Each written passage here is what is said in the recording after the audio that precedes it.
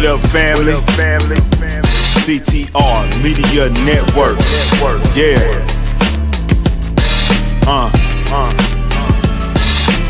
Best in the biz. Yeah. Join the team. CTR is who we are, the media network, that's the best by far. Whether you listen at your home, at your job, in your car, come get the information that's needed above par. Never lasting, motivational podcasting, giving you the answers to the questions that you asking. Serious talks and topics, how to come up and profit, how to better yourself. Your health is here, we got it. Reaching 350 million, they tuning in. We in 50 different countries, we all can. And like-minded, find your purpose and your assignment. Come get your fix, your feel, your mental alignment. Get active and speak to the masses. Build your influence, all levels and all classes. Now you know you can monetize and grow. CTR Media Network, start the show.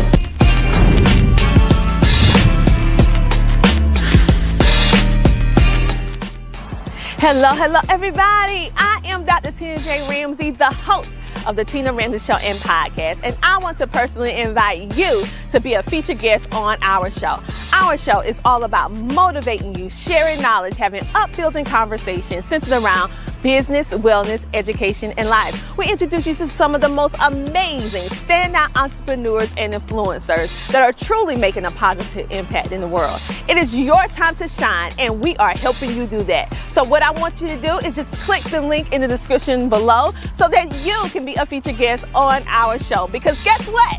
It's time for you to come share, shine, and grow, but on the Tina Ramsey Show.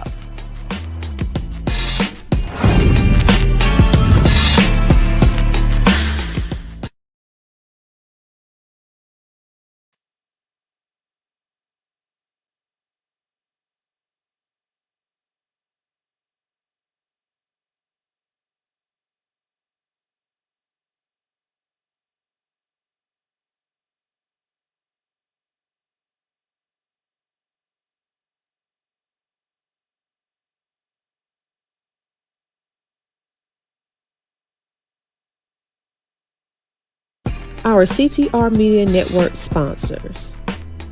A special thank you to our gold sponsor, Terry Coleman from Global Key Capital. Global Key Capital is a lender specializing in customized financial solutions. They pride themselves in being one of the industry's most reliable and proven lending groups.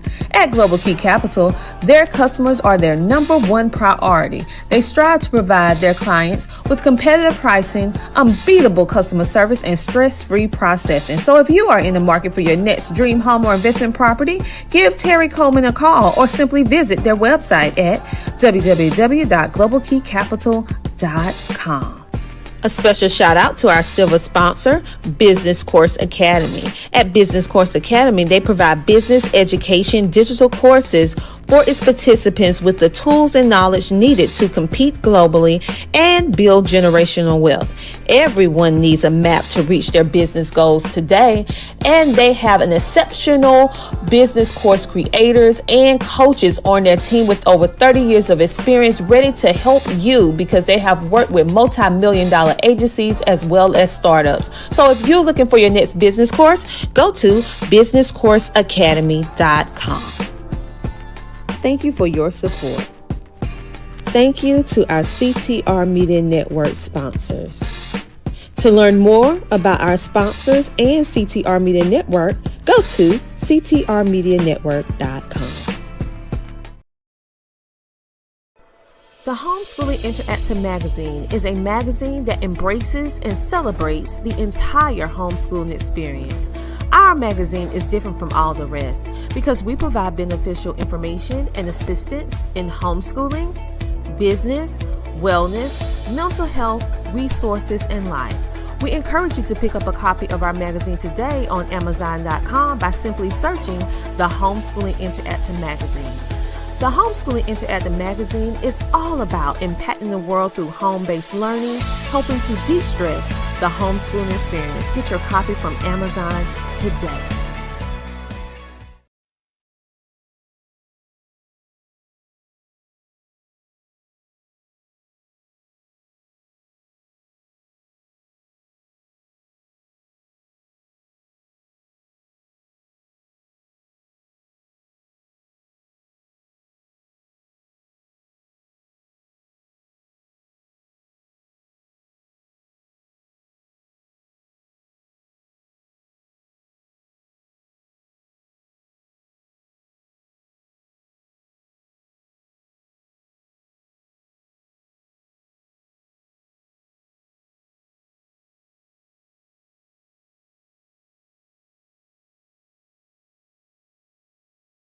There is a better way to get you and your company in the hands of potential clients 24/7.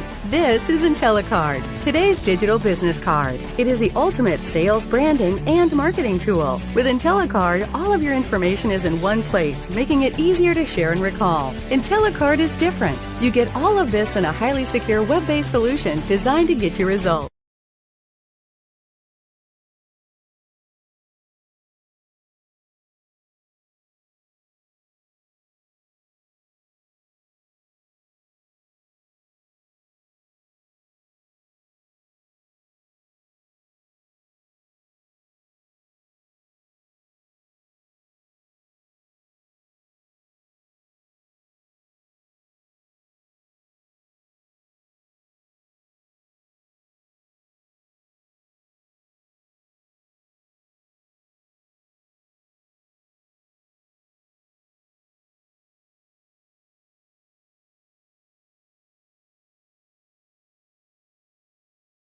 You know, a lot of people have said they're going to help and get our podcast, and pretty sure y'all heard it too, on a bigger platform and happen all talk. And she's been nowhere near that. She's been a woman of her word and has helped us.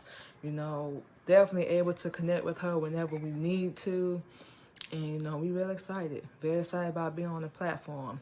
So for those that see this, y'all can come follow us on all platforms under the Queen Candy Podcast.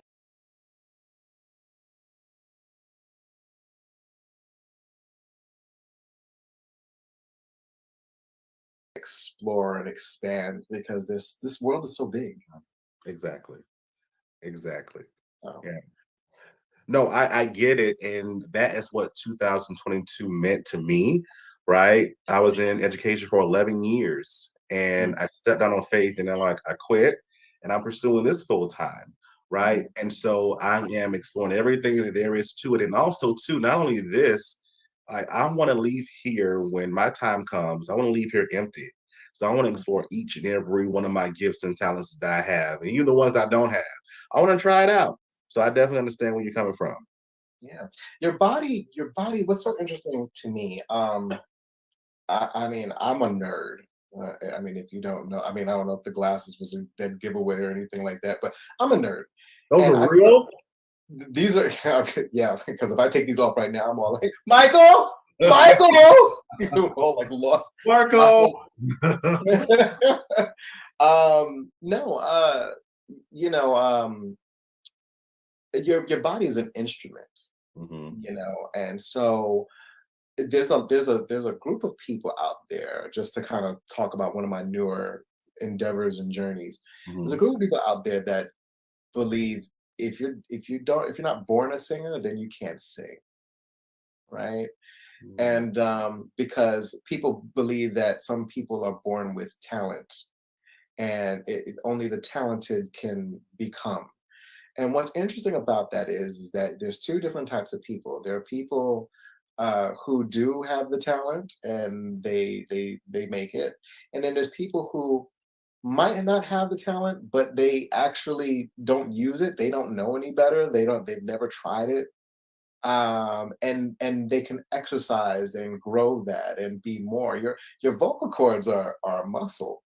So, you know, do, re, mi, fa, sol, la, ti, do, you do that for about a year or two, and then all of a sudden it's all like, you know what, I can actually hold a note. And you know what, I'm gonna go to a karaoke every night, and then it just becomes a thing. Right. And so that's, you know, that's what I've been doing recently. I've been working with a vocal coach, and my voice is not the same that it was a year and a half ago, and it's amazing. It's scary. It's all like, all right, do I really want to get into this more? Let me see what else I could do. You know, so I love that. I definitely love that. You want to give us a little taste of something? ugh. I don't know. I can't even think of anything in particular without like making myself sound a fool. You like label the whole show like this nigga thought. What was I singing? I was just like humming away Noel. I was like, Noel, Noel. As I'm like like all nervous now because like everybody's gonna look at me. But pitch and intonation. What was the one thing that my vocal coach, she was trying to get me to sing? It was This Christmas. I'm not gonna like accost you like that and sing that right now because she just gave it to me last week. But I will come back. I'll circle back. Okay, we're gonna circle back. So think he's gonna circle back to us, and then we're here this Christmas from Chris. Right. Yes. That's good. You got it right. Oh my word. But going back to your first love of acting, when did you know that I guess I'll rephrase the question. How did that talent grow into what it is today? You know, how did you get started in this field? Honestly, it was very recent. Like I said before, the first gig that I ever got where it was a show. It was Black Box Theater. It was a sketch comedy. It was called The Sketch of New York. So it's basically all the idiosyncrasies that New Yorkers can be, would be, you know, and it's very funny. A lot of it is improvisation, but it was the first show that I booked and like had 3 shows back to back. The first show was pretty packed. I think the second show was sold out. And then the third show, which was on a Sunday, was also pretty packed as well. And I was just interacting with different actors from all over the place. So at all different levels of talents. Some have been in movies. And it was just interesting to just watch everybody work their instrument. And I did the show. The first show was nerve-wracking. I was like, I got up there because I'm like, I gotta be funny in front of people. Like you don't think about that when there's like the spotlight's on you, but like dance. It's pretty, you know, it can be intense. But the second show turned out to be very much more relaxed. It was amazing. I just was just like hitting marks, and every joke is, you know, with improv, it's never going to be the same thing. There's a structure, but it's never going to be the same thing. So there was different jokes, different things that people laughed at, different body languages, different facial reactions that people picked up on. And once I was done with it, I was like, I really like this. I said, I really like this. I said, why didn't I do this before or earlier?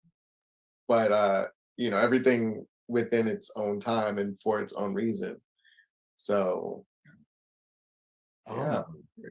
That is amazing. You said this just recently happened, correct? December 2018. Gotcha. And you've been going forth ever since. Ever since. Right. So since 2018, what have you been a part of, as in maybe commercials, as in sitcoms, as in television? What does that resume look like right now? I'm sure it could use some beefing up, but I did a project with HBO called Recommended by Humans. So as you guys know, Recommended by Humans is HBO is a competitor of Netflix. Netflix generates everything automatically. Recommended by Humans was a project of basically having people talk to you about different shows and why they love it so much. So I was on there doing that. I did something with what was it called? I can't even think of the name. It was another YouTube series which deals with cooking. So I did something like that briefly. I did a couple of commercials here and there. I recently did a musical down in Atlanta called Sweet Charity, which is a 1960s Broadway play. Which is, anybody out there, if they ever turn right back around and say, hey, they're going to reopen Sweet Charity in New York or anywhere else, go see it. It's actually a really, really fun time. All of my friends and family who came down to see me in it they were pleasantly surprised. They said there was no low points or anything like that. So Sweet Charity, I'm currently in a show called Blurring Shine, which has to deal with exploitation and sensationalism, and how that hurts communities, especially Black communities and communities of color. Yeah, I'm part of a podcast. I think I mentioned that to you earlier. I'm one of 3 hosts of Highly Melanated Podcasts, which is a podcast about uh people of color, Black people, and just how we view the world, and from different perspectives, and showing that we're not necessarily a monolith, but these are still very important topics to us. So I've been busy. Somebody is staying busy. Chris is staying busy. I I like this love it, song. I Chris. like this song. Mama say, Mama saw me, Makusa. Listen. You want others to live their best lives, which is fantastic. What is Chris still learning about Chris in 2022?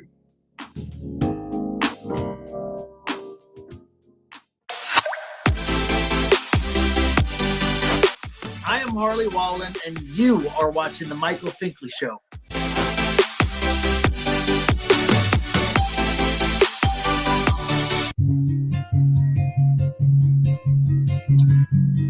Welcome to Father to Father. The mission of Father to Father, Charleston, South Carolina, is to help fathers in the Low Country area of South Carolina to be a positive and consistent presence in their children's lives. Father to Father provides community-based programs and support groups for fathers free of charge. They also help fathers connect to other resources they need so they can meet their responsibilities and secure their parental rights. Father to Father offers job coaching and employment connections that benefit fathers. Father to Father is a resource for local organizations that want to provide family support and father-friendly services. If this program is a fit for you, visit our location in North Charleston, South Carolina, and meet our friendly staff here to help and assist. Or visit our website at fathertofatherinc.org.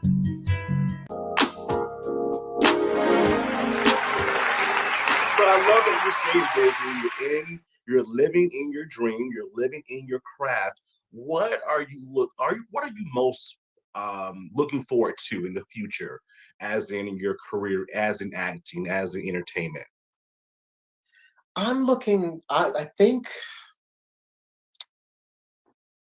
think I'm looking forward to utilizing my instrument to its maximum capacity. And where the brain meets emotion, and where the emotion meets physical, and then bringing things to life, and then ultimately inspiring people. Yeah. Going back to when you were so kindly making a compliment about some of the stuff that I put up and how it gets people to think.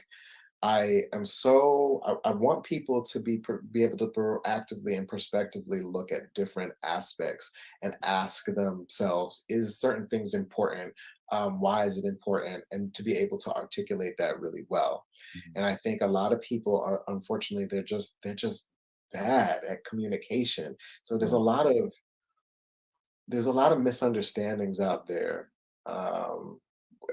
And I don't think I have to tell you, there's because of these misunderstandings, there's a lot going on in the world right now, So I just want people to just be inspired, go out, be great, do great, and live their best lives. Yeah.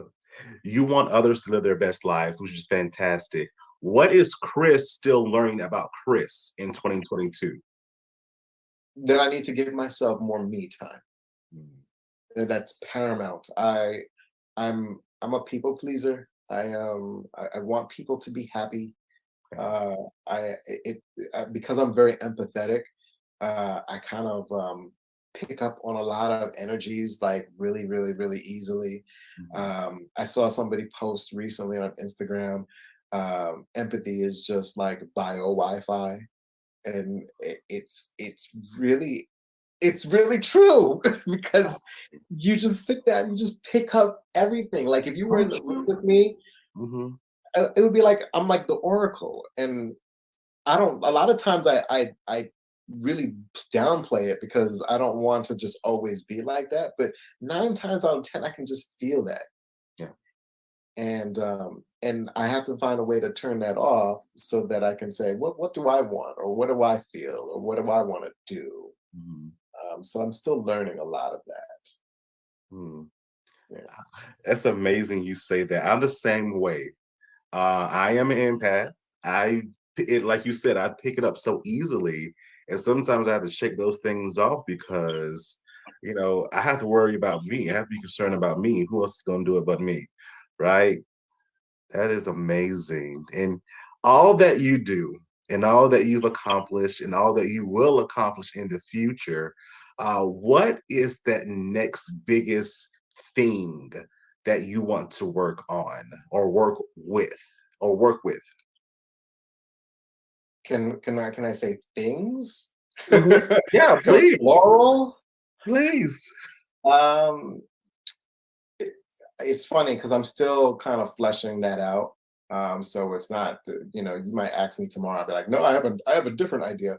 But in this moment, I would love to be a part of the touring cast of Hamilton. Um, You would be fantastic. yeah, that was one of the things that me and my vocal coach have talked about, because Hamilton, while I'm still developing my voice, Hamilton is very good with diction. So like I actually pick up on raps and very complicated wording and monologues and things of that nature really quickly. And I would love to be on. I'll name two other things: a Netflix series, uh, preferably fantasy or sci-fi. I love, love, love sci-fi. Um, and or not or and. I was like, wait a minute! Don't you opt And me out, universe? and And I would love to be a part of Star Trek. I am a Trekkie, hands down. Live long and prosper, baby. I know somebody's gonna be looking at this video later like this nerd.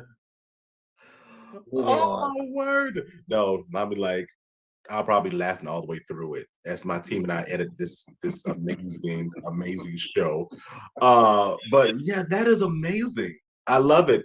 It's a part of your dream. And for our season 5 here at the Michael Finkley Show, our this is our biggest dream season, right? This platform is still my biggest dream. I was able to sing and write my own theme song for this season. And so in that right of biggest dream, why is it really truly important to still dream in 2022?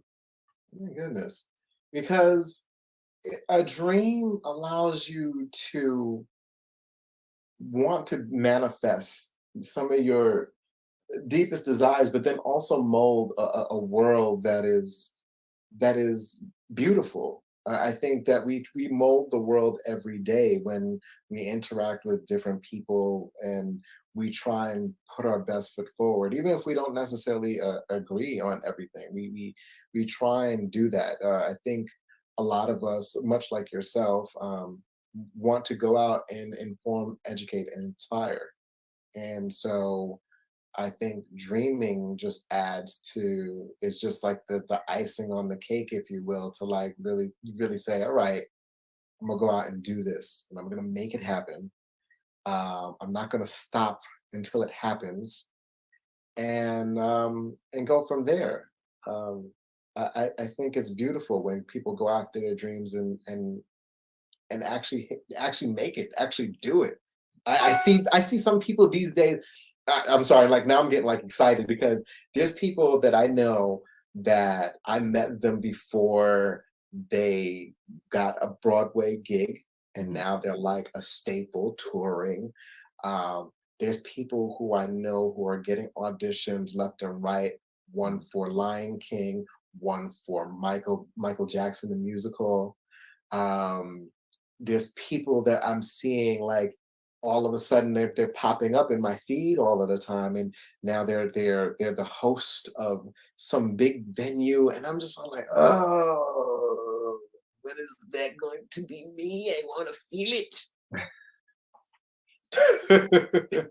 And you will, Chris. Your Absolutely, season's absolutely. coming. Your season's coming, sir. No, it is, and I mean, even for you, Michael. I mean, you're very kind of saying that you were already following me, but I was following you back because I'm like, what is this? What is this guy saying about inform, educate, and inspire? I'm gonna see it for myself, and everybody's always just positively spewing these great things that help lift people up because maybe we need it sometimes. Okay. Hallelujah. Can I get an amen? Okay. Oh my word. It has been such a delight chatting with the Chris, right? I feel like once you get there, you're just gonna go by Chris. That's just me. But such a delight to chat with Chris. How can the Think Fam follow you on social media?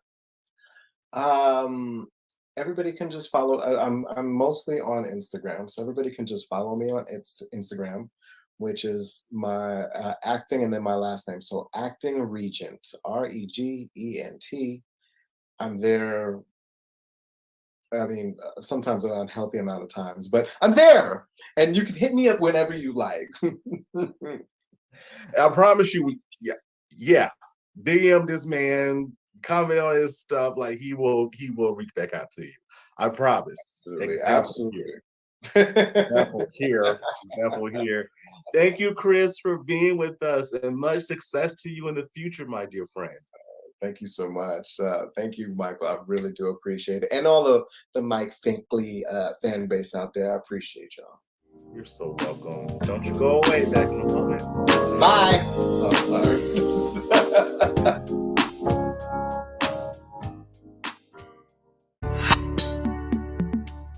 I'm Patricia Whitfield. I'm Lisa Cook. And I'm Tanisha Craig Stewart. And this is the Life Daytime. And you are watching The Michael Finkley Show.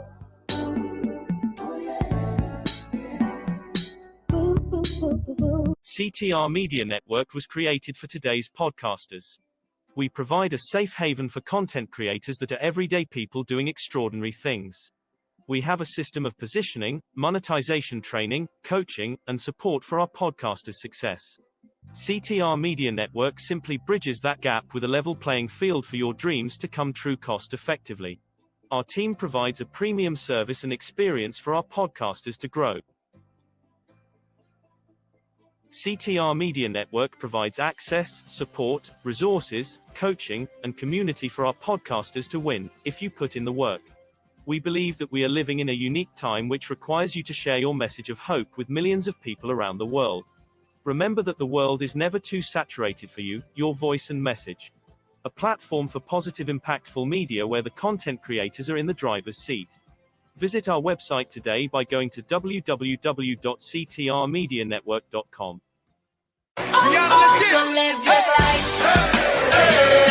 So in life, when you go into things, understand that you're not getting what you're worth.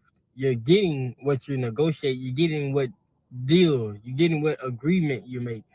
And in life, remember this: when you go into relationships, when you're going into business meetings, when you're going into friendships, when you're going into anything that takes some type of agreement, understand that you get what you agree to. So stop agreeing to things in life that you don't get what you worth because you settled, because you felt like, let me just take this.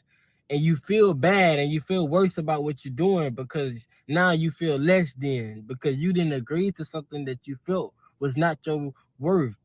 And while I'm sitting here, I just had to think about that. Like in life, just think about so many things that you get into, and then when you agree to it, you come back into your sense and be like, man, you know, I should have asked for more. You took that job knowing that they paying you way less than the work that you're providing. They paying you way less than the work that you're giving to the company. You feel like you should be doing way more or doing way better or being in another position or being somewhere else.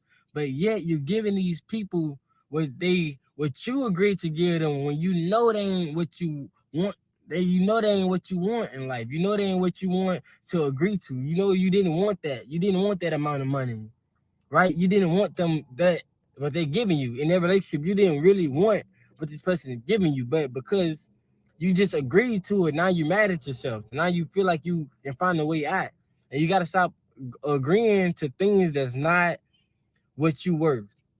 I always said, and I said this before, if you worth 100, if you feel like deep down inside that you worth 100, and you know your work, your effort, all that is worth 100, don't take 99.99, because just by that 1.1 off, you're settling. You're settling. We don't want to settle. We don't want to settle for nothing. We don't want to settle for nothing less than what we feel like we give. If I feel like I'm giving 1,000, I don't care if you want to give me 9,999.99. I want 1,000 out of it because I'm worth. I know what I'm worth, and you have to know what you're worth, and then you have to go get what you're worth, and don't settle for less.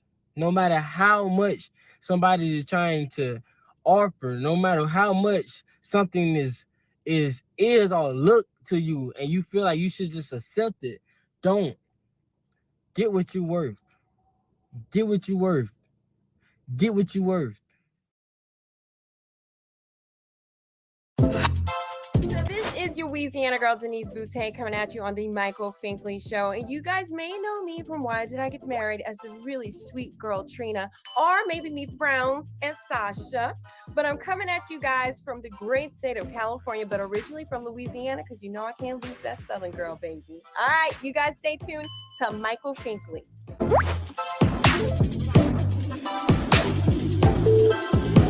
Next, Michael Finkley, author of Praise Him While You Wait. Dr. Brenda Jefferson is with us. Next, Finkley.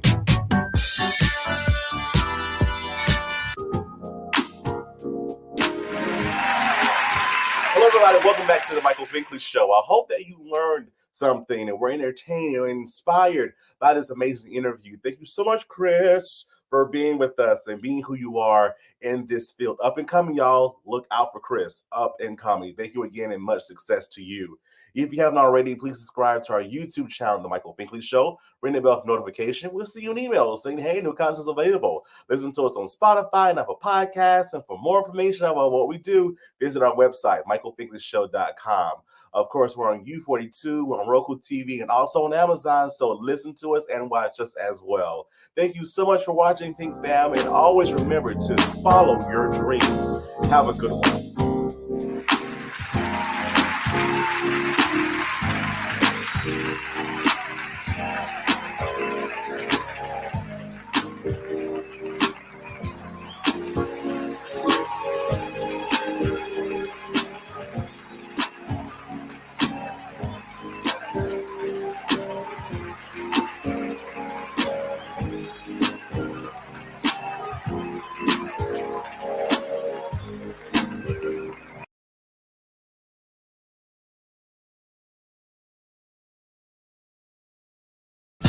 What up, family?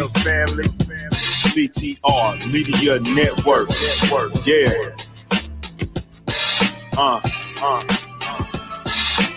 Best in the biz. Yeah. Join the team. CTR is who we are. The media network, that's the best by far. Whether you listen at your home, at your job, in your car, come get the information that's needed above par. Neverlasting, motivational podcasting, giving you the answers to the questions that you're asking. Serious talks and topics, how to come up and profit, how to better yourself, your health is here. We got it, reaching 350 million. They tuning in.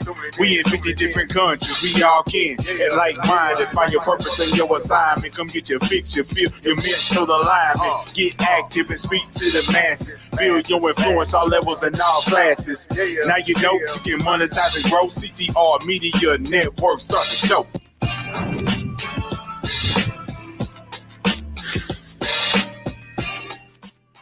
Hello, everybody. I am Dr. TJ Ramsey, the host of the Tina Ramsey Show and Podcast. And I want to personally invite you to be a featured guest on our show.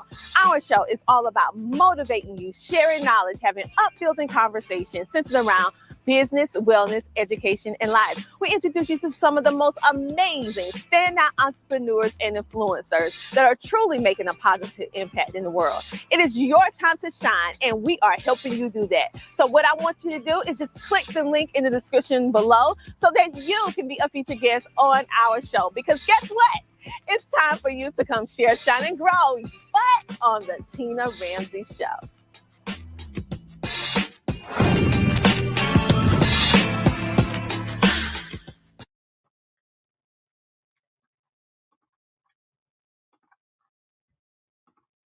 Hello, everybody. I am Dr. Tina J. Ramsey, and you know what time it is. It is time for the Tina Ramsey Show and Podcast.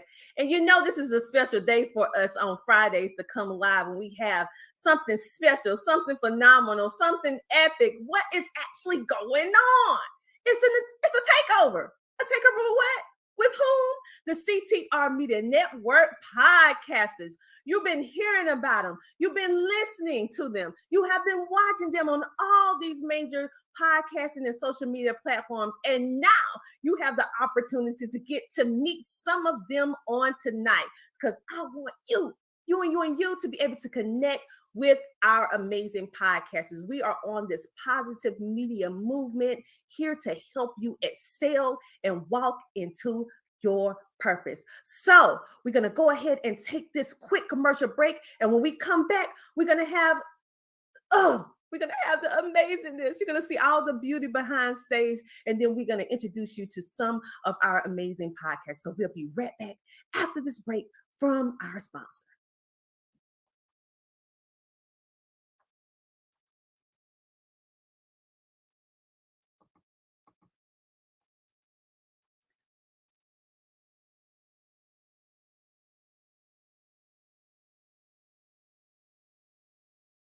Our CTR Media Network sponsors.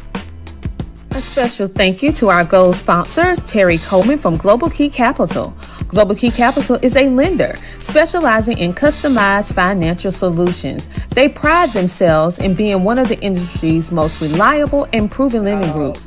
At Global Key Capital, their customers are their number one priority. They strive to provide their clients with competitive pricing, unbeatable customer service, and stress-free processing. So if you are in the market for your next dream home or investment property, give Terry Coleman a call or simply visit their website at www.globalkeycapital.com.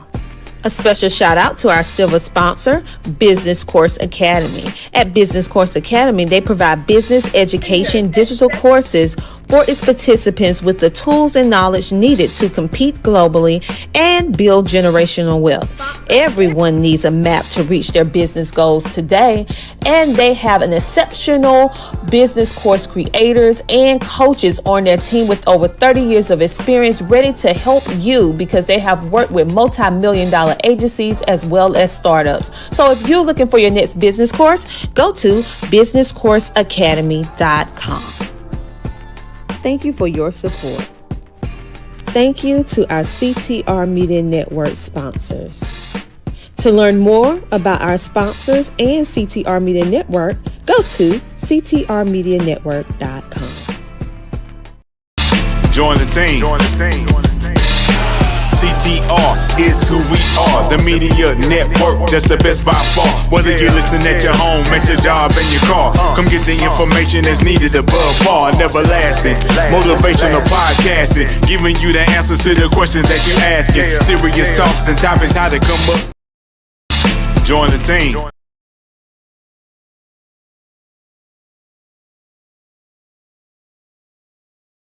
Terry Coleman from globalkeycapital.com.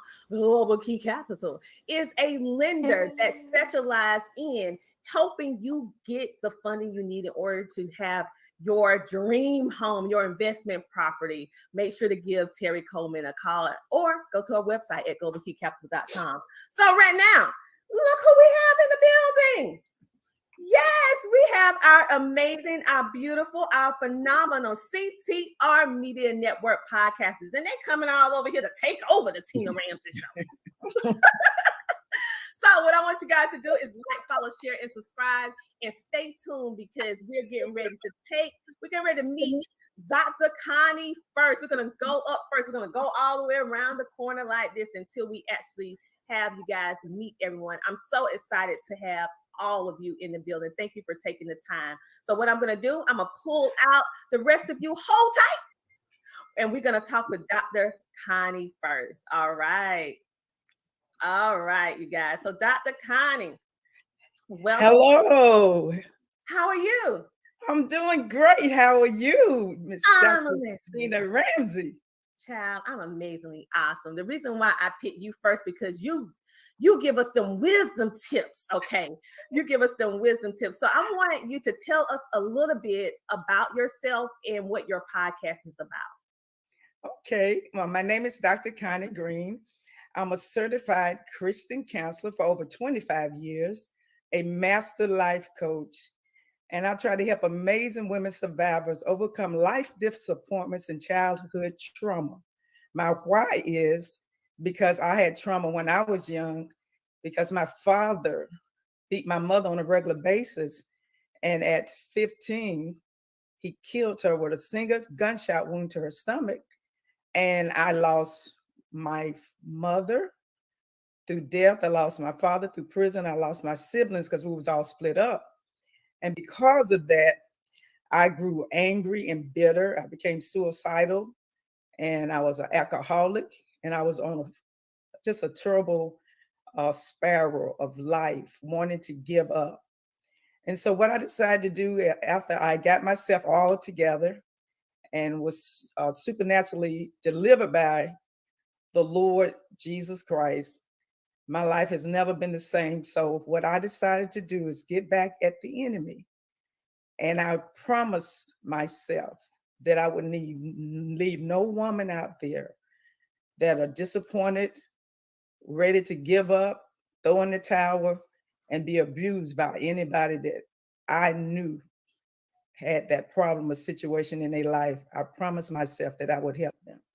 So that's why I'm here today. And the reason I started my podcast, because I wanted to talk about wisdom, because the way I really truly got totally delivered was from mentorship of other people like my grandmama, my aunt, that poured into me and taught me the word of God and encouraged me to give my life to the Lord.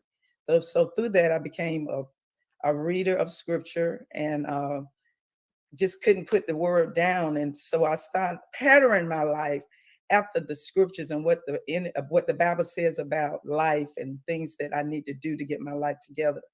So I developed wisdom tips, as I said, to teach those powerful women of God that I call amazing women because they are survivors, about wisdom tips.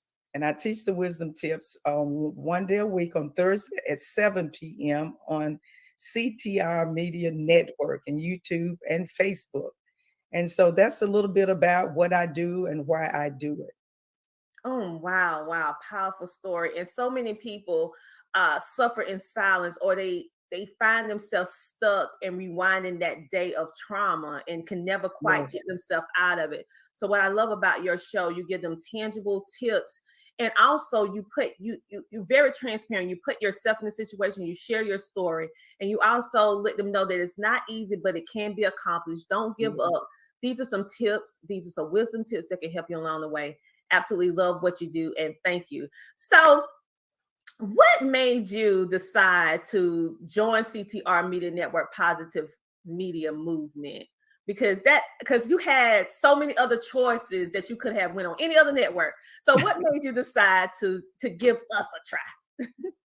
Well, I met you on Sister Jacobs, Kim Jacobs show. I don't know why my mouth is tongue tied today. I guess I'm a little nervous. But the Kim Jacobs show. And you was talking about, you gave us your testimony first and how God brought you out, how you were crippled and you seen your young child sitting there. Your mother was taking care of them, taking care of the baby. And you was just so overwhelmed and you just began to pray And then a few months later, you were totally delivered. The doctors didn't know what was wrong with you. You had been to a lot of doctors. It reminded me of the woman with the issue of blood, but you got worse instead of better. And so when you begin to give your testimony, I felt the Spirit of God on you. I felt the anointing, and I just knew that I had to connect with you. So I remember calling Miss Kim and asking her for your phone number and everything, and she reached out to me immediately. I called you, me and you began to talk, and we just had a wonderful connection. I gave you my testimony and how God had delivered me from alcohol and drugs and suicidal tendencies, and how I was just a miserable individual, and how God just really totally delivered me, gave me the power of love and forgiveness. I was even, able to forgive my father for killing my mother. And me and you would just share those things. So you told me about the program that you had, and I asked you if I could join, and so I was able to join. And you said to me, well, I'm almost full. You said, you right on time. I got to think one more spot. And so I was able to go through your course, and from there is history. And I've always loved the CTI media, because CTI media really helps people, and everything is positive. And you guys really pour into people's life, and you even spend your own money to see that people are successful. So, every time I was able to air a broadcast and got good feedback, it just really encouraged me to keep going. There was times that I wanted to give up because I was new at broadcasting and getting on social media, and you really helped me to get rid of the fear that I had. And so once I realized what my life was supposed to be, I really started stepping out, because it really is not about me. It's all about the people. I really want to see people healed, delivered, and set free. I also have a deliverance ministry where I love to pray and consecrate myself so people can get totally delivered and help them move forward from the life that they're experiencing, and the sadness and the fear and the frustration and the depression and the anger that's a lot of women are facing, like you say, in silence. Well, we are so happy that you said yes, and I feel like I knew you all my life. So I'm just happy that you're here, and I'm so thankful for what you're doing, because everyone on this earth has an assignment. It's up to us whether or not we accept it. And you are walking in your purpose, and you accept your assignment, and only you can do wisdom tips. I can't do that, and nobody else can. That is Dr. Connie. And so thank you for doing that. Thank you. And everything that you do. And so right now, I want you to tell our audience how they can contact you and what opportunities you have for them, such as, can they be a featured guest on your show? Do you have a book that they can purchase to give them extra resources? Tell them how they can connect and what resources you have. Well, I'm offering a 20-minute resource of a strategy session for those that are interested in moving forward before January. Like most of us in January, we try to do something new and do something great. So, I would love for those of you that want for me to help you get to those points in your life where you can start working now instead of waiting to January, so you can get your life all together and do something different, do something new, so you can be excited, because we all have a calling. Also, I have a book that you can go to my website, Dr. Connie Green, www.conniegreen, and get my book. I have 2 books, When Love Hurts, When Love Heals. And my 3rd book is coming out in December, When Love Heals, The Ugly Spirit of Jealousy. So all those books are books that keep you engaged and keep you learning how you can better yourself and others, not just all about yourself. And sometimes we still dig back over things that we went through in life and keep talking about, if my mama didn't do this, my dad didn't do that, if they didn't do this to me, I would be there and I would be doing this. We have to realize sometimes those things that happened to us were in the past, and God wants us to move forward, and He wants us to get totally delivered and be free, so we can help others and pull others out. So my book's pretty much to encourage people. I give a little bit of my testimony, what I've been through, but it's really to encourage people and giving them the tools that they need to live a victorious life. Thank you for sharing, you guys. Make sure to follow Dr. Connie on all social media platforms, and visit her website at www.drconniegreen.com. Get that book, get in her program, and most of all, listen to her podcast every single week on CTR Media Network. Thank you so much for being a part of the family and sharing your knowledge with all of us. Let me give some love to our virtual studio audience. We have our podcasters. Let me tell you, these podcasts are amazing. Okay. They're like commenting, sharing, liking, following. We have Big Soul in the house, 1000. Amazing as well from Dr. Connie. We have from Be the Difference Clothing, awesome interview from Dr. Green. We have Sandy. This is an amazing network group for podcasters. Dr. Tina is amazing. Oh, I see. If I wasn't known that by me, I would have skipped that one. And then we have Yes, Yes, Yes. And we also have Kim Jacobs in the building, tagging all of her peeps. And we have some of our international guests tuning in. It's morning time in Bangladesh. Welcome, welcome, welcome. Thank you for tuning in. Make sure to like, follow, share, because we have an international base that actually watch and listen to our show. So, Dr. Green, thank you so much for stopping by the Tina Ramsey Show. And next up, we have Thank Tiffany. you so much. Thank you for being able to be here today. Oh, it's truly my pleasure. Now, next up, we have I said Dr. Tiffany. Oh, is that a proclamation? Okay, let's see. We have Tiffany D. Bell in the building. She is another one of our amazing podcasters, and she has something unique that she brings to our platform that can help you grow. So, Tiffany, tell us a little bit about yourself and your podcast. You're on mute. We want to hear you, love. You on mute. I tell you, that mute button shows up when you don't really need it. I tell you. All righty. Thank you so much, Dr. Tina Ramsey. So excited to, have an opportunity to sit and to share. Again, my name is Tiffany Bell. I am the nonprofit CEO out of Gulfport, Mississippi. And so my goal is to help individuals that have a nonprofit or entrepreneurs that have a for-profit be able to add a nonprofit leg on to their current business structure. And so, my personal belief is that if you have a small business, you should have a nonprofit so that you can take full advantage of some of the tax benefits that come from, one, having a nonprofit, but then also being able to extend your services to individuals that may or may not be able to afford it through your nonprofit. So, you're able to still grow financially, but at the same time, you're able to service the individuals through your for-profit or nonprofit industry. You're doing good by at the same time as you are servicing, the general public. That is wonderful, because so many people since we've been going through this new transition, which I call it, with the pandemic, which again, on the back end of it, many people are starting to jump into entrepreneurship, and many people are starting to walk into their desire to have a nonprofit to be able to actually help.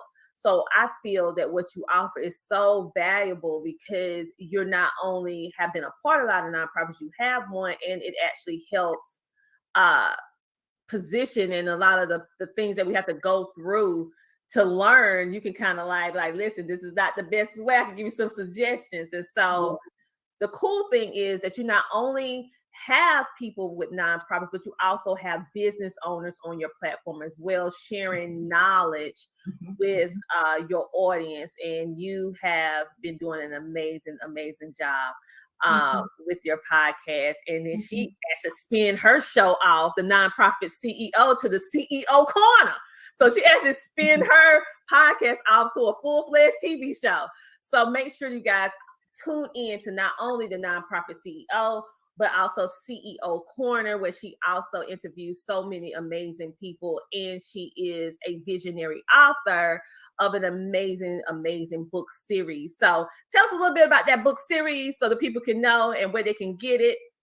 Okay, all right. So on maybe a little over a couple of years ago, 3 years ago, actually at the beginning of the pandemic, that's when I initially started. I had an opportunity. I've done several different anthologies with other individuals. And so I just felt very heavily on my heart that, hey, I needed to try to do the same thing, like to create one, right? I had a vision, and it was called Uncommon Courage. And so again, one of the other platforms that are my publishing platform. Oh, look, there's the book. I didn't really think about the fact that it was sitting here beside me, but me and about 29, 30 other women, we came together and we created Leading with Uncommon Courage. And out of that, we've done a series of journals for for-profits and nonprofit individuals, business owners. Again, being able to equip our readers, either one, by sharing our stories, or two, by just giving people a positive mindset through practicing daily affirmations. And so again, we have a couple of different affirmation books. There's one called Affirmations for a Woman on the Move, and then we also have one that's called Affirmations of a CEO. And so basically, both ways, whether you're like the everyday woman or a female CEO, regardless of if you're a part of a nonprofit or a for-profit, we all need a positive mindset. And so I realized actually how journaling and developing my own mindset through some of the tragedies that I've dealt with in life have really been a help to me. So being able to give that same gift to individuals through way of journaling is, I just think it's a very great opportunity, and it's an exercise that actually works. And so again, just being able to do that over and over again is wonderful. Well, I absolutely love it and what you do, because this is something, like I said, it's much needed, and our platform brings all of these amazing thought leaders and just leaders in general together so that you can have the resources. Many times ones say, if I just had the help, I could go to the next step.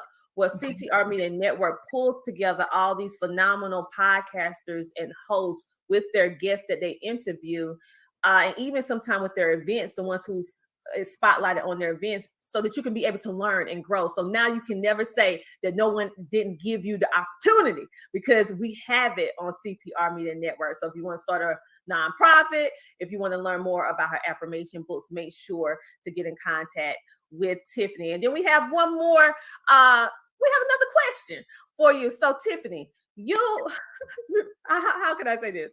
You are a woman who has an extensive network on her own. So what made you decide to start or I would say be a part of CTR Media Network? That's an easy question to answer. I don't even have to give that a second guess. So very similarly to Dr. Connie Green, for me, it really started with a conversation that you and I had back in December of 2020, I believe it was. Might have been the end of, so we're in 2022. So yeah, it would have been December of 2020. And I was feeling a bit discouraged. And Tina, you just really encouraged me and decided to partner with me to just be my accountability person.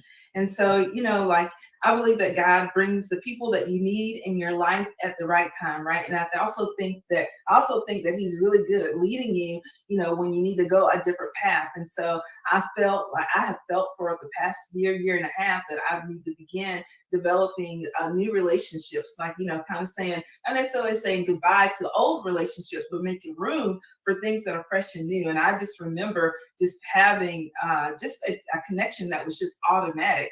And so since then, we have just kept in touch with each other and done different projects together on a regular basis. So naturally, when it comes to saying, hey, I'm going to do a podcast, who else would I go to but Dr. Tina Ramsey? So, I love what you do, and I love your heart. Like your goal is to truly help people, and anybody that truly knows you, they will, no one could actually say anything different, because your goal really is to help people. I love that you not only know your craft and know it well, right, but you also understand the marketing that needs to have behind it, right? You understand the systems and process that need to go in order to make it, whether it's a podcast, TV show, just the world of social media in general, in order to bring exposure. So if someone wants to be successful on their podcasting journey, I highly suggest that you connect with Dr. Tina Ramsey here at CTR Network, because she's all in all. Like you know exactly what you're doing. You're really good about, walking people through the steps.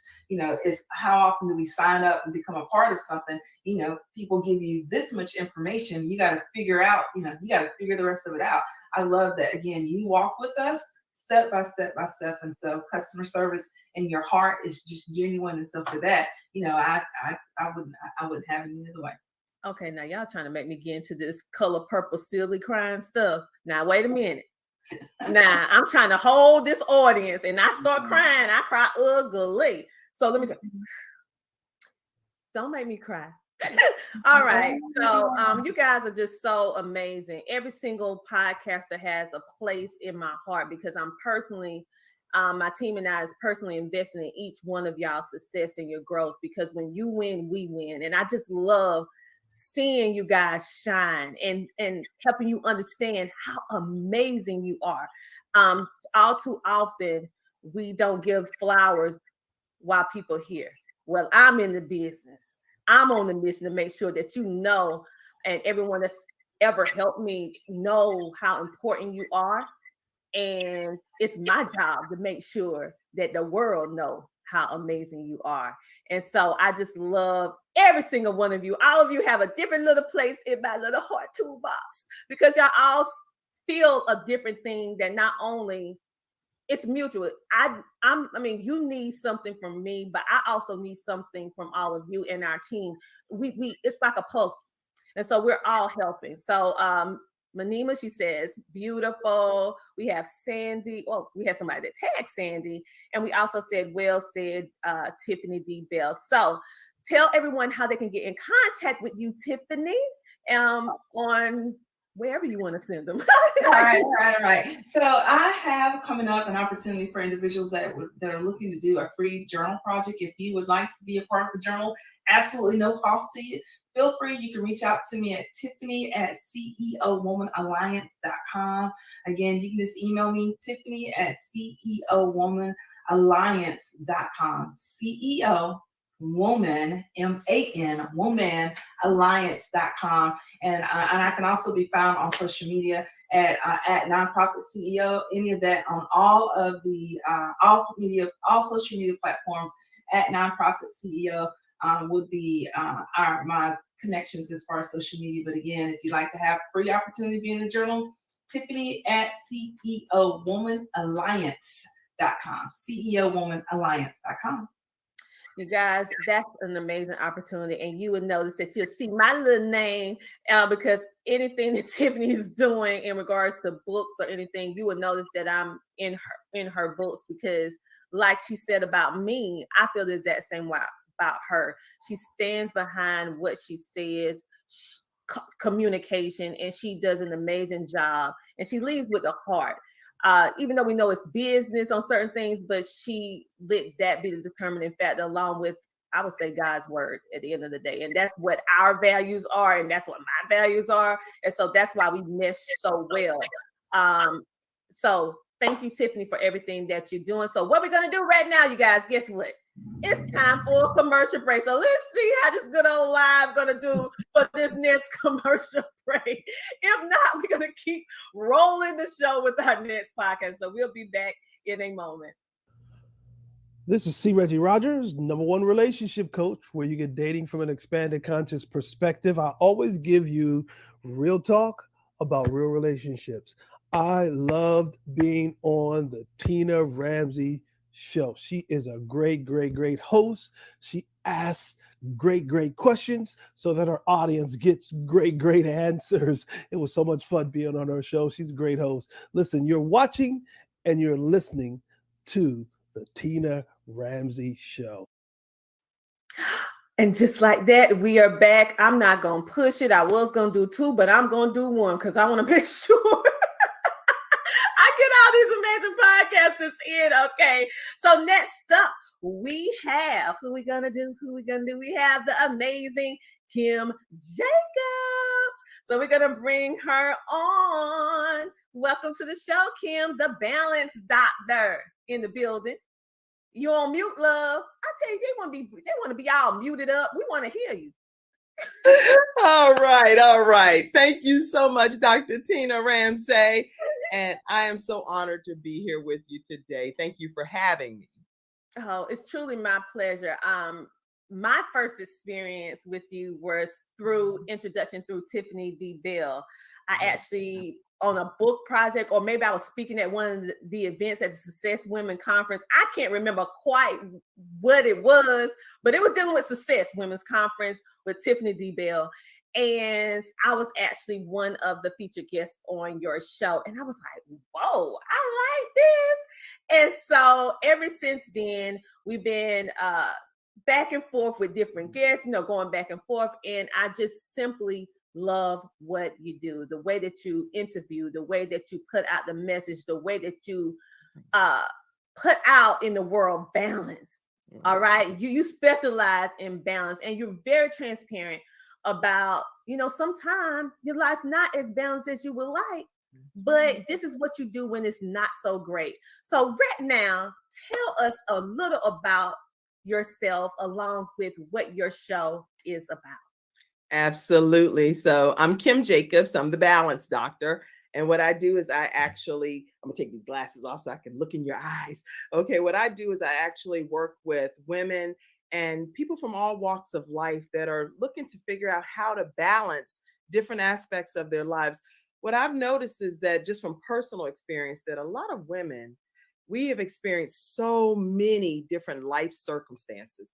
And some things are catastrophic, things that we just would never have ever dreamed that would happen in our lives. Never even entered our imagination that it was a possibility for it to become a reality in our lives. So easily, like, no, that's not something I would ever experience or whatever.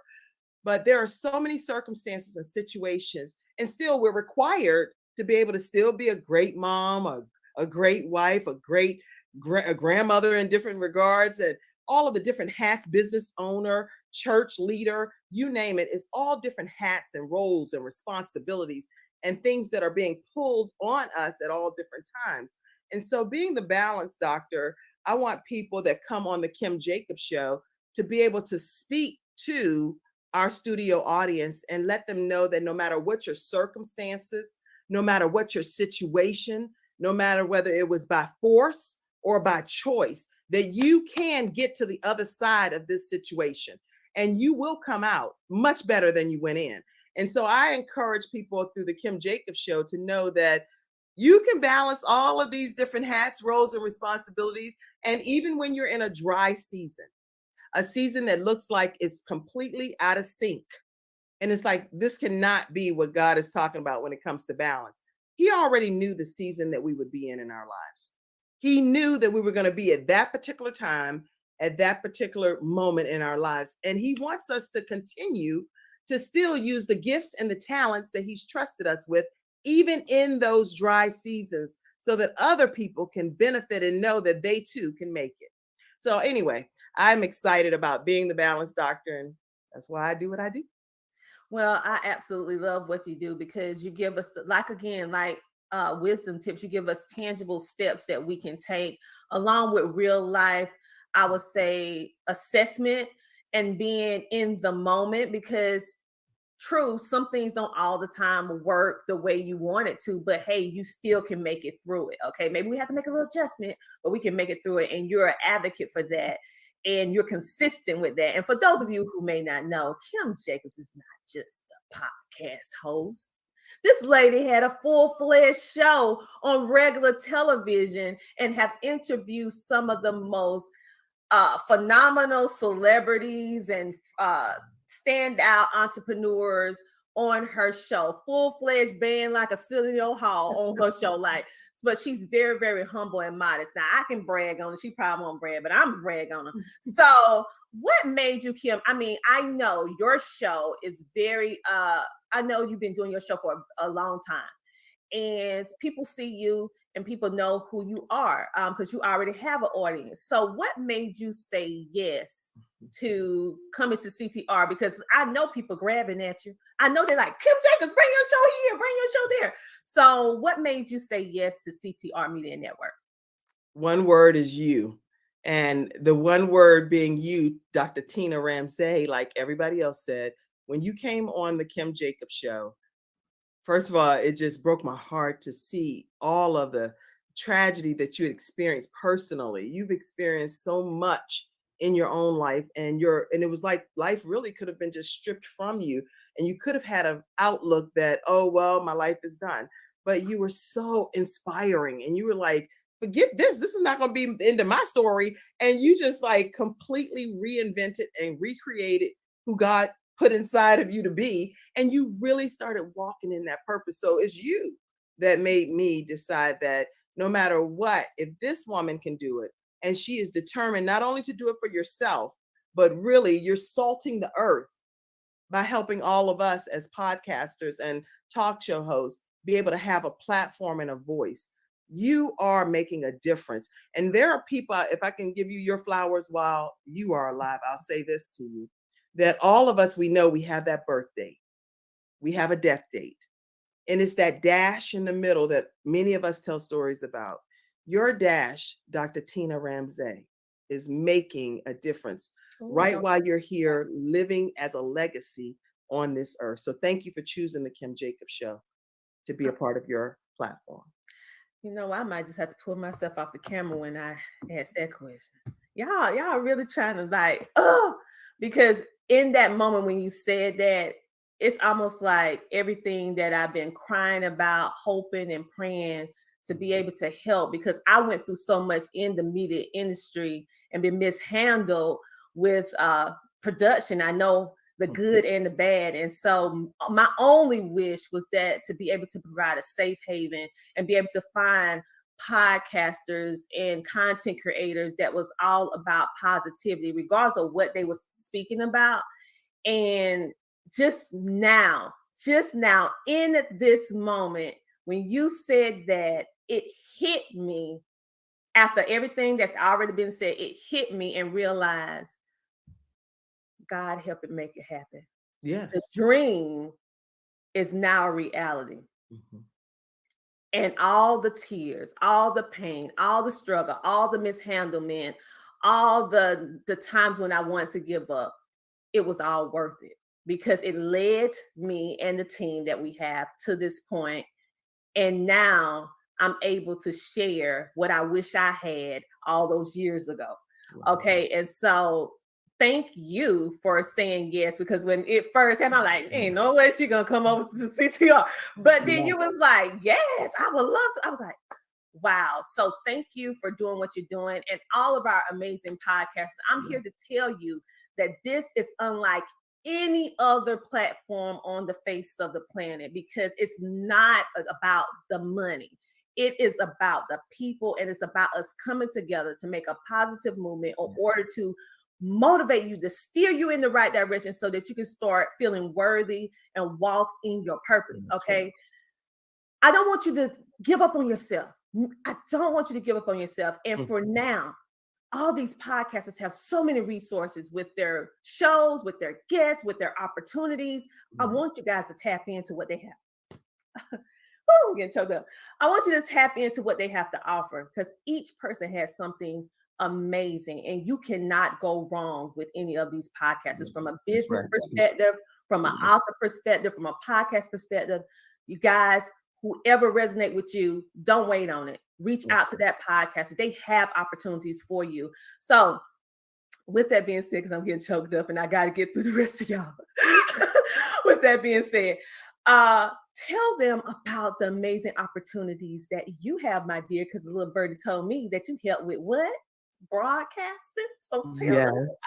So I actually, because I've been a talk show host for about 14 years. Coming next year, I'll be officially in my 15th year as a host. And so what I do, I filmed at the old Jim and Tammy Faye Baker studio. I've had a show on PBS, the Word Network. I've been the balance expert over with NBC at one of our local affiliates. And so what I do is I actually created a platform to be able to teach you how to start your own show from scratch. And if you're a business owner, an entrepreneur, a motivational speaker, an author, any of these type of hats and roles and responsibilities, you have a story to tell, and you need to be able to get your story out to the masses.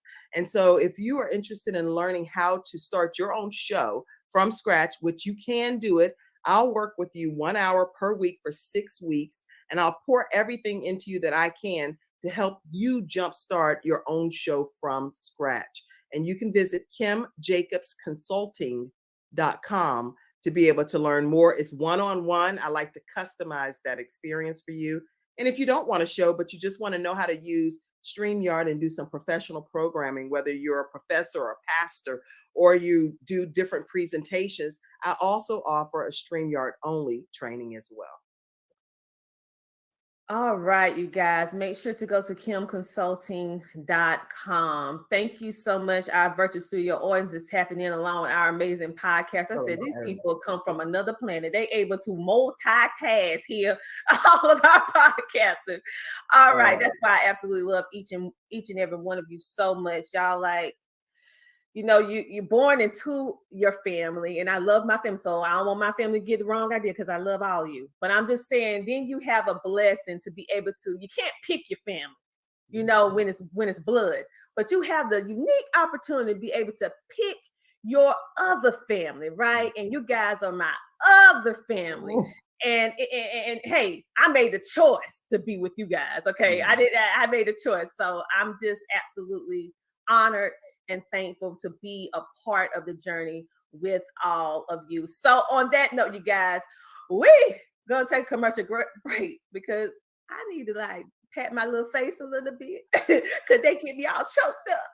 So well done, thy good and faithful Dr. Tina Ramsey. I know I'm not God, but I'm one of his servants. So I'm gonna go ahead and say, well done. Oh, thank you so much, and for you too, and thank you so much for giving the time to come on and share with us. And so make sure you guys connect with her if you want to learn how to do all of these things that you see us do on these amazing broadcasts that we have. Make sure to connect with her because she can teach you this in 6 weeks, because literally I don't have the time. Podcasting is my thing and broadcasting is her thing. So you go on over there and get that help. Okay, so we're going to take a commercial break. And after we take a commercial break, we're going to come back with 2 more amazing podcasts. So stay tuned. CTR Media Network has amazing opportunities to expand the visibility of business owners, entrepreneurs, authors, coaches, and podcasters on our platform. Would you like to be interviewed on any of our podcasting shows where we're booking right now? So go to ctrmedianetwork.com. Would you like to have an ad in our upcoming podcast Revolution magazine? Well, simply go to our website and place your ad today.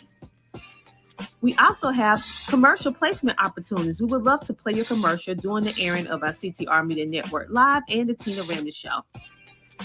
We would love to partner with you. If you feel that your business is a right fit, contact us about our sponsorship opportunities.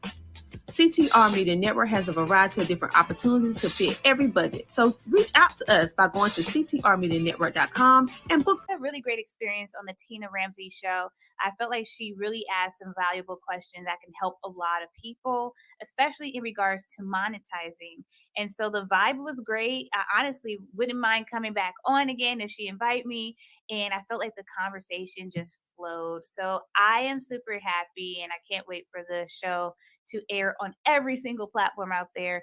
And thank you again. That was Dr. Fashion. Make sure to check her out. If you want to learn more about how to do this social media thing, she is the person that you want to know in regards to social media. You want to see her interview that we had on our show where she's actually telling you some things. Okay, well, go and visit ctrmedianetwork.com and or the Tina Ramsey Show, and you can watch it on YouTube or you can watch it on Spotify, wherever you feel comfortable watching the Tina Ramsey Show, because she gave some amazing gems during that particular interview. So what we're going to do right now, listen, we have our virtual studio audience says, great interview, Dr. Kim. Well, amen, well done. I am honored you chose me. Oh, how she know I was going to choose her just now? Okay, without further ado, we're gonna bring on Vera Thomas from the Vera Thomas Show. I don't know how she knew that I was getting ready to choose you. Hi, I did not know. Well, welcome to the show. Thank you so much for taking the time to stop by our show on today.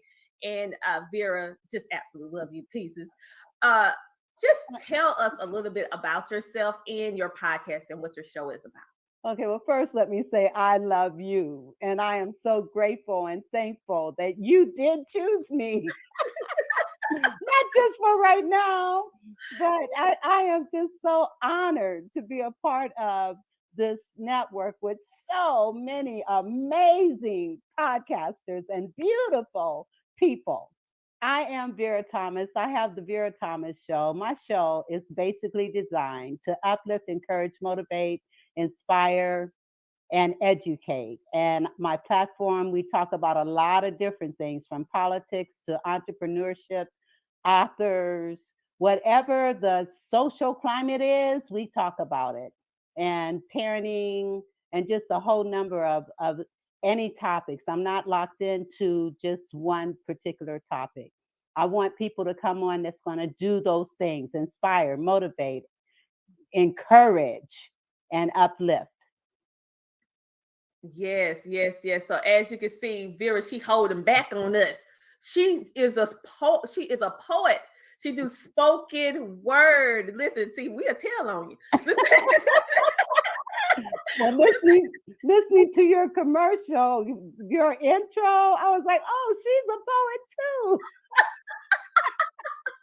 No, you the poet. I just speak my what's on my heart at the moment. But Oh my goodness. you have some amazing poetries that you actually wrote for children, for fathers, to encourage them. You also do something very amazing in regards to what you do for children. You have made it one of your personal missions to instill greatness in our youth. What made you decide to do that, and how can individuals contact you to help them with their child or children? You know, growing up being told things like you're stupid, you're dumb, you're fat, you're ugly, you're nothing, you'll never be anything. Hearing those things and knowing how when I heard those things, they impacted on me, I don't want any child to ever feel that way. Therefore, I've developed several programs for kids, but I've also developed a program for parents called Instilling Greatness in Myself and My Children. So oftentimes parents are coming into parenting with their own unresolved issues, and they're transferring those unresolved issues onto their children. So my program is designed to not only work with children, but also to work with parents and to give them some tools. I raised my son as a single mom. So my own experience as well as education. I am a certified transformational coach, and I just want to make a difference in lives right now, particularly parents and their children. And you can find me on bit.ly Vera Thomas. In that link, you will find an opportunity to do a 30-minute session with me and all of my social media connections. And I am looking forward to talking with you and what it is that you want to address where your children and yourself is concerned. Yes, yes, yes. And all of our amazing podcasters on our platform have commercial slides, advertisements, sponsorships. They may even open up an opportunity for you to collaborate with them on a certain project or whatever it is that you have to do to provide for you expanded visibility for whatever it is that you're doing. So just make sure that you give or contact our podcasters so that they can help you with visibility. It's not just the Tina Ramsey Show over here. Yes, I help you too, but now I have a crew. Oh my! So reach out to them if you can't remember how to reach out to them from all these other platforms. Just go to CTR Media Network, hit the contact us, and put the podcaster show name in the contact us, and we will forward that information to whatever podcasting show you would like to be affiliated with, join with, advertise, donate, whatever the case may be. Just make sure that you contact us or go to them. It doesn't really matter to me. I just want you to pour into them at this point. Okay. So, and another thing, a little birdie told me before you go, Vera. Yes. Tell us about this Fab 40 Plus, hunty. You know, I am so honored. I am a part of the Fab 40 Plus competition. Mm-hmm. Yesterday, they chose the top one from each group. I did not make, it was very close. I came in second. And as a result of that, I'm now in the wild card competition, which only runs today, tomorrow, and Sunday. So I need people to vote for me. to get past this hurdle so that I can go into the quarterfinals. I'm really excited about it. And not only that, the voting is free. However, if you decide to pay for additional votes, the proceeds go to the National Breast Cancer Foundation. That foundation is dear to my heart because my mother at the age of 43, a sister before she saw 60, and a niece at the age of 38 all died from breast cancer. So this particular foundation is dear to my heart because of what it is doing for women and their families that are battling breast cancer. And please, I want to encourage you, have your mammograms as often every year, and don't wait until you're 40 or 50 or 60 to decide to do that. Young people, have your mammograms, please. Early detection is the key. Thank you so much for sharing all of that, you guys. In the comments below, you will see the link directly. So you can do the free option or you can do the paid. But if you do the pay, you are actually paying it forward, helping for more research or anything to support breast cancer research or awareness in general. So trust and believe that your funds will be going in a good place. Yes. And also, like I said, it is free to actually make sure that our CTR Media Network podcaster, Vera Thomas, is number one, baby, because your heart, your spirit, you deserve it, okay? And congratulations on being number 2. But we want you number 1. We want you number 1. Thank you so much. You are most welcome. So Anna said, thank you, Vera, for your work with parents and children. It's greatly needed. And I agree with her as well. Thank you. So go vote for Vera. Yes, vote for Vera. please. Thank you. Thank And you. hold tight. Listen, we have another amazing podcaster coming your way. Who you might ask? Be the Difference Clothing. How you doing, girl? Hey, how are you? You guys have been making me crack up all night, and I've been like, wow, the whole night. And I feel like I'm really blessed to be amongst all of this knowledge. You know what I mean? I felt like I'm not worthy. Oh, you are. I'm so like I like to be a part of something like this where you're with people who do so many different things. And the cool thing about it is that keeps on resounding for me is that we're all about inspiring. And every person so far has said that their platform is about inspiration. And that's who I am. That's the heart, the nucleus of joy. So I'm so thankful that, God, my maker, creator, or whatever you believe in, kind of brought us all together for this very moment. You know what I mean? Yes, I'm excited as well to have you here because I actually met you through Janelle Simone. Yeah, which is a celebrity. I actually went on to be a featured guest on her show. You was in the virtual studio audience. She actually, after she heard my story, she was like, I know somebody that really should be on your platform. And then you popped up. And then she said, you need to talk with Tina. I mean, literally, she connected us during the interview. And then we talked, and then the rest is history. So I'm just honored and thankful that you said yes, and seeing everything that you do. I'm just glad to be a walking billboard for your brand of positivity. And I want you to right now tell us a little bit about yourself along with your show. Okay. Sorry about that, guys, but my introduction is my name is Joy from Be the Difference Clothing. And I have a podcast called Hello World. On that podcast, we talk about everything and anything. It's actually a stem off or, breaks off from Be the Difference Clothing. I started the podcast not too long, well, actually a couple years ago. And when I met Tina, it was when I really actually hit 1,000 episodes. And at that time, I was like, what am I going to do now?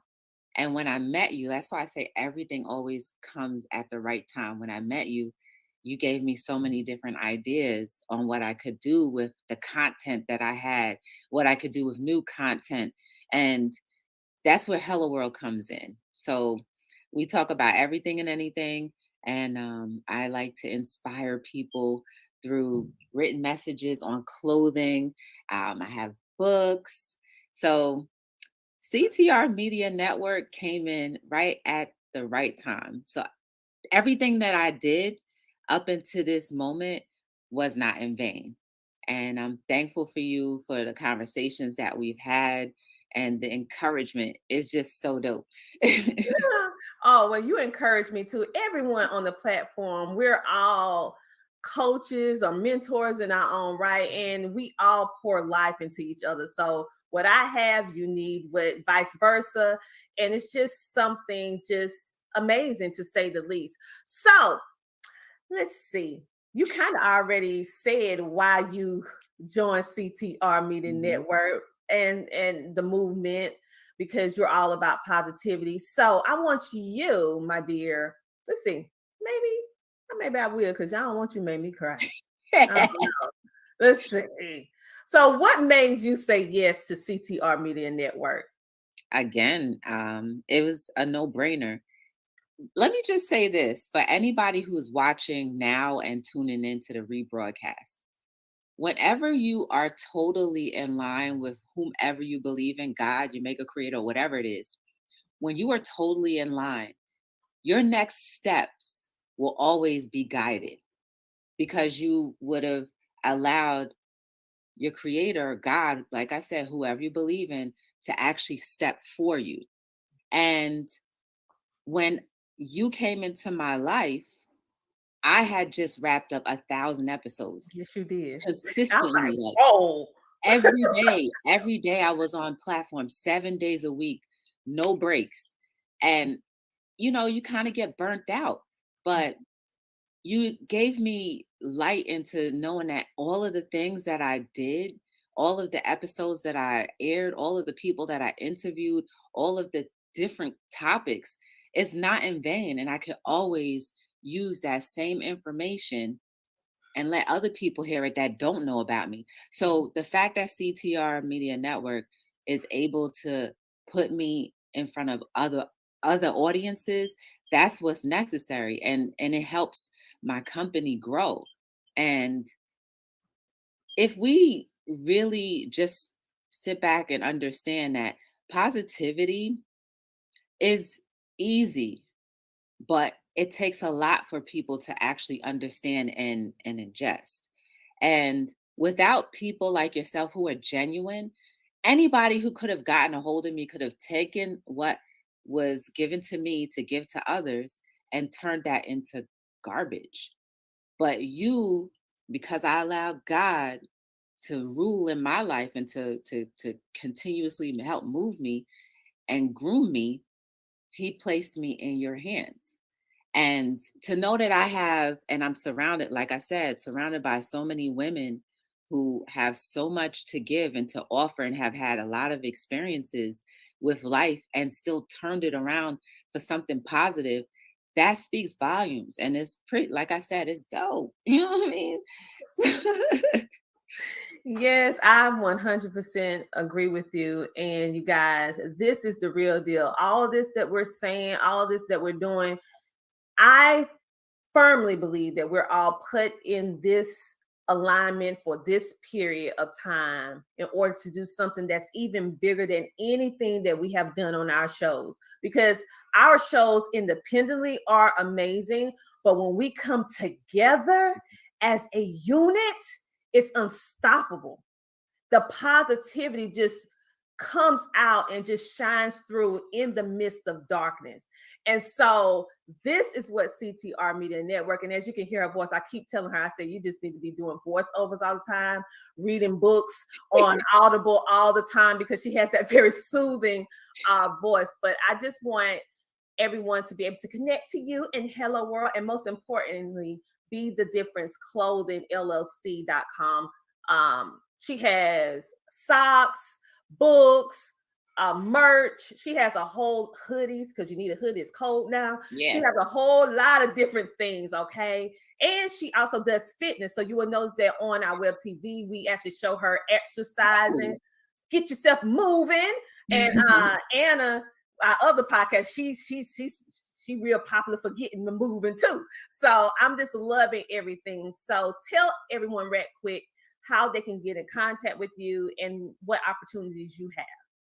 Well, first, I want to give a shout out to Kim because you're the only one. When I was on her show, thank you for letting me be on there. She challenged me to continuously make the same socks over and over. And I laugh about that from time to time. And I'm still only going to do 12. So the socks, there's only 12 that exist in the world.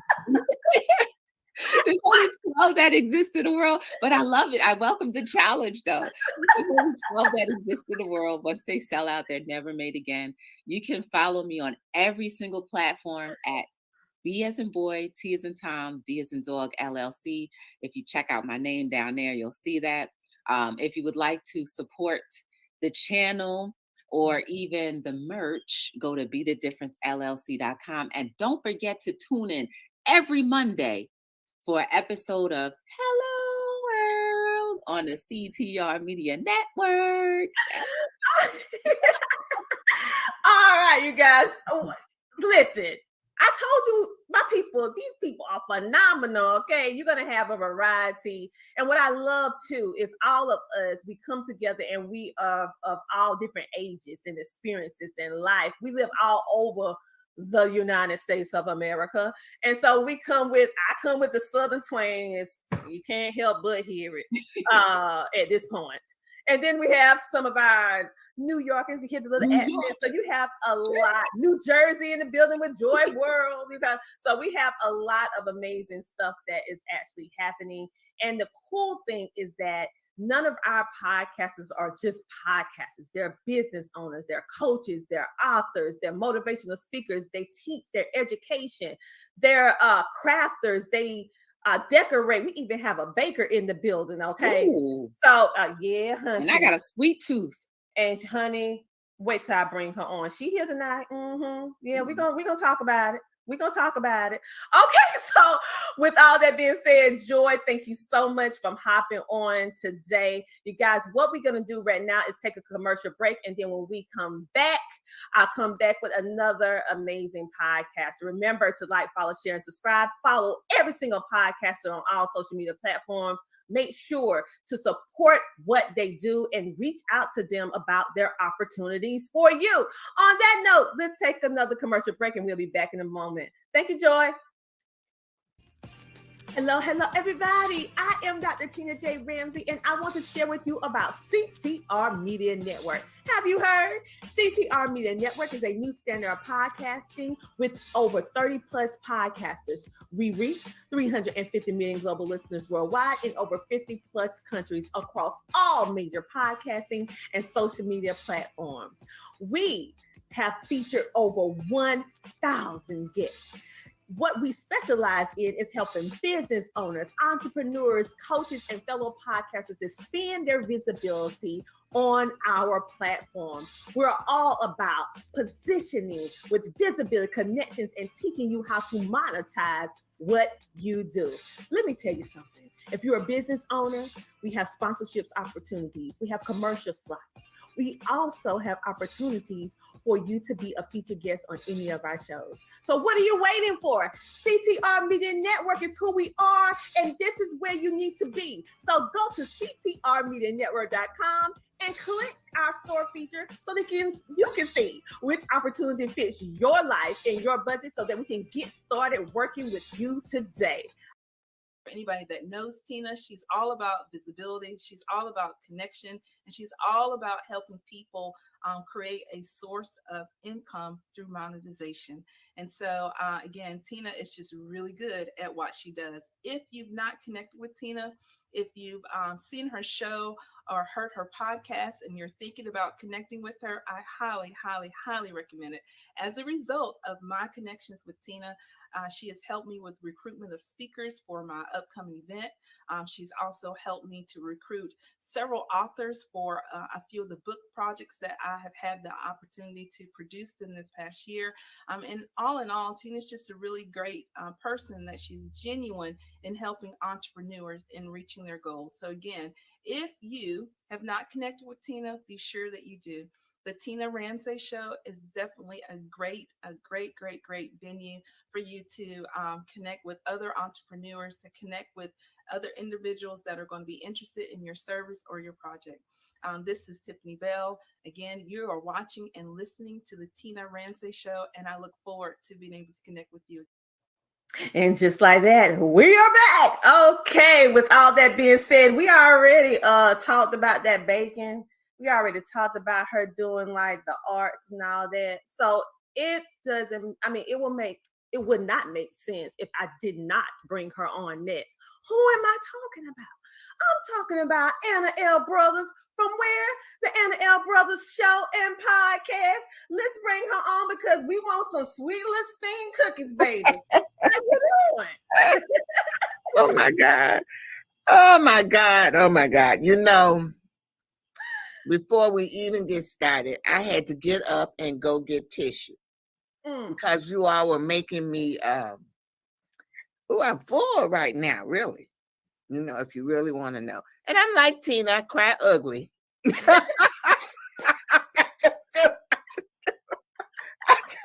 can't, I just can't help it, But, okay. So I'm just so happy because I've been knowing you. I think out of everybody, I've known you the longest. Yeah. Me and Anna and I have a relationship that extends past 5-6 years, possibly. I stopped counting after 5. Where we have done different things over the years and stayed connected. Also, she has done different things with my husband and his business. So it was only a situation where she was like, I want to start a podcast. She came to me. I'm like, come on, because we have been doing things throughout the years anyway. So Anna, at this time, I want you to tell us about a little bit about yourself along with what your podcast is about. Okay. Well, I had to write notes, y'all, because I'm a senior. And I just want to say, but I am a retired school teacher. I'm an educational consultant for the state of Illinois.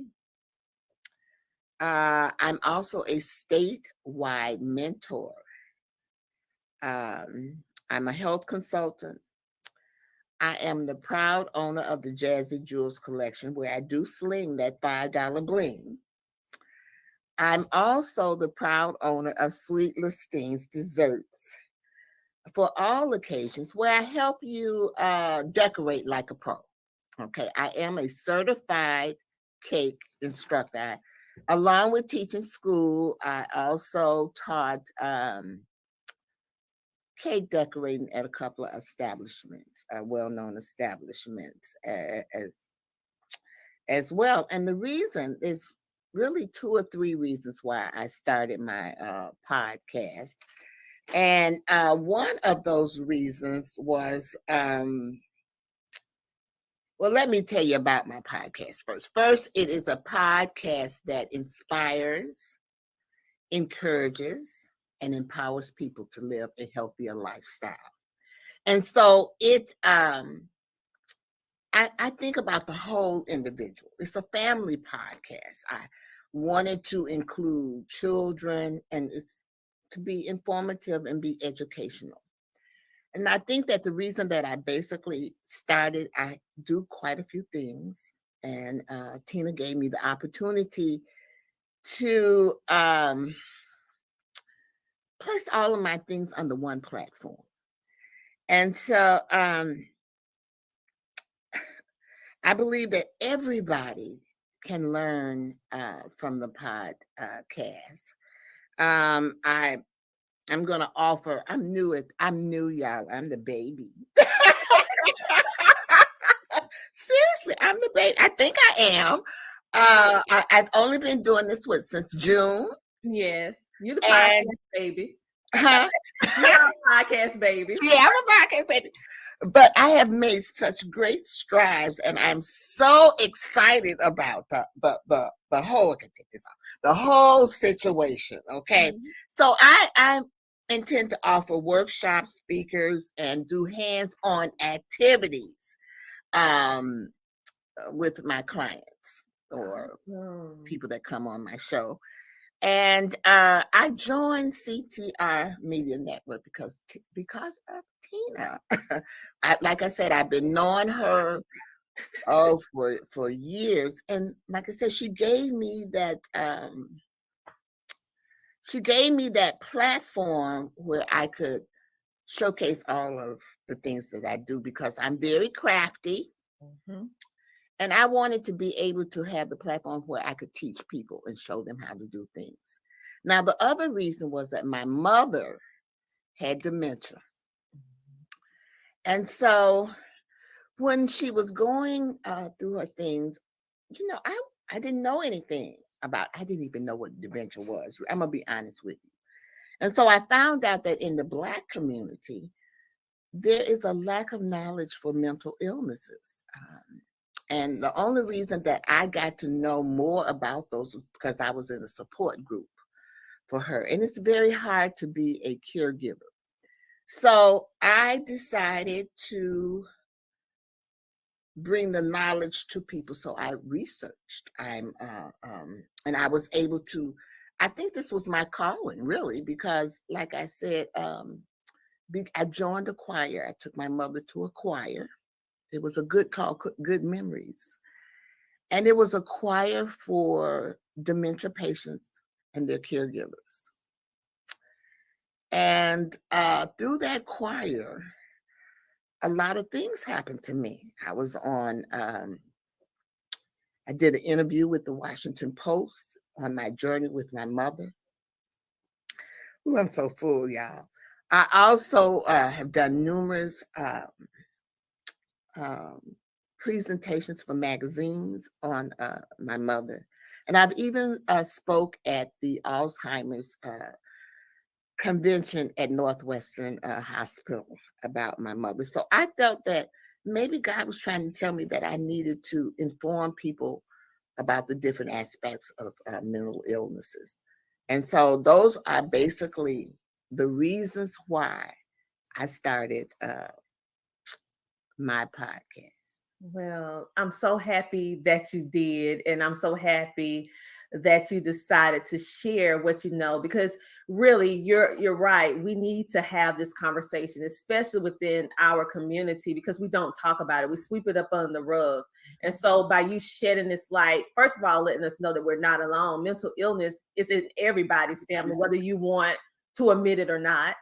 And you giving us tangible things in order to help us, and you take the time to do the research and direct us to the resources. So thank you so much for that. And how do you want people to get in contact with you for your opportunities?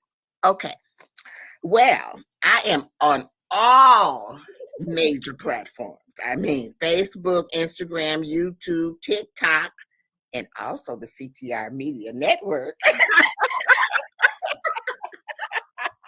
But you can, if you need to contact me, you can contact me at lasteen1@gmail.com. That's LASSTEEN1@gmail.com. You guys, listen, this is just simply amazing. Also, make sure you remember when I said that we have another fitness person in the building other than Joy World. Well, go check out Anna on TikTok, because she be cha-cha sliding, bouncing from back and forth, getting y'all going. Now, she do that on TikTok. She don't know how to do it on these Facebook streets, but she be over there on the TikTok mumboing. I want to make sure that you go over and check her out to keep you guys moving and grooving into your health and wellness. So what we're going to do is take a commercial break, and we'll be back in a moment with another podcast. And Anna, thank you so much for coming on the show today. You're welcome. Welcome to the Homeschooling Magazine, a magazine that embraces and celebrates the entire homeschooling experience. Our magazine is different from all the rest because we provide beneficial information and assistance in homeschooling, business, wellness, mental health, resources, and life. We encourage you to pick up a copy of our magazine today by going to issues.com for digital and printed form on amazon.com. The Homeschooling Magazine is all about impacting the world through home-based learning, helping to de-stress the homeschooling experience. Get your copy today. I recently had the distinct pleasure of working with Tina Ramsey and CTR Media Network in one of her programs where she taught me how to get exposure for my podcast. She increased my visibility tremendously, and she showed me how to monetize both of my shows to make them revenue-generating products. I am so ecstatic and so happy with the service that she and her staff provided to me. She went above and beyond what I expected, and I certainly got far more than I ever dreamed I would get with her. So I highly recommend her for any of her programs. I highly recommend her as someone to go to if you are looking to increase what you do with your podcast, make it better. If you're looking to get visibility, definitely speak with her. You will not go wrong with her or anyone on her staff. And just like that, we are back. And guess what? I have another wellness guru in the building that has dedicated her whole life to making sure that she not only tell us about health and wellness, she explain it to us in bite-sized pieces so that, you know, sometimes you have medical professionals that give you the big words and the terminology, and you're like, wait a minute, what does that mean? Well, not Dr. Mary. She breaks it down for us in bite-sized pieces, helping us to have small steps in order to get our health together. So without further ado, let's bring on Dr. Mary because she is on a mission for global wellness. Welcome, Dr. Mary. Oh, thank you so much, Dr. Tina. Listen, I am so excited about you because I actually met you after speaking at another event, and you actually already had a podcast up and going, but you was looking for more visibility and more exposure. And when I heard you and I spoke with you on the phone, I was like, she is it, because I love what you do. So tell us a little bit about yourself and what your podcast is about. Well, but I first want to thank you, Dr. Tina, because in my heart of hearts, my whole mission, every fiber of my being is to help people get healthy, healthier. You know, my mom was very sick, but she was very prayerful and she watched everything she ate, and she was a master. She really taught herself nutrition. And this is back when it wasn't in vogue. And she was given a diagnosis of breast cancer that was spread to the bone and the liver. And she was given 6 months to live. If you saw how weak she was down to 83 pounds. I mean, she could hardly move. But she said, it's not my time.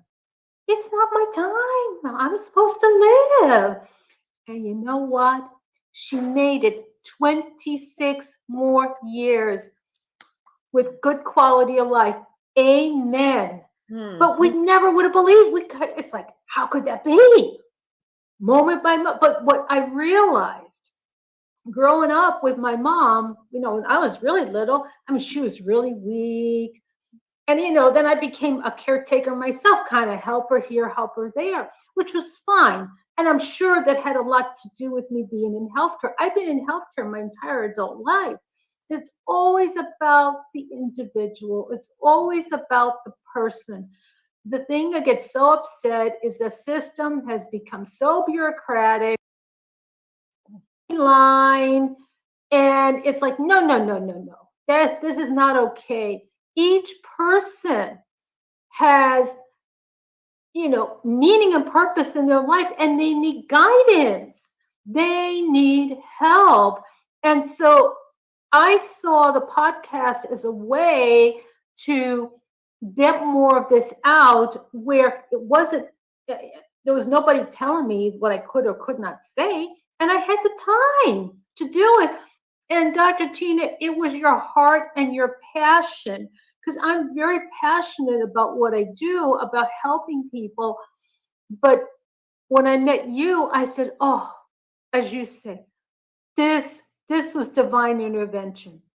I found the person, I found the platform that I can get this message out to people, because Dr. Tina, there are so many little health secrets that if people knew them, well, they would have long, fruitful lives. But there's so many pitfalls. Do you know every year there is 2,000 new chemicals introduced into the environment? Now, and we've spoken about this, how many of these chemicals are tested for the impact on people? They're not. They're not. So we need to educate as you said, in a simple way. Highfalutin talk isn't going to, academic talk is not going to help people when they take this information home. But if they have a simple, straightforward, oh yeah, I can do this, I can do this, guess what? We can help greatly enhance the quality of people's lives. So to me, it's such a privilege to be here. I have to tell you, it is an absolute honor for me. Well, so thank you. Oh, you're welcome. I am super duper excited and thankful to have you here as well, because when we talked and I heard about your passion in health and wellness, and I knew that you know way more about health and wellness than me, and you broke it down. You didn't when you explained it to me, I felt empowered and not like, oh, I'm dumb, I didn't know this. You actually empowered me through the conversation, even though I didn't know that particular thing that we were talking about. You actually empowered me. And I said, she empowered me on the phone. Just imagine how many people need to hear this so that they can be empowered, because now knowledge is power. Once you know what to do and then you implement it, you can change not only your current life, but most importantly, your family's life, because now they know what to do. Okay. Exactly. And I really believe in healthcare, we're at it's like a pivot point. The system, we know this is so broken, right? But it's time at a grassroots level, person to person, touch people's hearts, inspire them. And with step by step, it's like, wow, we can reverse these. The health scores in this country are abominable. We would not want our children to have such poor healthcare scores, okay, or any scores. And here we are in this country that the overall health of the population is terrible. Yes. But guess what? This is all about lifestyle. We've got all these foods. Let's face it, we go anywhere, we're surrounded by junk food. We are surrounded in the stores by unhealthy, food items. But guess what? We can learn. And it doesn't have to be overwhelming. It takes a commitment. We all have our favorite foods, right? Yeah. It's hard to break those cravings. But the healthier we are, the easier it is. Because you know what, Dr. Tina?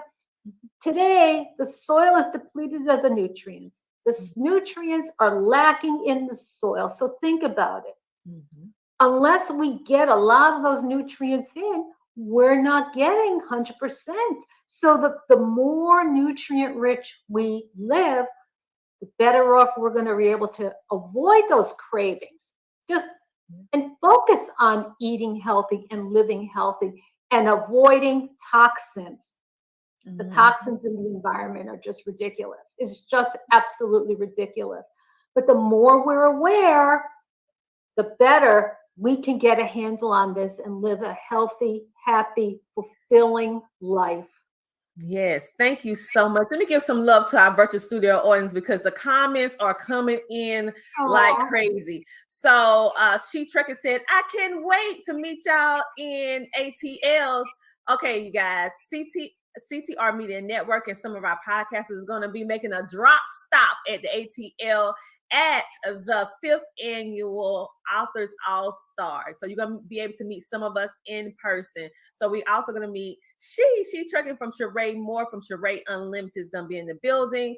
We also have Big Soul. He said, love your spirit, queen. This is so inspirational from Dr. Connie. We also have Vera saying this is wonderful. Our diet, our attitudes determine our health. And Be the Difference Clothing said, love that. And we have Anna. People need help in meal planning and encouragement to read labels on food. That is true. Yes. Kim Jacobs says she makes you feel special. Yes, you do. She does. Dr. Mary do make you feel special. She said, clearly Dr. Mary knows her stuff. Yes, she does. And Dr. Connie said, healthy lifestyle is so important. Coffee Conversation. These are some amazing podcasters. I concur. And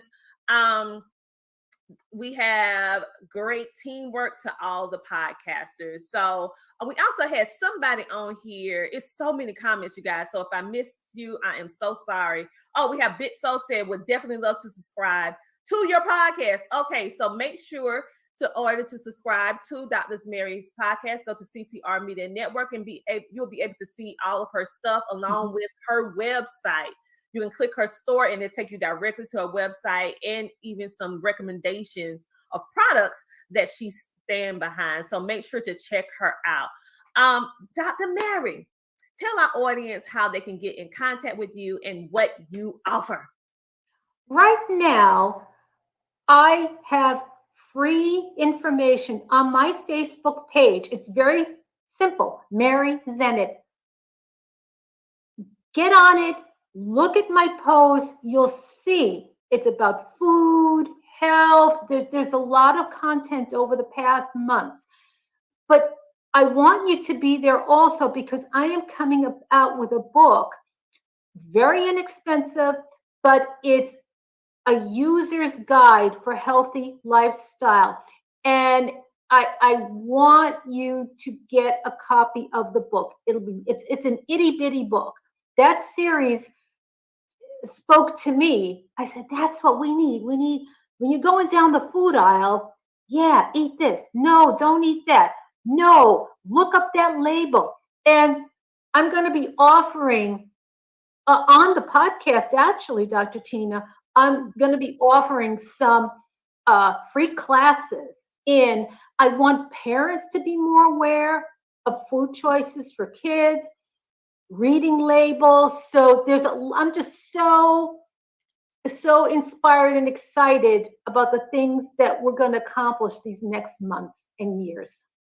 Wow. So make sure you stay tuned in and tap into what Dr. Mary is doing and all of our amazing podcasters. Again, our podcasters are different from the rest because they not only inspire you and have useful resources for you, but they also have opportunities for you to expand your visibility on their individual shows. And you can also be a part of CTR Media Network. So if you would like to know about the opportunities that any of our podcasters actually provide, reach out to them so they can share with you what they have to offer you. And for those of you who would like to sponsor CTR, go to CTRmedianetwork.com. Dr. Mary, thank you so much for taking the time to not only educate, but provide useful resources for us in the now, which is so crucial for us to get our health and wellness back into place and making it so easy for us to understand it, okay? Because it can be complicated, but you make it very easy. So thank you so much. Thank you so much, Dr. Tina. All right. You guys, guess what? We have a queen in the building. And then after we have the queen come in the building, then we're going to bring a beverage of coffee that's going to close us out. So who is this I'm speaking of? It's the Queen Candy. So welcome to the show. Literally love everything what you're doing and how you are pointing to women, sharing your story, and you really put the meaning behind the word queen, because many of us use it, hey queen, yes queen, yeah, but you actually break down the meaning of queen and you carry it so well. So Tell us a Thank little bit you. about yourself. You're welcome. Tell us a little bit about yourself and what your show is about, and also the other stuff about your show, because you you know. got a lot. You got some other stuff going on. Yeah, So look. tell us about that too. We're gonna get into all that, y'all. First off, we really want to say hello to all our beautiful CTR Media Network family. We've been hearing some great stories, great testimonies, great platforms. First off, before we even get into all that, to say this, we are the Queen Candy Podcast. Been doing this for about 2 years. Been with the CTR Media Network. Just found out about 6 months now. We love absolutely everything that we do. And for those that do not know, we make this very well known. We are a Muslim woman. We believe in Allah. And one of the main things that we do on our platform is we teach Islam, our healing journey through Islam.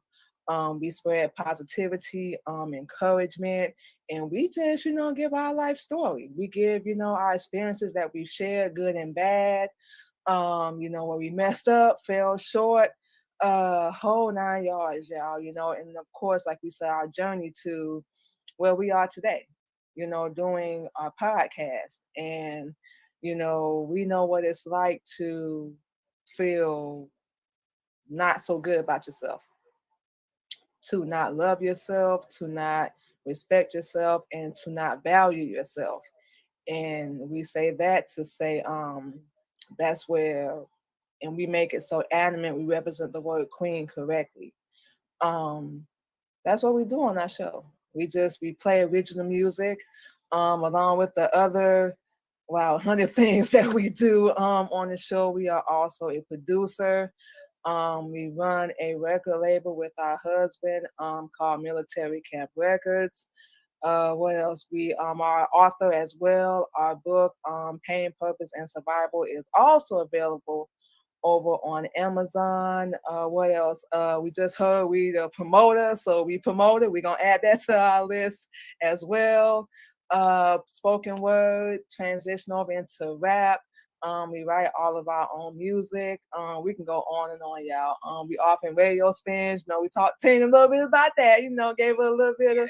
I don't know about Oh, you good, sis. But yeah, that's just many of the things that we do. So we definitely looking forward.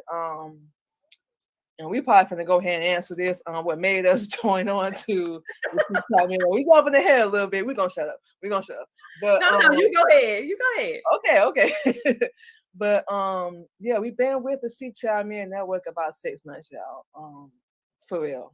And what made us really join on is faith. Honestly, we didn't know what was gonna happen. Of course, we talked to a lot about it. We talked to our husband, and we just went on a leap of faith. Number one. And number two, being a model for a few years, doing music, being with different record labels. We've had so many people, promise us they were going to do X, Y, Z or ABC, and they just wanted money. They didn't do what they said they were going to do. And for anyone that has heard our show, we give Tina, her props. And it's not just, talk, because the first person we've ever come across, really, that's kept their word and done not just what they said they were going to do, but went above and beyond. Things that other people would normally charge for, she doesn't do that. When she say, I'm working, this girl is working, y'all, like for real. And we thought we was working hard, not that it's a competition at all, but she is doing what she says she's going to do and goes above and beyond. And not just to help our show, but to help everyone on the CTR Media Network platform. And the 6 months that we've been on the network, our show has grown. Our listeners have grown, our YouTube has grown. Thank you once again for that, Tina. And our views have grown, and more people. We've actually a 5-star rated podcast. The Queen Candy Podcast is a 5-star rated podcast. We never thought that would happen. Never. And it's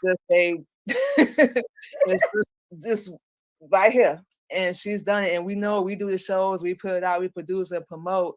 But Tina is really, really pushing us. and we've never seen anybody do that other than our husband.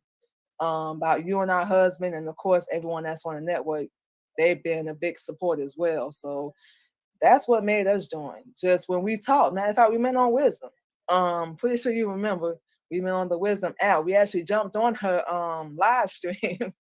And we just love what she was talking about. As soon as we heard she had a network, she's like, I'm looking for podcasters, people that's serious about, helping, their own and whole 9 yards. We was like, we gotta link up with her. And it took one conversation. We love what she was talking about. And that was it, helping our own people. And like we said, she done more than what she said, more than what she said she was gonna do. So thank you once again. Oh, see, y'all really trying to make me cry. Like, really? y'all pushing me. But I just want to say this. You're only as good as your team. And I appreciate all the love, all the accolades, and you guys give me the flowers. It really is pushing and motivating me and letting me know and see that I took the mandate that God gave me and I'm walking in purpose, and he's blessing my efforts because I'm seeing you guys shine. My success is a direct reflection of what I can do and my team can do for you. It's not about me. It's about the movement. And so when I see and we pour into you, it's because this is my assignment. Okay, this is my assignment. And for a long time, I walked away from it. I was like, I'm not gonna do this. I'm not, because the media industry can be very treacherous. I just can't take it anymore. And then I for those of you who are Christian, if you're familiar with Jonah, I was Jonah. He told me to go to the right. I went to the left. I'm not gonna do this. And let me tell you, I didn't have no peace until I took my assignment. And so this is a direct reflection of y'all seeing me walking into my purpose of what my assignment is. And each one of you, like I say, each person on this platform is a little beacon of light. Yep. All of us has a purpose. All of us have something that we need to say, and a group of people that need to hear it from only you. I could say the same thing you say, but they will not be able to receive it. Not unless it comes from Queen Candy, not unless it comes from Kim Jacobs, Tiffany, Dr. Connie, Sandy, Vera. We're all here for a purpose. Do I understand all the divine purpose of it? No, not right now.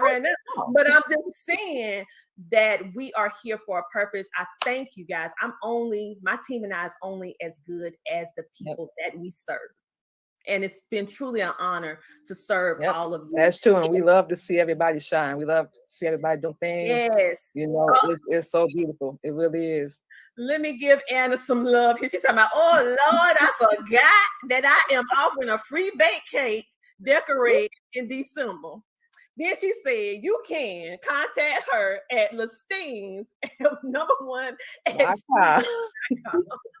Go ahead, girl. All right. So Be the Difference Clothing said, all facts queen, LOL. You know, guys, listen, I'm serious when I need to be serious, but I'm fun when I can be fun. So Queen Candy, thank you for sharing. Also, do you have any more opportunities? I want to say this just before that. Okay. Guys, Queen Candy, for those of you who've been calling into CTR Media Network, and I've been telling you that we don't offer music, like to play music on our platform. Well, Queen Candy, that is what they are producers of music. Now, I want to give a shout out to the CTR Media Network theme song producer, T. Swin, from creating our epic CTR Media Network song, encompassing everything that our vision is about and explaining it in a way that young people, older people, all of us can connect with the words. But Queen Candy have clean music now, like we do, clean music. So if you're an artist and you want them to play your music, you need to contact them, and they'll let you know whether or not you are right fit for their music side. They offer music. So we have Kim Jacobs, she offer broadcast. We have us over CTR, offer podcast production. We have Queen Candy. that off of radio spins to put your music out on the radio. And then we have merch with joy. We have help for parents and children with theater. We have cake decorating and sweet little steamed cookies. We have authors. We have business tips. Lord, Everything. And then we have health and wellness with Dr. Mary. Let me tell you something. And then we have coffee conversations with Dr. Sandy. Got a whole variety. It's all right here. Let me tell you, we got everything up under one roof. I mean, whatever you want, whatever your field is, they literally have it. So last but surely not least, I want you to tell us about any other opportunity, because I know just like Anna, she be slinging that $5 bling. Yes. Slang it too. So tell them. That is our paparazzi sister as well, Miss Anna. Yeah. Yes, ma'am. We sell paparazzi jewelry as well. It is $5 jewelry that is lead free and nickel free. We do our live stream every Sunday on our Facebook page, which is Mimi's Paparazzi Accessories. That's MIMI Paparazzi Accessories. It's $5 jewelry, y'all. We love it. We've been doing the business a little over a year, and we love doing it. We love the flexibility. We love you ain't got to break your pocket to look beautiful, look glamorous. And we wear it every show. Every time y'all see our show, just like we wearing it tonight. Every time y'all see us, we're going to be wearing a little piece of jewelry. We go to work, wherever. And y'all can follow us on our platforms, on our Facebook, Instagram, our LinkedIn, under Mimi's Paparazzi Accessories. All right, you guys. So we have stuff to help you look pretty with the jewelry, and we have 2 podcasters that actually provide that. Manima and also Anna. And if you want cake and cookies, and she even crafts like she do crafting. So she does a lot of different things as well. Yes, handmade. She had a beautiful shawl the other day that she actually made herself. We have the record label with Queen Candy. We have the Kim Jacobs Show, has broadcasting and TV. We have Tiffany D. Bell, get you in that author. You want to become an author and help you get your books out. We have Dr. Connie Green, that inspiration, that wisdom tips to help you get overcome that trauma and walk into your purpose, baby. Oh yeah, you can do it. Listen, then we have Joy Be the Difference, where you can not only have positivity, but you can wear it on your body. Then we have Vera Thomas, because she is instilling greatness in parents and children, so we can change the next generation, because she get into the mind first in a positive way. Then we have Coffee Conversations with Sandy, who is literally, if you want to know about a book, she knows all about all the books that you need to know about. And we have Dr. Mary in the building that's helping you get your health and wellness together. A doctor that actually cares and break it down so you can understand it and give you small steps, because it's a work in progress. Give us small steps so that we can work through what we need to do. So thank you so much, Queen Candy, for coming on. And thank you for being a part of CTR Media Network. Thank you.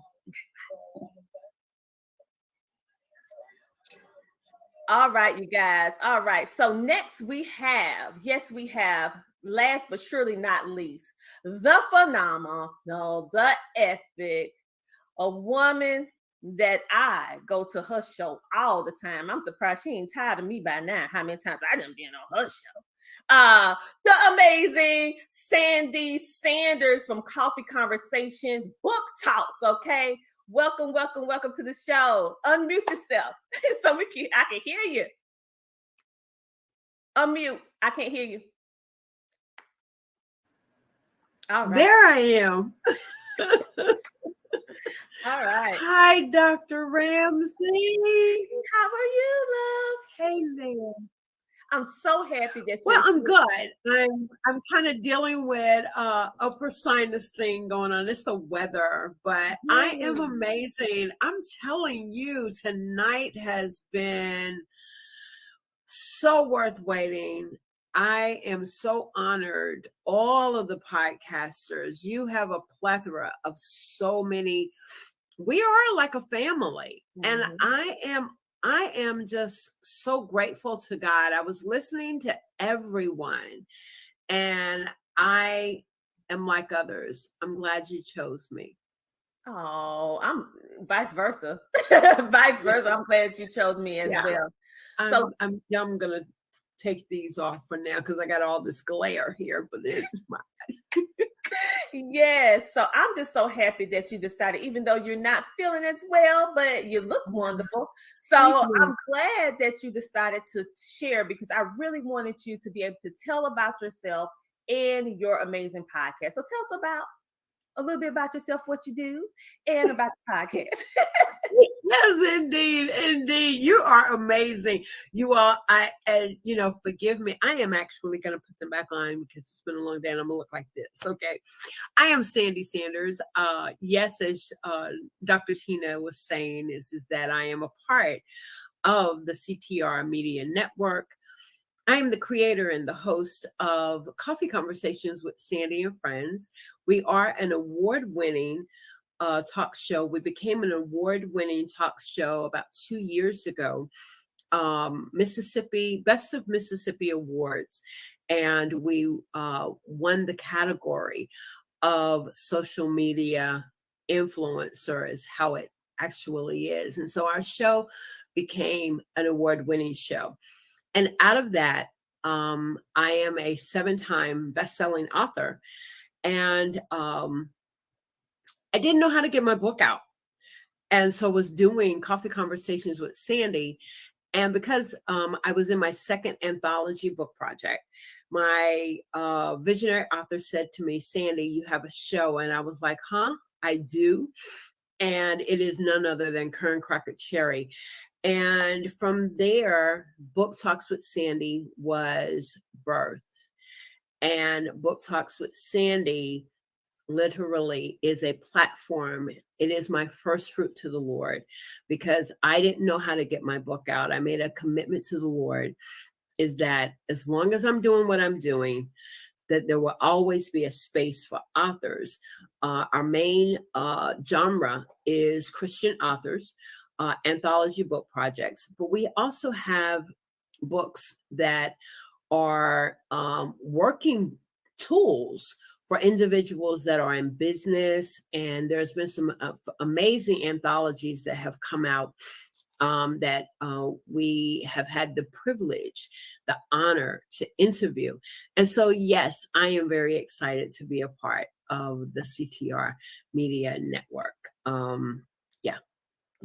Well, I absolutely love what you do. And it reminds me of Oprah Winfrey's favorite books list.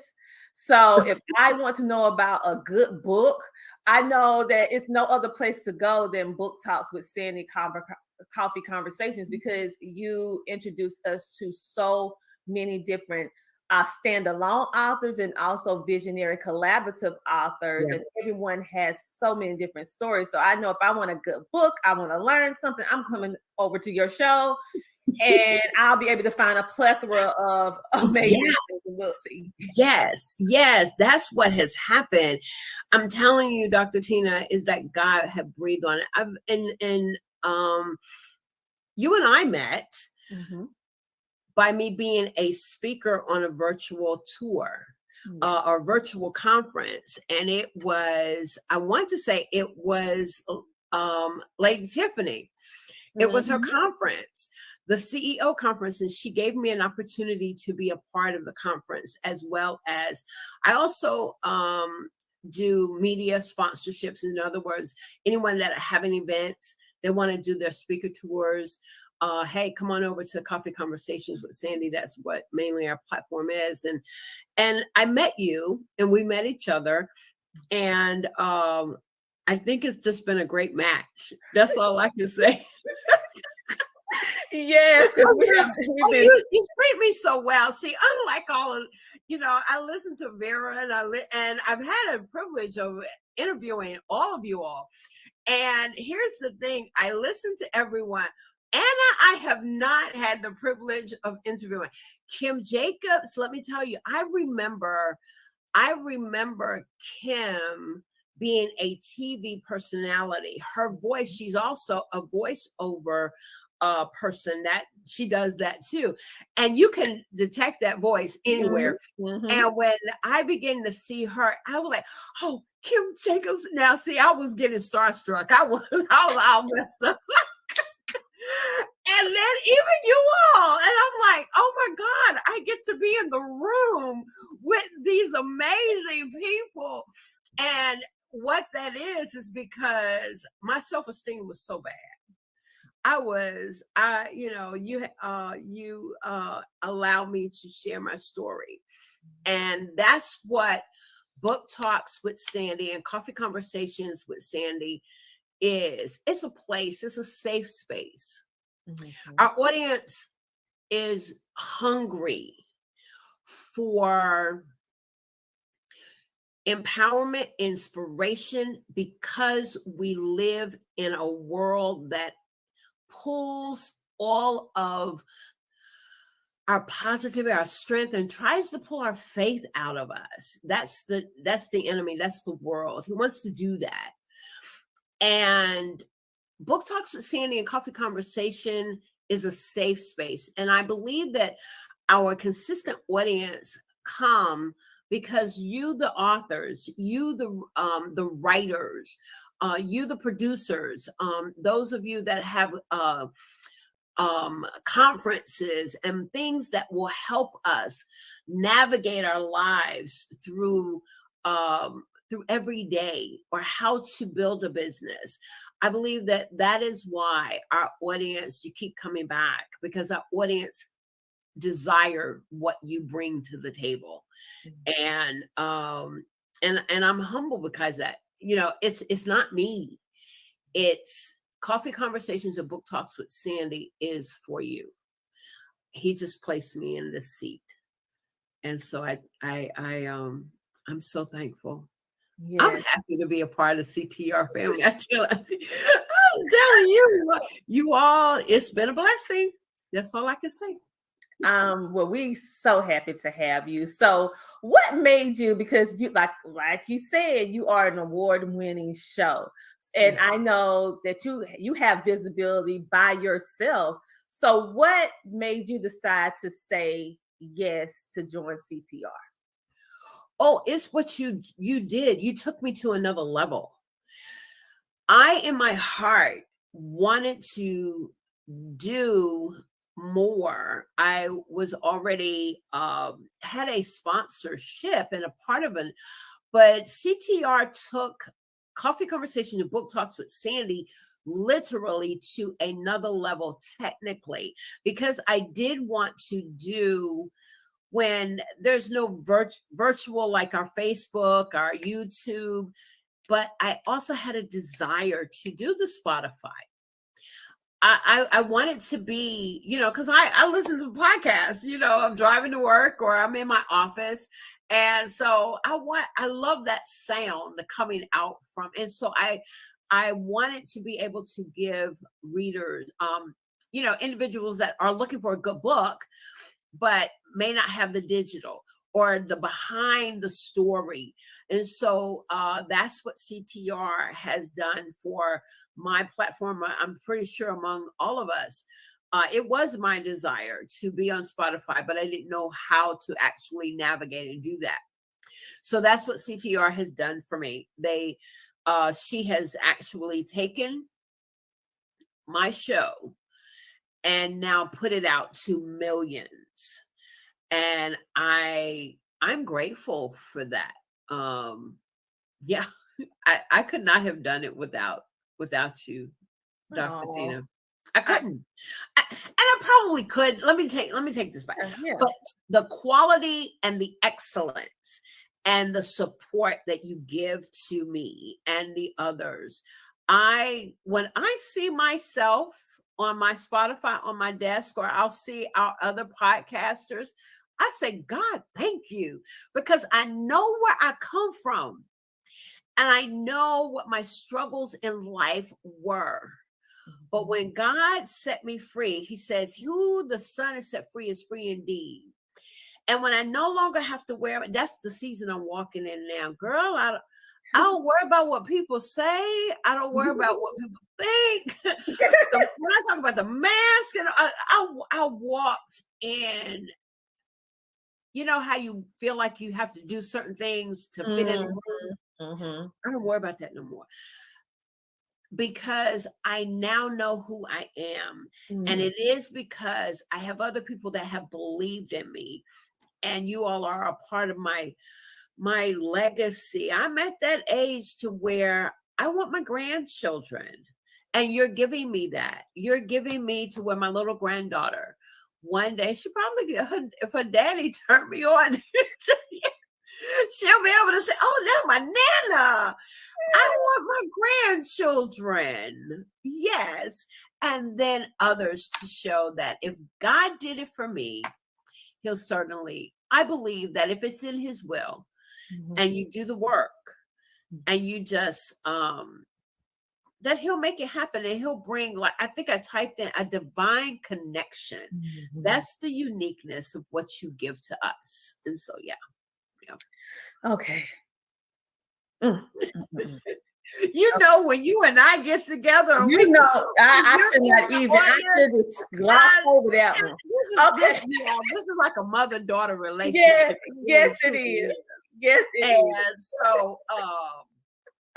so when I see her support me in the audience, y'all just don't know what that does for me.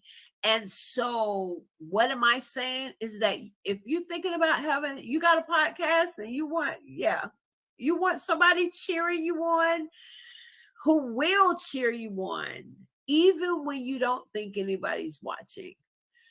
Yes, the CEO herself is cheering you on. And that's priceless. That's volumes right there.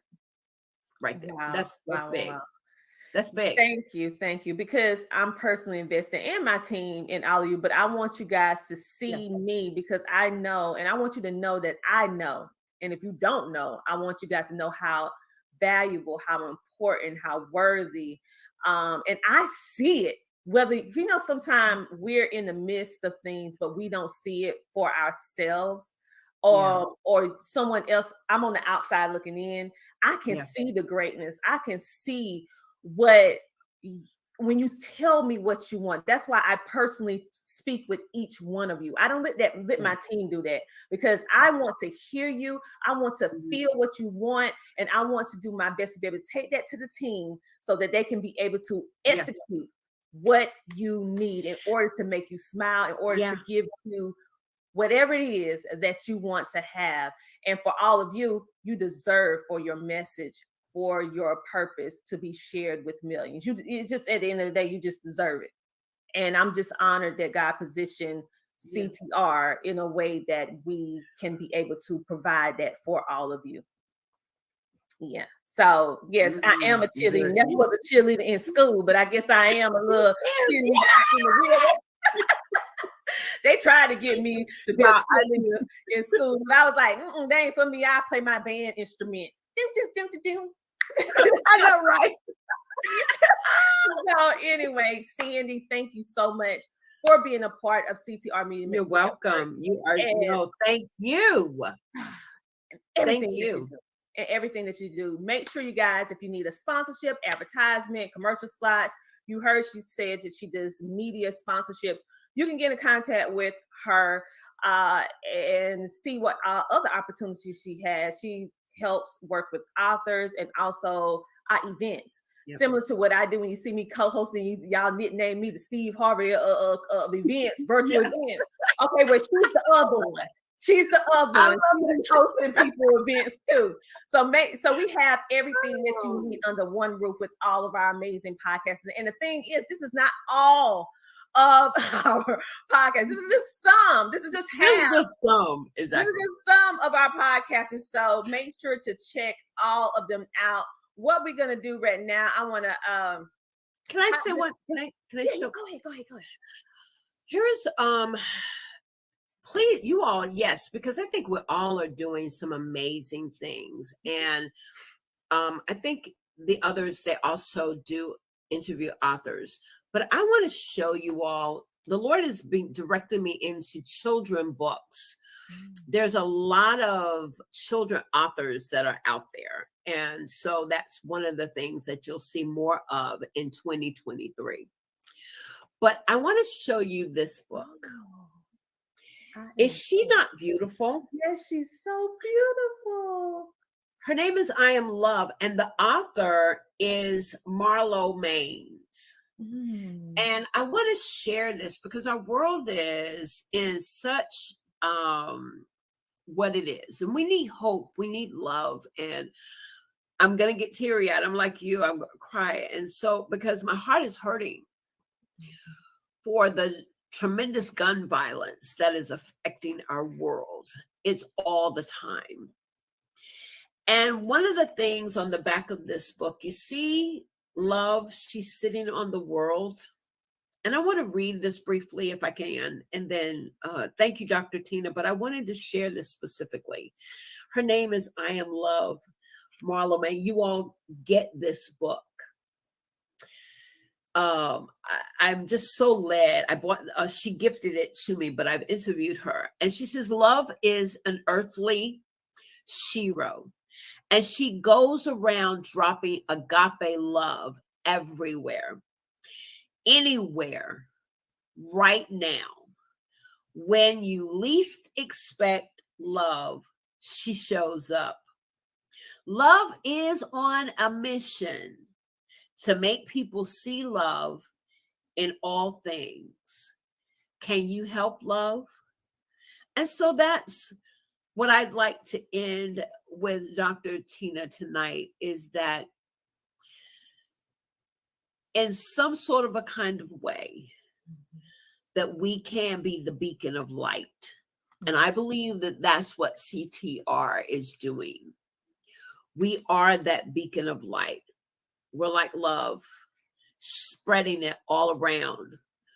You hear of all the homes that we're touching. Never in my lifetime would I ever thought that I will be touching the lives in the homes, but it is because I am a part of the CTR family. And that's what we do. We are touching lives all over this world. Thank you for letting me do this. But I think, is that not? No, it's beautiful, and it needs to be said. And that just is a sentiment to what all of our platforms, no matter what we're speaking about on the podcasting platform, CTR Media Network, we all stand on love because we care. One statement, one sentiment that we say all the time when I'm going out speaking about all of you to different people is that CTR Media Network is different from all the rest because we are content creators who care. What we put out, how we put it out, and how it's going to directly impact the listeners and the viewers of which is taking in our information. We care. It's different. We lead with the heart. Okay. Sure, all of us have our businesses and everything like that, and we want you to support. But the first thing is LOVE. And so that's one thing that I absolutely love about what we're doing. So thank you for sharing that. We needed that. We needed it. We needed it. Amen. So I have some announcements that even the CTR Media Network family do not know about yet. But I decided, hey, why not? Y'all pointing to everybody. So let me pawn into you right on quick. So with all of this, let me bring on all the rest of the CTR Media Network podcasters on the screen, all at one time, the ones that are left in the back room. And of course, Dr. Mary, she had to leave because she had to take care of her little boo-boos. So we understand, family first. All right. So what am I going to do first? Okay. For all of you who are watching, and you want to know how that you can get in contact, I'm gonna start with the lightweight first. For all of you, I want to give you a visual. I want to give you a visual of what CTR Media Network looks like, okay? Because I am one of those educators that I prefer visual, okay? I want to hear it, but I need to see it in order to get it. So let me show you. Okay, for those of you, can you see it? Yes. Yes. Okay, so this is CTR Media Network. And of course, you have been able to be introduced and be able to meet some of our amazing podcasters tonight. But like I said, this is not all of our podcasters. We encourage you to book their advertisement, commercial slots, be a featured guest, sponsorships, whatever they have to offer. That's all of our shows, including the Tina Ramsey Show and podcast.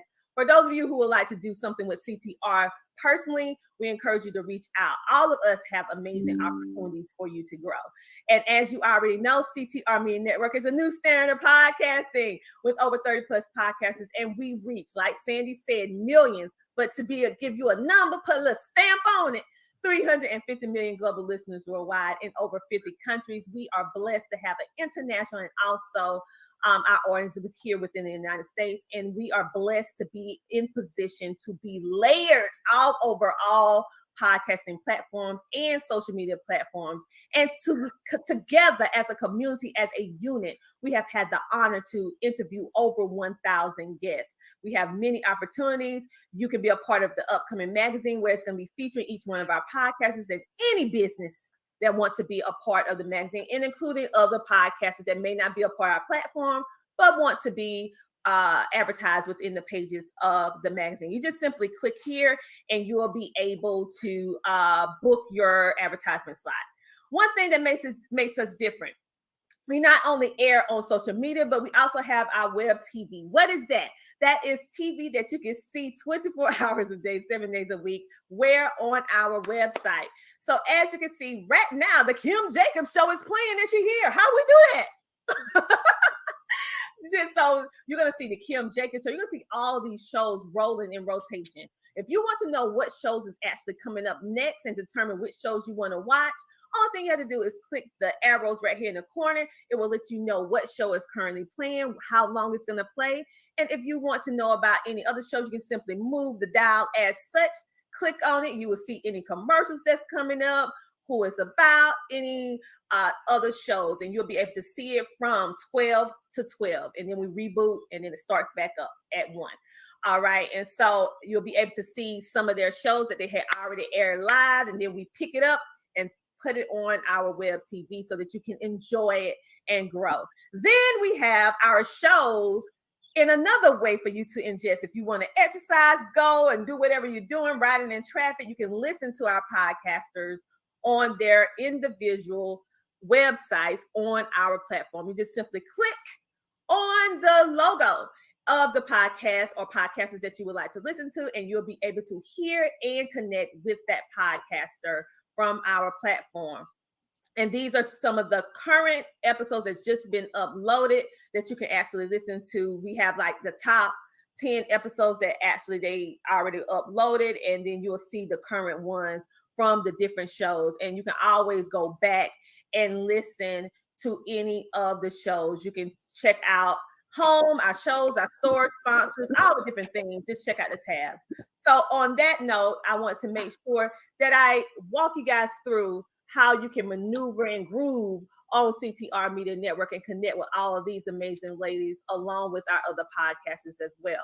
So without further ado, CTR Media Network is not just about one person. It's about the group. It's about the collective, and it's about positioning and elevating our amazing podcasters that we feel that we are divinely connected for a moment just as this.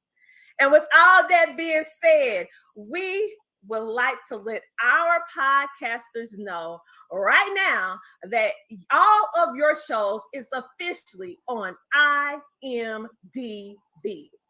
What?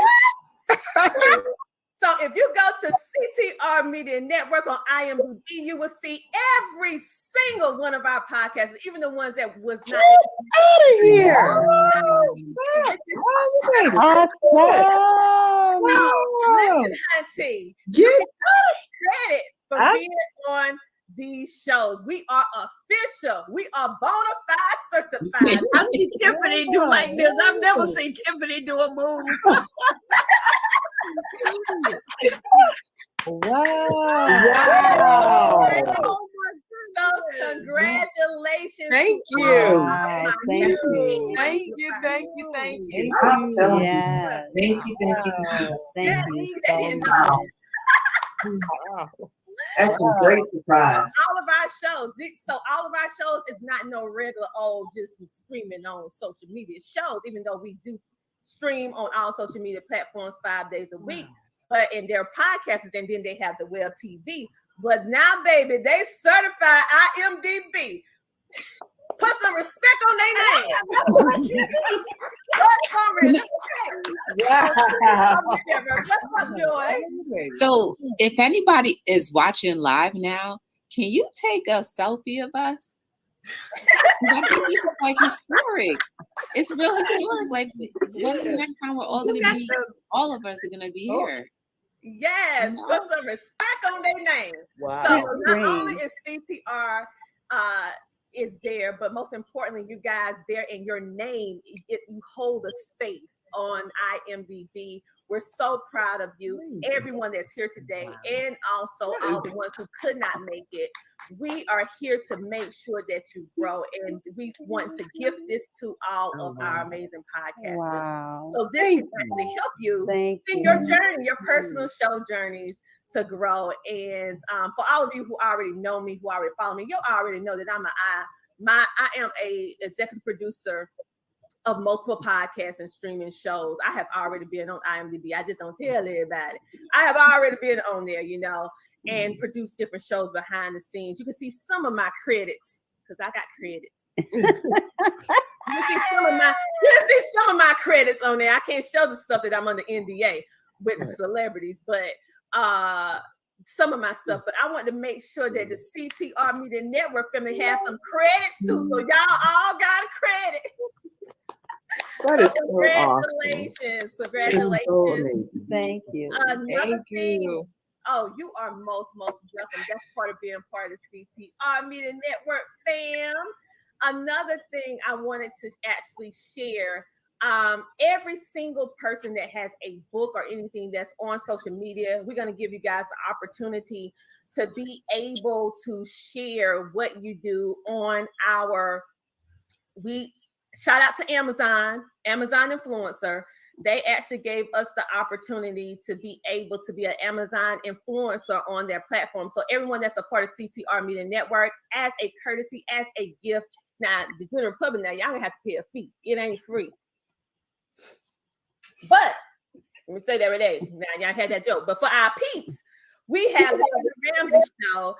We officially have our own storefront by Amazon. So thank you, Amazon. We are officially, the Tina Ramsey Show is officially an influencer. And when we had the Tina Ramsey Show, we pulled CTR Media Network along. So if you have your books or merch or whatever, and it's on Amazon, we can actually create a personal list for you and drive people to your products and to your services. If you, a person who are not part of CTR Media Network, and you want to be a part of this, just reach out.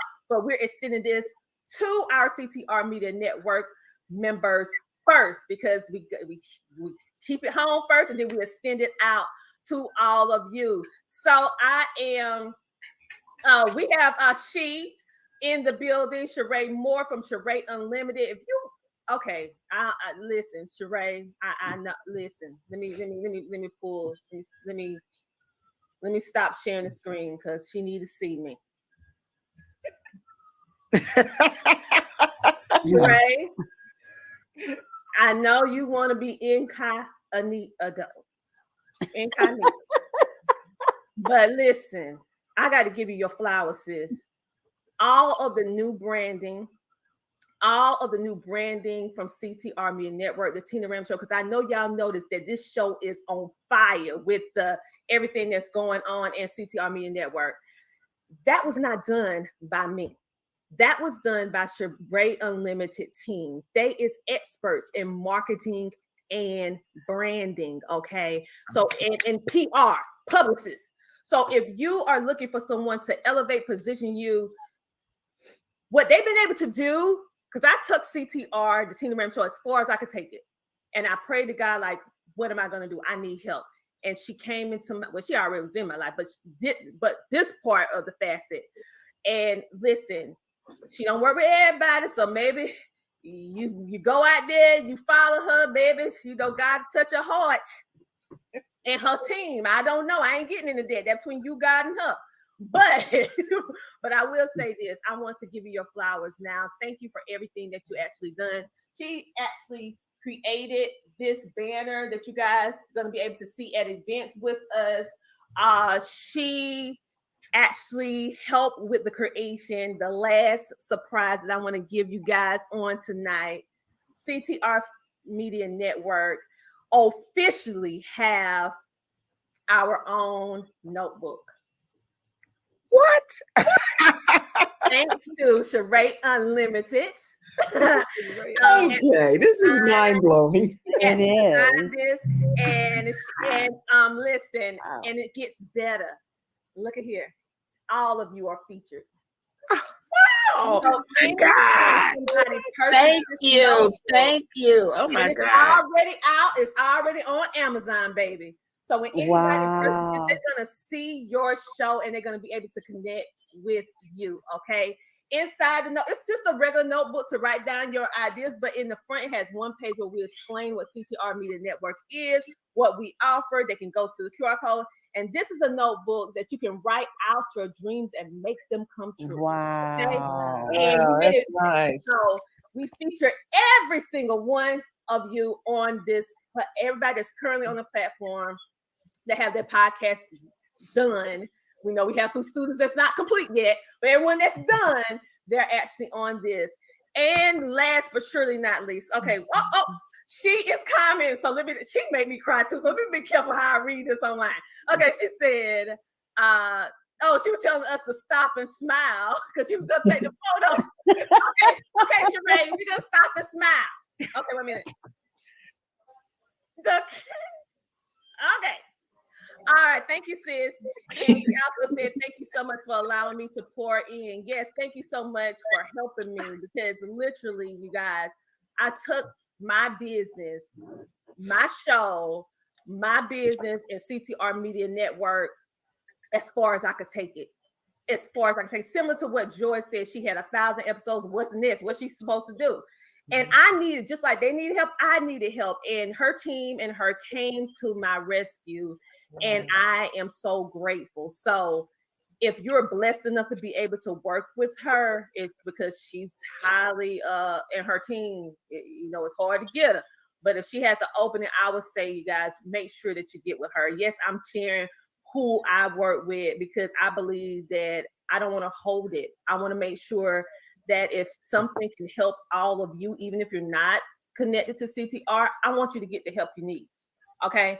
And so she said, we're going to do a workshop for CTR Media Network. Oh, they're going to do a workshop for you guys on marketing and branding.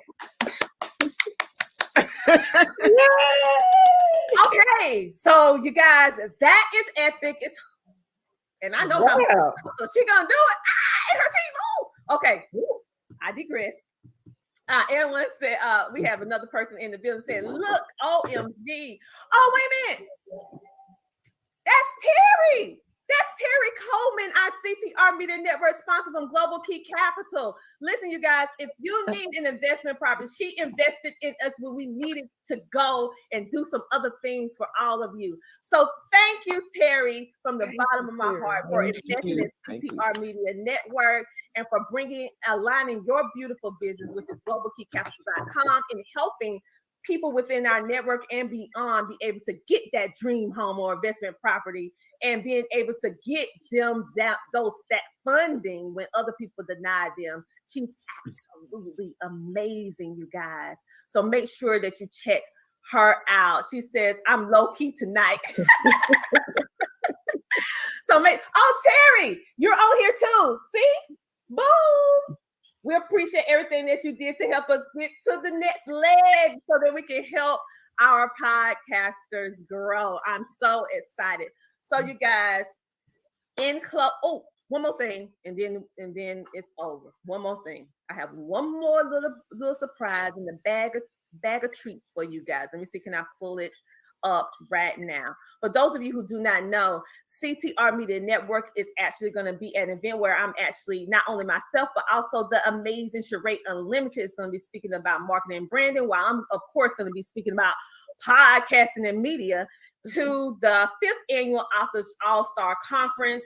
You guys, do you see that magazine there that says Authors All-Stars?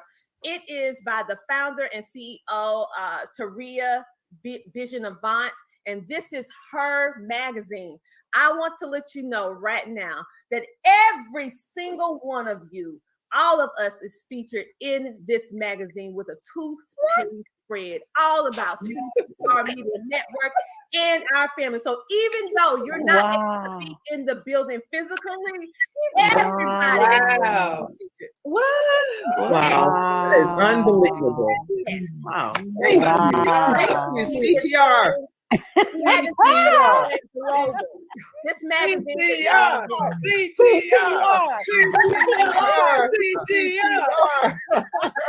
So we just wanted to show you how much we care. We want to pour into you. And she said, "Oh, tonight was awesome. Thank you." Yes, everyone helped. Yes.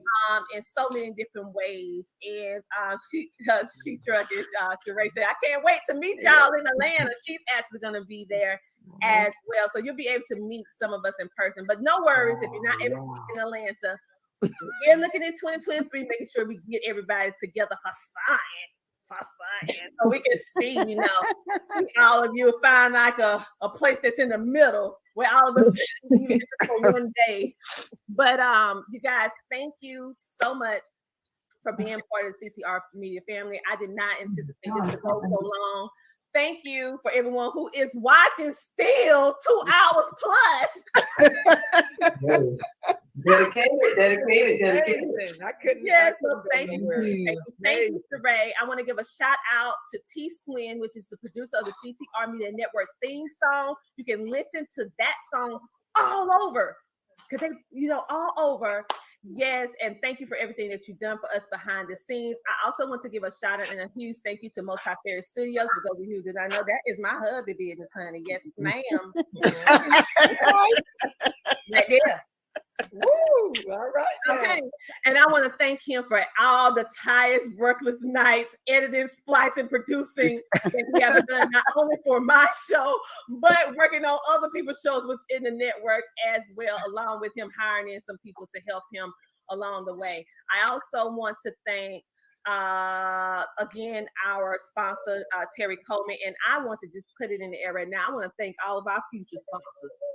Amen. God is going to open up an overflow. Amen. So we can do what we need to do in order to seriously position all of our podcasts. Check out Sheree Unlimited. Make sure you check out She Trucking, Multifarious Studios, of course, the Tina Ramsey Show, and most importantly, CTR Media Network and all of our podcasters, and our amazing sponsor at globalkeycapital.com, which is Terry Coleman.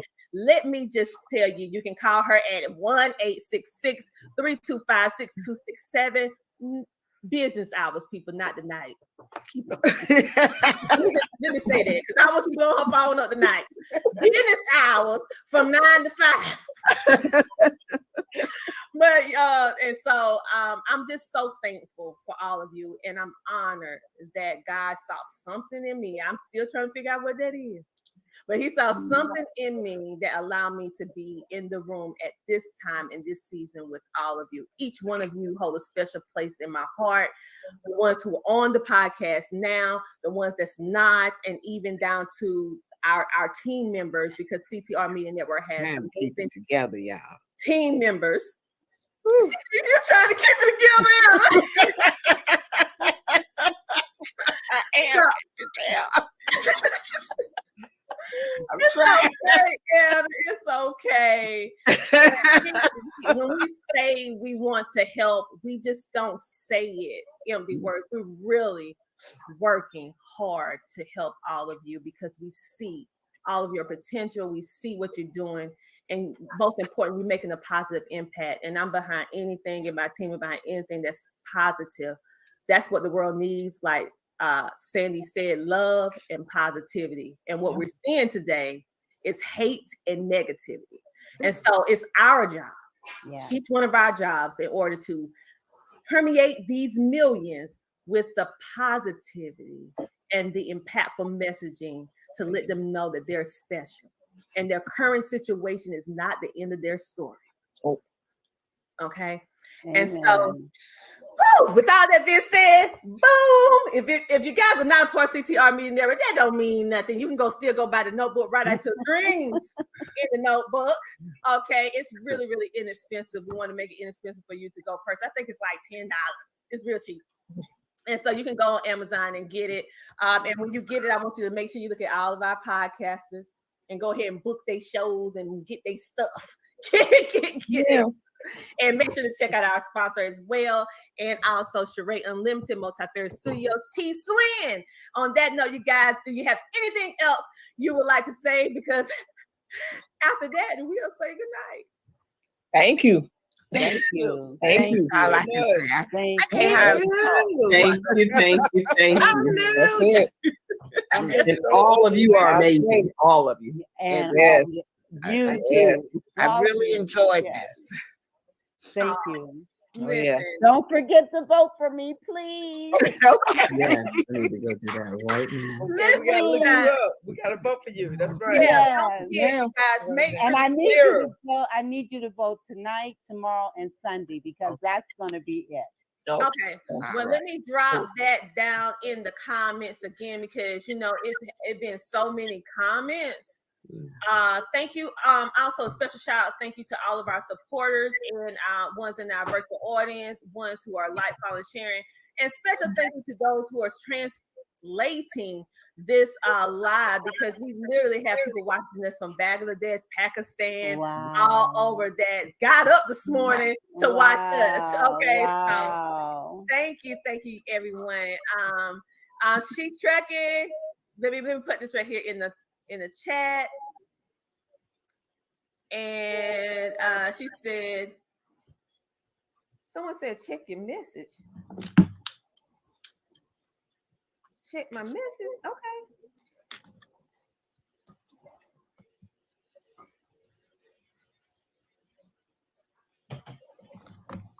What? Are you serious? What? Is it more? What? You got to let us know. You gotta tell us now. What happened? What happened? I'm gonna have to get up. Get up and talk. Don't make it. I'm already crying. Don't do any more to me. I'm trying to keep. Okay. So. Okay. Oh wow. Okay. Y'all making me stutter. Okay. Our CTR Media Network sponsor just told me to check my text message because, like all of you with my podcasters, they can get in contact with me. This is a family. I don't. They can get me, and all of them know they can get me if they need me, and that's how it is with all of our sponsors who support us. So our CTR Media Network sponsor Terry Coleman from globalkeycapital.com said, OMG, I'm in tears. I want to do $600, $100 to help 6 families for the holidays. I love that. I love it. Terry has already done so wow. much. I love that. Then she put that's awesome. Via CTR Media Network. She said, I believe so much in you and the team. Virtual hug. That's so dope. Thank you so much. Thank you. Thank you so much. Thank you. Wow. What a powerful thank you so much. See, this is what happened with CTR Media Network. Okay. She Truckin said, all of you look beautiful tonight. I told them the same thing. I said, y'all done came out looking good. And she said she's gonna vote for you, Vera. She said she's gonna vote for you. Yay! Thank you. And she also said, Terry said, no, I'm getting all flabbergasted. She Truckin, which is Sheree, said, that's awesome, Terry. So you guys, this has been a history-making moment, to say the least. Here I am thinking I'm gonna shock y'all to the shock factor and surprise y'all, then come up and then get me at the end. A really great example of that. You always wanted to come back like that. Yeah. Okay. And I just said, you see how God is? I said somebody gonna just the blessing. I don't know. I'm gonna put it out there, and it wasn't even the end of the show. That's true. So I'm so happy that they're gonna Already. do that and change somebody's life to help them. And she's doing that via CTR, allowing us to be able to take part, even though she's making a monetary donation, but allowing it up under our umbrella to be able to help others. Wow. So thank you. And she already is a sponsor. So to do it again. That's right. It's amazing. Wow. Amazing. So you guys, thank you so much. Again, thank you for everything that you guys doing. Thank you for taking the time. I told y'all like an hour and a half. I did not mean for it to go this long. But thank you for going in on the Loud Hall. You guys have a great, amazing rest of your weekend. You too. Thank you so Vera. much. Look, we got the vote fly. We have to vote fly this. Got to get us number one. And share it. Share the link, please. Yes. I'm going to go behind and get my phone before I go to bed. Yeah, and vote. I got you. Thank you. I'm gonna vote too. Thank you. All of us are. Thank you. Thank you so much. All right, you guys. So this is the CTR takeover, CTR Media Network, the takeover of the Tina Ramsey Show, and then the sponsor just took over. And also Sheree Unlimited, y'all. I just thank you guys for everything that you do and for allowing us to be able to be a part of the outworking of your purpose, because I don't take that lightly. And our team don't take that lightly. On that note, make sure to tune into all of our episodes on CTR Media Network. Make sure to individually follow each podcast host, subscribe to their YouTube channel, subscribe to their Facebook, so that you will not miss anything. Of course, you can always see it on CTR. The goal is to grow CTR in the midst of growing all of them as well. We can share it. It's enough room for all of us. Okay, so make sure to follow them on all their relative platforms. And someone said, "Thank you for loving my book. I am love." Oh, she's on. We love your book. It's a small word. Beautiful. Awesome. Okay, you guys. I'm gonna let you guys go because I know you need to eat, you need to lay down, you need to kick your feet up. You gave me enough of your time. I love all of you. Thank you for being a part of CTR Media Network. We're getting ready to go, and we're going to wrap up with one of the podcasters that are not currently here, but he's our only dude on the platform. So we're going to play a little something for him. On that note, guys, if no one told you today that they love you and you matter, I want you to know that the Tina Ramsey Show, along with CTR Media Network, we got your back, and we love you, and you matter. Yes, I didn't do that. Well, you have any closing remarks before we head out? Y'all, please support the movement of CTR Media Network. I'm telling you, being a part of this amazing media family, I can't go wrong, right? They have the support. They support us in all that we do. When we have questions, they take the time out to advise and mentor. So definitely check out the different plethora of shows that are on the network. I promise you, and I'm not saying this because I'm part of the family, but I promise you, you will be uplifted, inspired, educated, motivated, all the good stuff that we all need to carry ourselves out through the day. So definitely go check it out, y'all. My name is Esau McKnight, actor, stuntman, martial artist. Today, I did an episode of the Tina Ramsey Show. She is so amazing. I had such a great time chatting with Tina. What a professional effort she always puts forward. Thank you so much for having me. What up, family? CTR Media Network. Yeah.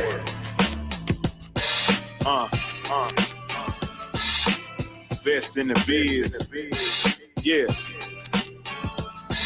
Join the team.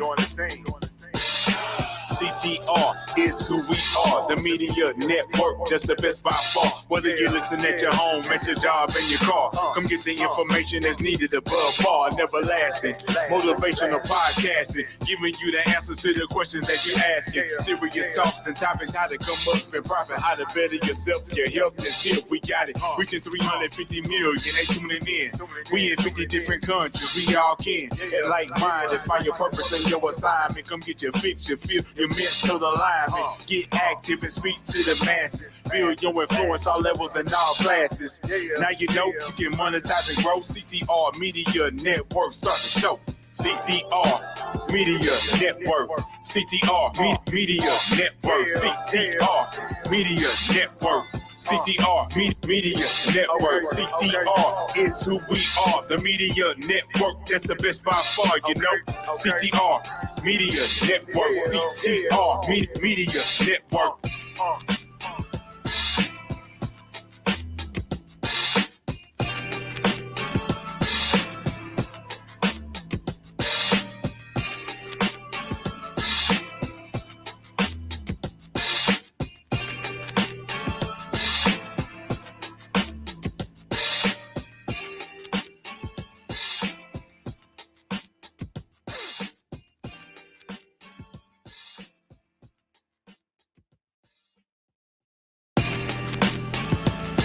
What up, family? CTR Media Network. Yeah.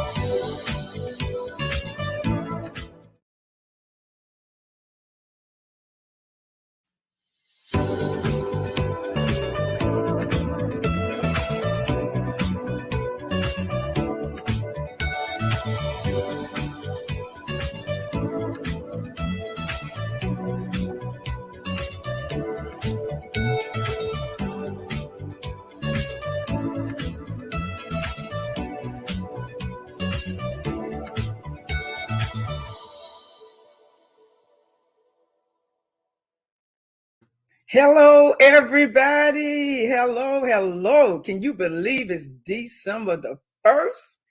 Hallelujah. I am so excited. We got a new season, and that's what we're going to be talking about today. Those of you that don't know me, my name is Dr. Connie Green. Welcome to Wisdom Tips with Dr. Connie Green. I'm your host, here to draw pearls of true wisdom so you can live a victorious life. Welcome, welcome, welcome again, everybody. I am so excited about this topic tonight. We're going to be talking about wisdom to accept every season of life. Wisdom to accept every season of life. This is the season that we're living in today where we're overwhelmed, and some of us maybe be a little bit stressed out, a little anxious because it's a Christmas holiday. And a lot of times, Christmas holiday, everybody's just all over the place. And then there's some people that don't even like this holiday and they feel depressed and upset or discouraged because maybe they lost a loved one, maybe they lost a job, they don't have the money or anything to be able to go out to purchase gifts for anyone, or they don't have someone living with them, a loved one or a friend, and they feel alone. And a lot of people get very, very depressed during this time of season. And they said that suicide rates are higher during this season, November and December. So that's why I want to talk about the seasons of life that we live in. And I want to talk to you a little bit about Christmas, the holiday that we're in now. I live in North Carolina, and November is over. We had Thanksgiving, now it's December. And everybody like different seasons in life. I know I do. So put in the chat, which season do you like? Do you like summer? You like spring? You like fall? You like winter? I'm just curious, what season do you like? Because everybody has their pick. Some people love all seasons and some people don't. I'm not one of them that like all seasons. I have my favorites too. But when we think about Christmas, sometimes we get pressured and we think we have to do everything that the world is doing. Did you not know that Christmas is a pagan holiday anyway? So why should we go out and spend all the money we got and be in debt for the rest of the year? To me, that's foolishness. Yeah, I used to do it before, and sometimes I even do it now. And then I look at myself and I rebuke my own self because it's just really doesn't make any sense. Why? Because we're supposed to be celebrating Jesus, right?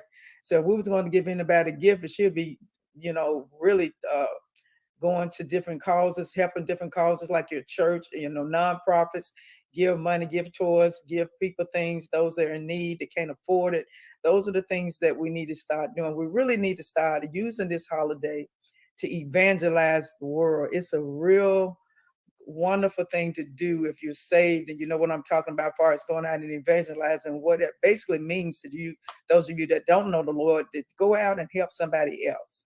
It's not all about you. You don't have to always get the best gift. You shouldn't have to always feel like somebody should give you what you really want.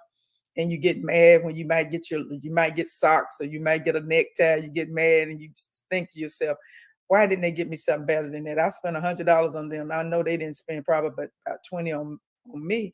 And then you get upset and you get frustrated because you done spent all your money trying to get gifts to try to impress somebody that don't really care anything about you in most cases. But of course, we know we got our loved ones that love us, and our grandkids, and we have our mom and our dads and our sisters and our brothers. But to be honest with you, a lot of people really don't give gifts just to be given, to let you know that they appreciate them. A lot of people give gifts because they want you to give gifts. So that's another thing you got to think about during this season. I remember I was on this wheel one time where I had a few friends of mine that we would just give each other gifts every year, and we began to talk and about and to discuss, that really maybe this is not something we need to do all the time. Now this was during the time that I was working on a job, and they used to have those little things that they would come together and decide, how they were going to have the Christmas parties and how they were going to pass out the gifts and what the rules and regulations were. And the team that I was on, we told everybody that was on our team that they had to spend at least $20 on a gift for the person, and then give the gift out. And then we would have our little party and stuff, the little office parties, and that's when we would give the gifts out. Well, a lot of people, when we really started thinking about it, when we discontinued it, a lot of people was discussing with us in the group that they really didn't like the gift giving because they were just giving it because other people was giving it to them. So they basically was going out, spending their money, and being mad and angry about spending the money because the office party wanted us to do that type of things about giving to each other. And so if you're going to do it that way, you might as not give anything at all if you're going to give it to somebody grudgingly. So when you're looking at this season and this holiday we're in, just because it's Christmas and everybody's going out and they're going to blow their money and do everything that they normally do, you don't have to do that. If it's really stressing you out to do it, don't do it. You know, it's a season of Christmas where some people are happy, some people are not. Some people just totally hate Christmas, and some people even give up on life and commit suicide. So think about that before you go out this year, spending a whole lot of money on stuff that you don't even really need. Spend a whole lot of money on people that really don't want the gift that you gave them. So just pray about it and just think about, do you want to really have a good time this year and have money in your pocket when Christmas is over? Or do you want to still keep up that same tradition that you've been doing for years? You can break that condition, you know? You don't have to have that same thing that, you know, the tradition that you've done for years. Sometimes we go back as look, you know, go back into our childhood and we think about what our mom and our dad did, and you try to duplicate that when you get married and you have kids. And then some of us, you know, like myself, I didn't have a very good Christmas, and so for a long time, for years, I hated Christmas until I started having kids.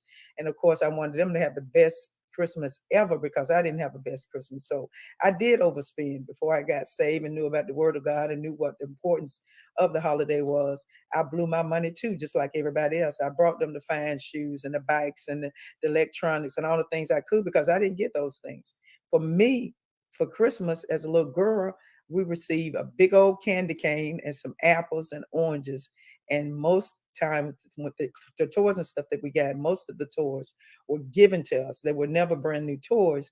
So as a little girl, I really didn't have a great Christmas anyway. But when my kids came along, I wanted to do the same thing everybody else was doing. And thank God I began to read scriptures after I gave my life to the Lord and knew what the importance of Christmas is all about. So the Christmas is really all about giving back to others, giving to the community and people that are in need. And now, you know, even now my kids, they're grown now, but when we start going to church, I start teaching them about giving to others. And I start taking some things away from them and not giving them all the things that they want. And I would tell them, give me 1 or 2 items that you want. And I would give them a budget of how much that they could spend. And I say the rest of the money, we're going to give it to those that are in need. And that's what we did. So that's how I raised my kids. So when you're looking at this season, yes, it's a busy season. Everybody running around trying to get all kind of gifts and families coming in, which is a beautiful thing. You get to see the family, you cook again, and you do all kind of wonderful things. But just think about, do you really want to spend all the money that you normally spend? If not, don't do it. Simply don't do it. All right. Now, when we talk about other seasons that we're going to talk about tonight, we're also talking about when you think about the winter, the fall, the spring, and all of that. And some people like it and some people don't. And I'm looking up in the comments, some people like spring, some like winter. And that's all I see right now is winter and spring. So winter and spring is pretty good, you know, for some people. Some people hate winter. Like I know I see Sister Evangelist Patty Wood, she like winter. Well, Sister Wood, Pastor is the same way. My husband, he loves winter. Teresa, you love what? Summer. I love summer too, Teresa. So I can understand how you feel. So it's nothing wrong with liking different seasons in your life, and nothing wrong with that at all. But what I do want you to be aware of is that if it's a season that you hate, live in the moment. Learn to accept it. Because if you hate that season, then it will make you unhappy. You will be disappointed, and then you'll start thinking about things that you wish you could do and you can't do because of that particular season, and you just get stuck there. So I would say to you, don't get stuck in a season, even in your life. When we talk about life seasons, when you get stuck in a season that you hate, don't have the wrong attitude. Just embrace it. Can you put that in the comment? Embrace it. Embrace where you are and live in the moment, because in life there's going to be different seasons too. It's going to be different seasons where you're going to have some ups in your seasons. You're going to have some downs in your season, but this season people want to rejoice. You may not want to rejoice, but try to rejoice because it is a happy season. But even if you don't rejoice, still live in the moment. You may say, well, I don't have the money to go out to buy gifts. Just live in the moment. Enjoy what you got, because we know even in seasons, things going to change, and sometimes they're going to change constantly. Some people have lost their loved ones. Some people have lost their jobs. Some people are having financial difficulties during this time. And, it's cold weather, anxiety. And, sometimes when you feel like everything is falling down on you, then you go into that grief mode. So this year, what I want you to do, don't be sad. Think about the good things. Think about how God was created, and he came in as a little babe. And that's the season that we really should be celebrating. Go to a church. If you don't have a church, go to somebody's church. Go to a play. Go to something that's going to pick you up, where you can hear the Christian songs about Jesus and the baby Jesus and all those good things. And so you can always break out of the seasons when you feel discouraged, you feel overwhelmed. You can just stop, think about it for a moment, and thank God that you're alive, you're above dirt, you didn't die. So that's something to be thankful for, right? So let's talk about Ephesians. In the book of Ephesians, it tells us a lot of times of things that everything is a season and a time and a purpose under the sun. Ecclesiastes chapter 3 said, and I'm just going to read a few of them. It says it's a time to be born and it's a time to die. It's a time to plant and it's a time to pluck up. So let's go back again to the first one. There's a time to be born, and we know it's a lot of births, people coming, everyday little babies. But then there's a lot of funerals because people are going to die. So what the Bible is basically telling us, we're not going to always be living. We're going to have a funeral, and we may not see it, but others will. And then we can rejoice when we have babies, grandkids, church children born, to you and your family. And that's a happy time. But then there's a sad time too. So even in seasons of life, there's going to be good times and there's going to be some bad times. You're going to have some dead things in your life that you got to get rid of. And then there's going to be some things the Bible says it's going to be a time to pluck and it's going to be a time to plant and a time to pluck. So when you think about a farmer, he plants the seed, right? Then he has to pluck up the plants in order to get the food that has been on the vine. So, that's one example of that. Okay, and then he says a time to kill and a time to heal. Now, we know it's a lot of killing and stuff going on in there, but I really think this is what this is talking about. It's, yes, there's going to be killing and then there's going to be some healing. We can't stop there. But sometimes when I look at that word in the Bible where it talks about a time to kill, I think we need to kill some things that's in our heart that's not wholesome for us. Things that we do in life, we need to kill. We need to crush those things that we know that we're doing that's not right. You got a bad attitude, you need to crush it, kill it. If you're talking about people and you shouldn't be doing that, kill it, cut it. If you got a bad attitude, cut it, kill it, and just get some healing. Let God heal you. Amen. And then the Bible says some things, you need to break down, and then some things need to be built up. It reminds me of a house that we redone years ago, that it was in a mess. Me and my husband, we love to take old things and fix them back up. We had to tear some things down in that house. We had to pull some things down. You had to knock some walls down. You had to knock some sheetrock down, put some sheetrock back up so you could build that house back up. And when we built that house up, people would believe how nice it was. When they seen it in a terrible state, and then they seen it in the beautiful state, they couldn't believe that we did what we did, because there was a time and a season to do that. And at that time, we had found that home and wanted to do some good things with that home. So we had to do some things and do some demolition and all of that. And the Bible also says it's a time to weep and it's a time to laugh. Yes, you're going to have some times and you're going to cry in your life. Weeping may endure for a night, but joy comes in the morning. And it's a time to laugh. That's why sometimes when I close out, I say somebody ought to put on a smile, love and forgive, and live a victorious life, because we need to laugh sometimes. It's good medicine to laugh. It's good medicine to laugh, a real hard laugh. You ever seen people just be cracking up going, and I mean, sometimes they get loud. It's good to do that. It's good for your soul. And I think sometimes as we grow and we get older, we forget to laugh and have a good life. So, do that. Start doing that. Okay. Now, it says in the Bible that it's a time to mourn and it's a time to dance. So it's a time to mourn and be sad. And it's a time to be discouraged and low in your spirit sometimes. But then it's a time to get up off your feet or get up off that bed or wherever you're at and start dancing, walking, running, exercise, doing some things that are going to help you be a better person. Do you see where I'm coming from? Do y'all see what I'm coming? Put in the chat if you understand what I'm talking about. All right. And then the Bible talks about embracing. Remember, I told you in the previous few statements how we need to embrace it. Embrace those times that we don't want to be in, those sad times, those rough times, those winter months that we in. The Bible says here, embrace. It says it's a time to embrace and it's a time to refrain from embracing as well. It's a time to get and it's a time to lose. So that means in the word of God is telling us we're going to get some things sometime and we're going to feel like we blessed and highly favored. And then we're going to have some losses. Yeah, we're going to have some losses. But that shouldn't discourage you to the point that you want to give up and throw in the towel. You just got to leave that alone. And then so let's just keep on living in the moment every season. When seasons things happen, when the seasons come in life, there's always a change. Put that in the comment. There's always a change. A change is going to happen. And some of us, we don't like change. We don't like change because we feel threatened, because we want to keep the same thing that we've done in the past. We want to keep those old things the same way. We don't want to make any changes at all. Even, on my job, when I remember when I was in the workforce, when I was on my job and they would have a new boss come in and they would change the rules or the regulations, or they would change the policies. People hated that. They were mad. They'd be mad and they'd be mumbling, complaining. But then if the people that didn't mum and complain, they really enjoyed the change because sometimes they got better benefits. They got a new office and the new manager was better than the other manager. So sometimes change is not always bad. Sometimes change is good.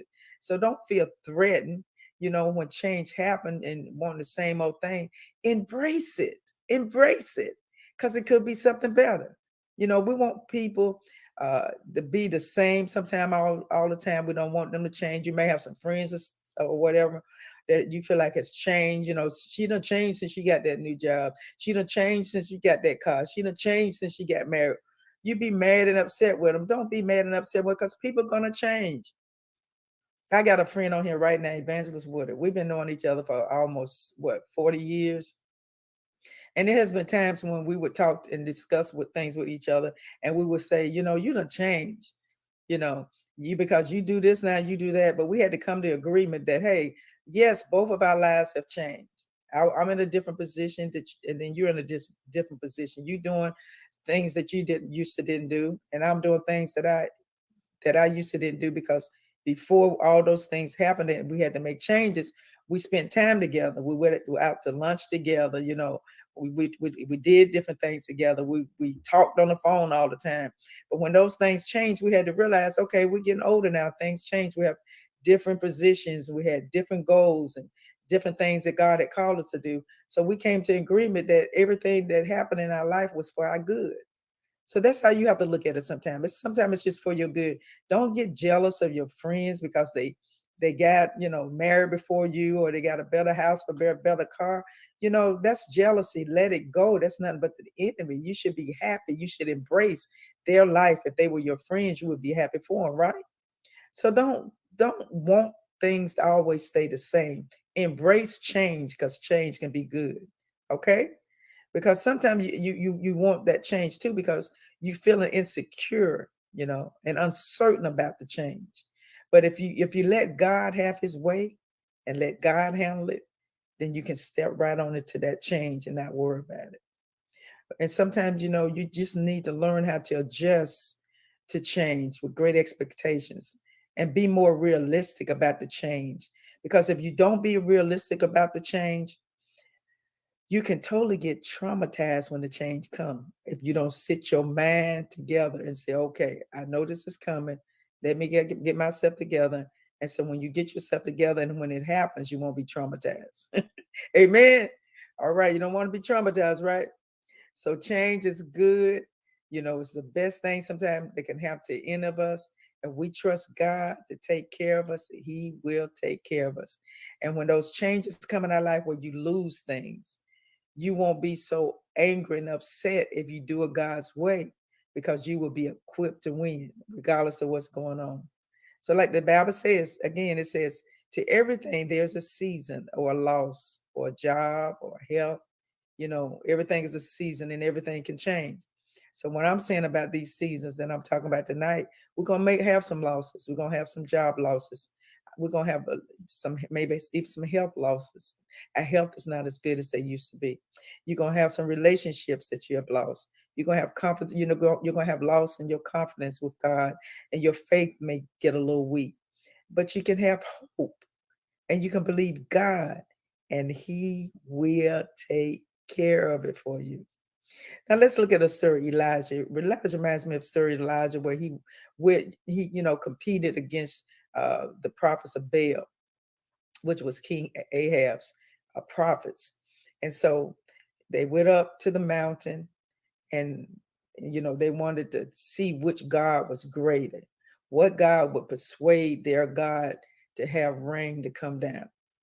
And so the prophets of Baal, they tried hard as they could every day. All day long, every day they responded to their God, and their God never did come. So they were in despair.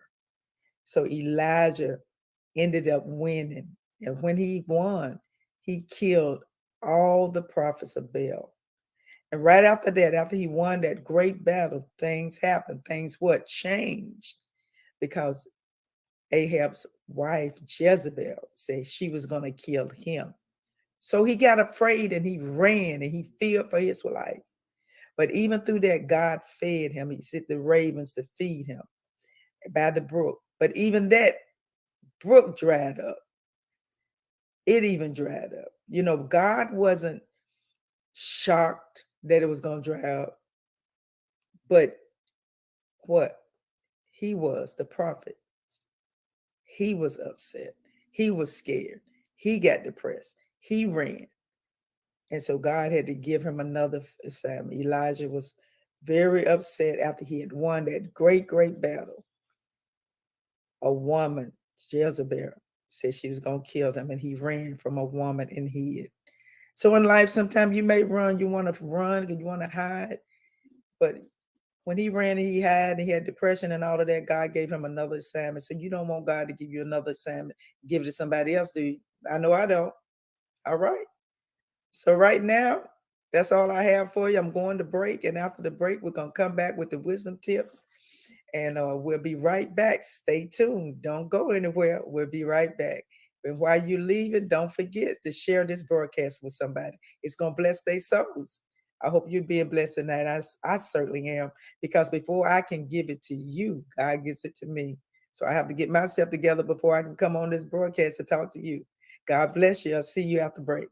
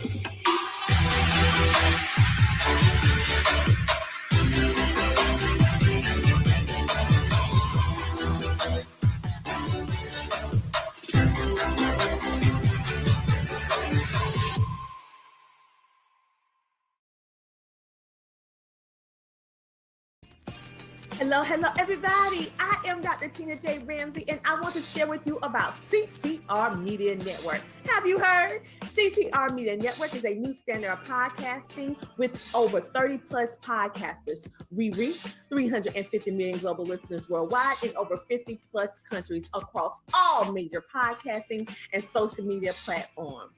We have featured over 1,000 guests. What we specialize in is helping business owners, entrepreneurs, coaches, and fellow podcasters expand their visibility on our platform. We're all about positioning, with visibility, connections, and teaching you how to monetize what you do. Let me tell you something. If you're a business owner, we have sponsorships opportunities. We have commercial slots. We also have opportunities for you to be a featured guest on any of our shows. So what are you waiting for? CTR Media Network is who we are, and this is where you need to be. So go to ctrmedianetwork.com and click our store feature so that you can see which opportunity fits your life and your budget so that we can get started working with you today.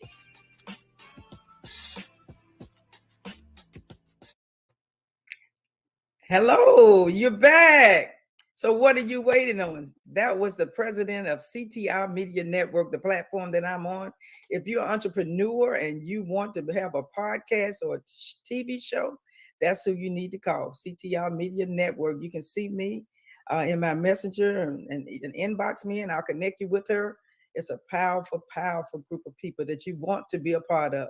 It's a podcast for 30 podcasters that teaches nothing but positivity. Ain't you glad about that? It's so much negative stuff out here nowadays. It's ridiculous, but it is so refreshing and to go to listen to podcasters that teach on some positive things. Okay, I'm ready for those wisdom tips. What about you all? I'm so glad you stayed tuned and that you're back. Thank you so much for joining in. I see Sister Robin, Brother Eddie Johnson, Evangelist Woodard, Jamie Fractured. Thank you all for coming and joining me. I see Sister Bill. That's my daughter, amen, from New York. So good to see y'all. Thank you so much for joining in. I'm so excited. I hope this broadcast did you some good. I want you to be happy this season and not spend all your money. That's the main thing I want to talk about. And I hope I got it across to you. So the tip again is tip number one, embrace change. No matter what, embrace the season that you're in. You know, you might be a little frustrated and a little upset right now because you got so much to do, so much on you trying to get ready for Christmas. But just embrace the change, take a deep breath, and then cut some stuff out if you want to cut some stuff. Let the people be mad. It's all right if they mad because you got to do what's best for you. If being stressed out going to stress you out to the point that you can't enjoy Christmas, then it's not worth doing all the stuff that you're doing. So you might as well make those changes. So embrace what matters. No matter how difficult it is, God is with you. And all that get understanding because you want some wisdom to be able to do that. Trust the Lord, and the Lord will be there for you and he will help you. All right. Tip number 2, cherish the good times. Cherish the good times, the easy seasons, times that you do have some good times in seasons of life, because we have good and we have bad seasons. Hopefully you got some good seasons in your life. I know I have. I know I've had some bad, I've had some good. But when you're in those good seasons, cherish those good seasons because change will come. Put it in the comment. Change is going to come. So you don't need you being afraid about it. You gotta have to just embrace it. Live in the moment. All right. Tip number 3, be content with the season that you're in. Be content. You might not like winter months. So, you know, some people I don't like winter either. I don't like getting cold. So what I do in the wintertime, I put my coat on, put my coat on, put my hat on, put my boots on. I be dressed, equipped, and ready for battle for the winter. Yeah. Wear my tights up under my dresses and my pants on, whatever I need, boots or whatever I'm gonna wear. I'm gonna prepare for that one. I'm gonna make sure I got food in the house. So if it snows or it get too cold, I don't have to be rushing out to the grocery store. You have to prepare for those seasons that's gonna come that you don't like. All right, you got that? All right. Tip number 4, don't blame God. Give him praise. Sometimes we have some rough times in some seasons that we live in. Give God praise during those seasons, young people and women of God. Those of you that is on this broadcast and those of you that are listening to me, praise God even in the storm. I remember when I first got saved, my pastor preached a message about when we're going through something and it's very devastating and we're overwhelmed. Just start giving God praise. I dare you to give him praise through the storm. Give him praise through the storm. Make the devil mad. Go to work and put on a nice outfit, and you might be feeling terrible, confuse the devil. The devil can get confused when he see us rejoicing in the Lord when our hell going loose. Oh, hallelujah. I want you to have a good season this year. Don't spend all your money. Save some of that money. You're going to need that money. The way this world is today, people are losing their jobs. All these pandemics are coming, all this flu, people getting sick. You know, we need to start holding on to some of that money. You ain't got to buy all those designer bags and the designer shoes. I'm going to give you a little secret. Go to the thrift store. Yeah, I said it. I get a lot of stuff from the thrift store, sure do. I'm gonna be transparent. And they got some designer pocketbooks at them thrift stores. Some of them thrift stores got some designer shoes. So you can get some good stuff at the thrift store. Rich people get stuff to the thrift store. Just get the right thrift store. Amen. I hope I share something with something. I hope I share something to someone that can get my drift, that you ain't got to spend all your money. You can get stuff on sale. God got a Holy Ghost discount for you. I'm telling you, my pastor's wife used to tell me that. He used to go to Belts and all them high-end stores. And every time I would go, it would always be a dress or something on there just for me with a Holy Ghost discount. Sometimes 70% off, sometimes 50% off. You don't have to go spend a whole bunch of money on clothes and things and not the full price. At least wait till they go on sale. Amen. Now, if you can afford it, go ahead and knock yourself out. But some of us, we don't have it like that. Amen. So we got to do what we got to do. All right. So I hope you enjoyed this broadcast tonight. Thanks again for tuning in. And remember, we ain't got no time for tears of fears. Why? Because we're too blessed to be stressed. Hallelujah. Because what? Wisdom is what? The principal thing, and all that get understanding. I hope you have a fabulous December month. I'll be back next week, same time, same station at 7 o'clock Eastern Standard Time. Please share, like this broadcast so we can have other people coming in. The more we have coming in, the more feed we get, the more people can get blessed by this broadcast. So thank you for what you're already doing. You all have been amazing. I thank you so much for the support here on Wisdom Tips. We again are on CTR Media Network YouTube channel. We're on Facebook, Spotify, and we're on Apple TV as well. And we would love you can join us at any of those platforms. And if you can't join us, tell somebody else about it. All right. Love you guys again. Have a blessed evening. And remember, you are too blessed to be stressed. God bless you.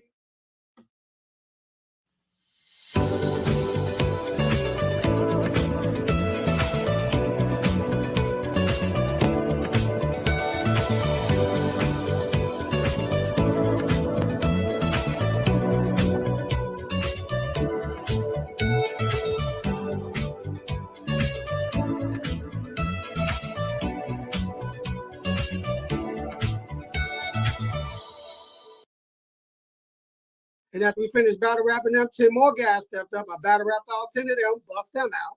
Wow. And after I done that, the owner of the club said, I like the way you sound and you're a good battle rapper. What we gonna do when you come in the club, we want you to host the club now. So when you come in, we give you the mic, Nino Brown bottle with the straw in it, with the spotlight on you, and you walk around and host the club. Wow. So we just walk around hosting the club, and then we took a break and went to the bathroom. This is how I met Teddy Riley. We went to the bathroom. We're in the bathroom trying to use the bathroom, and this guy is steady tapping on my shoulder trying to battle rap me while I'm using the bathroom. Bathroom, bro, I got you. Give me 1 second. So the bathroom turned around, ate him up, head to toe. He had his little couple of his guys with him, ate him up head to toe. When I turned around and looked, everybody in the club was in the bathroom almost. And in the hallway. Wow. And then they said, make a hole, make a hole. They made a little hole. Here comes Teddy Riley. Hey, I want you to come to my studio and record a song because I like the way you get down. Do you got anything in mind? And I was like, yeah, I got a song for you.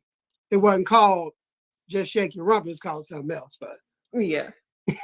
Well, wow. I love it when we get that behind the scenes of things and how things happen.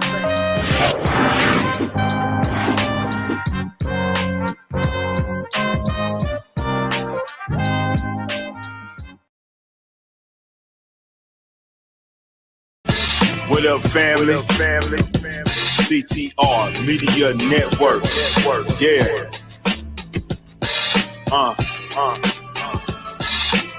Best in the biz. Yeah. Join the team. CTR is who we are, the media network that's the best by far. Whether you listen at your home, at your job, in your car, come get the information that's needed above bar. Everlasting, motivational podcasting, giving you the answers to the questions that you're asking. Serious talks and topics, how to come up and profit, how to better yourself, your health is here. We got it, reaching 350 million, they tuning in. We in 50 different countries, we all can. Like minded, find your purpose and your assignment. Come get your fix, your feel, your mental alignment. Get active and speak to the masses. Build your influence all levels and all classes. Now you know you can monetize and grow. CTR Media Network. Start the show. We want to give a shout out to our CTR Media Network sponsor, Terry Coleman from GlobalKeyCapital.com. Global Key Capital is a lender specialized in customized financing solutions. They pride themselves in being one of the industry's most reliable and proven lending groups.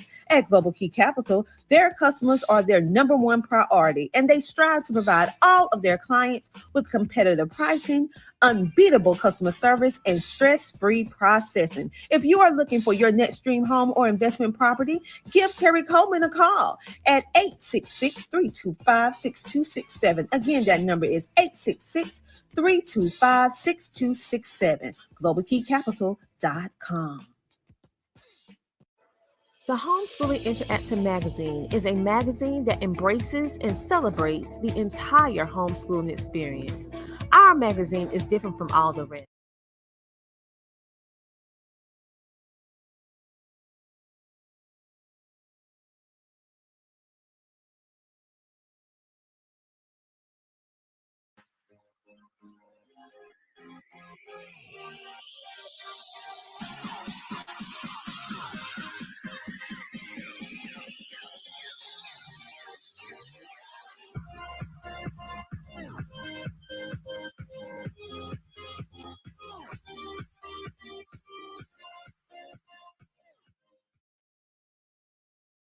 Well, thank you so much. I am Sandy Sanders. I am the host and creator of Coffee Conversations with Sandy and Friends. It is our platform where we have, yes, authors, and we have guests, invited guests that do come on and be with us. We have a weekly talking segment that comes on each and every week. And we're super excited. Coffee Conversations is an award-winning talking segment conversation to empower you, to inspire you, to encourage you. And most of all, it is a place of accountability so that we can be the person who we were born to become and be our authentic self. So listen, I am super excited that you have joined us on tonight. And if you will, I would like to welcome those that are watching and tuning in with us for the very first time, those that are watching from our YouTube channel, Coffee Conversations with Sandy. And I'd like to say hello to my family on CTR Media Network, our YouTube family there, as well as our Facebook family. Thank you so much for tuning in tonight. I do ask that you share our broadcast with at least 5 individuals that would, that will benefit from our conversation on tonight. I'm all tongue-tied because I'm excited, y'all. So forgive me, okay? But listen, I am going to, without further ado, bring these fabulous, fabulous women that are on with me tonight. Coming forward to the table, because that's what this is a virtual table. I'm talking about Dr. Tina Ramsey, and she's coming on. Yes, there you are. Hey, How are you? I am good. I'm on fiberglass. Anyway, tongue-tied and the whole nine, but I am super excited to have you on tonight. This is the finale of the tour of the CTR Media Podcasters and our family. So I am super excited. Thank you so much for being here. And yes, and that we're ending it on Coffee Conversations with Sandy and Friends. Yes, I'm so excited. Thank you so much for having us. Absolutely. Well, you brought along, we have some of the podcasters that are part of the family, and we're going to go ahead and bring these amazing, amazing podcasters on. We have with us, yes, Miss Anna L. Brothers, and also Dr. Connie Green. Yes, hi, ladies. How y'all doing? You guys are muted. Yep. Doing amazing. How are you doing? Great. Sandy? So, as y'all Sandy, know, how are you doing? I am doing great. Thank you, Dr. Connie. Miss Ann, how you doing? I'm doing fine. I'm doing great. And you? Yes, I'm doing good. Having a like you said, we had a busy day today. I think everyone, the CTR Media Network, have just come off of, I think, a first adventure outing at a conference in Atlanta. We're going to be talking about that. But to our audience right now, we do start our broadcast with a word of prayer, and we ask that you all would join us, and then we'll get started right in with our conversation tonight with the CTR Media Network Podcasters Tour.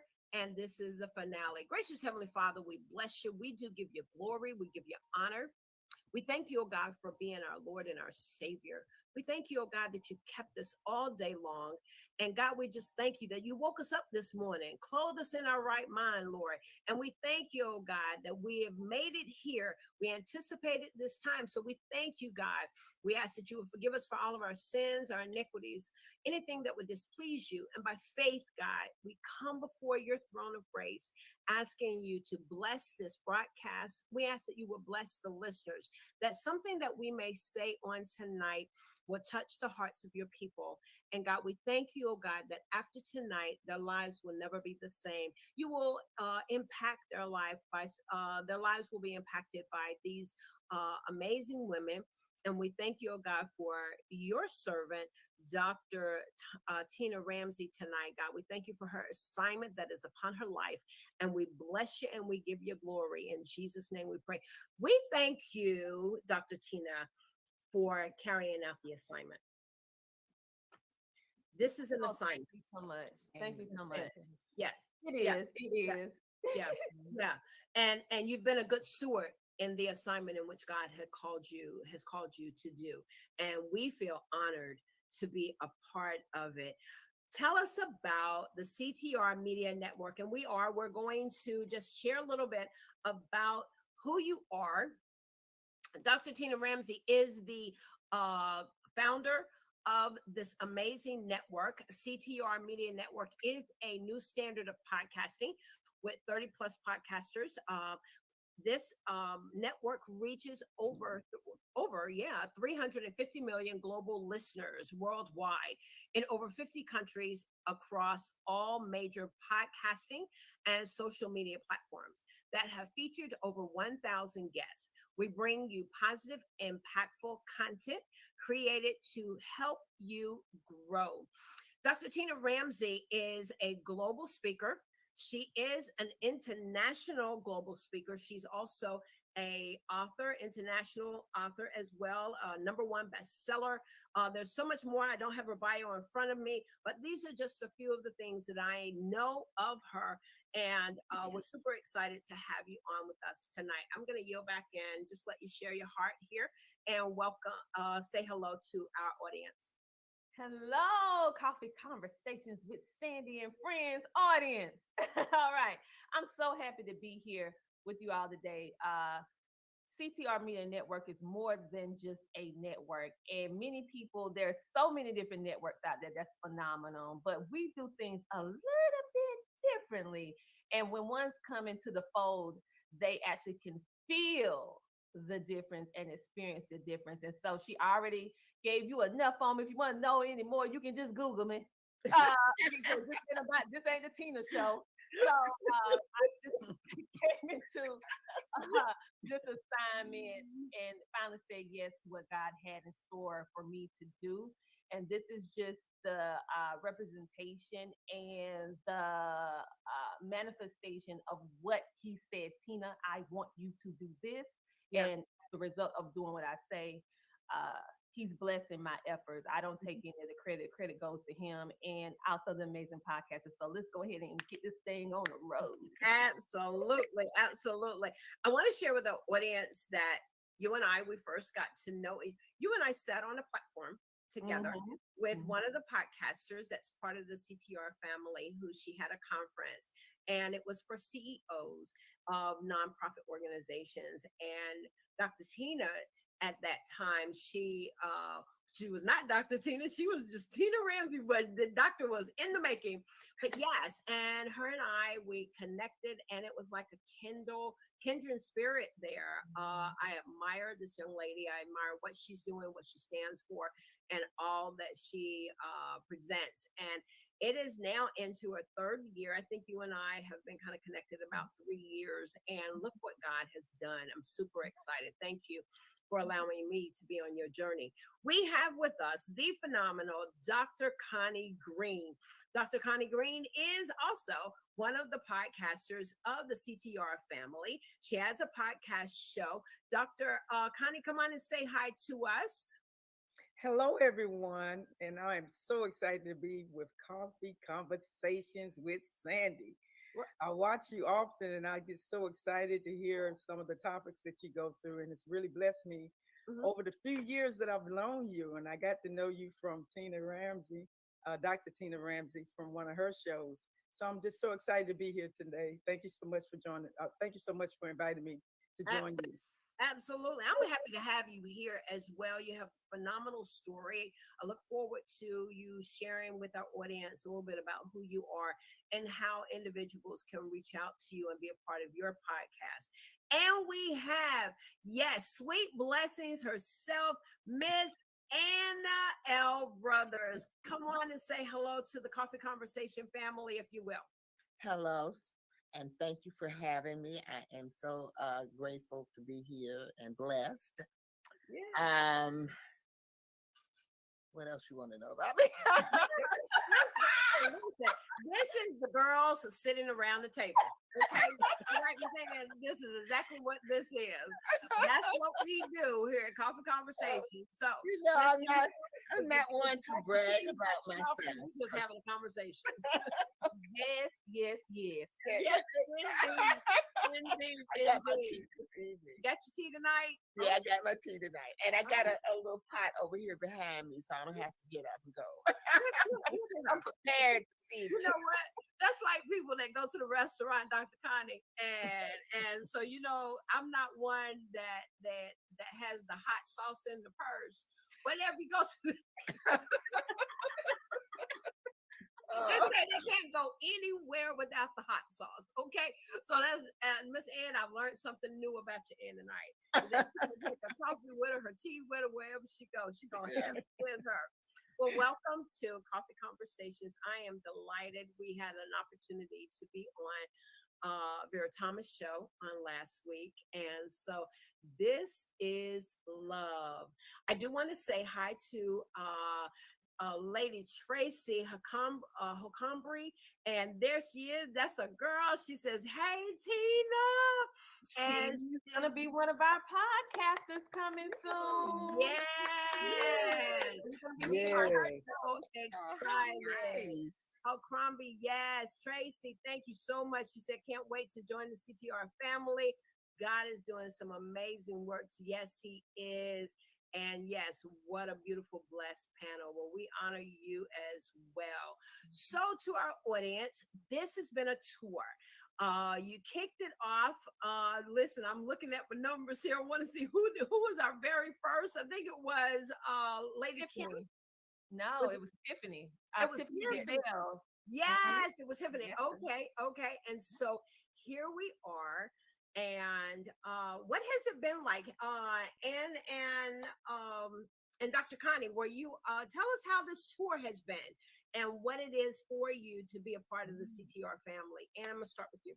Oh, okay. Well, let me say this. It has been a learning experience for me because I am new at this, and so me coming on the programs, sometimes I feel like I'm out of place, but coming on the program, you all are so dynamic that I feel like, but I'm okay. I'm doing that because I'm new and I'm got the, that mindset. You got to get that mindset to what you're doing. I'm new at it, and so there is a fear of it. But Tina knows that I handle fear very well. Oh yeah. Oh yeah. So and someone could be listening to you right now that also have had that little apprehensive and they've wanted to start a podcast. What has helped you get over that hump? Because fear may have several humps, but you made over that first hurdle. So speak to that. How do you speak to the audience or someone who Well, I don't like to be fearful of anything, and that's a challenge. And so I look at it as a challenge, and that's something that I need to work on personally. And so, therefore, I set little goals. It can be a long term. I want to reach a long term goal, but I set little bitty goals along the way to make me reach that long term goal, to get me out of that mindset that I have. And to be perfectly honest, that's how I met Tina, was through because I was afraid to go live on Facebook. And so therefore, I joined some challenges to get over that fear, and they had it set up like a team. And so it was a team. So, I'm very competitive. I hate to say that, but okay, so we just learned something. That is competitive, y'all. Okay, who said she got some competitiveness. I can see her with her headband on and her and so therefore I set that goal, and I met Tina there, and I mean I don't even remember. It was a long time ago. It was a long, and we have been friends since I feel like I'm part of her family. You are. We were seeing cookies. And so I know I didn't tell you what I do, but I am a retired school teacher. And I'm also a certified cake instructor. And I taught that for 20 years. I'm still do some outside consulting with them. They call me in from time to time. And they have been encouraging me to, like I told you before, to have classes, which I am going to start some classes in January. So look for me. If you're not on my Sweet Listings platform, you see that sweet is very important. But Listine is too. Okay, so I don't want to take up all the time because I'm like this. I can really talk. And that's why we're podcasters. People that are podcasters, I've learned to accept that we love to talk. We do. We like to talk. Right, Dr. Connie? Well, yes and no.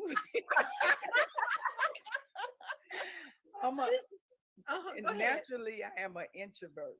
So I'm a little bit like Miss Anna. I was pushed and pulled and prodded and everything else because I did not like lives. It took me a long time to hit that button live, but I was like Miss Anna, I would not be defeated.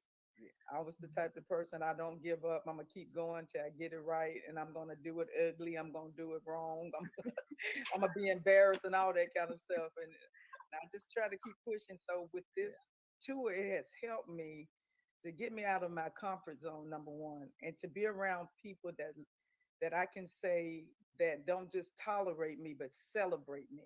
And it's been an amazing experience for me. It has really touched my heart and my soul. If I feel like I'm in a place that I need to be with the people that God has put in my life to help me cultivate, to do His will in the perfect way. And seeing the podcasters and all the gifts and talents and the stories that I've heard over the last few months has been life-changing for me. And meet Miss Tina Ramsey.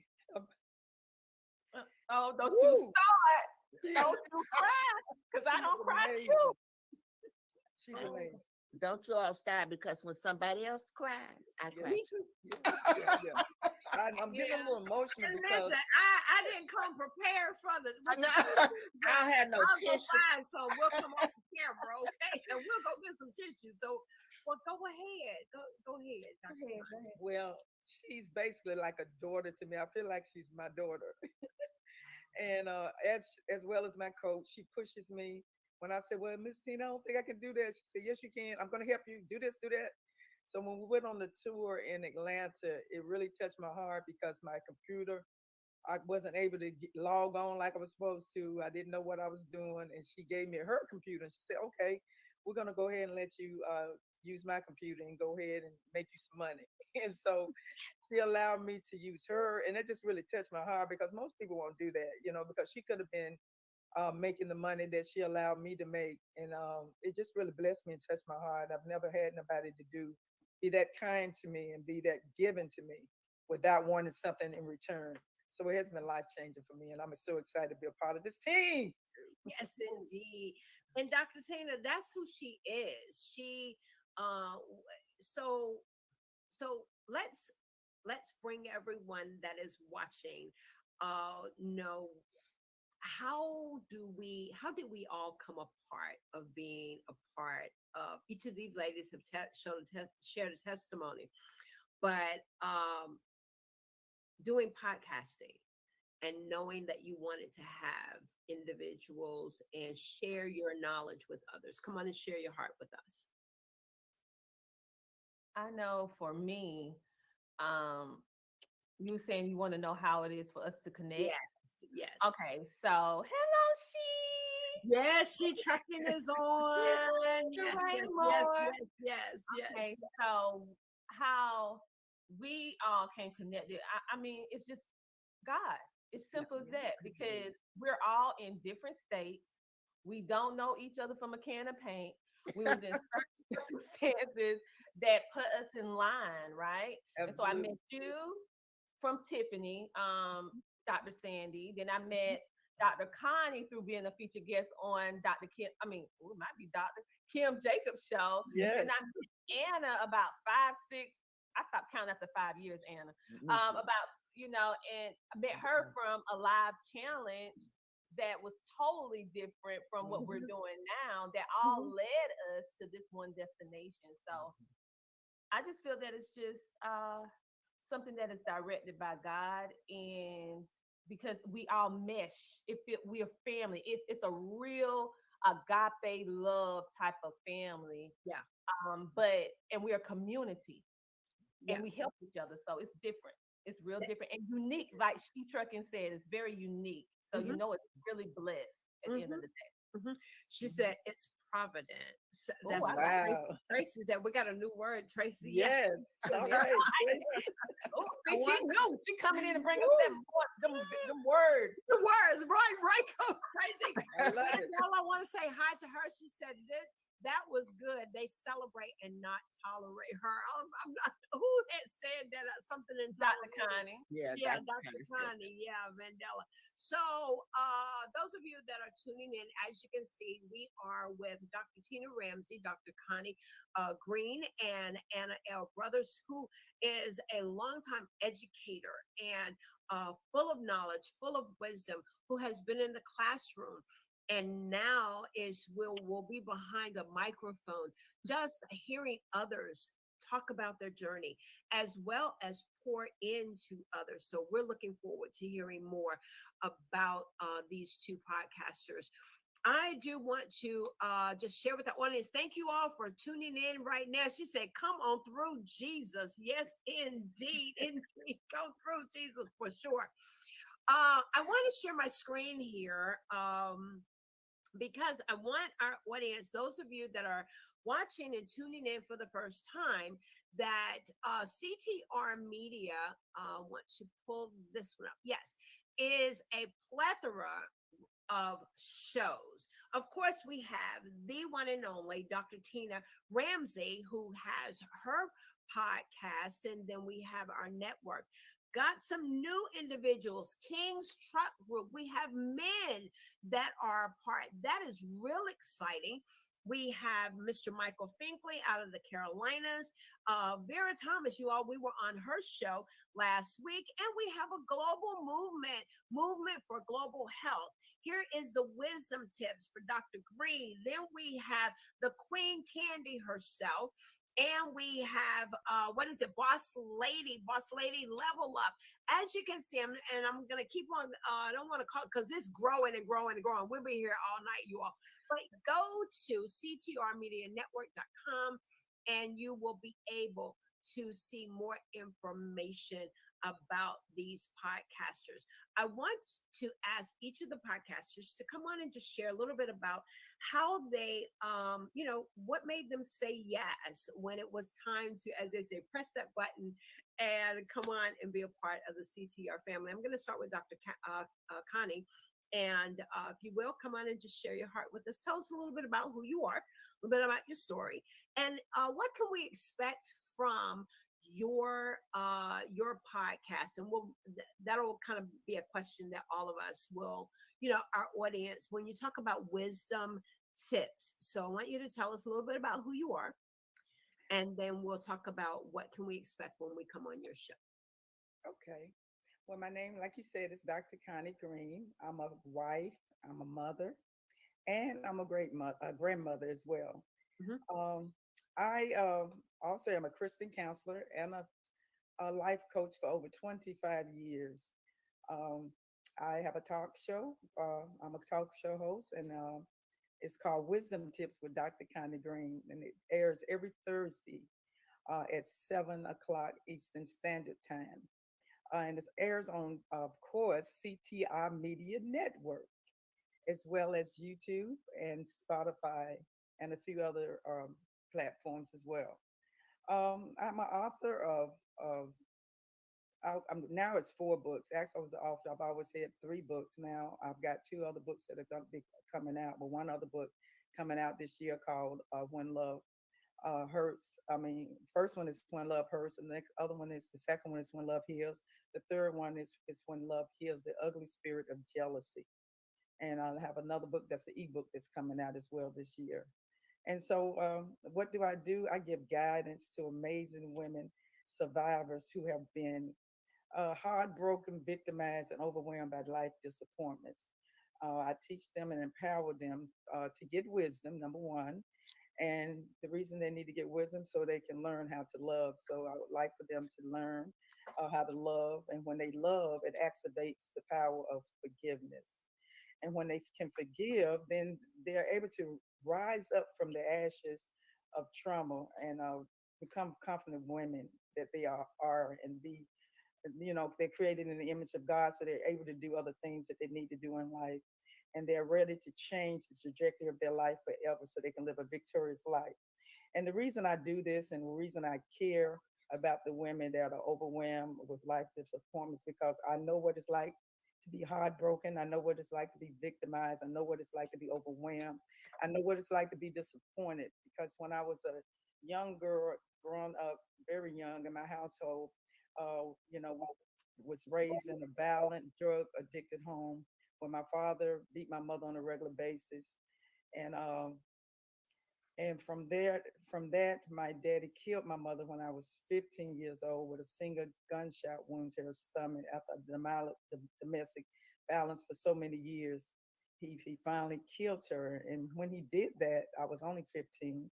So as I began to grow and mature as a young adult, I became an alcoholic, and also smoked pot, off to tell people, and just was on a road of destruction. I tried to commit suicide 3 times, so I was a mess. But thank the Lord, I was able to recover and forgive those that victimized me, as well as one of my family members that also molested me when I was young. And through the power of God, knowing who he was, and had a mentor, wonderful aunt of mine named Ola Love. She's home to be with the Lord now. She witnessed to me, as well as a young lady that I used to work with on my job. And I gave my life to the Lord, and the rest is history. And then from there, I'm able to do all these amazing things, help women, pull them out of the darkness into the marvelous light through the power of God. Not of my own, but I give God all the praise and all the glory. And I just felt like if I could have went through all the things I went through and more, and God delivered me and set me free, and I was able to bounce back from those setbacks, and I became a weapon of mass destruction in the kingdom of darkness. That's what I'm here for. I will not leave a woman without having any woman that I know. I will not leave her there by herself to grieve and cry and give up and want to give her, just tear her life apart. I feel like that it's very important to love, forgive, and help other people move forward. It's just like I do. In the end, I was able to forgive my father and help him get out of a homeless situation that he was in, and begin to love him, and end up burying him. My husband preached his funeral, and I'm totally delivered from any bitterness that he's ever done to me, my family, or my mother. So that's a little bit of my story.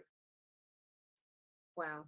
Oh, she said a little bit, but Dr. Connie, we know that there's so much more. I want you all to really look out for her podcast. If you, we're going to have your information up, Dr. Connie, but you said something that I wrote down is rise up. There's so many women that stay stuck. And we're finding, I do not think that we have reached all the women and men that need Christ, that need Jesus, that need someone to believe in them. Because truth be told, I think the reason why we went through those seasons of the alcohol and the drugs and whatever is because nobody was believing it. I didn't feel worthy. Right. Feel worthy. Absolutely. We made so many mistakes. And so the choices were not good choices. And so I believe that there are other women that someone needs to know, yeah, girl, you can make it. Yes, absolutely. Yes, young man, you can make it. Someone believes in you. And it's gonna take tough love too. Tough love. And we're talking about tough love. I know that Miss Ann, she being a teacher, gives them tough love. So I present to you all, the audience, Anna, before you start talking, we're going to do a brief commercial about CTR. And then when we come back, I will let you come on and bring us into a conversation about that wisdom and the tough love and just knowing those students that have come through your classroom and how probably they've come back. And I'm thankful for Miss Anna. I'm looking forward to hearing that. You all stay tuned. One moment. Hello, everybody. I am Dr. Tina J. Ramsey, and I want to share with you about CTR Media Network. Have you heard? CTR Media Network is a new standard of podcasting with over 30 plus podcasters. We reach 350 million global listeners worldwide in over 50 plus countries across all major podcasting and social media platforms. We have featured over 1,000 guests. What we specialize in is helping business owners, entrepreneurs, coaches, and fellow podcasters expand their visibility on our platform. We're all about positioning with visibility, connections, and teaching you how to monetize what you do. Let me tell you something. If you're a business owner, we have sponsorships opportunities. We have commercial slots. We also have opportunities for you to be a featured guest on any of our shows. So what are you waiting for? CTR Media Network is who we are, and this is where you need to be. So go to ctrmedianetwork.com and click our store feature so that you can see which opportunity fits your life and your budget so that we can get started working with you today.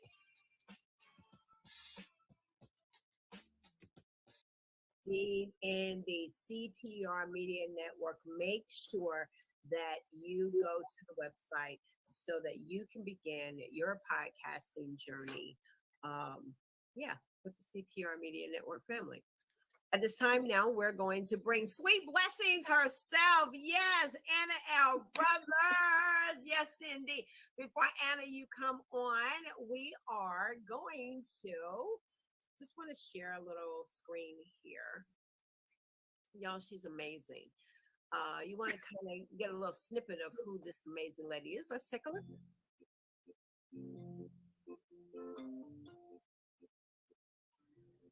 Hello. and welcome to the NL Show podcast, where we inspire, encourage, and empower people to live a healthier lifestyle. Today, I am going to be talking to you about the gift of giving. Hey, that's enough. That's a snippet. That's sweet voice. That's why it's called Sweet Blessing. Sweet Blessing. This podcast is about self-awareness, self-care, inspiring, encouraging, and empowering people to live a healthy and better life. Listen, Coffee Conversation family and CTR family, I introduce to you now, yes, Sweet Blessings herself, Miss Anna L. Brothers. Come on and give us your say hi to us and share with us. I have some notes here because I get the sometimes that mind goes all over here. I'm one of those, But most of you know that I'm a retired school teacher. I taught for like 30 something years. And I taught the babies. I've taught all grades, don't get me wrong, but my degree was in early childhood education, which was very important to me.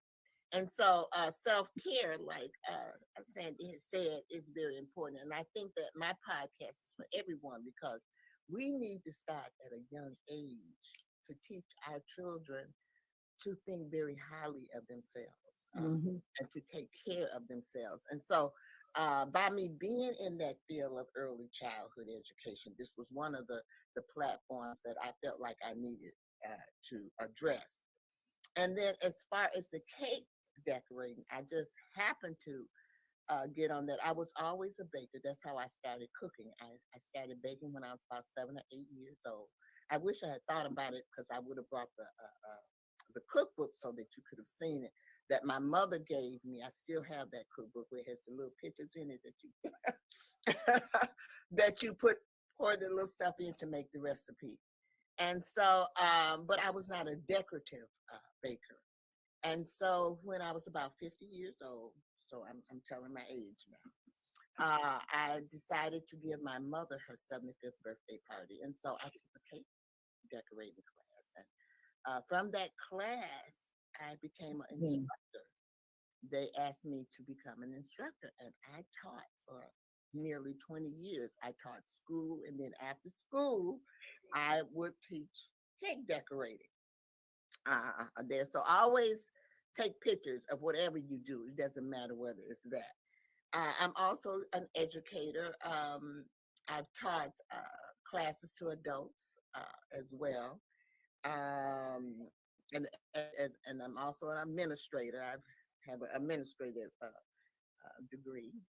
I do some consulting for the state. I still do that, even though I'm retired. And I mentor 18 sites to get their national accreditation, their daycare. So I work with them so that they can, because it helps them get grants and things like that. And so I also do that. Then the next thing is I'm crafty. I'm a crafty person. So I sew, I quilt, I do needlework, I knit. And so those are important things to me as well. And those are things that my mother and my grandmother taught me that I feel like I need to share with others and teach them that. I don't want those things, those skills to die by the wayside because, we're so busy doing all kinds of things. So everybody in my family can sew, even my granddaughter. So my mother made sure that we all can knit. And so she started us off at a very young age. So it's just a tradition that just carried on. So I'm willing to share that as well. But when I decided to take on the task of becoming a podcaster was when my mother was ill. She was diagnosed with dementia. And she had a stroke. And so I kind of journeyed her life. That's when I was doing my lives and stuff like her going through her process because people don't understand mental illness. I felt like I didn't. I know I didn't understand it. And so I felt like God was telling me or using me as a platform to make people more aware. During that time, I joined this choir, and it was called Good Memories. It's touching to me. And I took my mother there. It was because music does a lot for people with dementia, and so she just enjoyed it. But during that time, they asked me to tell my story with my mother, and it was lots of people there, but they selected me, and I just felt like that might have been God, leading me down that path. And then Northwestern Hospital asked me to come and speak on that. And through these little things, I appeared on the Washington Post telling my mother's story, the article. They did an article that they have done an article on me in a Christian magazine as well, and it's also for the AARP magazine. So like I said, my podcast is family oriented. It's informational. Now, I am going to be having some guests. I'm working on that. So I will be starting in January, February. I will be having guests on. I'm going to creep into that situation and I have a lot of people lined up for that as well. So it is something for everyone. And I'm just blessed to be here. That's all I got to say. Awesome. Yes, indeed. We're blessed to be a part of it. Thank you. Now you all see that fear factor is over. And she's going to even afraid. And you know what the unique thing about it is that you talk about how you started out doing just lives. That was that. I think maybe all of us probably, I had that. Yeah. And so here you are. You're a consultant, you're helping others, you have that servant's heart. And I love where you had said sharing with others.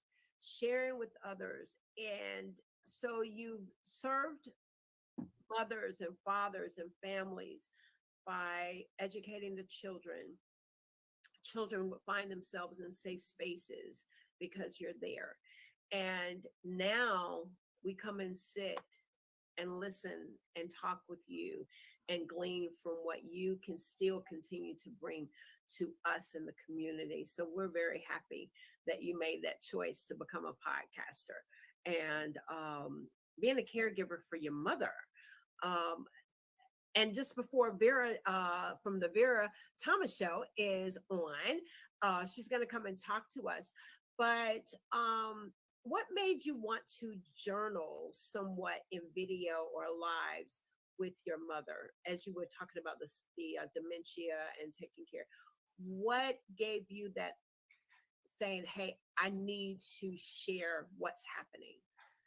I did that because most people, as Black people, I can only speak for the Black race. Yeah. They shun people with mental illnesses. I know as I was growing up, you would hear people say, oh, is something wrong with them? Or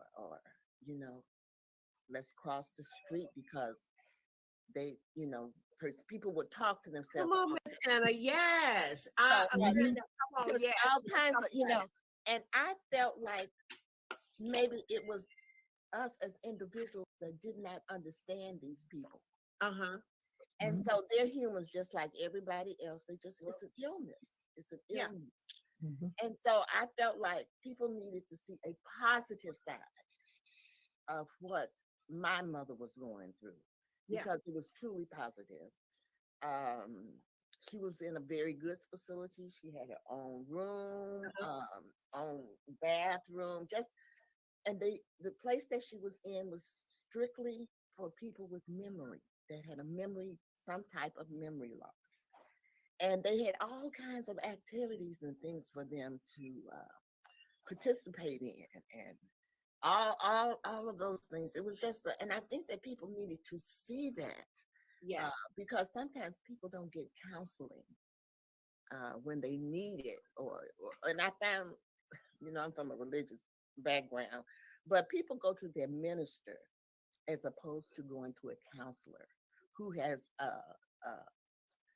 knowledge in that field, whereas most of the time a pastor does not have that. I'm not speaking down on pastors, but they don't have that knowledge to deal with someone. And you know, you need someone who is equipped, just like to deal with suicide, you know, suicide or whatever. Right. So you need someone that is now I'm good with children, but I'm not that good with adults who have that disability, because I really did not know anything about that disability. So it helped you with your Yes. experience with, Yes, it with your did. mother, and Yes. you all, this is phenomenal. And I know we're talking about a podcast, but now I'm gone into my interviewing conversational piece. This is what we do on Coffee Conversation. I love it. I love it. This is part of, and I want to bring you on the show so we can just learn and glean from you, because it's so true. How many of you all were all African American of the Black race? Yeah. With some sort of mental illness, it was looked upon as if something was wrong with you. You're crazy. Mm-hmm. You know, you're not. There's nothing wrong with you. You just need to go pray about it. Mm-hmm. Yeah. We don't diminish. Anybody want to hop in? We don't take away the fact that that's right. There is power in prayer. We all acknowledge that. But absolutely. If I have a heart issue, I'm going to go to a cardiologist. If I have a mental issue, then I should go to someone, along with my prayer and asking God, lead me to someone, Lord, that I can get my mind right. Mm-hmm. And so many people suffered. So many women and men in the body of Christ suffered for years. Anybody want to chime in on that? I will. You know, I'll chime in. Absolutely. I'm ready on this one, right? Go ahead. No. Go ahead, Vera. You want to go ahead? I was just going to say that a lot of mental illness, like depression and other things in particular, it's a chemical imbalance a lot of times that causes that, a chemical imbalance in our system. And also, our diets can have a lot to do with our disposition and our, you know, our attitudes and our mental, even our mental state. When you think about the impact, and I know, Sister Anna, you're a baker. I know you love your sweets. But you can bake healthy too. Yes, clean baking. Yes, because white that's a good subject right there. I know. Man, white sugar can destroy us, you know, and it can, I mean, it gets kids all revved up, you know? And so just think about the impact that food has on us. That's all I want to say, because that has a lot to do with our mental health as well. Yeah, that's good. Thank you, Vera, for adding to the conversation. Dr. Connie, you want to add to the conversation? Yes. I would like to share a little something about it, because with me being in ministry over 30 years with my husband, I'm assistant pastor. Yes. And one of the reasons I went to school for counseling is because I've seen the deficiency of ministries not understanding about mental illness. I suffered from mental illness as a child and didn't realize until I went to school and ended up diagnosing myself because I had all the markers that were in the books. And when I shared it with my first book, When Love Hurts, it was actually about overcoming depression. I was depressed just about all my young adult life to about in my 35 going on to 40, I think, maybe about 39, yes. So after I went to school and I found out that I had the markers, the Lord took me to a series of scriptures, and he taught me through wisdom. And that's why I started my podcast about wisdom tips. Through the word of God, I had got the wisdom of how to diagnose myself, as well as how to heal myself. And the main reason why I think I was so depressed is because of all the things that happened to me that I never got any help for. At 15, I had the trauma, but I had to keep going because people would say, don't cry, get over it, it'll be all right. Yeah. And then I went to church. They said it was of the devil if you say you're depressed. Right. And so everybody would just shoot you down. So when I went to school, I knew it had to be something different. I said something, I'm not crazy. I know something's not right for me to be sad all the time. Yeah. And I smile and put on a face when I'm at church and say, I'm blessed and how this favor, and go home and crawl up in a knot and turn the lights off and close the blinds. Come on. And didn't have a life, just didn't have a life. And we put on a mask. Yeah, we put on a mask. We will put on a mask because of the stigma. And you all will be hearing Tracy on her show. And as she said, that's her lane. This is her lane in the advocacy of mental health. Absolutely. And so this is good. Listen, you all, you want to know who these podcasters are. I want to yield back, and two more have come on. The young man that came on, who's part of the family now, I want him to come back. He was in the right room. We were talking about mental illness and all that, but brother, yes, you were in the right room. I promise you. I promise you. So come on back, please do. Dr. Tina, in this conversation where you have there is a variety, a diverse a group of podcasters. That is the uniqueness. Let's go ahead and talk about the benefits of being a podcaster of CTR Media and our diversity.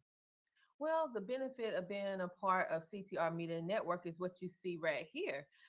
It's diverse. You can see representation of yourself. So many people are suffering in silence. And so with that being said, CTR Media Network is a family-friendly network that will be touching the topics of the day, as well as what's happening in the world, and also sharing our transparent, unscripted lives with you. Just like many people look at me and think I never, because they see me smile all the time. Well, for a long time, I hated the sound of my voice. I hated the way I looked, the sound of my voice, even though everywhere I went, people said, "Oh, you're so beautiful," but I felt ugly because of some of the childhood traumas that I went through. Just like Dr. Connie said, we're taught I can't speak for every other race. I only can speak for the race of which I am. I'm melanated. I'm color. I'm black. Whatever you want to call it. All right. And so for me, it got swept up under the rug. Okay. What happens here stays. Don't talk about that. You got to believe in God and you got to keep on going. Well, yes, I kept on going, but those wounds was never healed. That's and right. So throughout my life, I faced different challenges, even in relationships, because I didn't want no one to touch me, because it felt yucky, because it was so many things that I had to deal with. So although I was smiling, I was hurting behind the pain. So all of this is just, and like I had to end up going to get counseling. And when I remember the first time I went to a therapist, I wore like a baggy shirt, a hoodie, a hat, upside down. I was like, I don't want nobody to see me. You don't want nobody to see you. I don't want to think I'm crazy. But I went in, and I'm gonna be totally 100 and transparent. When I went in, I was combative. I was like, dang it, nothing out of me. They're not gonna break me. I'm gonna say, so I'm looking at the therapist. She's looking at me. She asked me a question. I asked the question back to her. She say, "Well, how was your day?" I said, "Well, how your day?" Well, what are you going through? Well, I don't know what you're going through. I was doing a deal on her. So I went home and I felt even worse. This lady trying to help me, and here I am making her day worse. So I came home crying, feeling bad, and I pray to God just to open me up and let me drop those barriers, those walls. And so the next visit I went through, the whole section was I was just crying. And then all of a sudden I started opening up, and I'm gonna tell you guys, that was the best breakthrough I ever had. And so it freed my mind, because it freed my mind. And then I was able to have clarity. And now through that clarity, it opened up a new world for me to be able to do what I'm doing and be able to help people get out of it, because now I have tangible things that I can do. So don't waddle in your trauma. Don't be afraid. Let it go and get help. If you need a therapist, get help. Sometimes you can pray it away. no matter how strong we are in prayer, and I believe in the power of prayer, but this could not be prayed away. It had to be helped away. Mm-hmm. Yeah. That's good. It had to be helped away. That is good. Those of you that are watching and tuning in, yes, this is the finale tour of the podcasters of the CTR Media Network.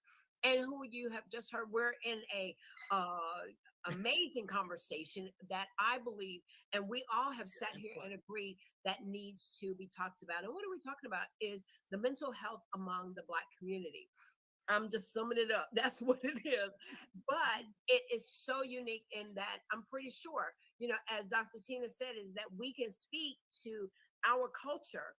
But as we found that there are others that are maybe dealing with it in a similar way as well. And a snippet of what you can expect whenever you listen to the various podcasters. There is some diversity. There is much fun and laughter, but information that's what you do. You listen to a podcast. You're driving in your car. You're sitting in your office. You may be in a home office. You may be at work with your iPhone. What do y'all call them? Pod thingies, I'm an Android person, okay? Anyway, so you come across the CTR Media Network, and you have a layout of, lack of a better word, of various podcasters with various subjects. You can laugh, you'll cry, you will find some tips on your business. There's all kinds of grand and amazing podcast shows that are on the CTR Media Network. Well, these ladies have definitely popped in, and we have a gentleman that is with us on this evening. Hi, sir. How are you? Forgive me because, okay, Mr. T. Swain, he's new, and I listened to a little bit of your show last night. You are amazing. I love it. I love it. Well, we have, yes, Vera Thomas, we were just on your show on last week, and here we said, thank you so much. And we have Queen Candy that is also with us on tonight. So Vera, come on and say hello to us. And just let us know a little bit about who you are and your podcast. Hello, hello, hello. I am Vera Thomas, and my show is The Vera Thomas Show. It is designed to uplift, encourage, motivate, inspire, and educate. So I have authors, I have entrepreneurs, we talk about politics. We cover everything that is of concern to you. And so if you are interested in coming on my show, by all means. One of the things that I do, I have a program called Instilling Greatness. It's actually a business, Instilling Greatness, where I work with parents and their children. I remember when my son was 2 years old, and I just knew this boy had a problem. I just knew he had a problem. So I took him for counseling because I'm wondering, why is this 2-year-old acting the way that he is? And when I got there, the counselor, the first thing she said was, tell me what's going on with you. And I just started pouring out my soul to her. And she looked at me and said, it's not your kid, it's you. he's just picking up on all of your stresses and acting out because he's picking up on your energy.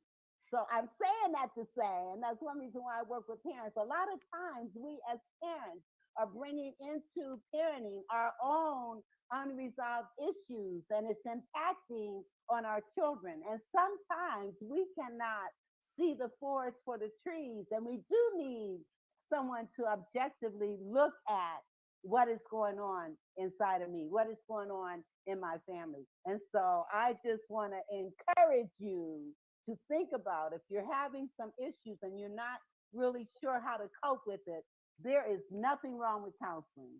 Take it from me. Absolutely. Well, thank you. Vera, I have a quick question. What made you say yes? How did you connect with the CTR Media Network? And what is one of the benefits? List one of the benefits that you Oh my God. Well, first of all, can you just list one? Or well, the monetization. We had an opportunity this weekend to go to a conference and interview people and get paid. And get paid. So that's one of the benefits of CTR. when Tina says she wants to help us monetize, she's not just talking it.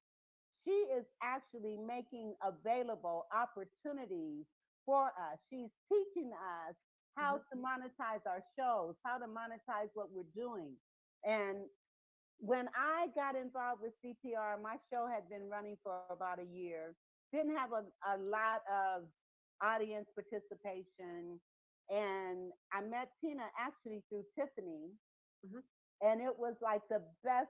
I mean, the first conversation we had, it was as if we'd known each other forever.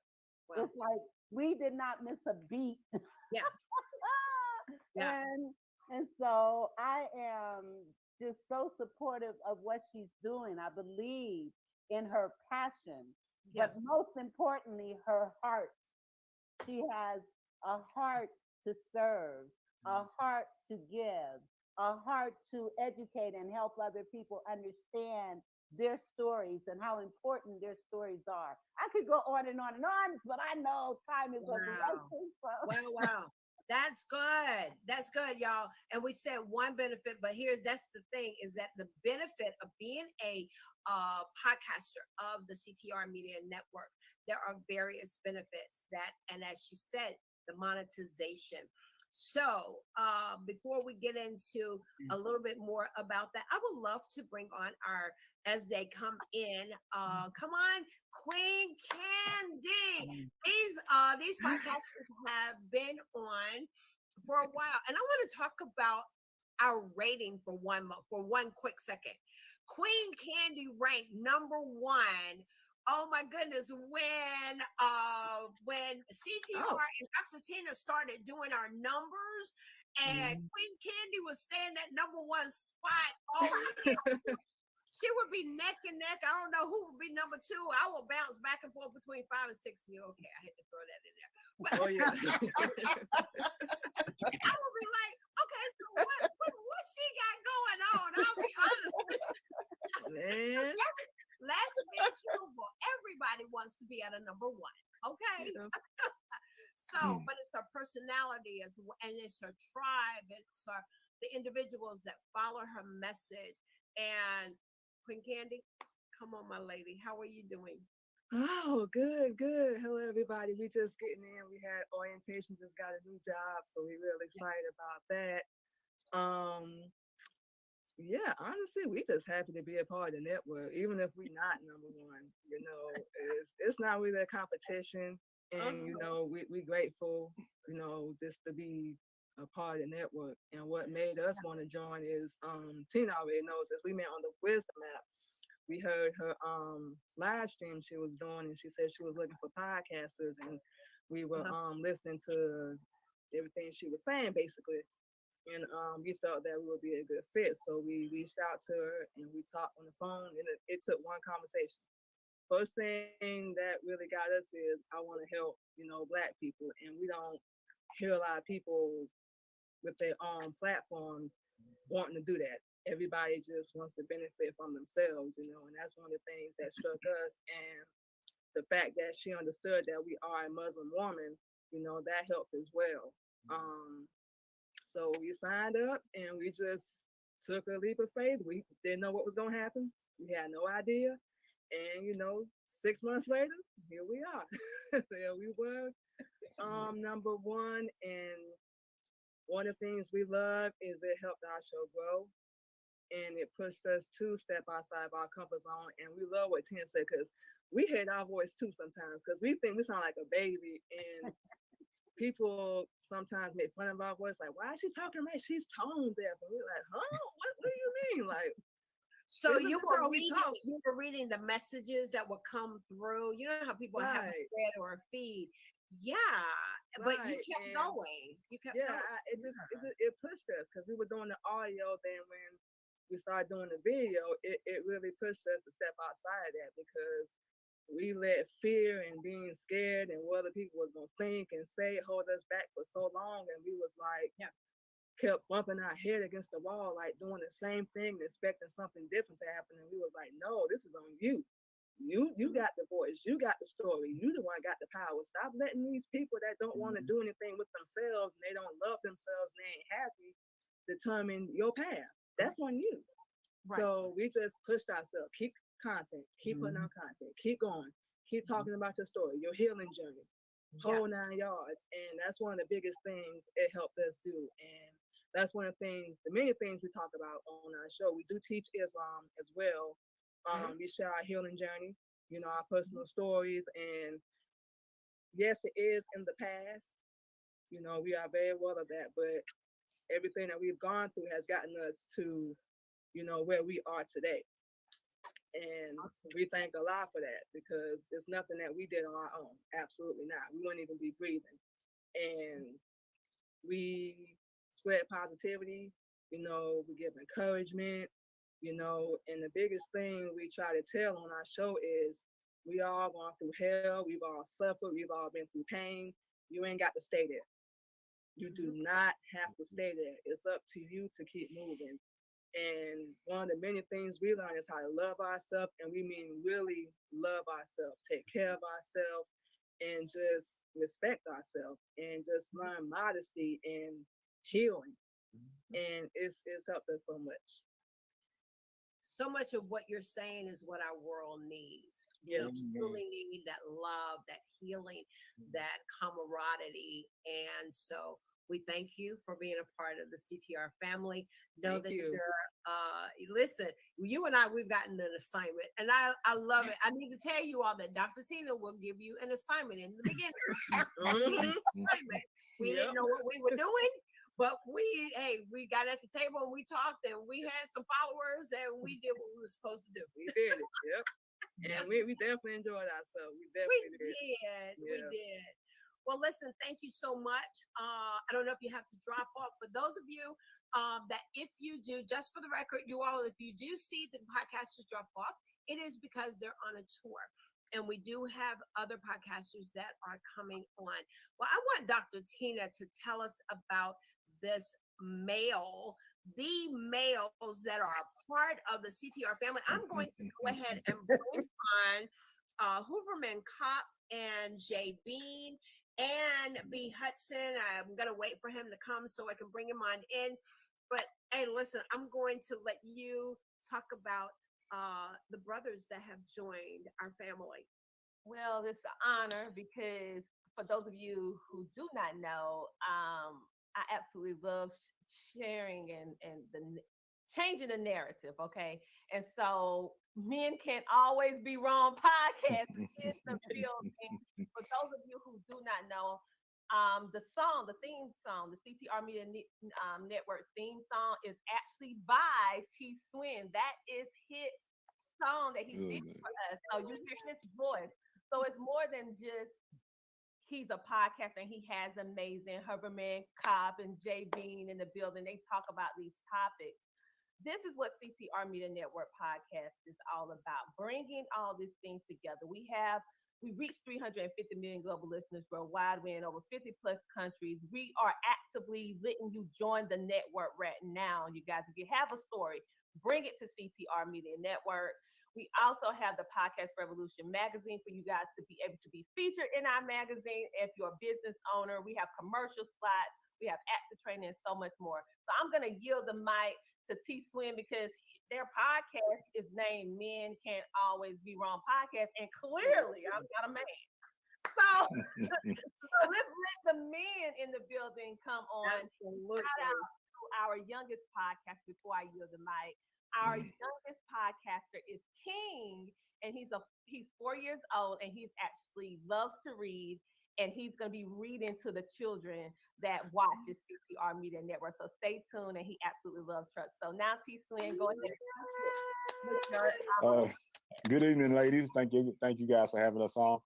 We are Men Can't Always Be Wrong podcast, which is me, myself, T Swin, JB, Hooverman Kopp, and B Hudson. We created this podcast because a lot of times in the media, you don't get to hear the male perspective or the male point of view. And sometimes there's advice put out, but it's not really the way how men feel and the way men think. So we're helping young men of all ages, to be able to express themselves and get the information they need that can help them. And also help men and women dealing with the way men really think. Guys, you got something? Oh, yeah. I'd like to thank everybody for welcoming us to the network. like I said, our podcast, we're just trying to give another perspective, you know, towards the worldview and different relationships, finances, sometimes, we don't communicate well between men and women. So we're trying to be a bridge to connect men and women together, because sometimes, a man might be too scared or a woman might be too scared to speak up. So hopefully we have some good conversations. Like to have some of you females on there, of course. And that's about it. Well, I believe that you guys are definitely, it's not, I don't think it's nothing new to you. You've been having these conversations. Men have conversations where at the basketball game. Well, most of the time y'all be looking at the game. You don't be talking, you be talking about what's going on in the game. Yeah.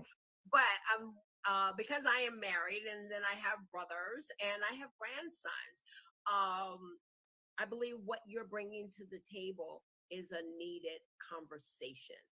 And I love your title of your podcast, Men Can't Always Be Wrong, because our brothers have gotten a bad rap. Yeah. For lack of a better word, and I'm older, so you've gotten you're gonna be just like your daddy. Never gonna amount to anything. Well, the females heard those things too. Or why is he so quiet? Well, just came home from work. Why won't you talk to me? Well, the boss gave me a new assignment and I really don't know how to figure it out. But babe, just give me a minute. So it's refreshing. I've had the privilege of interviewing an all-male panel, but to know that you all are doing this and we're part of the family. So I want our audience to grab a little bit. And Hoverman Cop, while I'm doing that, you want to come on and say hi. Are you part of this trio too? Are you the third party? Yeah, ma'am, I certainly am. And some of y'all will probably notice we have so many different walks of life through the men that share this podcast. And within my experience in and of itself, dealing with a lot of different issues within my own life growing up, I think probably most of us have not grown up with a silver or golden spoon in our mouth. So I got a perspective about, growing up in the hood, seeing violence, and then from that violence and growing up in the hood, becoming somebody without knowing who my father was, because my father died when I was a baby. So to navigate through life and then become something productive in life and finding God in the midst of all of that. And then on the flip side, seeing a lot of traumas and death, suicides and killings and so many things that the normal person wouldn't see on the police side with investigations and undercover. And then coming from the undercover and policing back to the civilian life, and then owning businesses and trying to navigate through life. And I have a whole list of things and experiences that God has brought me to this point, and I'm glad to share it with you all and your listeners. That is awesome. Well, I would like for our audience to just, get a little snippet of what your show is all about. I'd like for you all to just take a listen.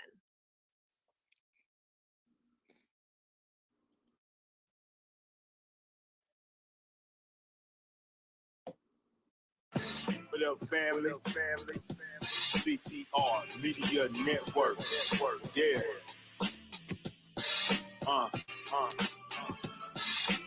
Best in the biz. Yeah. Join the team. CTR is who we are, the media network that's the best by far. Whether you listen at your home, at your job, in your car, come get the information that's needed above par, never lasting.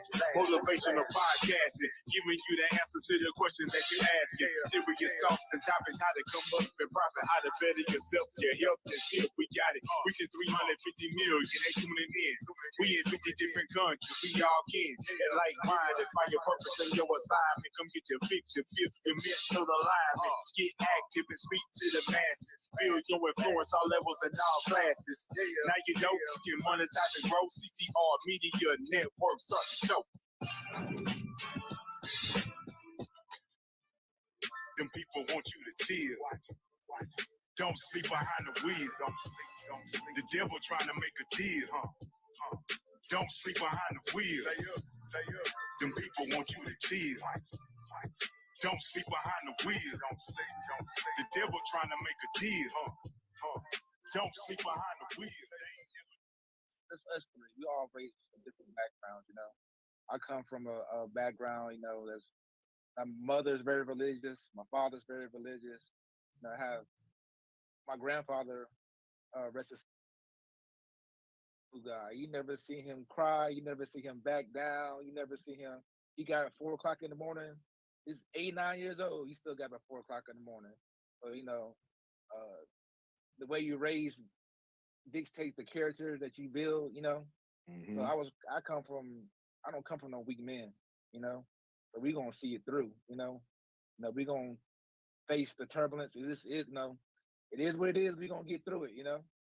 But you know, everybody's not raised like that. So I don't know, like you said, I don't know this guy's background, but Yeah. it seems like he's just gonna fold under pressure.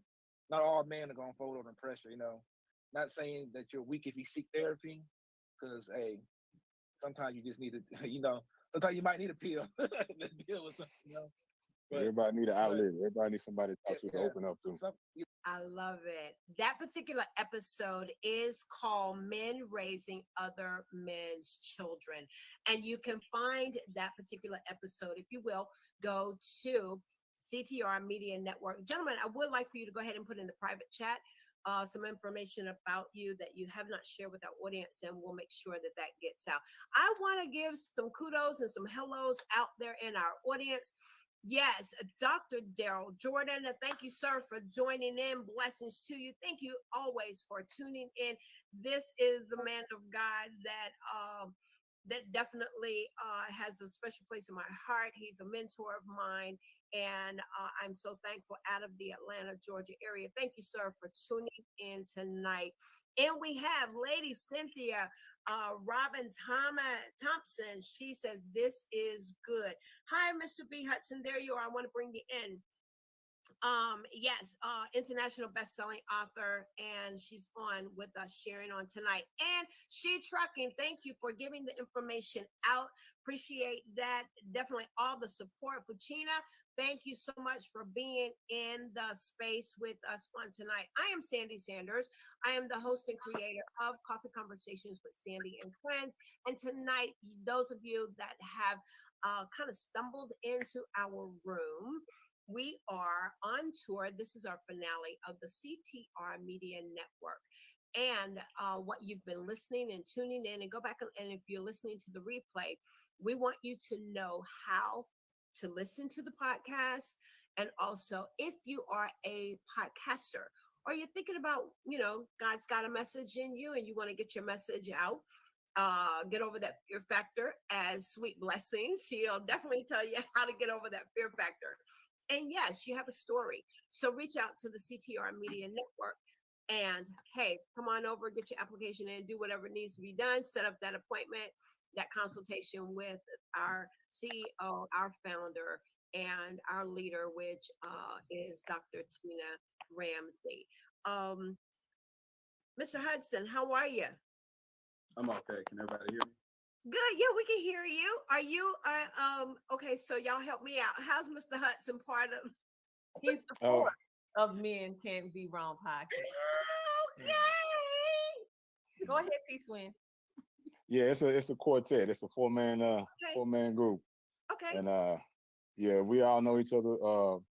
I know B Hudson for a long period of time, man. Our kids played together. We made music together for a long period of time. I know JB for a long period of time. I know Steve-O through JB. But B Hudson, man, tell them about yourself, man. Well, like I said, I've been knowing T Swin for years, man. It's my bro. This name, and it's not a friend. We fam, so that's my blood right there. Yeah. So, and me and him kind of, we've been, and what's unique about me and him, we kind of went through the same thing at the same time throughout our lives. You know what I'm saying? You know what I'm saying? We even brotherhood. You know what I'm saying? We'll get into the story. You know how our friendship was challenged, but we still came together as men. You know what I'm saying? That we had to do to be here to this day. So man, so this is my first time I've been missing in action, but I'm here today. You know what I'm saying? I love what everybody been doing. I'm gonna devote my time and energy to this fully. You know what I'm saying? So I'm out of Houston, Texas, Katie. I'm just here for y'all to learn about me. I love to learn about y'all too. So you're in Houston. And so Mr. Swain, T. Swain, where are you from? Where are you out of? We're all stationed in Houston. So we Oh, all come out of Houston. We're from different parts though. Yeah. Steve O's from up north. JB, you from Cali, right? Originally, but I've been in Houston long enough to say I'm Houstonian now. Yeah, but we're all I our headquarters is Houston. I came to Houston about 3 or 4 months ago. Well, I think it's maybe about 5 months ago. Came there for a book signing and I fell in love with Houston. Houston is beautiful, but I was only downtown and the big movie theater. Had to take an Uber to the hotel and to the airport. That's about as much, but just driving back and forth. So I got a really good sense of your city. And so, well, welcome. Dr. Tina, I know there's some things that are going on. I want to step back and yield back. Our audience, they're super, super excited, very geared up. We have some new podcasters that are part of the family, but I want to step back and so you can share where we're going and what the expectation is and give us a little bit of snippet about what happened in Atlanta, and then we'll go forward. Well, thank you so much. So, where is CTR Media Network going? All the way to the top. That's the only thing that we can do. The sky's the limit. Well, there's no limits for CTR Media Network. We have everything that you need. Okay. If you're a podcaster right now and you're confused, you don't know how to position or promote or get your podcast out, we have that. We have podcast promotion packages for those of you who have a busy life and you want to be a podcaster. And the only thing you have time to do is to create your content. Well, we have a team where we can actually do everything for you. The only thing you have to do is create the content and we do everything for you in-house. If you don't know how to start a podcast, we actually can teach you how to start a podcast. We also have opportunities for you to be within the pages of our upcoming podcast Revolution magazine. We have commercial slots, we have sponsorships, we have everything that you need. And also, I am a current podcaster as well, so you can book to be a featured guest on the Tina Ramsey Show and podcast for 2023. All of our podcasters have amazing opportunities, including myself and the network as a whole. So if you right now know that you have a story that needs to be told, you need to be a part of CTR Media Network. We also have the CTR Media Network virtual tour that we're actually doing that you can be a part of, similar to what you're seeing right now. Um, if you cannot have us in your location. But as of this weekend, CTR Media Network has officially cracked the seal. We are now not just 100% virtual, we go in person, baby. So you can book our podcasters in our CTR Media Network for your next event where we can interview, we can take photo shots, headshots, all the good things that you need in order to level up your business from now into the future. So we can do your red carpet events and everything else, bringing our podcasters to your event. So just get in contact with us at ctrmedianetwork.com, and we're teaching all of our podcasters how to monetize, baby.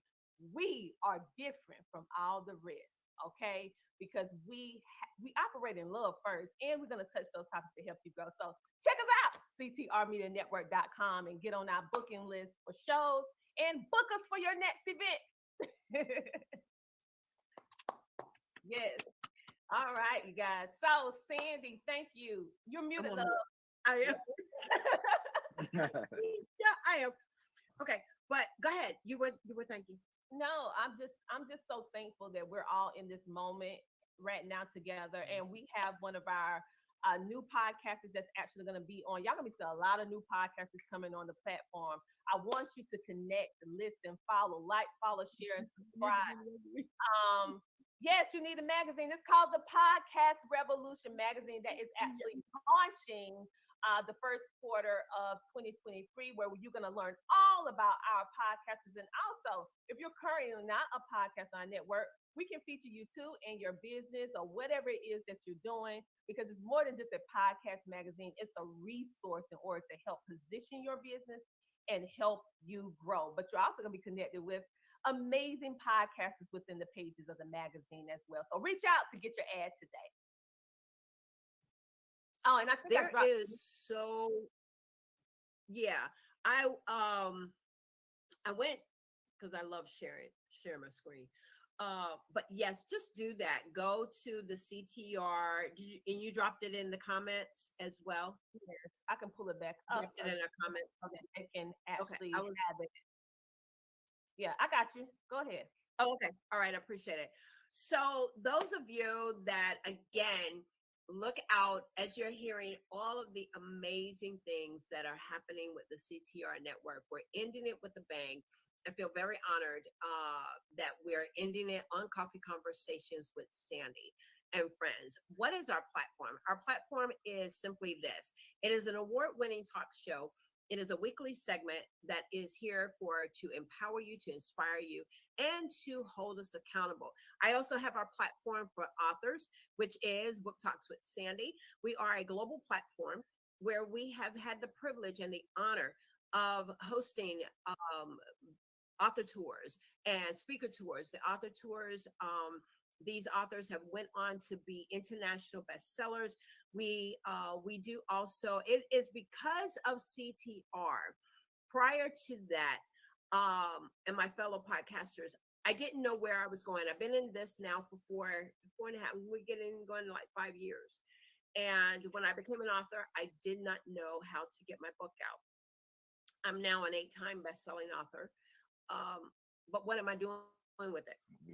So thank you. I appreciate that. And my writing has continued to change. But what CTR did for me, you ever feel like you reached the ceiling and you know you want to go more, you need it more?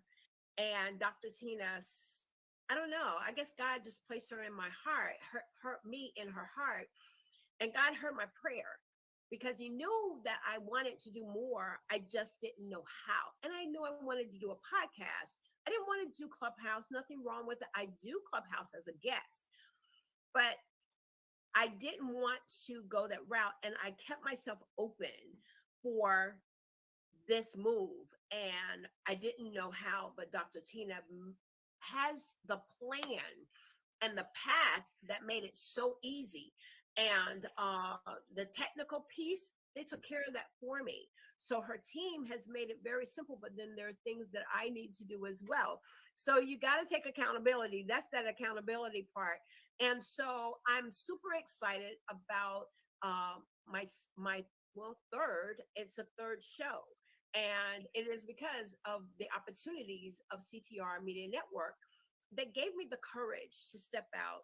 Our message of Monday morning motivation or Monday morning coffee conversations with Sandy, it is where we'll come for about 15 minutes and then you'll be able to hear that podcast on Spotify, on iHeart. And it is to inspire, to empower, and to hold us accountable to live an authentic life. And so I'm super excited. Thank you, Dr. Tina, for giving me, for believing in me and taking my show and what God has given us to that next level. And we're super excited and to be on the journey. I'm glad to meet all of you all. What I would like for you to do before we end our broadcast is, again, it's kind of like do your last little, your last appeal to the audience and what to expect, where they can hear you, what your times of your show. So first, what is the time of your show and how individuals can reach out to you. I'm actually going to start with the gentleman, T. Swain, and you and your team, your host, you all, if y'all go ahead and let us know, how can we hear you? You guys can catch us here on CTR Media Network. We're on Tuesdays, usually 8 o'clock Central Time, 9 o'clock Eastern Time. We're going to be talking about things that men deal with, get the truth from us. Also, come on, JB, Steve-O, because I'm kind of drawing a blank. Sorry about that. But yeah, we're gonna try to give you the truth from our point of view. That's basically what our show's about.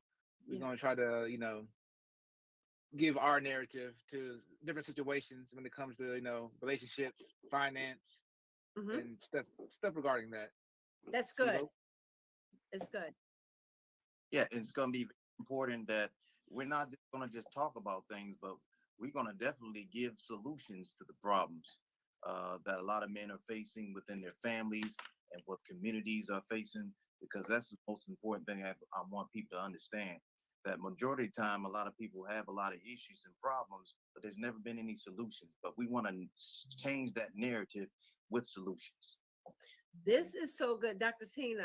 I'll tell you, I know I'm talking to podcasters and we all sit in that interviewing seat, but I am on edge because one of the passions that I have, Hooverman Kopp and Mr. T. Swain and Mr. Bean and Mr. Hudson, is Jail Prison Ministry is my ministry. And where we have right now the age of Black males that are incarcerated between that age of, say, 20 to 35. We got that group. And then there's a whole nother group of elderly men and elderly women that are still incarcerated. What are we going to do with them? And so I'm just making a point. I want you guys to come back. I want to have a conversation about that sometime in 2023, because again, I know you all are talking about so much, but yeah, so much. Thank you. Yeah, most definitely. Because me and Hubberman Cop, I was a bondsman and also a correction officer, and then Hubberman Cop is most definitely was a cop. So that would be a very, very good topic. A very good topic, to the point that we would like for it to be streamed in some high schools. Because we can talk all of this, and I got the church folks that are listening. My audience is the Christian women, but they got sons and they got nephews, and they're even fathers and ministers and pastors. But to stream it out to where high school kids can see it, the boys club, we can have a conversation like that. So yeah. My brain, I'm just thinking. All right. Yes, indeed. Quickly, Go ahead. I want to throw this out there also, that one of my passions also is definitely to reach the youngsters and the kids. And I have a comic book, and it's a superhero, and it's based on a lot of my life experiences as doing undercover work and policing work, etc. So I just wanted to make sure you were aware of that also. Listen, you told me now. So we're gonna be talking about we could be on here all night. This is what family is, and when you kind of like when you go to a cookout, y'all go to the family reunion, you find out you got some cousins and some brothers and sisters that you didn't even know that you had. Lord have mercy.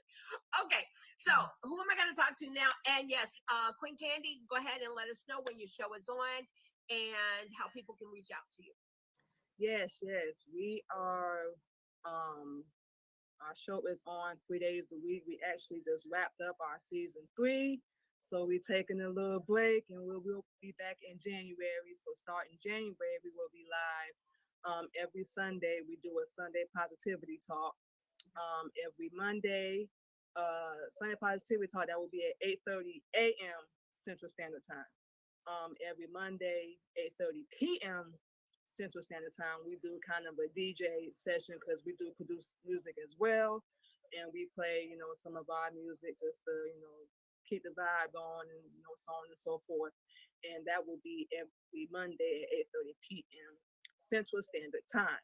And also, we talked about this in the finale. For those that did see the show, we will be debuting a new show with our husband.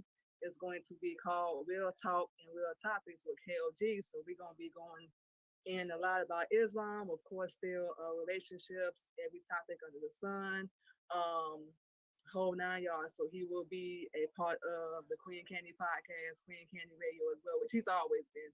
But we will have our own individual show, and that will be every Thursday, 8:30 p.m. Central Standard Time as well. Awesome. And if you want to reach out to us, you can check us out on all streaming platforms. Of course, here on the CTR Media Network. And we just have a brain free. You can check us out on the CTR Media Network as well. Facebook, Instagram, LinkedIn, and of course our YouTube page, the Queen Candy Podcast, and our second YouTube channel, the Queen Candy Radio Show. Awesome. Thank you, Queen Candy. Amazing, amazing.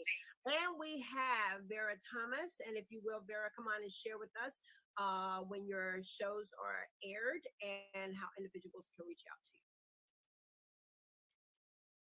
you. You're muted. Okay.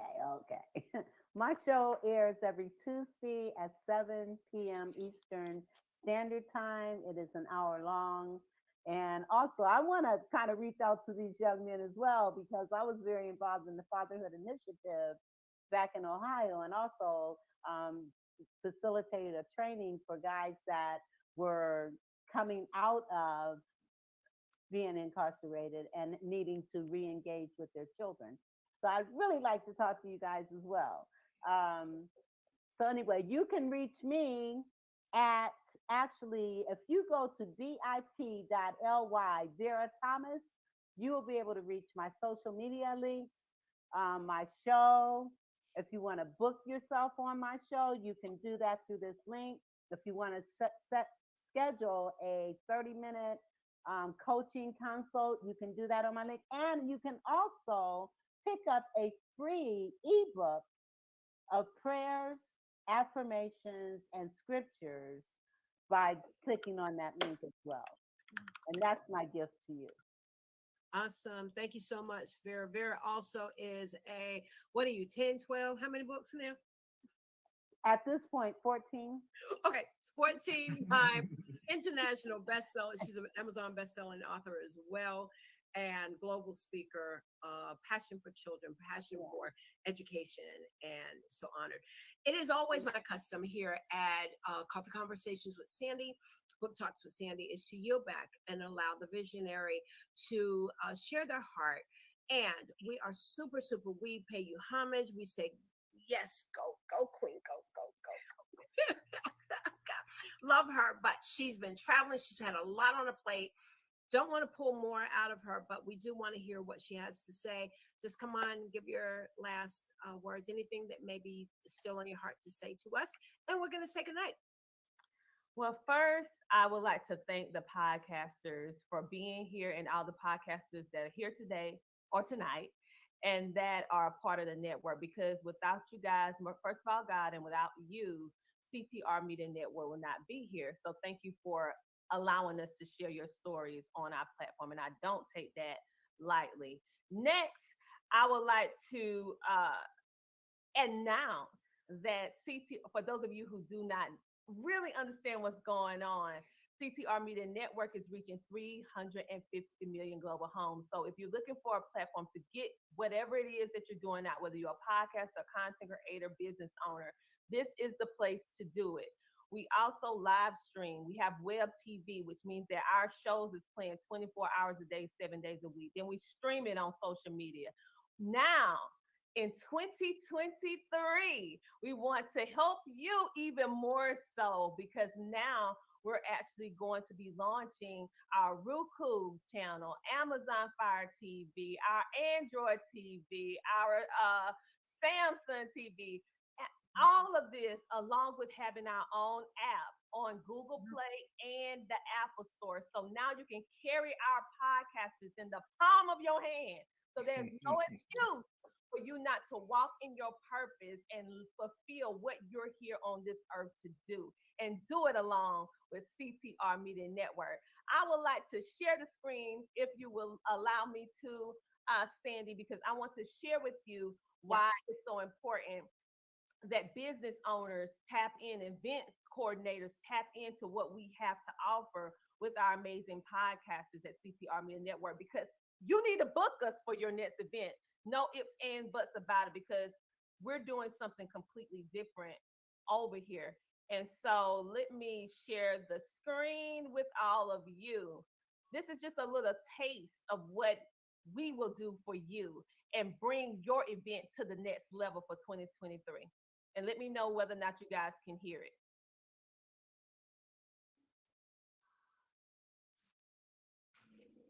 This is the video. Perfect. All right, now all y'all look up at me. Okay. Wave. We'll do photo shoot. Marketing, Branding Podcast with TJ Ramsey, and CTR Media Network is in the building at the 5th Annual Authors All-Star Conference headed up by visionary Taria Vision Avant, where you're bringing authors from all over the world together to come share, shine, and grow. You know, the Tina Ramsey Show, and we're going to be interviewing. We're going to be having our photographers taking professional shots, and we have our. So as you can see, we have a lot going on where we are actively engaging with your audience. All y'all look up at me, wave. Photo shoot. You get your hair done, your makeup. Is good. I love it. I love it. Ramsey and CTR Media Network is in the building. Taria, the Tina Ramsey photographers, and we have our. All right. So as you can see, we have a lot going on, and it's all there to help elevate and position you, because let me tell you something. It doesn't matter how amazing and phenomenal you are if no one don't realize you exist. And so CTR Media Network help us a staple, help build your credibility and your influence out here in these social media streets and also beyond, so that you can be clickable and Googleable and also create opportunities for yourself. And also, while you're helping the world, you can help yourself by building streams of income. Because listen, let's keep it real. Money help the world go round, but also we need you to be able to continuously do what you do. So we teach you these skills. We give you that mindset development. You guys, this is your moment. All of our podcasters are on IMDb. Why? Is because we the real deal, okay? We are certified. We are the real deal, and we want to help you. So go to CTR Media Network, book the Tina Ramsey Show and podcast, and our amazing podcasters. Make sure to tune into all the shows. Like, follow, share, and subscribe. And do not miss anything. Stop sitting in the back seat of your life and move on into the front seat and allow us to help you along the way. Get into our Podcast Revolution magazine, join our CTR Media Network podcasters, and get on the CTR Media Network virtual and in-person tour. All right. So thank you, podcasters. Thank you, Sandy, from having us. And you guys, this is only the beginning, okay? More is to come, and stay tuned for our app coming your way soon. You're muted. Well, you all have heard it right here on Book Talks with Sandy, Coffee Conversation with Sandy. You heard it. So do remember, go to the CTR Media Network. You can find it. You can find Dr. Tina Ramsey on all social media platforms. And if you found or heard someone that you're interested in, yes, definitely reach out to them. Well, I am Sandy Sanders. And as always, you guys know that I love you. God bless. Be safe. And we don't want you to not forget, to just support one another, support each other, because that's what it's all about. And as always, you all take care. Stay with me in the green room, if you will, everybody. And listen, you all be blessed and have a great night.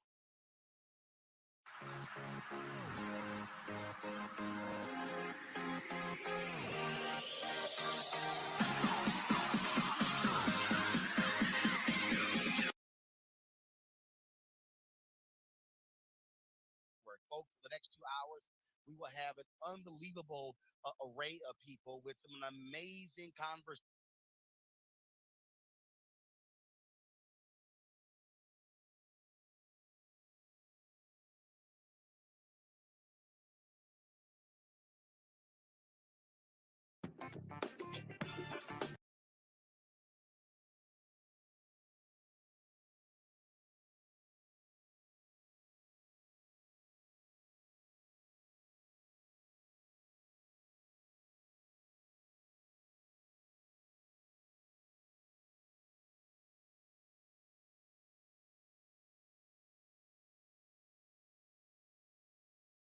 If you are a business owner or entrepreneur and you're looking for a way to share your mission, your purpose, your products and services literally with the world faster, safer, and easier, making your brand accessible to millions from the comfort of your home, I want to encourage you to join our CTR Media Network's Learn How to Start a Podcast and Monetize It class. Why? This class was designed for entrepreneurs like yourself as a resource to provide 3 keys. Key 1, provide you with the knowledge to start a podcast. Key 2, provide you with the knowledge to successfully launch your podcast. Key 3, provide you with the knowledge to understand how you can monetize your podcast, creating multiple streams of income. We want you to impact the world with good, while you build multiple streams of income and opportunities for yourself. The world is never too saturated for you and your message. Utilize podcasting as a tool to help you impact the world with good. Go to www.ctrmedianetwork.com and join our class today. Dream big. Dream big. I encourage you to dream big. Serve a big God. You got big things. Everything about you is big. Believe in yourself. Believe in that thing that you have the most that's going to take you to your next level. I want you to dream big.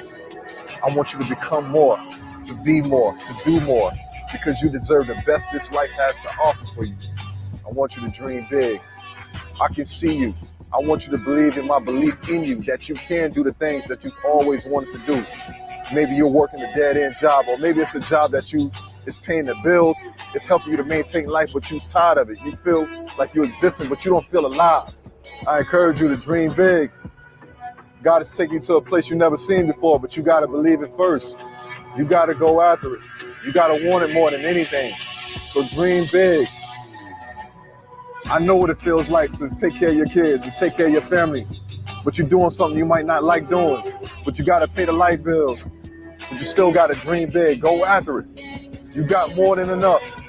You can do it. You can be it. You can have it. It's yours. Dream big.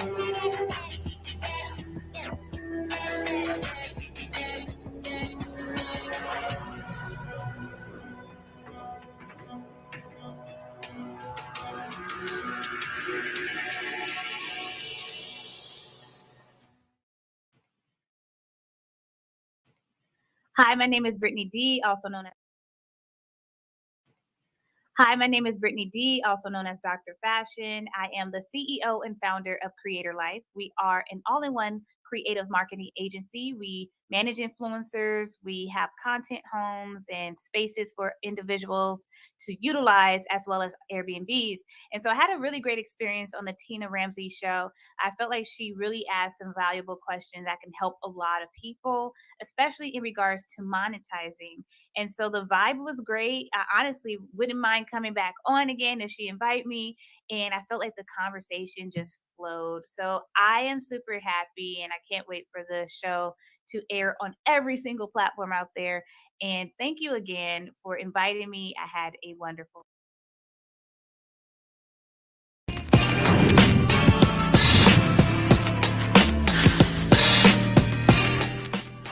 Hello, everybody. I am Dr. Tina J. Ramsey, the host of the Tina Ramsey Show and Podcast, and I want to personally invite you to be a featured guest on our show. Our show is all about motivating you, sharing knowledge, having uplifting conversations centered around business, wellness, education, and life. We introduce you to some of the most amazing standout entrepreneurs and influencers that are truly making a positive impact in the world. It is your time to shine, and we are helping you do that. So what I want you to do is just click the link in the description below so that you can be a featured guest on our show. Because guess what? It's time for you to come share, shine, and grow, but on the Tina Ramsey Show.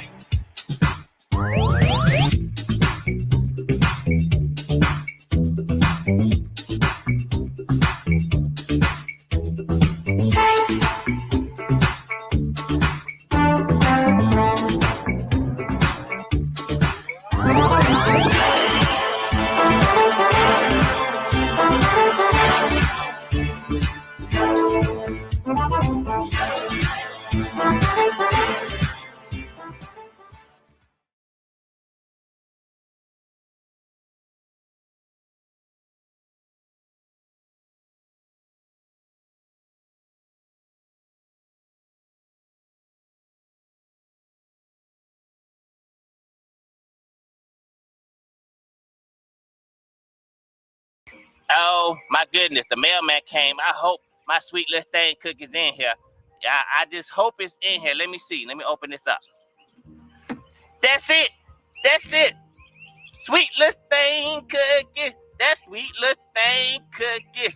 Oh, I'ma have me a ball now. Let me just get this right here. Little thing cookie. That sweet little thing cookie. Oh yeah. I finally got my cookies. This sweet little thing cookies. Oh yeah. I'ma have fun. This package kind of big though. Man, it got a lot.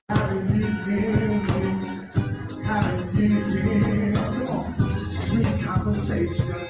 Hey, outrageous. Hey, you smile. Yes. The comments are in, and they look pretty good.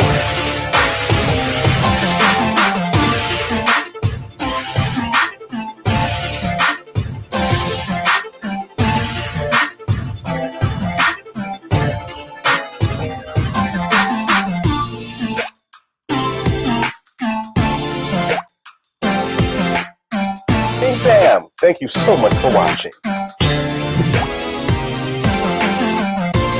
Our sponsors. The Finkley Experience, an educational consulting firm that specializes in first-generation education and which prepares high school students for college. For more information, visit their website at thefinkleyexperience.com. Father to Father Incorporated, a nonprofit organization that strengthens families through father engagement with a goal to help men in our communities to be great dads. For more information, visit their website, fathertofatherinc.org. Ablaze Entertainment. The goal of Ablaze is to take emerging artists and develop them to the next level of their career. For more information, visit their website at ablazeentertainment.net. Thank you. What's up, everybody? This is Ryan Toby. You know me from Sister Act 2, Mr. Oh Happy Day, and the hit R&B group City High. I'm welcoming everybody to join and tune into the Michael Finkley Show. Don't forget to subscribe.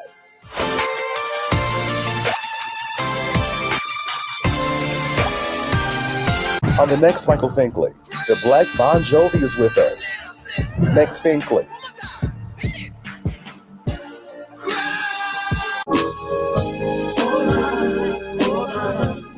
It's my biggest dream come true. Hold on, hold on. It's my biggest dream come true. Hello, everybody. Welcome to Michael Finkley Show. Thanks for joining us today. I hope that each and every one of you had an amazing Thanksgiving with family and friends, and you're still continuing on the knowledge and know-how of what you're thankful for, not only for one day, which is Thanksgiving, but each and every day. So, what are you thankful for? Comment below. Tell me all about it. I'll start the conversation, I promise. So definitely, I hope that you all had a great day yesterday eating, and I hope you ate all you wanted to as well. Thank you so much for watching our show today, and another episode of music.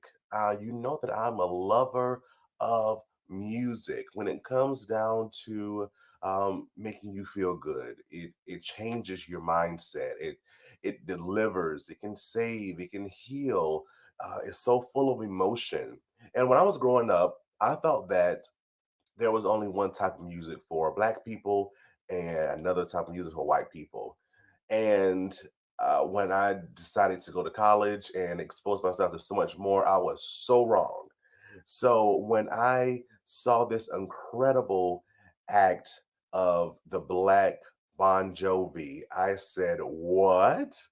I love this. This is incredible. Oh my gosh.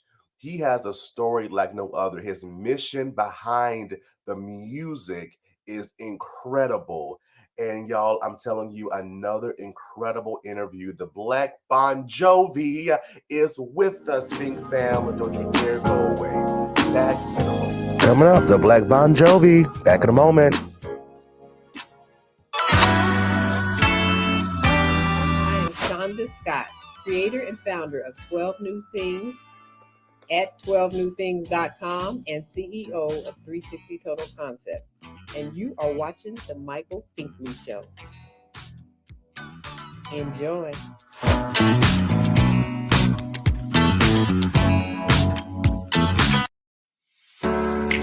Hello, everybody. It's Finkley from the Finkley Experience. We're an educational consulting firm that specializes in first-generation education. So we assist students with their college and career endeavors. We train school administrators on the state of first-generation students. And also, we partner with colleges and universities to assist their first-generation population for easy transition from high school to college. So if you're looking for a presenter or speaker that presents on these topics and so much more, visit our website at thefinkleyexperience.com and learn about all that we do. We're looking forward to working with you.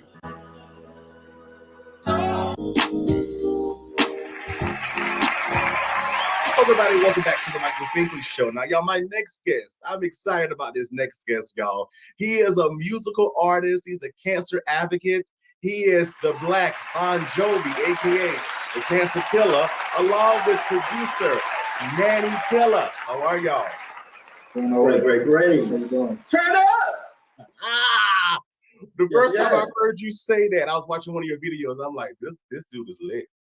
Oh yeah, this dude is fire. But I appreciate both of you all just chatting with me for a few moments. So I gotta get this out of the way. When I first heard about your name, I'm like, the Black Bon Jovi. Where did it come from? So this is how this right here came about, right? So my aunt, she was diagnosed with breast cancer. Yeah. You know, and I was her caretaker. Everywhere she went to for assistance, nobody wanted to help her because she didn't have insurance. You know, so it was like 2:30 in the morning. I'll never forget it. She was in the room crying. I went in the room to go comfort her. I said to her, Auntie, you're halfway there, baby. Don't give up. As a matter of fact, I'm going to help you and we'll fight it together. You know, pretty much trying to motivate her, right? Yeah. So when I said that to her, as she was wiping the tears away, she looked me in my eyes. She was like, boy, if you don't get out of my face at Bon Jovi's lines, right? I said, who? She said, Bon Jovi. I said, who's that? Because, you know, he's old school. I didn't know that at that time, you know? Like, who's that? Then she tells me to Google him. So I typed in his name, Bon Jovi, and typed in what I said to her halfway there, and this is single came up, Living on a Prayer.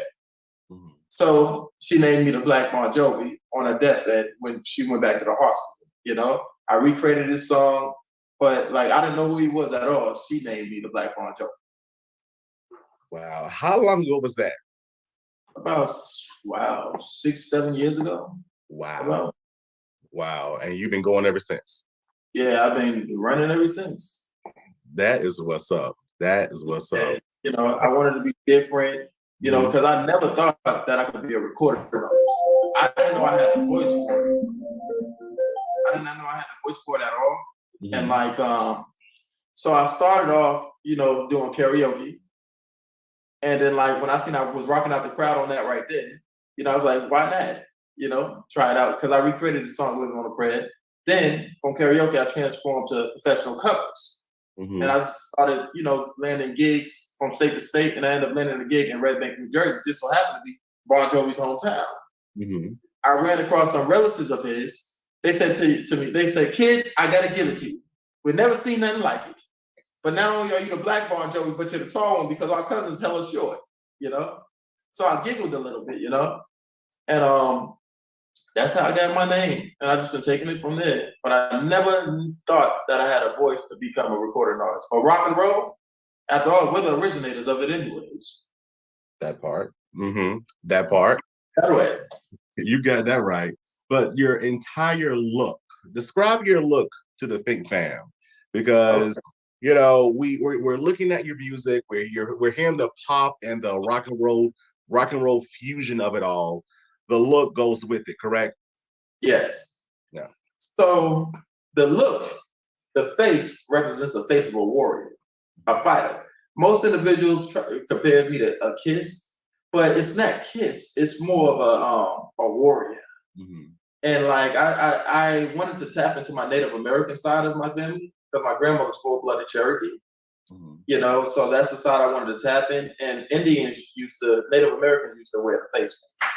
You know, but I took it a step even farther. You know, like because I go to hospitals and I visit kids battling cancer, I turn their frowns into smiles. Kids look at me as an action figure hero. Mm-hmm. You know, so like that's what the face represents, a face of a hero. Mm-hmm.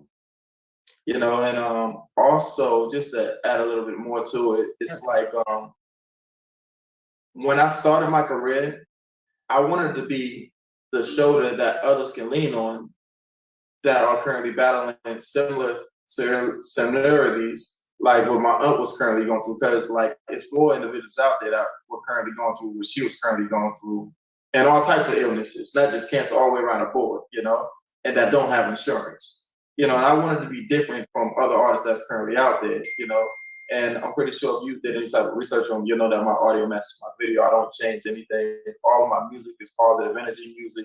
I'm not using no type of profanity, and I'm always uplifting individuals. So hold on, I like to give individuals hope when they think all hope is gone. Yeah, yeah, that's so needed, right? That's so needed in 2022, especially those that are battling and those that are just going through different things in life. When they hear your music, they need that sense of positivity. So I must ask, have you met Bon Jovi yet? No, I haven't met him yet, but I'm dying to meet him. You know, like I ran across the commissioner of the NFL. He actually said that he was going to actually set up a meeting amongst Bon Jovi and I when he heard about me. Like I had a program with the Boys and Girls Club called Rock Your Room. Like where so I reached out to different community centers that needed help that was like kind of on the low end areas, and I brought in sponsors and brands to redesign a room in their facility, you know. And like at around that time, the Super Bowl was being held out here in the Los Angeles area, and the commissioner and everybody came to the Boys and Girls Club that I actually redesigned. And like when he learned about me, he was like he wanted to hear my story, and I told him what was currently going on. He just so happened to tell me that Bon Jovi just so happened to be a great friend of his. That he was going to make those ties. He gave me his personal assistant's direct contact information, and like I guess they just been tired of it, busy. But I really believe so that I will be meeting him pretty soon, and it will be an honor. Because I'm by this time I know that, especially if you already met his family, he knows about you. You've seen some of your stuff. So all you do right now is just meet. That's how I see it. That's how And I would love to do a collaboration with him too, you know, like because the words from how I started my career, you know, from how my aunt educated me about Mr. John Bon Jovi and how his music touched her and how I made it, especially the way that I recreated his song "Living on a Prayer." I turned it into a motivational song. You know, anybody that's currently going through that struggle, don't give up. Hold on. Yeah. Yeah. I love that. Your message in all your songs rang that of positivity. Again, like I said, and again, it is so needed. So I gotta tap over to your producer, Manny Keller over here. So how did this collaboration start with the Black Bon Jovi? Well, I could say definitely about what 2.5, maybe 3 years ago.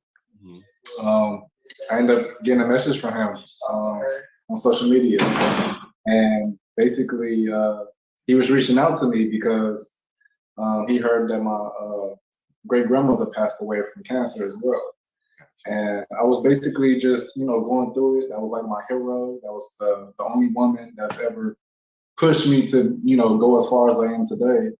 And, you know, running into him with the, you know, cancer and everything, it was just like, you know, somebody can actually relate and understand the pain and the feelings that I'm going through. And when she passed, you know, she was never a smoker. She was never, you know, never did anything. She was born 1914. And for her to pass away from lung cancer, we was kind of confused, like, you know, wow, you know, but since he's came in, he's actually kind of helped me, you know, get over that and see that, you know, cancer is this thing that can actually be fought, and it's something that can bring people together. And that just brings all the good energy and positivity together. And by me being a music producer, that's what I do in my music. All my beats that I make is all about, you know, when I make my beat, it's coming from that good energy and positive vibes type of thing. And so whoever, you know, is around, they're gonna feel that. Not just with me, but also with him. And so since then we just been like, you know, working and making things happen. So I love it. I love that. Definitely. I love that. I must say my father just recently passed away of cancer. Yeah, and you know, even in death, you know, death happens, But even in death, there is still a positive outlook as well. Because look at you, the Black Bon Jovi, right? You're still living on your aunt's legacy, and you are informing and inspiring others in the process. So again, kudos to you. We've been touring. We just finished October, which was breast cancer awareness, but you continue it on with your tour because you have some tour things coming up as well. But you've also teamed up with the American Cancer Society. Talk about this collaboration. I'm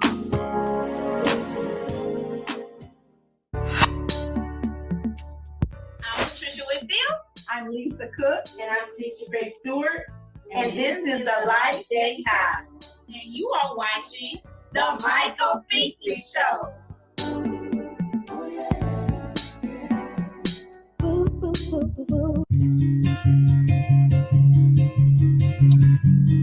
Welcome to Father to Father.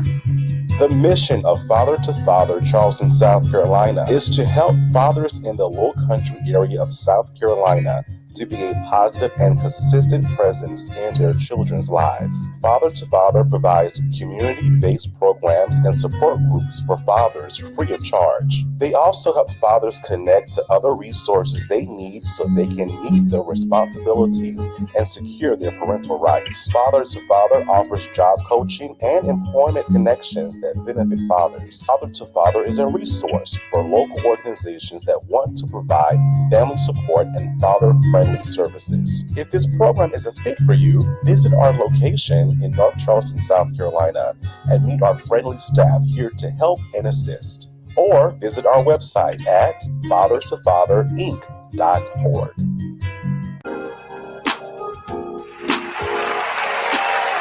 But you've been staying busy as well because AKA the Cancer Killer, you have been touring. We just finished October, which was breast cancer awareness, but you continue it on with your tour because you have some tour things coming up as well. But you've also teamed up with the American Cancer Society. Talk about this collaboration. All right. So I've been actually an ambassador for the American Cancer Society for over 4 years. Wow. You know, they merged in with me. Actually, it goes a little bit farther back. Like when my aunt, she passed, you know, that's when I actually merged a partnership with the American Cancer Society. And like the American Cancer Society, you know, they raise money for their research team. And then that's when I created my own foundation up underneath the American Cancer Society, where so I was raising money directly for the people. The first entity that I created, which was my tour called the Cancer Survivor Celebrity Kickball Fundraiser Tour. You know, in every city and state, what do they have? A Boys and Girls Club. And when I created that formula, that's when I became an ambassador for the Boys and Girls Club of America. You know, and then I'm also about bridging the gap between the local authorities and the communities. You know, violence, I consider every bit to be a cancer. You know, it's all different categories, and I'm all about bringing everyone together. But however, that's when I formed my major partnership with the American Cancer Society. Any of their events, they asked me to actually perform at their facilities. And I have always, you know, had everybody feeling like they're ready to fight some more and not to throw in the towel, you know? So like the American Cancer Society has blessed me. I'm honored to be a part of their platform. You know, the wonderful individuals, survivors that I have met throughout the American Cancer Society, the hospitals that I have visited. And also a couple of years ago, also, I don't know if you're familiar with the Hope Lodges. Those they house cancer survivors, the ones that can't be around their families for the holidays. I actually held the first cancer survivor Thanksgiving dinner. I brought Thanksgiving to the facility in Atlanta, Georgia, you know, and that's all what I'm all about, you know. Like when they was feeling sad, I came through there, did some motivational speaking, you know, uplifting them. And they loved having me and they wanted me to do it again and again and again. But as you know, cancer is bigger than you and it's bigger than me. I just wanted to start the wave so others can follow it. Yeah. You are, though. You are. The wave has already begun, right? You were continuing with the wave. What type of, I want to hear this from both of you, in the work that you do with, you know, getting the word out about cancer and informing others and, you know, encouraging them. what is the most motivational, inspirational thing anyone has ever told you as you continue your journey thus far? What I could say is, I mean, you're hearing a lot, which is never give up. Yeah. And when you feel like, you know, all is lost and, you know, there's nothing left, or when you just know, like, or you get that feeling like, you know, I can't do it, it's just always that one person who comes in like, no, you can, or you're right there. Just keep going. And as soon as you keep going, that door opens up. And or the feelings and everything is there to make you change and become a better person. And that just spreads that good positive energy around to other people around you. That way. Like I have a saying of spreading positive energy to the ones in need, you know, and it's like one thing that I've always, you know, on a motivational side, you can't get it if you don't try. And surround yourself around positive individuals. If you surround yourself around positive individuals, you'll get a positive result and a positive income. Outcome. And like if you surround yourself around negative energy and negative individuals while you're battling that situation, it might not be a great outcome. You follow me? So that's my best advice. You surround yourself around like-minded individuals that want to see you win, you know, and you can overcome anything. And I don't just cover breast cancer. I don't just cover brain cancer. I cover all cancers. That's personal to me, you know? And like now the business side of me don't have anything to do with cancer. Personal sides of me, that's why I consider myself to be a philanthropist sometimes, you know, because like if I'm available to do a show that I'm booked at, that if someone want me to come, anything to do with any type of illnesses, I don't mind showing support if I'm available all the way around the board because that's close to my heart, you know. Now on the business side of things, you know, like to keep me running, I need gas to run in the car, you know. I don't mind. So, but it's two different entities of it. Do you kind of follow me, Mike? Yes, sir. I get it. Oh, I get it. Yeah. I so get like, it. Yes, sir. It's with so many times where so people played on my kindness. You know, they reached out to me, gave me a story, and it wasn't legit. You follow me? They had a hidden agenda. They was charging people an arm and a leg to get in, and when I found out about it, it was too late because I was already there. Do you get me?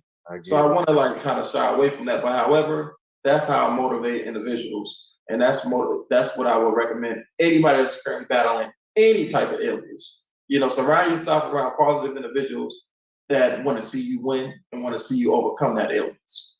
And when somebody tell you that something can't be done, just know if you surround yourself around the right individuals, it can be done. And that taps into my next question, part 2 for both of you. What are you still learning about yourself? Because again, this journey is amazing, but it can also weigh as at times. So what are you still learning about yourself? It's a big word out there. I don't know everything, and I'm still developing. Like I learned pretty much about energy, how to control energy, how the environment is. And just you know, like when obstacles come in a way that may be difficult, I got a saying: throw it over the balcony, turn the page. You follow me? Turn the page. Like they used to say when I was in school.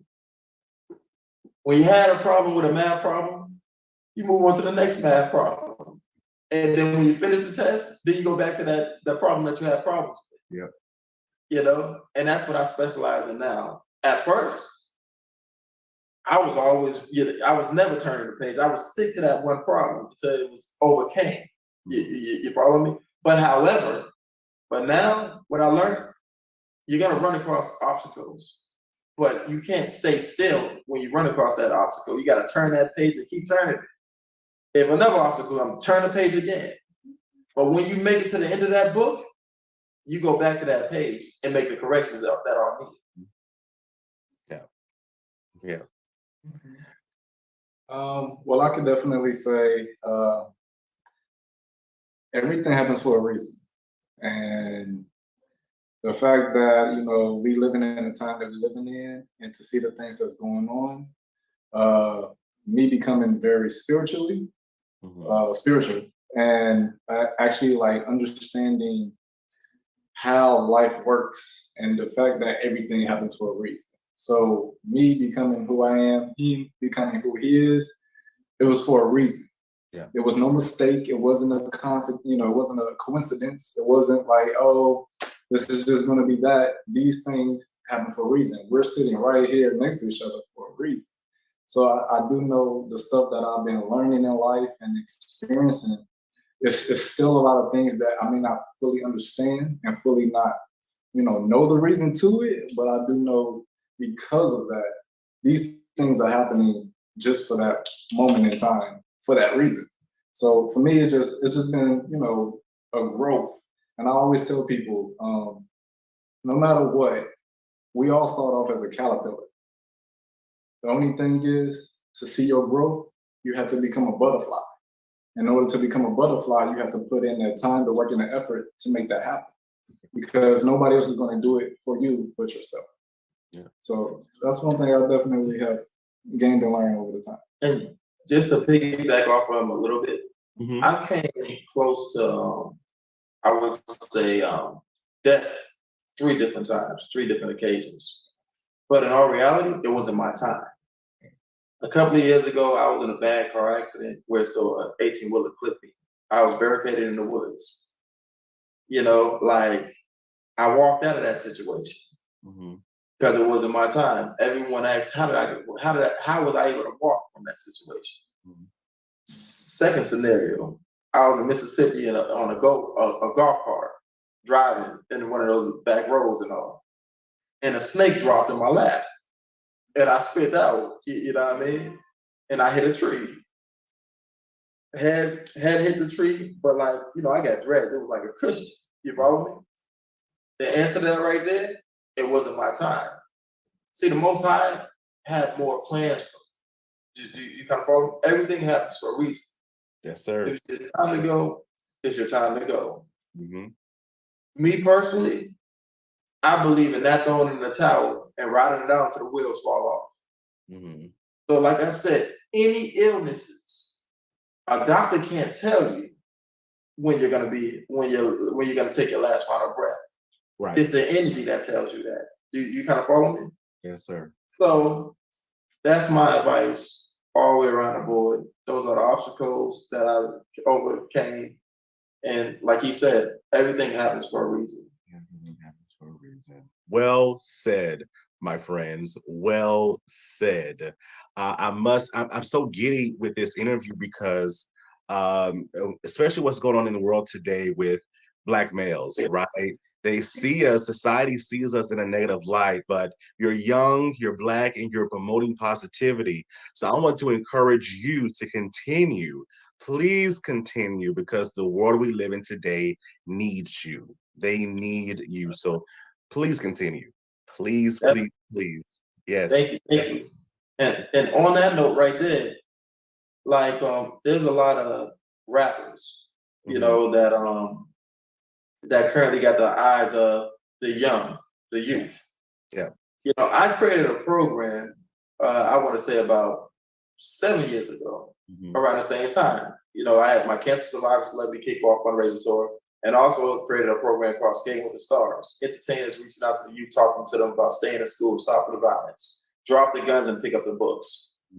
I reached out to several different entertainers to get them to support, the movement, because they were the ones that actually had the eyes of the consumers that was actually causing the problems. Because I'm a firm believer of when you first start off in school, kindergarten or whatever, a teacher asks the youth, what do they want to be when they grow up? Are you familiar with that? Did they ask you that when you was in school, Mike? Oh, yes, sir. Yes, sir. And whether it was to be a lawyer, doctor, actor, or whatever, you started off having dreams and goals in life. Yeah. But what sidetracked most youth from pursuing those dreams and goals in life is because they didn't have the right guidance. Exactly. No one to actually assist them. Their household was broken up, mama on crack, all the way around the board, all types of scenarios, The program I created, that entertainers had their eye contact, meaning their attention, I wanted those entertainers to actually deal with them one-on-one. You kind of follow me? As far as to help guide them, to start the wave. And this was before I was actually the Black Bon Jovi, so it was actually about 10 years ago, nearly, you know, and because I was always involved in community affairs before I became a recording artist as well. And I worked with a lot of artists also. You know, just name a few, like Waka Flocka Flame, Travis Porter, Soleto, you know, on a road manager side of things, and also iHeart Memphis, which will happen to be my godbrother. You know, but like I've always been that positive role model. And that's probably why my aunt wanted me to become a recording artist, because I was always working with artists. Yeah. And like some of the artists that I was working with, they wasn't taking their craft and career serious. So it became a waste of time. And my aunt pretty much just laid it out to me. To start putting time and energy behind the next individual when I could do it behind myself. You know, and like my heart was pure and is pure. You follow me? Yes, sir. And like I got tired of, you know, working with some artists that, you know, their audio wasn't matching their video. And I just want to be different. Yeah. You know, really stand for something that can actually change the world. Exactly. A lot of individuals compared me to the legendary MJ, Michael Jackson. Wow. As far as on spreading positive energy wise. You know, and like I was like kind of honored for an individual to actually compare me on that level, you know. But however, you know, there's only one MJ. Yeah. The legendary. And like he that's all he ever wanted was changing the world. Yeah. Yeah. You know, and I got that same mission, changing the world and spreading positive energy. Exactly. And you're using your gifts, right? He used his gifts and talents when he was here. Now you're using your gifts and talents because they're so unique. They're so unique. Each of our gifts and talents are unique. And that's what makes it so special all the way around. So again, continue. The Black Bon Jovi, what are you doing? What's going on next? What's next, right? You're still touring. There's some collaborations happening. What's going on? Yeah. So this is what's going on. But I just got to hit you with it one more time. Yeah, turn it up. So I have a tour called the Cancer Survivor Celebrity Sip and Paint NFT Gala Tour. And that right there is coming up real soon, like the first week of, well, actually November 17th. That's going to be my first date when the tour actually launches off. And that's going to be in Sacramento, California. It's going to be at the Embassy Suite Hotel. Okay. And then November 18th, it's going to be in San Francisco, 19th, Oakland, 25th, San Diego, 26th, Los Angeles, and the 27th is going to end in Vegas. You know, like, and all of the tour dates are going to be held at, like I said, Embassy Suite Hotel. And I'm hoping to get all city officials and elected officials involved, including the ones that are currently running. Tomorrow, you know, it's election day for everyone. Yes, you know, because it's all about, like I said, spreading positive energy and letting those know that are affected by cancer or any type of illnesses know that they have your full support. You know, like I said, I just started the wave. I created the wave, but all of these illnesses is bigger than the Black Bon Jovi. Right. I'm hoping and I'm praying that others come on board and join us in that fight. Come on aboard. Yeah. You know, let's put an end to racism. Racism, I consider to be a cancer as well.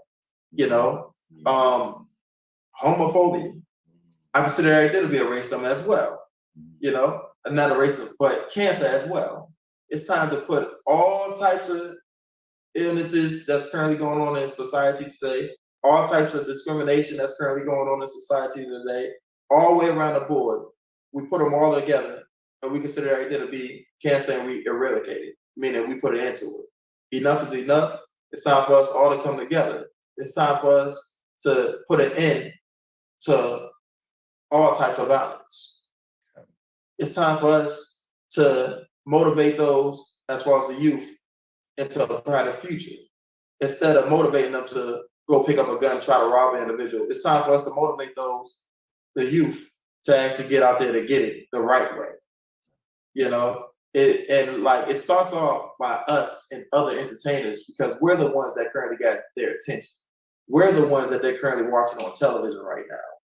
You know, and like I would love to do collaborations with artists that are trying to like convert into that. Right. Because there's a newer generation now. And it's gonna be a generation after them. And it's gonna be a generation after them. You know, I was the first one as a solo Black artist to wear face paint. Then came Denzel Curry. Then came Playboy Cardi. Then came Tiger. And then, you know, it's going to be others following. And I'm also I'm affiliated with the Young Riders, Rough Riders, and with the Wu-Tang Clan family as well.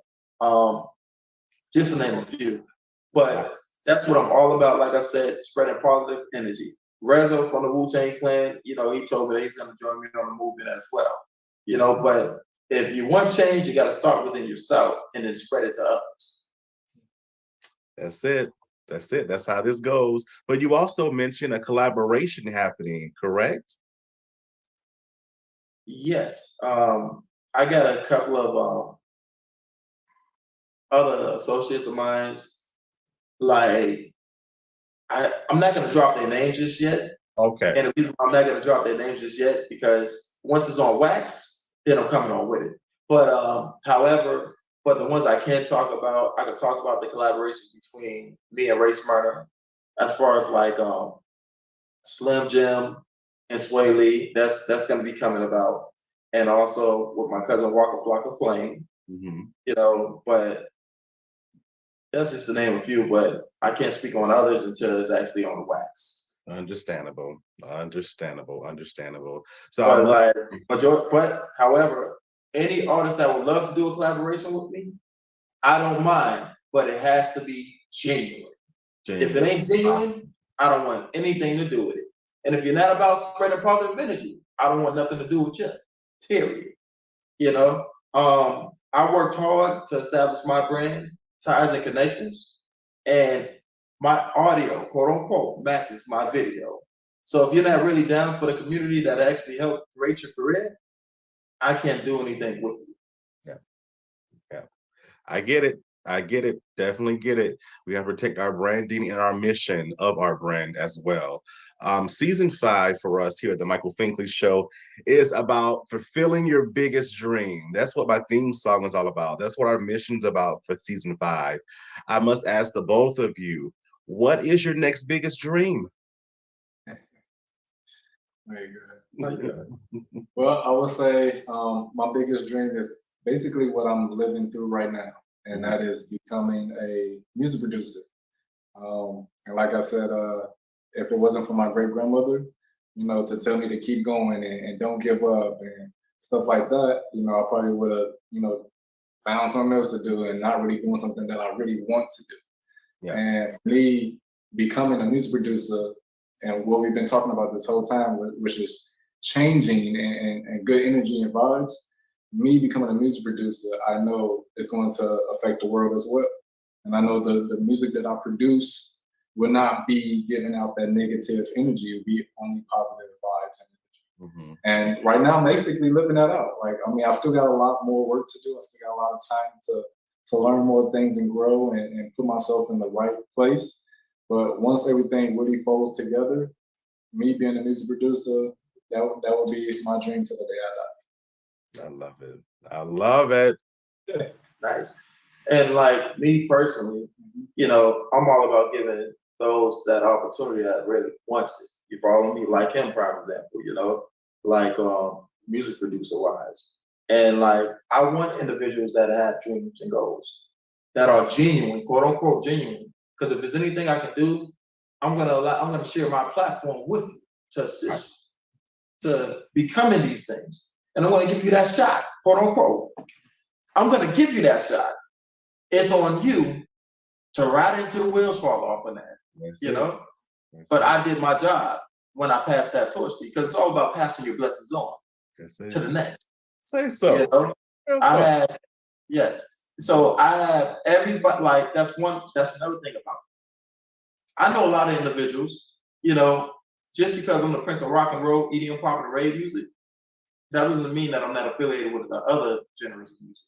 Right. You know, like, for example, if you want to work with any artist that I'm affiliated with, I'm going to throw them right in that box, you know?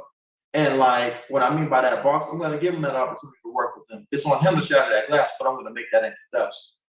And 9 times out of 10, once I make that introduction, the other artists, and it's sad that it works like this, but it is, they'll give them that shot to shatter that glass, so therefore they're passing on to the next one as well. And that's how you grow. You know, like, I'm pretty sure he's not going to be the only producer that I actually gave that opportunity to as well. Because like I said, I'm all about spreading the wealth on that level, you know? It's all about helping others achieve their dreams, turn their dreams into reality as well. Yeah. You know, and that's my whole entire thing. Passing your blessings on so the next one can see what it's like and feel what it's like to be blessed. I love that. Like the great Patti LaBelle says, once you've been blessed, it's like that. You know what I mean? And I love her too. Tina Turner, I'm a major fan of hers. And Patti LaBelle. I love it. I love it. Passing As a it matter of fact, I would forward. love to do a collaboration with Mrs. Patty, you know, or Tina. Well, Or you even know- Shaka Khan. I'm a firm believer of in order to become a legend, you got to work. Exactly. And you're already speaking it, so it has to happen. How can the Think Fam follow you on social media and also keep up with you within your dates of touring? Yes, I'm on all social media platforms. The THE Black BLACK Bond BON Jovi JOVI on all social media platforms and on my website theblackbonjovi.com. Twitter THEBBJOVI, all platforms. Instagram The Black Bon Jovi, and you'll see that blue check mark there as well. You know, and all the information is on all over social media. Anyone that would like to support the movement, sign up, or they can tap in with you as well, Mike. Or, you know, my publicist, Brandon, you know, and my whole entire team that I currently built. It's genuine now, and I love it. And more individuals keep coming and coming and coming. And that's what it's all about. But like I said, on all social media platforms, The Black Bon Jovi. All right, you heard it here. And producer Manny Keller, how Thank you, can thank we follow you as well? Well, yes, all my music, like I said, I'm a music producer. So right now, anything that I am dropping is basically instrumentals. There's no, you know, me singing or rapping or anything. Whoa! He actually does have a track that I got him on, and it's called Stay. Make sure y'all check that out as well. But yes, I do have that.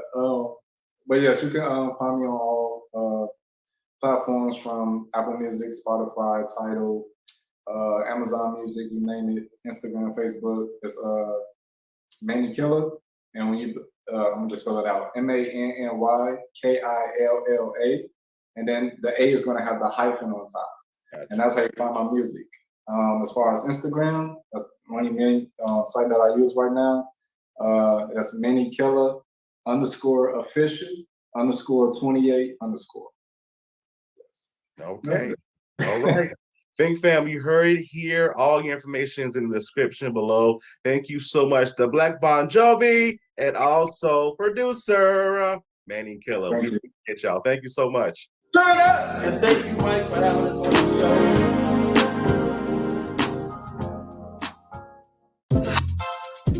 Is your Louisiana girl Denise Boutte coming at you on the Michael Finkley Show. And you guys may know me from Why Did I Get Married as the really sweet girl Trina, or maybe meet Browns and Sasha. But I'm coming at you guys from the great state of California, but originally from Louisiana, because you know I can't lose that Southern girl, baby. All right, you guys stay tuned to Michael Finkley.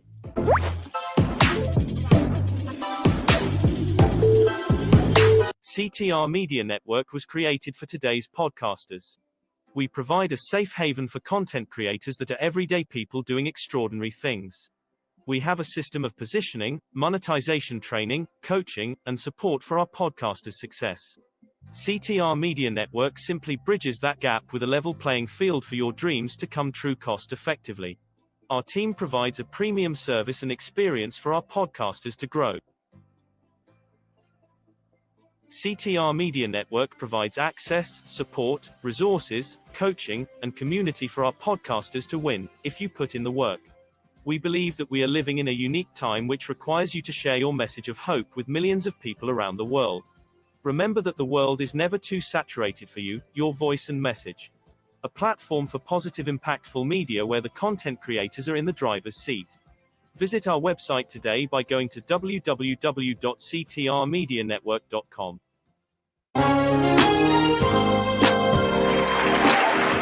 Hello, everybody. Welcome back to the Michael Finkley Show. I hope that you learned something from this amazing interview. You were encouraged, you were inspired as well. The Black Bon Jovi.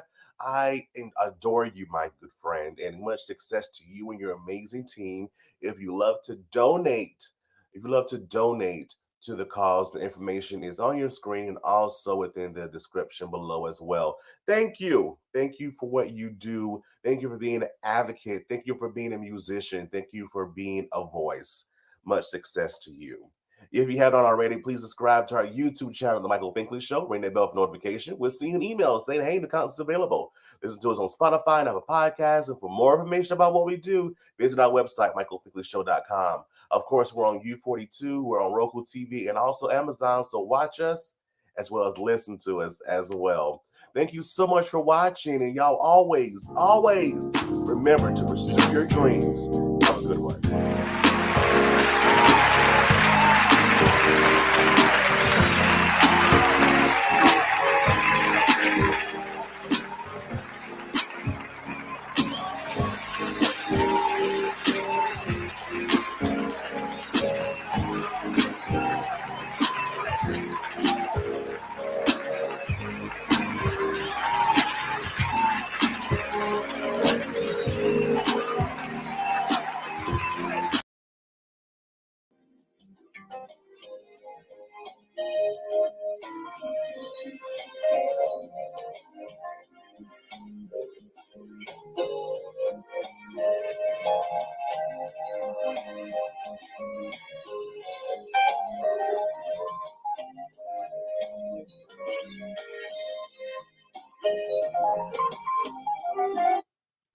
Good evening and welcome to the Speakeasy Podcast.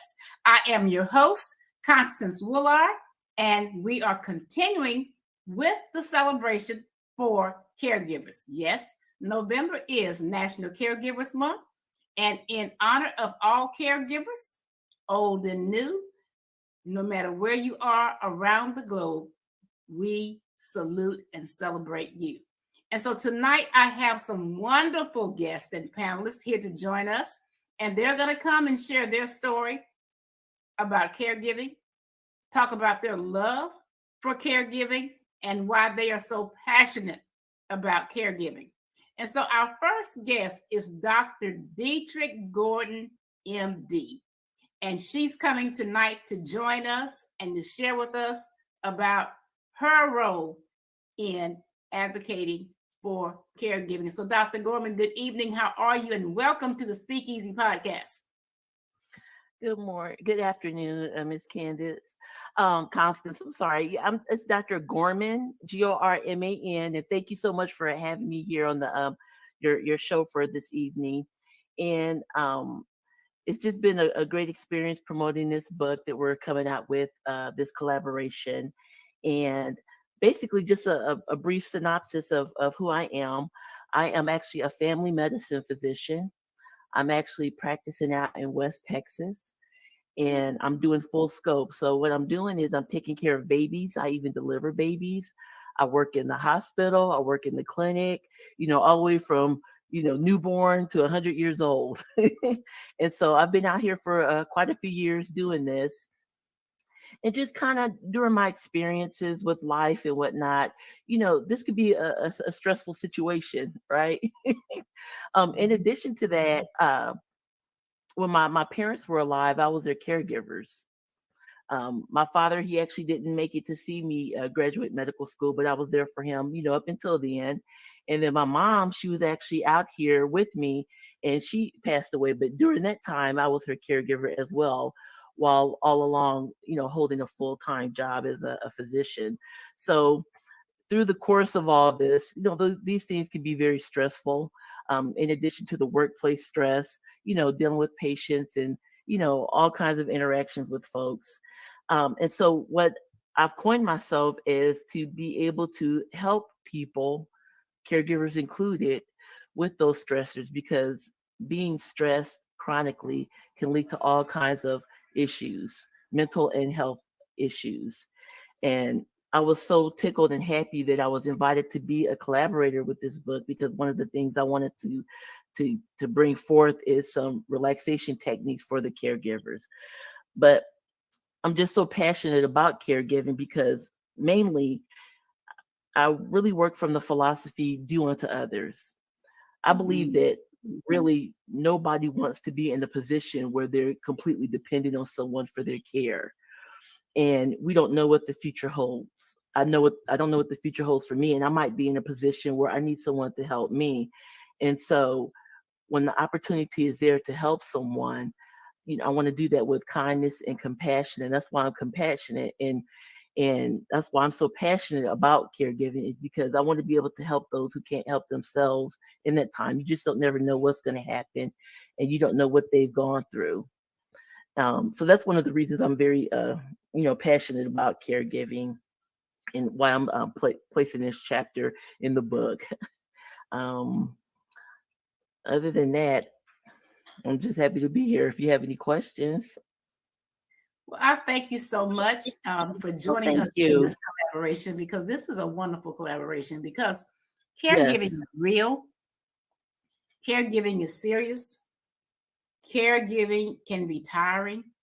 There's a lot of adjectives that can describe caregiving, good, bad, and ugly, but it is a necessity. Okay. And we find ourselves, just like that individual who finds himself in the position where they require the care. They have to totally depend on someone to care for them. That caregiver finds themselves in that position, but from the flip side of the coin, where, hey, they are faced with a situation that they must deal with. And they must deal with it with love. They must deal with it the best that they know how. Some of them are not professional caregivers, so they don't even know where to start, but they work from the heart. And they're figuring out as they go. There you go. And I'm a firm believer, when you operate from the heart and out of a place and space of love, God makes things happen. Okay. And so I thank you so much for what you do. I thank you for collaborating with us in this project. And I thank you for being a guest this evening. Thank you so wonderful. Much. Thank you for having me. Yeah, and I look forward to hearing the rest of the speakers and adding more information. Thank you. Sure. Thank you. And so next we have Sherelle D. Mims, who is the founder of the Global Caregivers Network and the visionary author of For the Love of Caregiving. And Sherelle D. Mims, good evening. How are you? Good evening, Constance. Good evening, everyone listening in the listening audience. I am Sherelle D. Mims. I am, as Constance said, the founder of Global Caregivers Network and Global Caregiver Speakers. You know what, Constance? You can save me for last. We can bring up the wonderful other co-authors, listen to what they have to say, and I can close us out. Thank you so much. Sure. I will do that. So next I have Maida Skeet, who's going to come and share with us this evening. Good evening, Maida. How are you? And welcome. And you're on mute. Oh, there you go. Well, there you go. Okay. It's good to be here again. So it's very good to be here again. I'm delighted to be a part of this book, The Anthology of Caregiving, The Love of Caregiving. And my story is really all about self-care. And I actually am a family caregiver. I wear many hats like most women, you know. I'm a former hospital administrator, and I actually am a business owner, and I'm the wife of an evangelist, a traveling evangelist. So with that in itself, that's busy. I became a caregiver to my mom when she suffered a very fatal fall. And prior to that, my father had been a kidney transplant patient. Actually, prior to him having a transplant, of course, you know, he was on dialysis, and my mother was his caregiver. So she modeled what caregiving should be.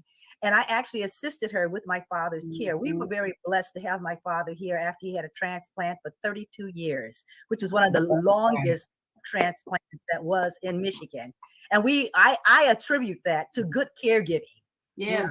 I attribute that to good caregiving. And when my mother had her accident, even though I was still working all my jobs, I actually took care of her. In the process, I also had some health issues. And so I believe that we all should be our brothers and sisters keepers. And as I noticed myself and looked on what my problem with my health issue at the time, I also began to look at other caregivers. And I noticed that many of them were suffering the same thing. And that was we would not caring for ourselves like we should. And our bodies are God's temple.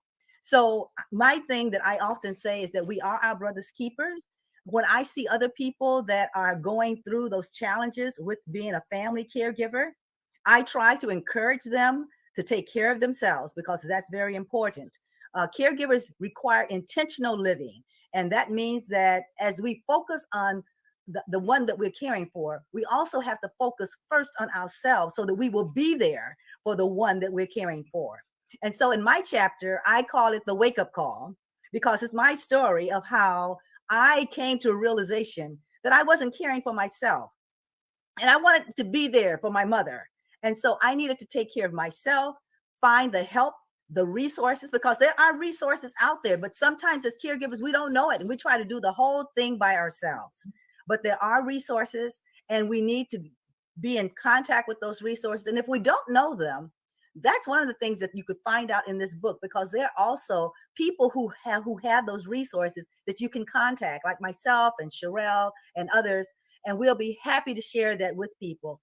I believe we need to take care of the caregiver because they are important people, and we need them.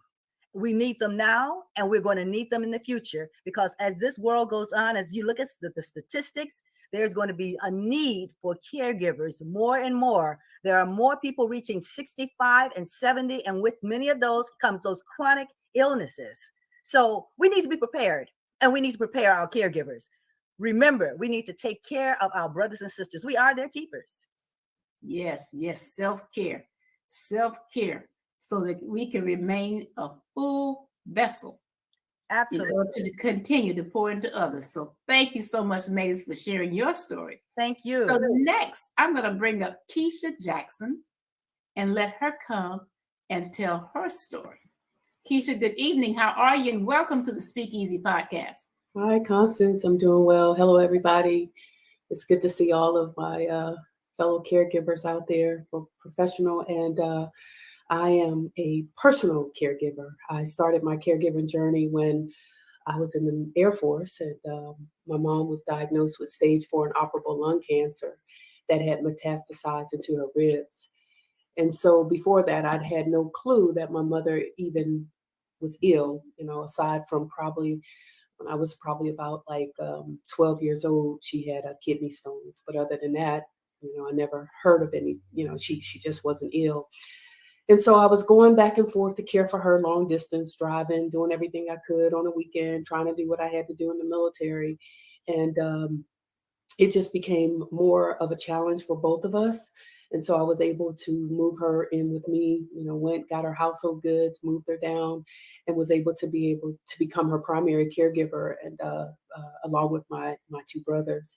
So caring for my mom, going through that journey, in some ways it was the most painful experience that I ever had, watching her in pain, watching her call out and say, Keisha, make the pain stop. Trying to interact with making sure that she wasn't over medicated or she wasn't being prescribed medicine on top of medicine on top of medicine, asking, what is that? Don't give her that. That's making her out of her mind, if I could say it like that. And so it was a lot of learning, caring for my mom. When I went into the hospital, the doctor had actually given up on her at that time when I walked in there. And I asked, what could we expect? And he said, only thing we could expect is life support. And I said, no, I just don't receive that. A part of it was because of my flesh, because that was my mother. And of course, I didn't want to let her go. but I believe that the Lord was speaking as well to me to fight for my mother. And so I asked her, I said, well, what do you want? And at first she said she was ready to go. And then after a little more conversation, she said, I think I want to be here a little bit longer. And when she said that, I said, if that's what you want, then that's what's going to happen. We just have to trust God. And so we worked on some things. I was able to get her on some natural products and a couple of different things. And the Lord extended her life. She gave us 3 more years of full time, to the point when she actually passed. She said even the stuff that we were giving her, she knew it was helping. She said she was just tired, and I couldn't argue with that. I just didn't want to be selfish. So that's how I got started in my caregiving journey, primarily as a primary caregiver. While I was caring for my mother, 6 months after my mother passed, one of my brothers fell and he was placed on life support. And he had broken some ribs. And so I was going back and forth again, long distance, caring for him while I was caring for my little fur child. She was 12 at the time, and she had diabetes. So I was caring for her, making sure I was giving her insulin shots twice a day and just doing what I did, still working and trying to manage it all. So that's really how my caregiving journey began. Although I grew up in a big family, my mom was one of 13. My paternal grandmother was like one of 12. So I had a lot of family on both sides. So to be in that role to support is not new to me, but it was from a primary perspective of being considered a caregiver. So after caring for my mother and my brother, in the process of that, I started having a lot of dreams. And I began to write poems and writing scripts, and songs started coming to me. And I also started going to these different conferences. And when I would go to conferences, I noticed that there were a lot of people there, but there were not a lot of people of color there.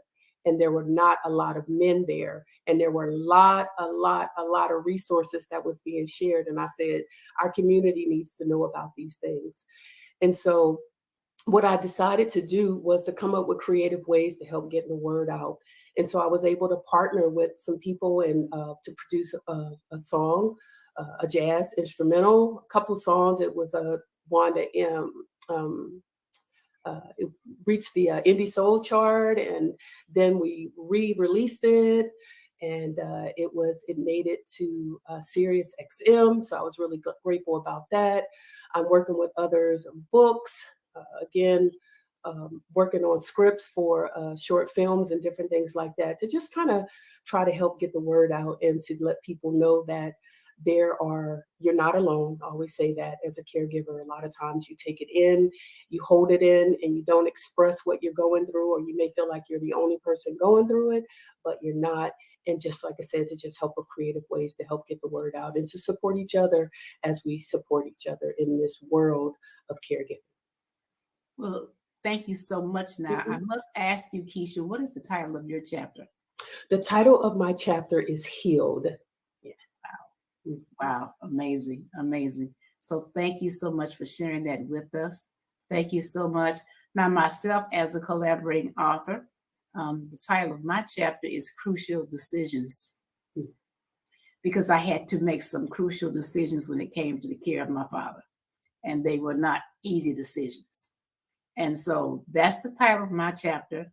I've been a caregiver twice, first for my mother, second for my father, but then I'm also a professional caregiver because I'm a registered nurse by trade. And so those that I care for in the correctional facilities, I'm their caregiver. I'm there to make sure that the right policies and procedures are in place to protect them and to make sure that they're receiving the best possible care. And so again, caregivers, I thank each of you for being here tonight. And so next I'm going to bring up Judy Hewitt. I'm going to bring her to stage and let her come and share with us her role as far as being a caregiver advocate. Good evening, Judy. How are you?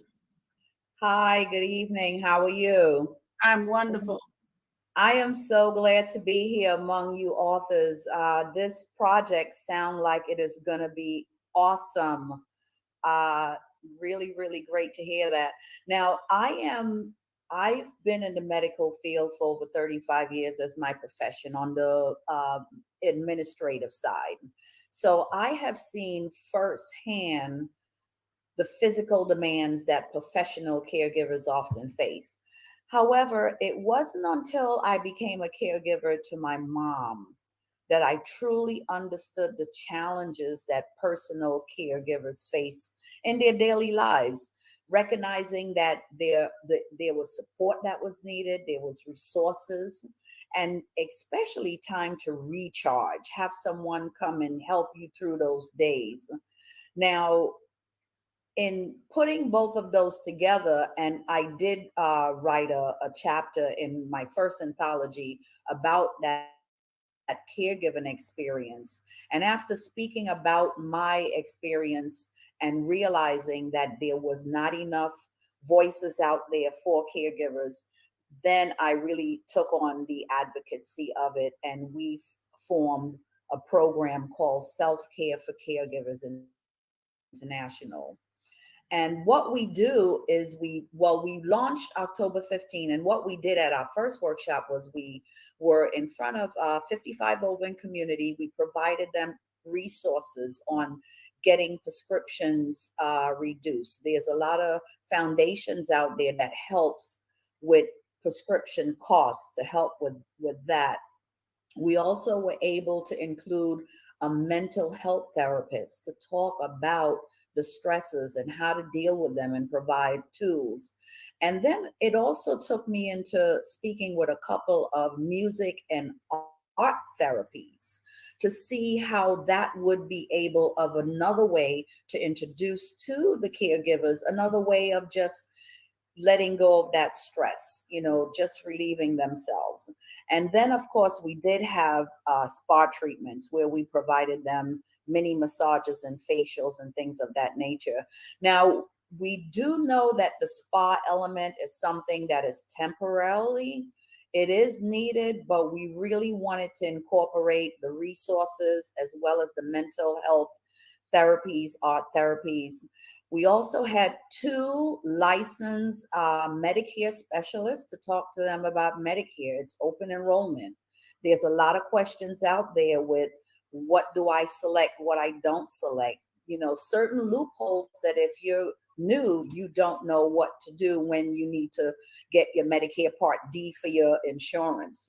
Some people just say, oh, I'm healthy, I don't need Medicare Part D. Well, God forbid something happens, Medicare usually will charge you for the time that you didn't apply, and you're penalized throughout the rest of your period. A lot of people are not aware of that little clause in the Medicare Part D.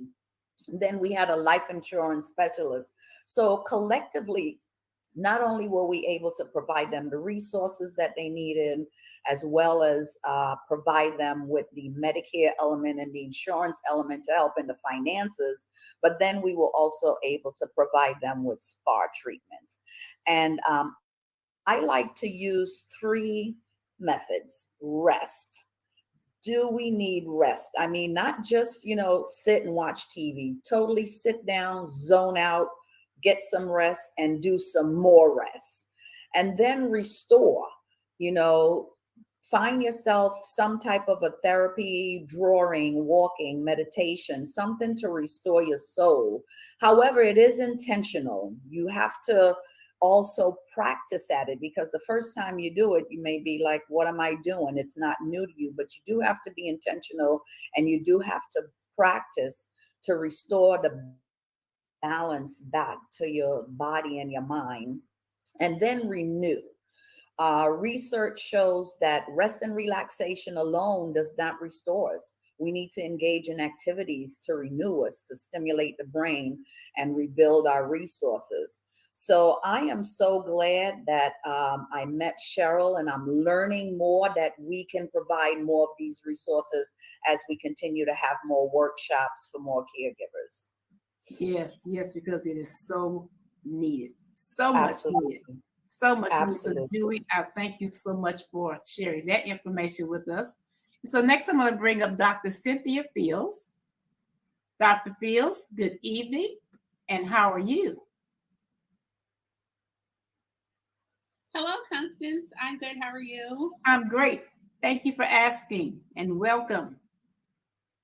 Thank you. I'm not a doctor yet, but that should be coming in the future. All right, so we already put that in the atmosphere. So there you go. Well, so my introduction to, can you guys hear me okay? There's a bit of a delay on my end. Yes, I can hear you. Yes. Okay. All right. So my introduction to caregiving, well, let me back up actually. My, I guess, intro to this movement, the caregiving movement, occurred in summer of this year when I was introduced to Sherelle on Clubhouse. She was speaking about caregiving, and since that's my experience, what I'm going through right now, jumped on and I found out about the summit that she was holding over the summer. So she had one in April, and then I spoke at the one that occurred in July. So since then, I've continued to be a part of the movement. So I was not an author as a part of this anthology, but I was a speaker, and I've become a caregiving advocate as a result of the summit in July. And so my introduction to caregiving actually occurred when I was in junior high school, and my father was diagnosed with Alzheimer's disease. And my mother ended up becoming his caregiver, and his condition progressed pretty rapidly, and he became an invalid. So my mother was his primary caregiver 24/7. So I was able to witness firsthand what she was going through, the challenges, the struggles that she dealt with, because my father couldn't walk, he couldn't talk, he couldn't feed himself. So he was solely dependent on the care of someone else. And she decided to take care of him in her home. And she did that for about a decade until he passed away. And now, decades later, my mother has her own health issues that she's dealing with. She lives with my sister. And what I do, one is I help to provide respite to my sister. So I made a commitment to spend one weekend per month to my sister, just to give her a break so she can do things for herself. And then secondly, I've helped my mother with taking her to her appointments. So she, because of the different health issues that she has several appointments. And if I were not to drive her, there would be no one else to take her to her appointments. And something that we realized last year as a result of COVID, there's been a caregiver shortage. And so my mother had a professional caregiver that had been working with us for about 2 years, and she resigned in November. And when she resigned, I said, okay, well, since I'm not working, then I will fill in, right? I'll fill in the gap until we find someone else.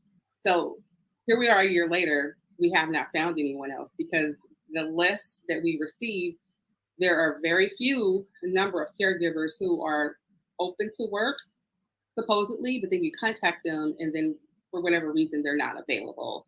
So just to, kind of put that out there, I found that there have been others, as I've become a part of this conversation, others have struggled with finding professional caregivers as well, because the shortage is occurring across the country.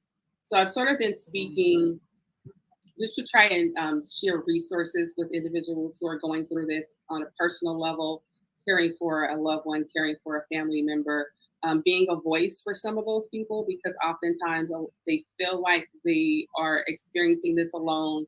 They're the only one dealing with it. They deal with isolation, they deal with depression, they deal with anxiety.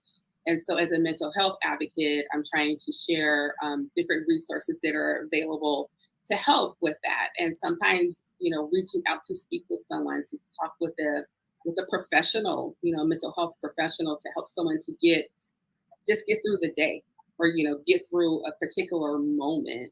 So that's one of the reasons why I'm behind this effort, is to help provide resources, provide encouragement, try to inspire others and help them to know that they're not alone. It may feel like it, but they're not.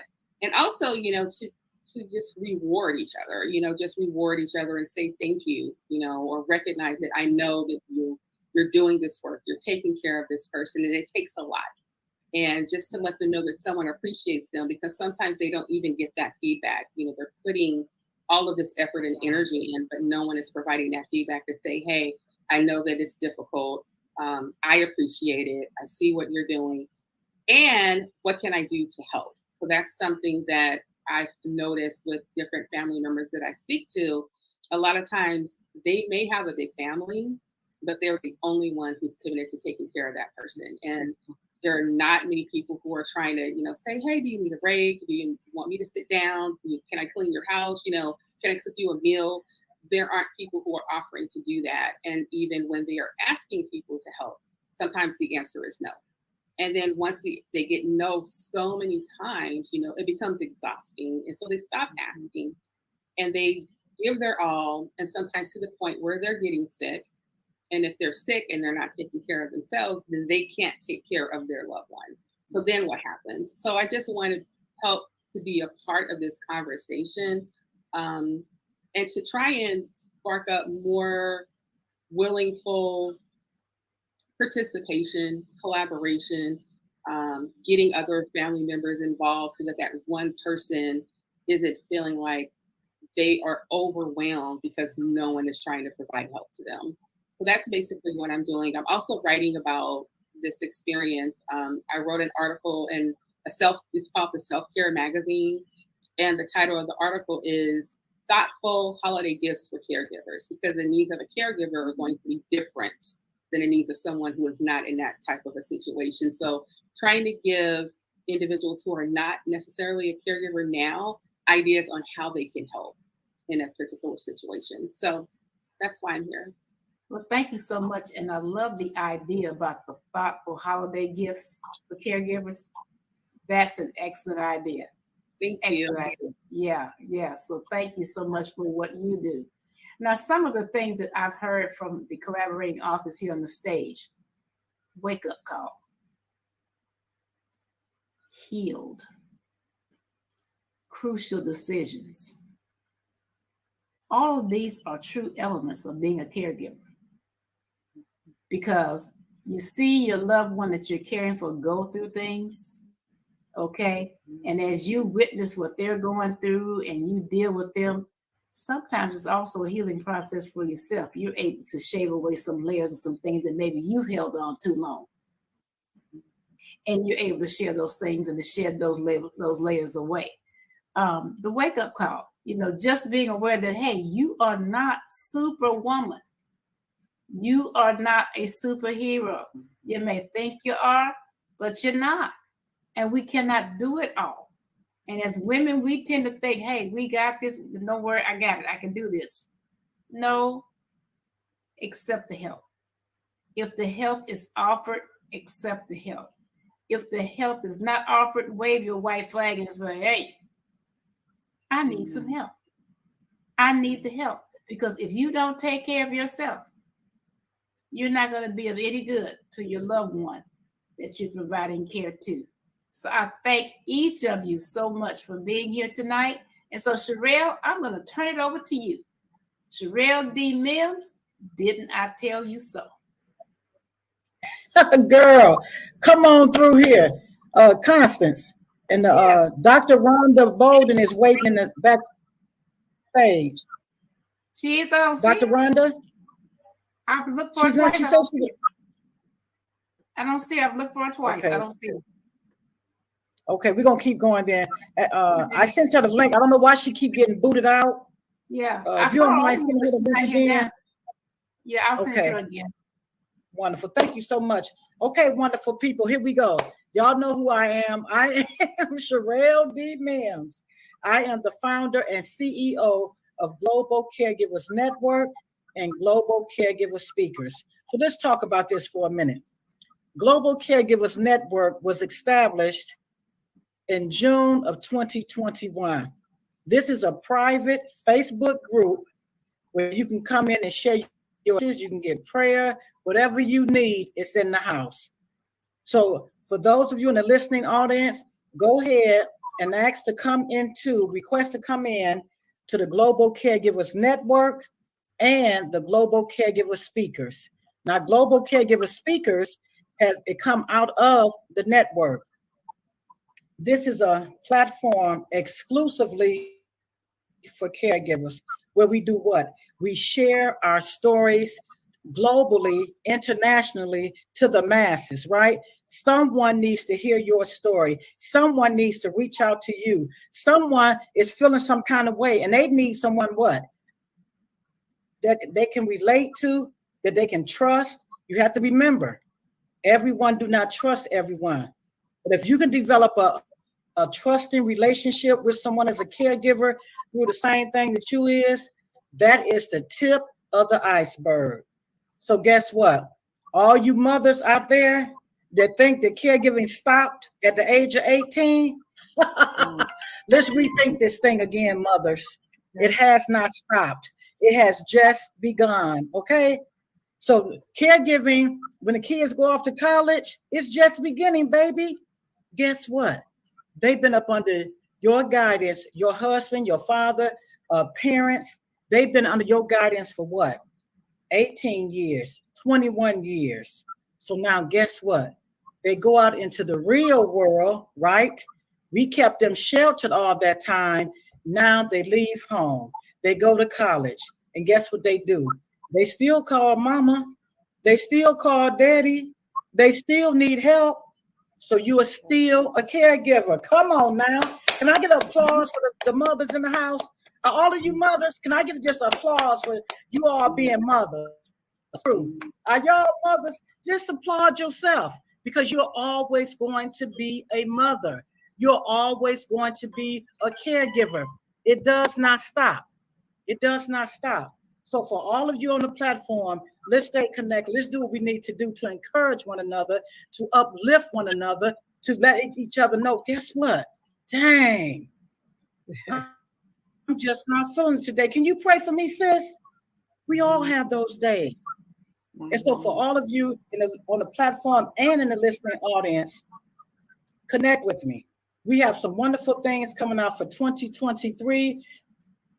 But what we have right now that's going on is our inaugural For the Love of Caregiving anthology. And all of these ladies are in the book. Miss Judy, she's coming in the next one. It's already said, Miss Judy. I love it because guess what? We all have a story to tell. I get so excited because I know, you know what I'm saying? When God ordained you to do something, it is done. It is done. And so I love what God is doing with this book. Listen, get your people ready. Get your tribe ready. It's coming out. I'm believing in for this week, it's coming out. Amen. That God is going to do this thing. And this is going globally and international for the love of caregivers. Get your tribe together. I know y'all been waiting. Anticipation is coming. Hold on. We got you. Listen, I don't want to hear nothing when this book come out. Listen, we done gave you ample time to get your 99 cents, get your $1.99, and then come on through and help us to make this a #1 international and global bestseller. And I'm going to stop right there, and I'm going to let Dr. Rhonda come on and tell her story, but I'll be back. But get your 99 cents. We're looking forward to this book becoming #1 bestseller. Thank you so much, Constance. Thank you so much, Sherelle. And you heard what she said. Get your 99 cents and your $1.99. And as the old folks used to say, you can pick up some cans and take care of that. So get your funds together. Get ready. Let's make this thing global. Let's make this thing big like it's meant to be.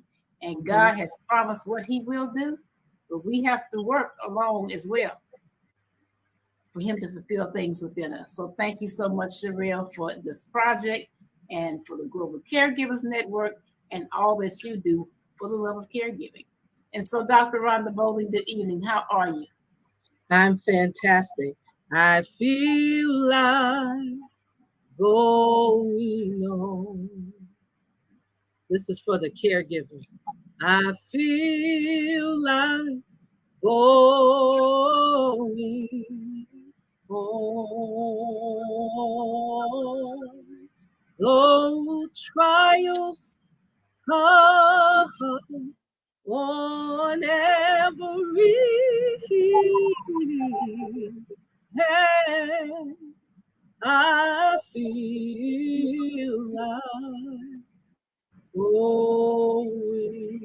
I feel like going on. There are times I have to sing during the day, during the night, when my baby is asleep. I come in the room and I lay prostrate. I have prayer. I take communion. I anoint myself with oil to be refreshed. I play Anthony Brown. I think it's Second Wind. It's a song called A Second Wind. And I've preached before, a second wind to win, W-I-N. And we have to have God to breathe on us as a caregiver and as a woman and a woman of God. So thank you for the opportunity. Thank you for inviting me. Thank you for Sherelle asking me to be a part. Thank you all for everything that you have done to be a part of this movement. It's an honor and a blessing to be a part. It was amazing how I became a caregiver, but I was looking up the word caregiver and caregiving, and I think the system kicked Judy out. I kept getting kicked in and out, but thank God I made it. But I was looking up caregiving, and it's about taking care of someone or being focused and on point to give the assistance that a person needs, whether it's family, friends, your job, whatever. And I was looking it up, and I really realized that mothers, grandmothers, dads, all of them are caregivers, even life coaches. I did coaching for women over 25 years as an elevation coach. First, I was a life coach and would help them uncover, discover, and launch their giant of potential within. And if they didn't know their purpose, that was one of my passions, is to help them to know that if a chair has four purposes: to sit in, stand on, lean against when you're tired, and some people may pick it up and hit somebody with it, okay? But at least that chair has four purposes, and nothing was created without purpose. A peanut has over 300 purposes. I loved being a life coach with women to help them to know that until you discover the purpose where God put you here, you're not going to be happy, no matter if you're married with kids, 6 figures, 3 houses, 3 Bentleys. It doesn't matter. Having that awareness fulfills and fills up your holes and make you whole in knowing Christ. But then later it was draining to do that. So I was, studying caregiving today, and I said, wow, as a life coach, I was really a caregiver to a person's spirit. And I never thought about it like that, that even today, I had a spiritual daughter, married 10 years, husband, didn't want her anymore, say he really never loved her. He just used her to get through his addiction of alcohol. And she felt used, and she cried with me, and, and just some other things she went through. And I listened, and then I encouraged her. I said, keep crying, get it out. I said, it's almost like going to the restroom. You got to get it out. Hallelujah. You have to eliminate so you can illuminate. So until you get rid of the stress and mess and the hurt and the unforgiveness, you can't move forward. So I'm sharing this because really life coaches, mentors, spiritual mothers, all of us are caregivers. So, but officially to a loved one, it happened in 2020. I was diagnosed. I've been a certified herbalist over 25 years. I've helped Vanessa Bell Armstrong's one of my clients. In fact, she just called me last week. I initially met her in 2000 on a radio show in Atlanta, and I told her what I did, and she said, I need you. And I went down to the Fox Theater to her dressing room, prayed for her, and gave her some herbs. Her life changed. She had a Bell palsy attack, face straightened up. They didn't put her on dialysis like they told her in 2 weeks they were going to do. I said, no, we're going to get you on some cedar berries and juniper berries. You're not going to be on dialysis. We're going to pray and have faith and take these herbs and eat better and get that stress away from you. So, well, that was 2000 when I met her. She sang at our wedding, Bishop and I, and she just called me last week, some other things going on. I immediately told her, let's get you on this. Let's pray. Prayed with her. All is well in Jesus' name. But I was into the herbs, and I'm like, I got cancer. When I found a lump, I thought it was benign, thought it was a cyst, and went to the doctor. Well, I couldn't get into the doctor right away because of the pandemic. Everyone was closed. It grew from a grape size to over a lemon, almost an orange. in that little time where I kept calling everyone's closed. So finally, a doctor here in town was open, and I went and got checked, and I was diagnosed officially. Started treatments. It was shocking, wondering how and why did this happen. And I did do a fast and ask God to help me to know and the purpose, and He did reveal it. So, in the midst of all of that, that was June of 2020 when I got diagnosed. Well, Bishop got the virus in October 2020 and was rushed to the hospital. Oxygen went to 77. He was dehydrated. I tried to get him up out the bed. Doctor said, don't lay around. I had to call EMS. He fell in the bathroom. And they came and they said, oh, yeah, you got to go with us. Your oxygen should not be lower than 90 and it's 77. Well, he went to the hospital, and 2 days later, they called me. His oxygen went to 50. And they said, we're going to have to put him on the ventilator. So they put him on the ventilator 35 days. He had a stroke while he was on the ventilator. And when he came around, and they ended up doing a trach later after 35 days, and the journey began. And so he was in the hospital 62 days, in rehab 9 weeks. And I was fighting the cancer and taking chemo and treatments and 30 rounds of radiation during all of this, ladies, and had a mastectomy and everything, all of this going on during this time. And I had to sing that song you heard me sing, that I feel like going on. So when he came out March of 2021, there I was, a caregiver, never had a baby, never caregiver. But then, as I said, I was studying, and I realized that as a coach to women for years, mentor, spiritual mom, that I was literally caring for their spirit and their soul, and not maybe their bodies. But I did also help a lot of people, Dottie Peoples, Les Brown, when he had prostate cancer in the 90s before he married Gladys. He was one of my clients. We're very good friends, did some work with him. So I guess as a herbalist, I was a caregiver in helping them to get back to health, but I didn't have to help them to the restroom and take them to doctor's appointments. But over the phone, I tried to give them hope and to believe with them in prayer that God was going to heal them, and through his herbs. So that was my journey, and it has been incredible. I've learned a lot. I've learned that I have to take naps. A nap is anointed.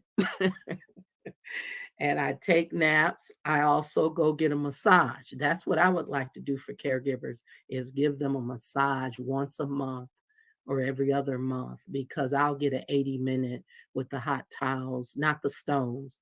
And I feel like a new person, the girl that does it.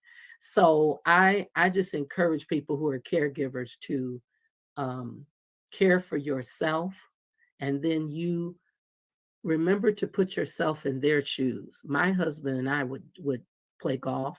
He'd play golf 2 or 3 times a week. We played tennis. We would work out at the gym just about every day. He was very active, and he's 17 years older than me. He's 74, I'm 57. And he was more energetic than me. But this happened, and his whole life changed. So imagine how he feels. So sometimes when we get a little short or impatient, we have to kind of do a jab slap. Come on, shake out of it and really begin to give the love and care as if we're caring for God, because he is God, a man of God. So that's my story, and my chapter title is A Tenacious Journey. I made it. Oh, excuse me, My Tenacious Journey. I made it, and so can you. Thank you. All right. Well, thank you so much, number one, for the beautiful song. You just didn't sing it long enough. Amen. I didn't want to take up all the time. Okay, and we needed that encouragement, and I'm sure there was someone in the listening audience that needed that push as well. Because, as Apostle Paul says, we have to encourage ourselves. Yes. And so there are days you just feel like, and especially I know when I was caregiving, I'm like, Lord, how am I going to make it through this day? And I just had to push myself and say, you're going to make it. You're going to make it. So keep There's moving. a couple other songs I want to suggest to caregivers and to you. One is called Help. And I'm looking to write a book titled just plainly Help with 3 exclamation points. But the song is by Vanessa Armstrong. Please, you guys, when we get done, go YouTube, iTunes, whatever, but it's called Help. Okay. And then the other one is The Lifter of My Head by oh God. He has a group, a choir. You guys know of Ricky Dillard. Oh, Okay. Yeah, and it's called The Lifter of My Head. And that song just refreshes me so much. So I wanted to give those 2 other suggestions to you and everybody that listens to this recording. I thank you so much for sharing that with us. I thank you so much. Your story is totally amazing. It really is. It's totally amazing. Just to think that in the midst of all that you were going through, your personal trials, you didn't have time to sit back and wallow in pity. You had the man of God to take care of. That's right, my baby. Yeah, right. You had to see about the man of God. And so I commend you for what you did. I'm sure God has already rewarded you over and over again for being that ride or die chick for your husband, for being the helpmeet that you were supposed to be, and for standing by his side through sickness and in health. So I thank you so much. I thank you so much. And so I'm going to just kind of do a round robin and start with Dr. Gorman. Do you have any final words or thoughts you would like to add to our discussion tonight? Yes. Okay. Can y'all hear me? Yes. Yes. So yes, I don't think I got a chance to tell you what my title was. It's actually 5 relaxation tips for the caregiver. And one of the things I just wanted to stress is that relaxation strategies can actually be different for different people.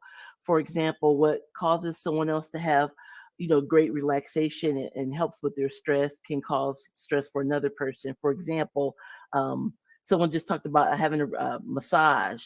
Personally, for me, that's my ultimate form of relaxation. I love it, but other people don't like to be touched, and so it kind of can stress them out. You know what I mean? So one of the things I would like to really encourage is to find stress reduction techniques that are beneficial for you and try different things. Another example is one of the things I love to do is color. And, I can block out everything. I can just focus on creating something beautiful. Whereas other people trying to stay in between the lines really stresses them out. You know what I mean?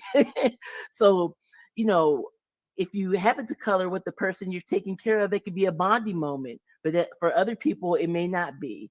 So just encourage yourself alone or with your liege, whoever you're taking care of, to find different techniques that can be beneficial for you, because chronic stress is literally and figuratively a killer.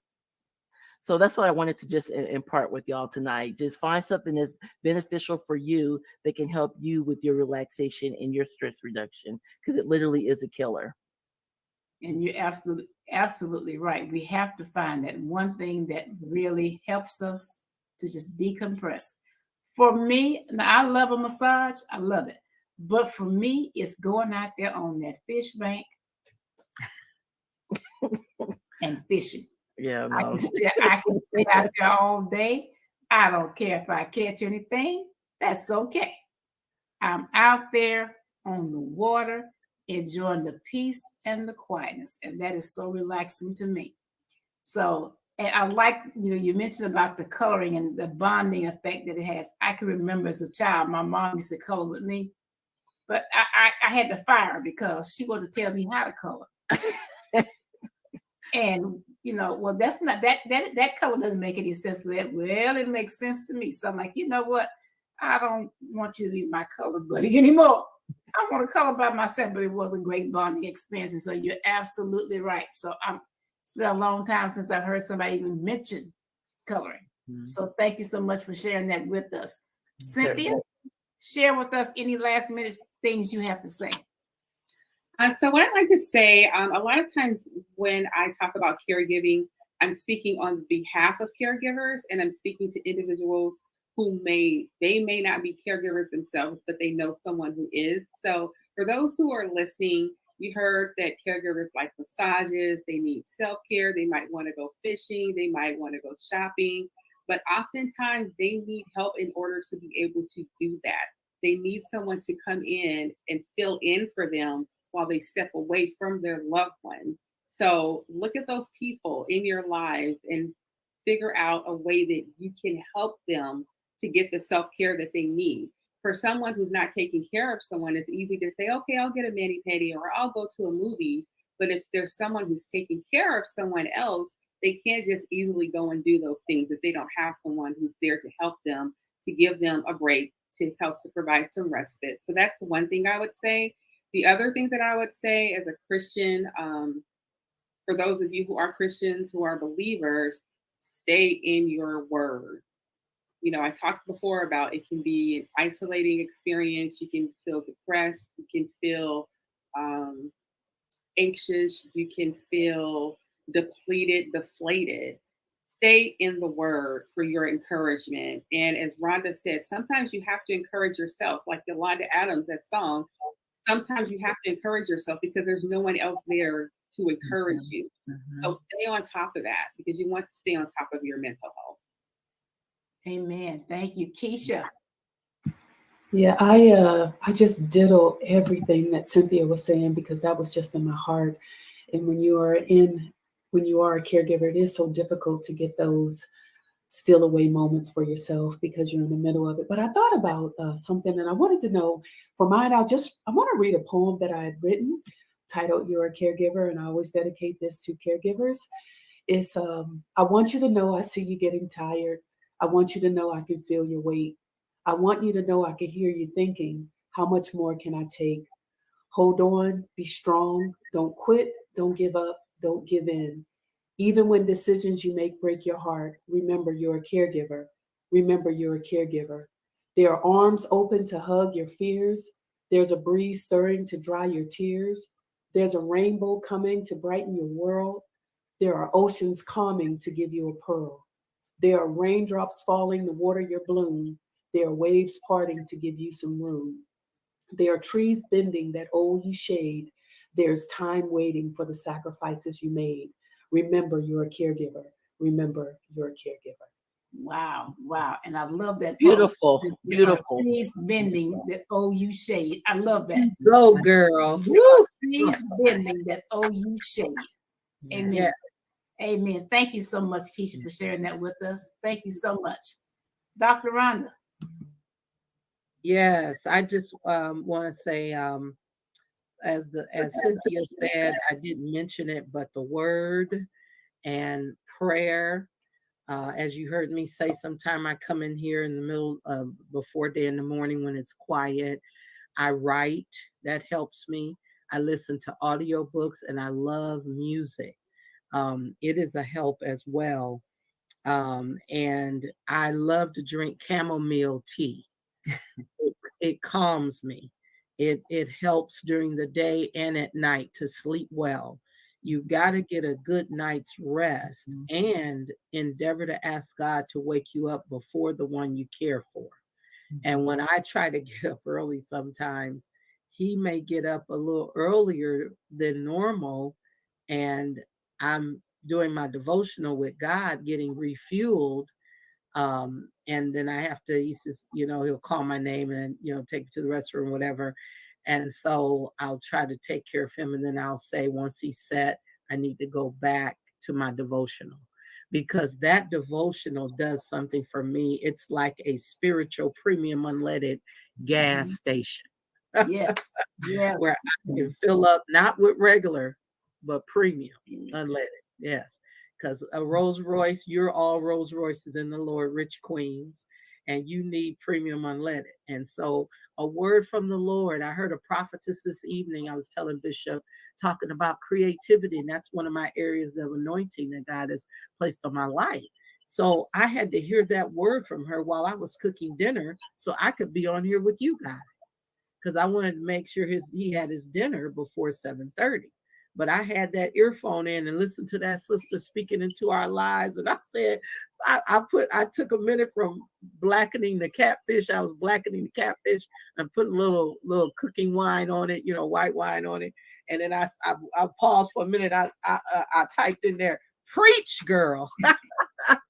And then I went back to cooking, So I'm telling you, get that word. Yes. Declare declarations. I'm healthy, wealthy, wise, and on the rise. I remember when the Lord touched me, told me to publish 4 books and 3 CDs all on the same day. That happened February 3rd, 2007, here in Fort Wayne at the Hilton Hotel. 4 different books and 3 CDs. And one of the CDs was a cappella hymns. Like you heard me sing, I did 16 hymns in a medley. And I could not keep the CD because people loved it. No background singers, no music. But he told me to do all of this and release it on the same day. So when I get ready to write, I'm falling asleep. And I called my spiritual mother, said, baby, Mom, you got to pray for me. I keep falling asleep. And I just woke up from a good night's sleep. It's the devil. And this is a declaration God gave me, and I give it to you all. I have the strength of God, so I will walk in the strength of God because I am the strength of God. I am only because of the great I am. And when I would say that and read Ecclesiastes 7:8, finishing is better than starting and patience is better than pride, the Lord would give me strength. When I say that declaration, read that scripture, I had it right in front of me. And the Lord blessed me to get those 4 different books and 3 CDs finished. And they were on the table at the Hilton on February 3rd, 2007, here in Fort Wayne. So get the strength you need, say the declarations, read the word, listen to the music, do whatever you need to do, but know that there's help around you. I asked people for help a few months ago. They're now coming over 2 times a week to help me. So you have to ask for help. Ask the Savior to help you, but you got to ask some people who are here physically as God's representatives to help you. God bless. Amen. Thank you so much, Dr. Rhonda. Thank you so much for sharing that. Mavis. Yes, I have 3 things that I'd share with our listeners, and that is for those of you who are caregivers, if someone comes to help you, accept the help, unless it's for a good reason or not, accept the help, because that is really a blessing that's coming to you for someone who's going to help stay there and sit with someone so that you can do something else. The other thing that I would say for those who may be caregivers and also those who are not caregivers and those who I have a 3P plan, which is prepare, plan to prevent the extra stress. And we can do that by right now preparing that legal paperwork that you need to have in place in case you or a loved one gets sick. Have advanced directives. Know who the attorneys and the physicians and the medications are. Do those plans now before the time comes, because that will help you to not at least have that stressor to deal with. And then talk to your family members so that they know where all this information is. So that's my prevent plan, and that's my plan, prepare to prevent the extra stress. And then last but not least, I think I piggyback on some of the other ladies have said, and that is be aware of your thoughts and the people that you hang around with. Stay positive. That may come through scripture. It may come through reading. It may come through music. But even if it's family members, try to stay away from as negative people as much as possible, because that will weigh on you. All of those will help you be a better caregiver. Amen. Thank you so much, Mavis. Thank you so much. And last but not least, Sherelle, didn't I tell you so, Mims? Come on and give us some final closing thoughts. Baby, y'all better know, didn't I tell you? I'm telling you, it is so real out here. You know what? Everyone has did a phenomenal jobs, ladies. And those in the listening audience, just give yourself a hand. Y'all did excellent. Y'all did phenomenal. Y'all share what you needed to share. So just give yourselves a hand. But what I want to say is this. You know, everyone has did a phenomenal job, right, in sharing their stories. They snippet from the book. And I want to just say something about Mavis. You know, I went to go visit my mother this weekend. I'm not her caregiver, but I am her caregiver, right? Because they always call and ask you questions about different things. And, we supposed to had this conversation, made this about the paperwork, insurance and things like that. So my mom, she was sitting in the chair and she called. She said, Sherelle,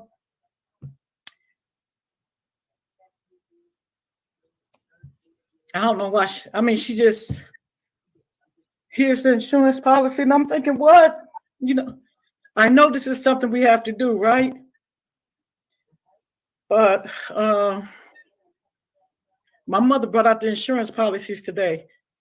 And I know where they are, but this particular day, on my birthday, she brought out these insurance policies and wanted me to know where they're located, where they're at. If you don't know, my mom has had, she had a heart attack. They said it wasn't a heart attack, but they had to put stents in, right? But Constance and I, if you're in the medical field and Dr. Dietrich's, we know the underlying, you know what I'm saying? They may not say a heart attack. However, it was what it was. But it kind of threw me off today, right? Because she did it in such a subtle way that she wanted me to know where these policies was at. Just like Maida said, get the paperwork in order. My mom is in her 70s, late 70s. So she's preparing, and we always talk. So these are the conversations you need to be having. These are real conversations. And so whatever my mother thought process was, I acknowledged it, respected, and we have to do what we have to do. These are real life conversations that you need to be having, especially if your parents or your loved one is over the age of 60, 70, especially over the age of 70. So these, like I said, these are real conversations. So with that being said, I just want to close out by saying this. Rosalind Carter said it best. There are only 4 types of people in the world. There's only 4 types of caregivers in the world. Number 1, those who have been caregivers. 2, those who are caregivers. 3, those who will be caregivers. And then number 4, those who are going to need a caregiver. I heard some of you say on the panel that you hope that you never need a caregiver. And right now, we all do not need a caregiver. However, looking towards the future, we are a caregiver right now. There's only 4 types of people in the world. That's it. Put yourself in one of those categories and cross over. Because a lot of us are what? We are caregivers. We may need a caregiver. We need someone to step in for us. We still need respite care. So that's part of what? Needing a caregiver. With all of that being said, I thank everyone for coming out tonight. And listen, let's not forget what's going on around us. There are a lot of resources out there. We can go on and on and on talking about resources. You can Google anything you want related to caregiving. So for those on the panel, those in the listening audience, Google anything you want. Yes, we have resources. We can ramble them off, but everyone is an individual. It's an individual thing. You may not need the resources or help. Of course, we know all about dementia, Alzheimer's, all of that is out there. Stress release, right? We need stress relief. We need to listen to YouTube, meditation music. All of that plays a part. Let's keep ourselves. Self-care is the number 1 priority.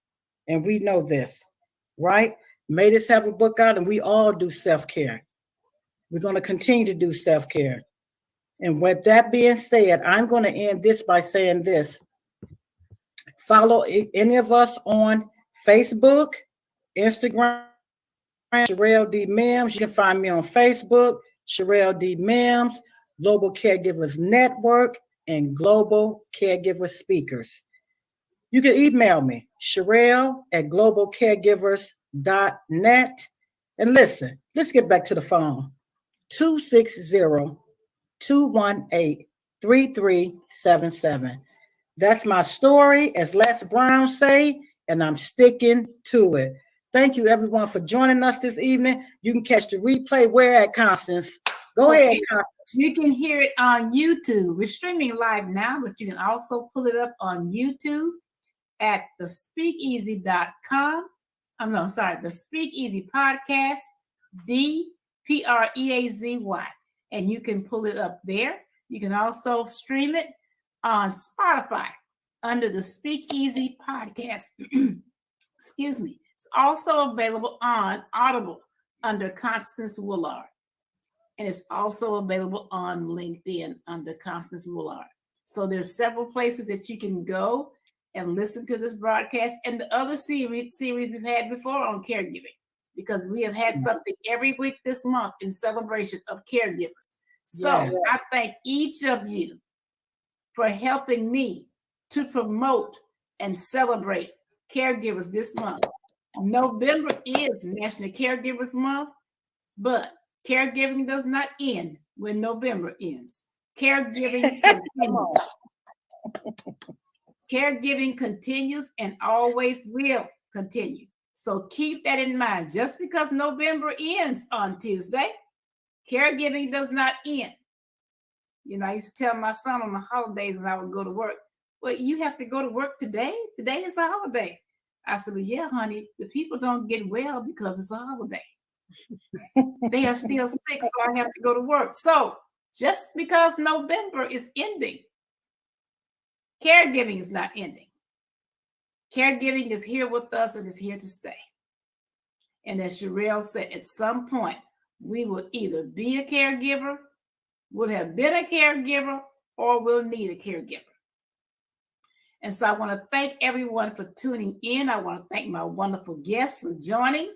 And until the next time here at the Speakeasy, may God continue to bless you richly today, tomorrow, and always.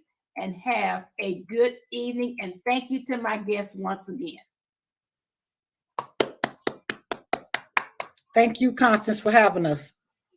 You're welcome. Good night, everyone. Thank you all for coming in. Thank you. Yeah, so I'll start. I'm going to get it together. Hello and welcome to the Anna L. Brothers Show podcast, where we inspire, encourage, and empower people to live a healthy lifestyle. And so you know that I talked to you last week about the gift of giving, because we're in the month of December. And so one of the things that we basically do in the month of December is to give. We do a lot of giving in December. But today I want to talk to you a little bit about fun activities as well. Sorry.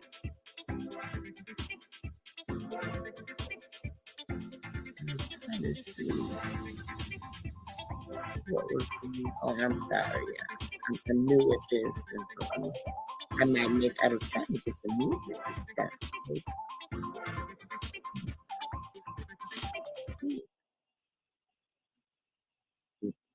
you can hear me.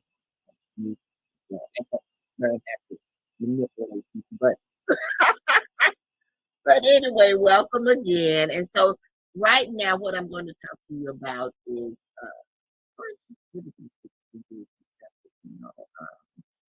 there's a lot of things going on, and I remember teaching this the first time to be with my students. You know, we would make ornaments and decorate the tree, and just do all cute little things, you know. So just stay tuned. I'm gonna have a newsletter coming out, and I plan to have a kids corner because, you know, like I said, my podcast is for everything. And I'll talk to you about it. So I'm going to talk to you about fun and festive activities to do in December. You do these activities alone, with a friend, with your family, or with your children. You select them. You can um, do what is basically you want to do. You can take some of these and run with them. You can, save them for another time if you want. So, whether you opt for one of the or stay indoors for hazelnut, wherever you please, fill December with the perfect mix of good times. So, downtown is good too. Just wanted to let you know. Ready or not, I want to sing that. Ready or not, here I come. But I'm going to say ready or not, winter, excuse me, is here. And so are the holidays, which means you're most likely decorating your home for the season, grocery shopping, and checking off your holiday list. When you find rare moments to downtime, make the most of it. Provide safe winter activities for you and just to keep you busy because you're out of school for a little bit. You know, think about it. Keep you busy, keep you doing. And just your children, your husband too, and your significant other. So between hibernating, holiday prep, and bundling up to enjoy outdoor winter activities, December is all about welcoming the new season, wrapping up the past year, and doing it again. Before the year's over, here are some few fun activities to keep in December.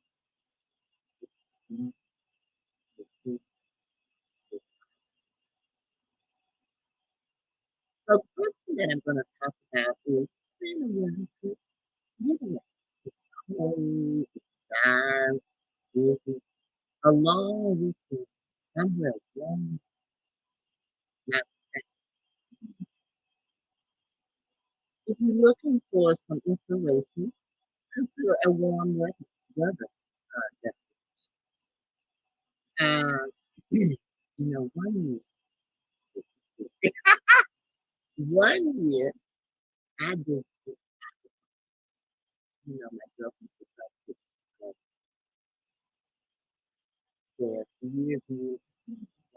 So one year I did. Oh, it was yes. And I went and did. So I went in February, and that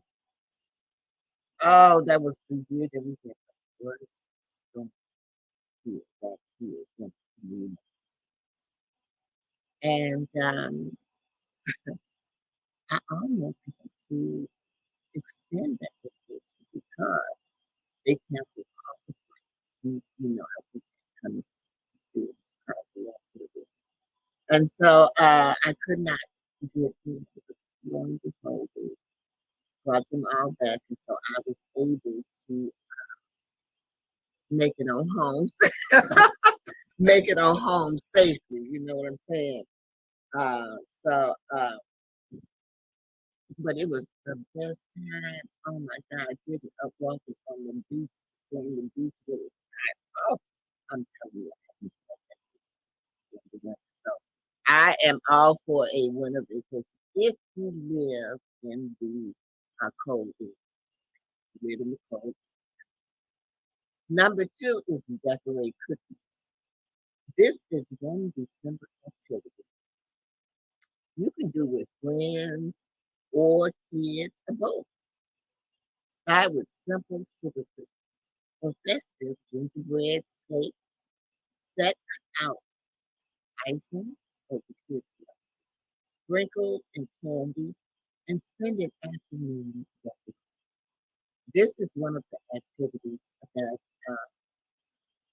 I did with my preschool. you know, we bake cookies. I bake cookies. We do that. I always have some type of nutrition activity. But I would bake cookies, and then if you just put the cookies out with the special cookies, and they could use the ice, the special cream, and they could put that, and they could decorate it on the cookies, and then the expressions of love and joy and they walk at the back path. Oh, that's what I really love. You know, the kitchen for my babies. I love it. So the third thing that you can do is to finish your last minute holiday if anyone is still left on your list, get to it. Don't wait until mid-December to get started on holiday shopping. Not sure what to get or to buy. Well, the leading things is books, computers, AV equipment, phones, you know, like cell phones. If you got you know, the little ones, you can just use with anything that they get. But as they get older, they're more precise in what they would like to have. You know.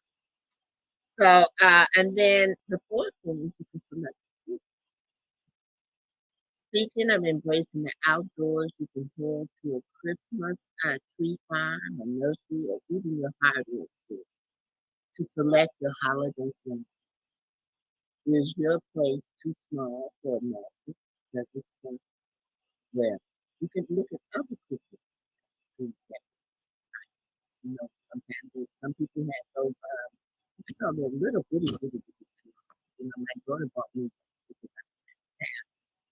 and she bought me a little tree about this size. But you can make a tree, you can grow a tree. There's so many things that you can do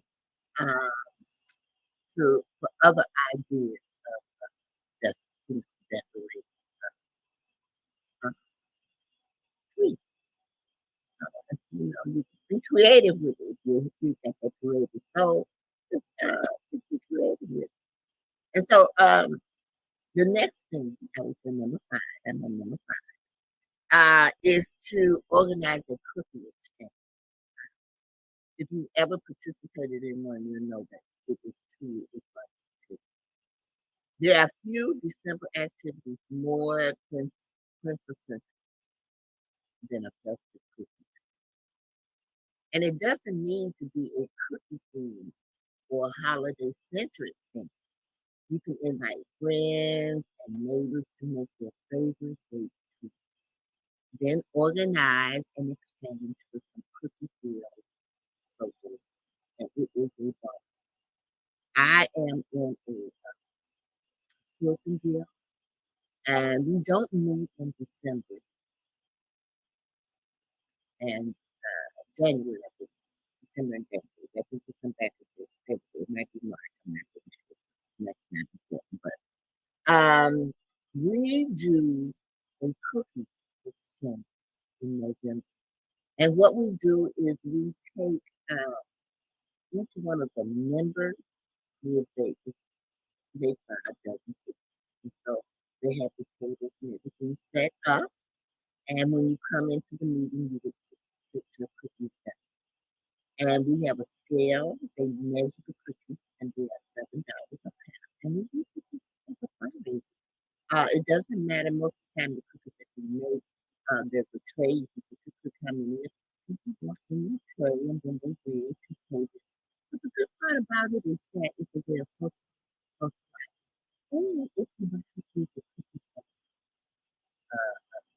season, more 9 times out of 10. Whatever you don't eat of those cookies, you can freeze them, and then because most people have guests come over their house for the holidays, those cookies out with the cookies and stuff.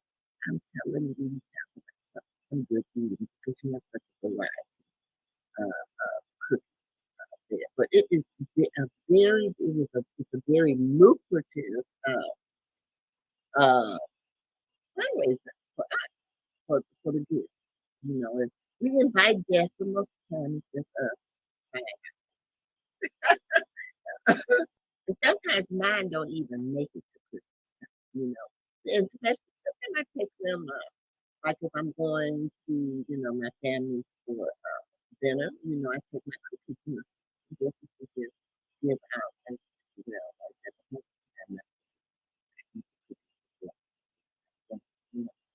So, but number 6 is you can whip up winter drinks.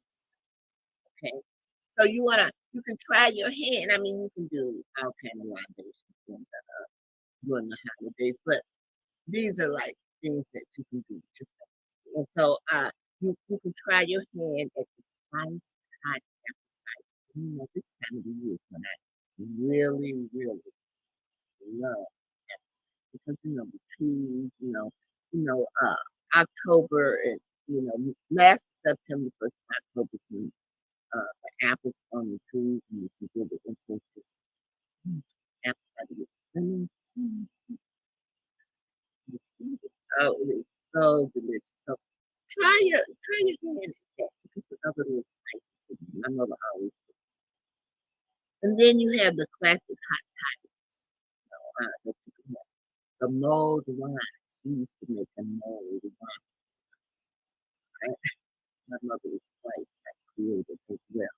And then you have the Mexican hot chocolate, eggnog, and the spicy chocolate. Okay. So these are all beverages or wine drinks that you can have during the holidays. And don't forget pumpkin spice as well. So just to give you a few little things that might entice you to this, you might remember and you might do it. Some of these things that might spark a little and say, oh, I could do that, you know. And these are things that are not enough. You know, I always try to encourage because you know at school I have a parents group and I always try to encourage them to take their children to many places where things are free. And I always try to provide them with activities that they could do. And so that's why I said I'm going to have a kids plan to in my newsletter that should be coming out January, where I will provide a few little activities. Kids corner where they can, you can do they can do family activities, they can do everything, just like that. These are some of the things that I used to do in my class. I plan to provide more than one way of doing things or one age group. Even though my degree was in early childhood education, I did teach other groups as well. And so I taught science, middle school science, which is something. But anyway, I plan to give a variety or variation in some of the tips as well as we go along this journey, with you. Number 7 is embrace the outlook. Summertime can be a beautiful time. I know sometimes when I'm driving and I go through like the forest road or the trees, the snow, and and it's like it's just listening on the branches. So embrace the outdoors. Okay? And it just depends on where you live in your preferred activity. Intensity takes advantage of the first truly cold and snowy month. You can go ice skating, sledding, skiing, cross country skiing, winter hiking, tubing, or snowshoeing. Even if it's just for a walk around the neighborhood or a bundle up backyard picnic. Getting outside is just as important in vigor in December as it is in June. Number 8 is donate all the money. And they're much about service doing that. And so I like it. I like how they do it. But did your oldest stuff from the gently do close? Yeah, yeah, yeah. You can donate to something, whether it's through work, house, or a local food. While it's always a great idea to give gently used really, really is a special piece of help. So I give, there's two ways of giving. I give through my church, both of them is through my church. Service needs to be due. And I also give, I also give through my sorority.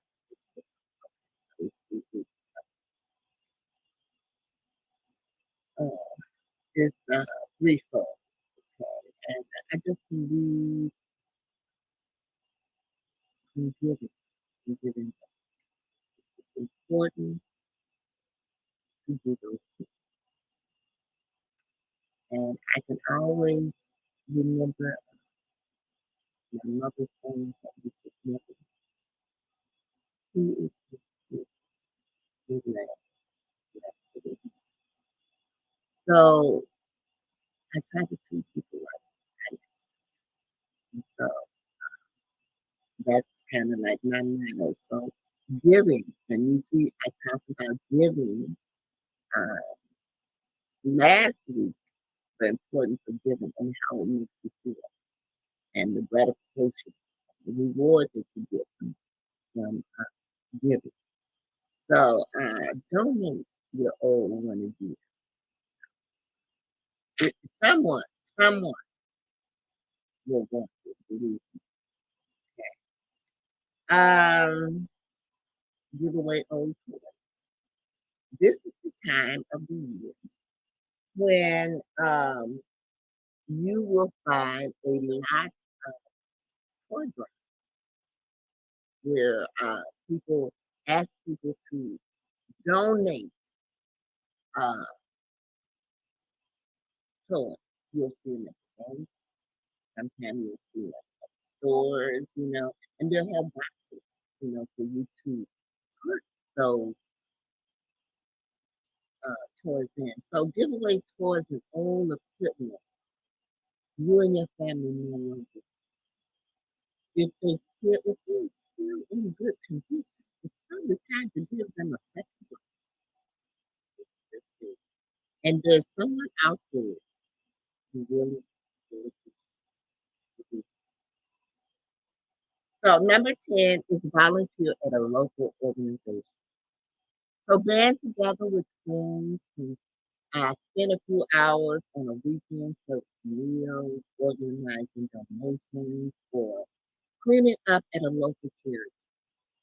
Call or look online to see what the organization, shelters, food kitchens, daycare, and clothing brands, for instance, are taking volunteers. Many are open and eager for helping people, even more so during the winter and the down. So, my sorority is a group who believe in service. I'm in another organization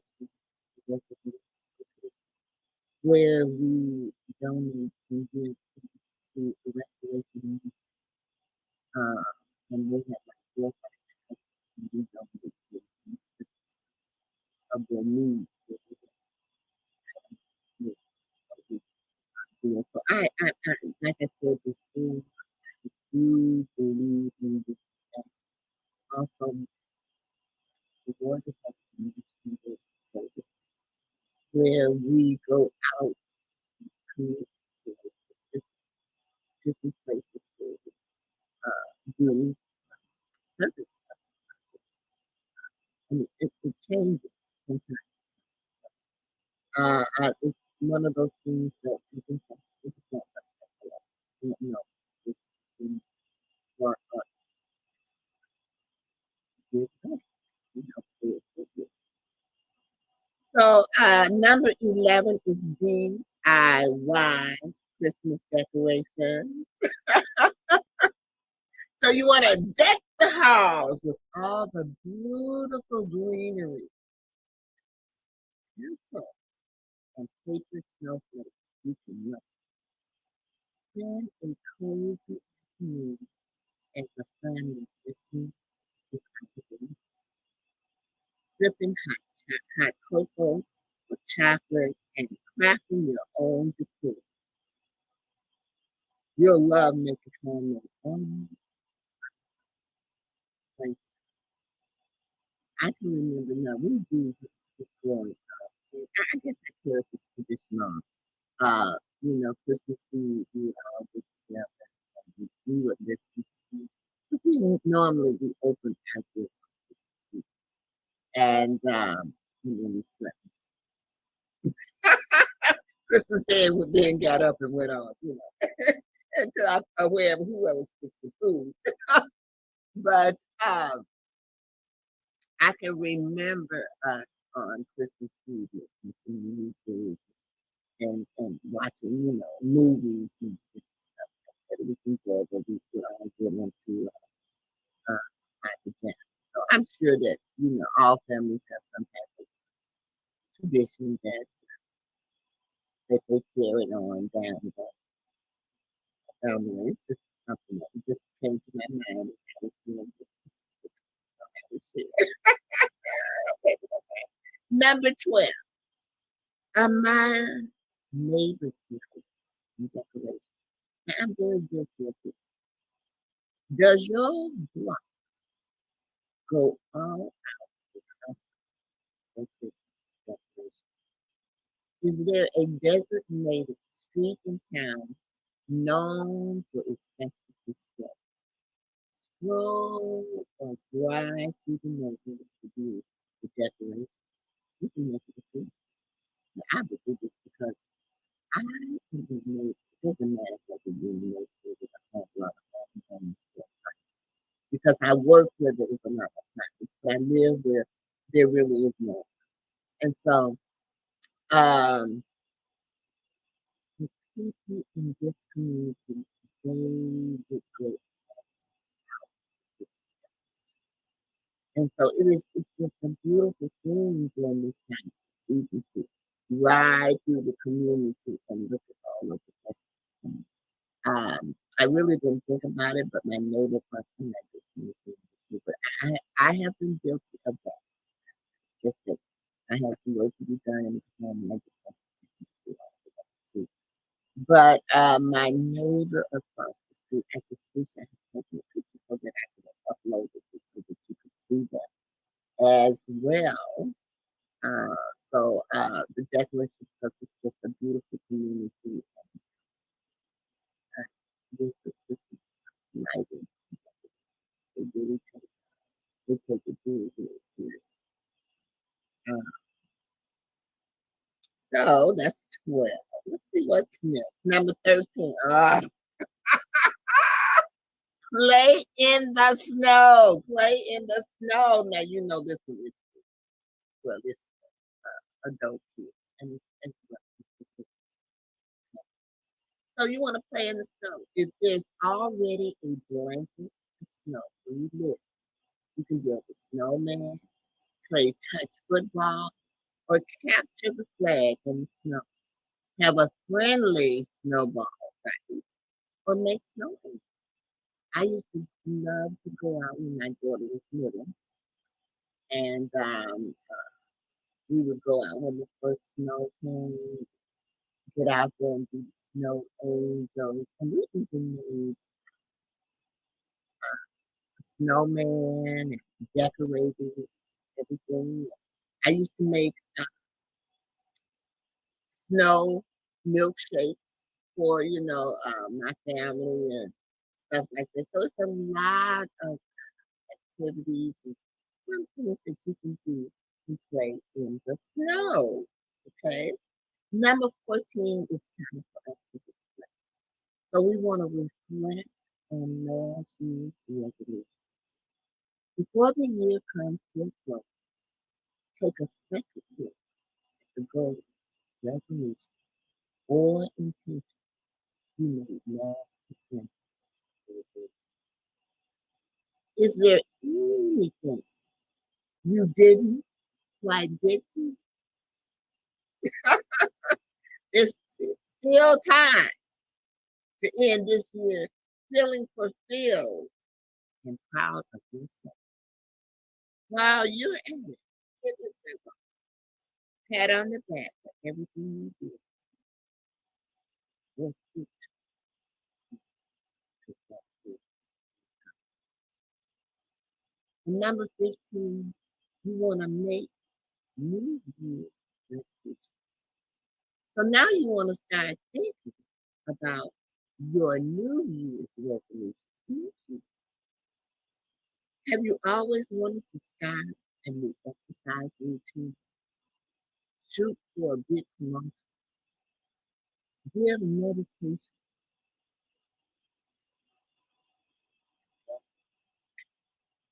Or better, or be better about keeping in touch with your friends. Now's the time to get set intention for the coming year. So you can make.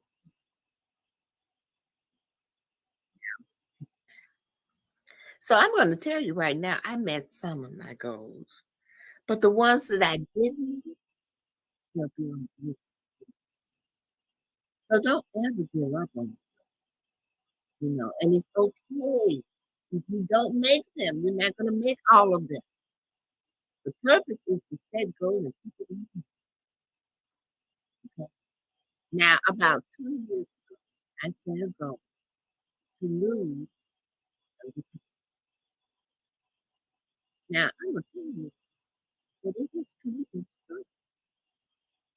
Number one, I coalition. So, all that stuff. So I gave. I didn't lose it. But in the 2 years, I'm proud to say, because I stuck with it, and that was to lose those 30 pounds. It had to 2 years to lose it. Which in terms, the doctors and I would say that's the best way to lose it. It might be because I have not picked it up. I have picked up some because I haven't eaten enough to eat. But I have not picked up all of that food. And so it took me 2 years. And I'm saying this to let you know, don't get just keep doing things. Look, I still have go. I post, I look. I'm about self-care, keeping yourself up and keeping yourself thinking positive. So you got to work. You set that big goal and you be surprised. You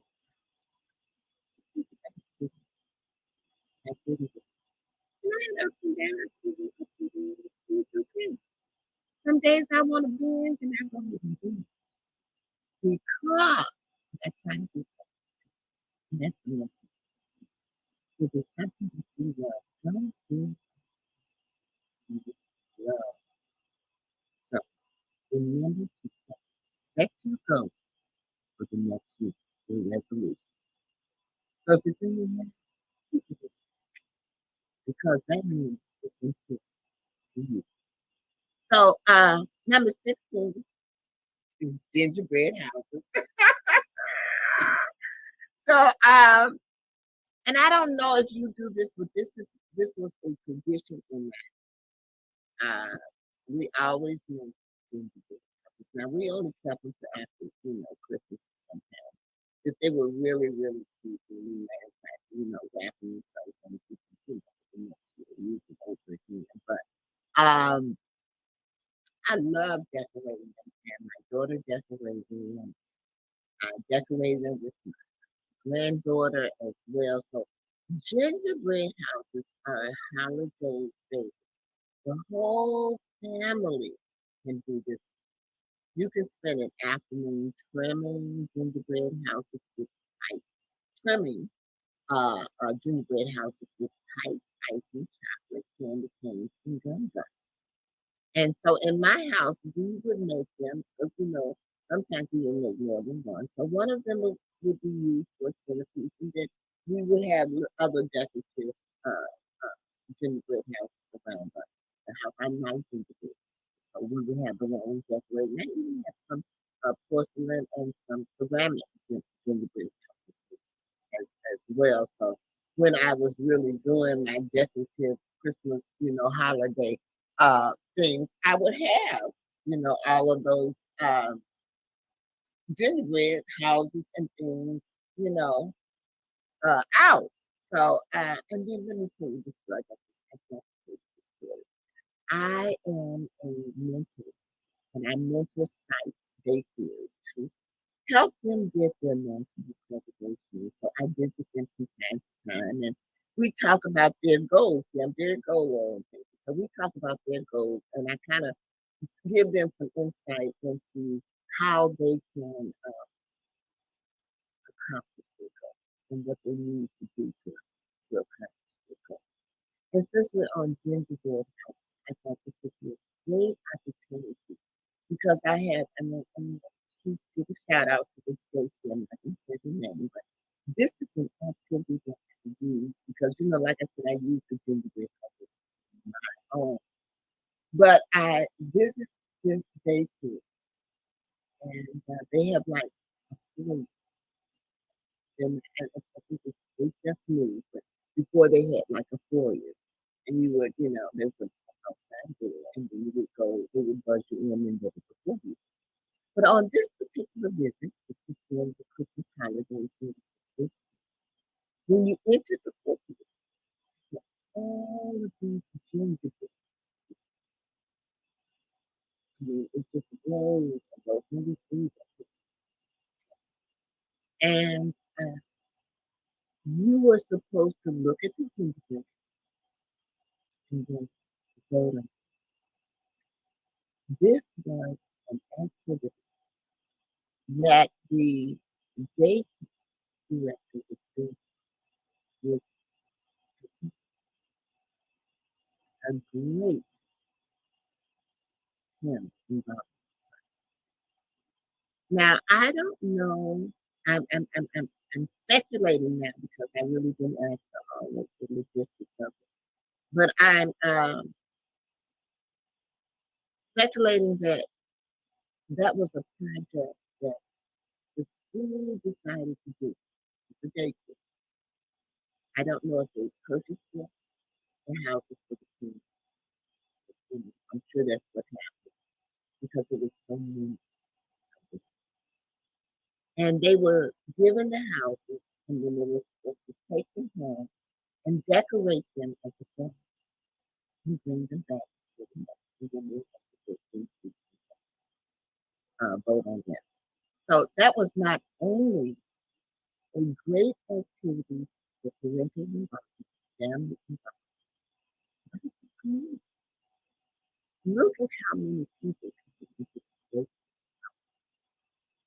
It was beautiful. It was such a beautiful. I just could not go by and not tell you about that. So the next thing, number 17, I'm gonna be through with just one more.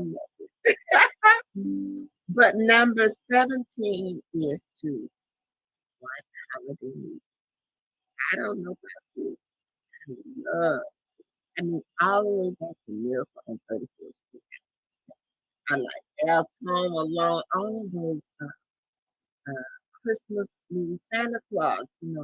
I love to watch those movies uh, during the Christmas holidays. I'm really a biscuit person. I like them in the house. It's time for the seasonal movies. That's what they're called. That makes you the find the classic home on your favorite TV or streaming, including the new of the Netflix original. And then number 18, this makeup artist. So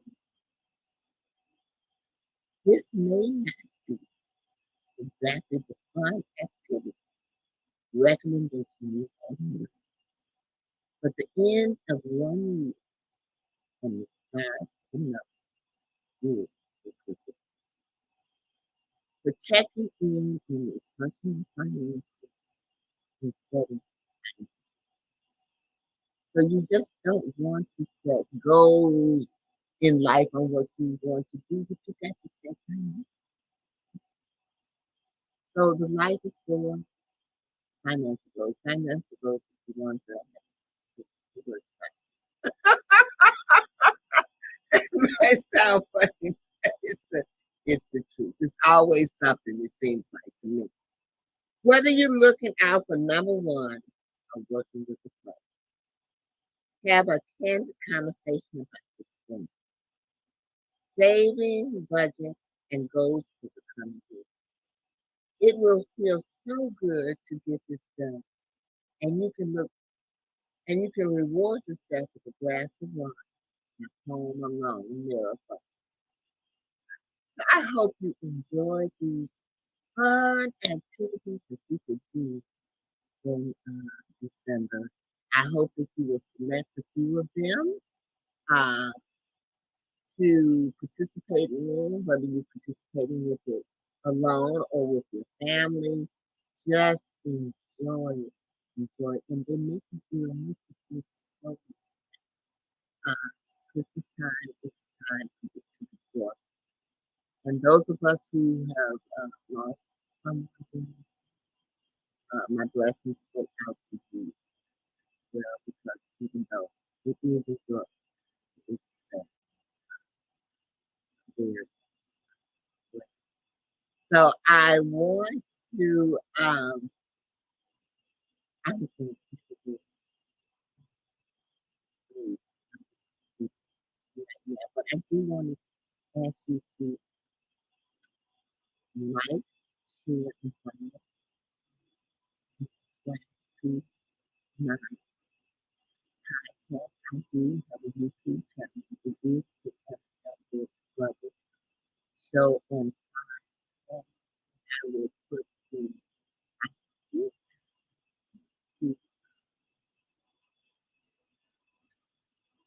banner here so that you can see it.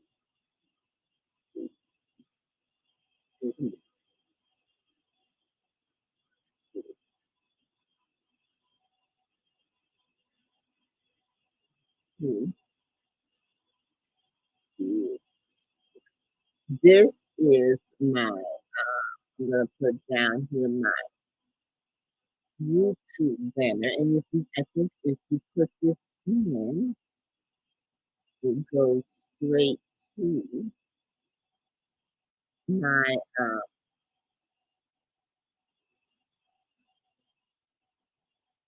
YouTube channel.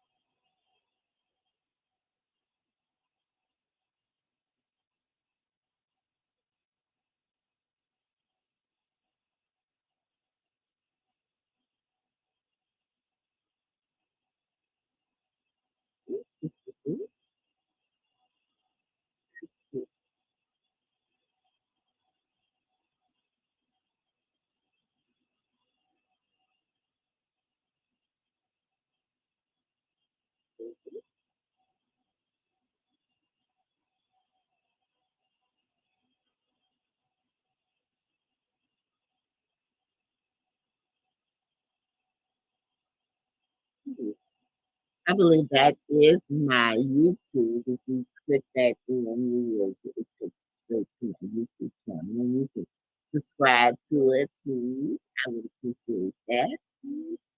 I'll be back on next Wednesday. I'm doing fabulous things. As you can see, isn't that wonderful? I am so looking forward, and this is the last thing I'm going to leave you to do these two little things. I am seeking sponsors as well as guest for season 2 of the Show. So I am going to be bringing guests on. We try to feature. We start out slow. We try to feature a guest one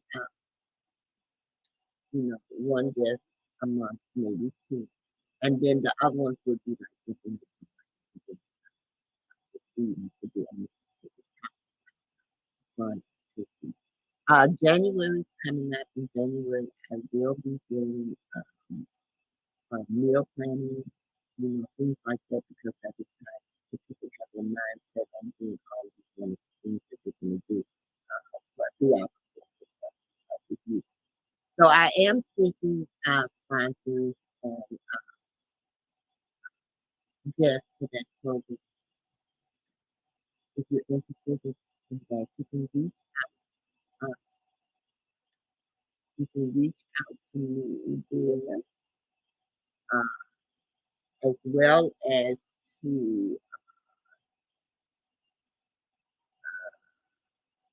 I'm gonna put this in here.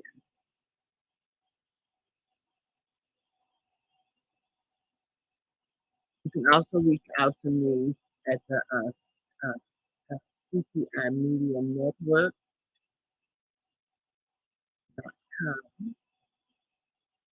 You can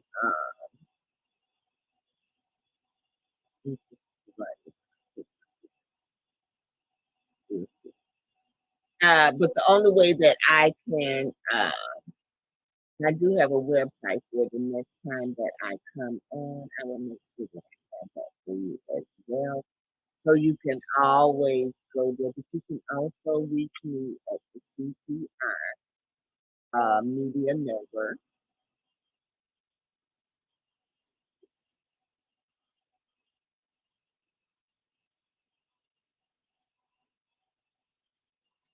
So you can always reach me at the CTI Media Network as well as my website, which is So I just wanted to I wanted to tell you that as well. And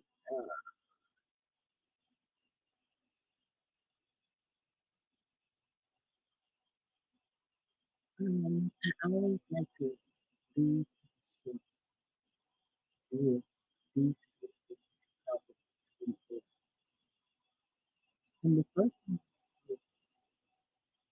is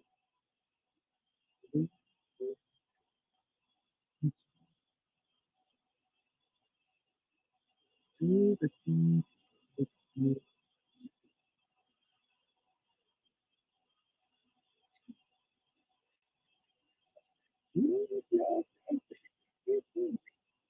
because laughing releases those things that you do with it.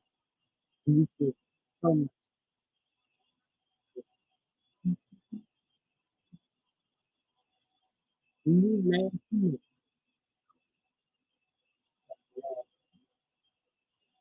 and the third thing,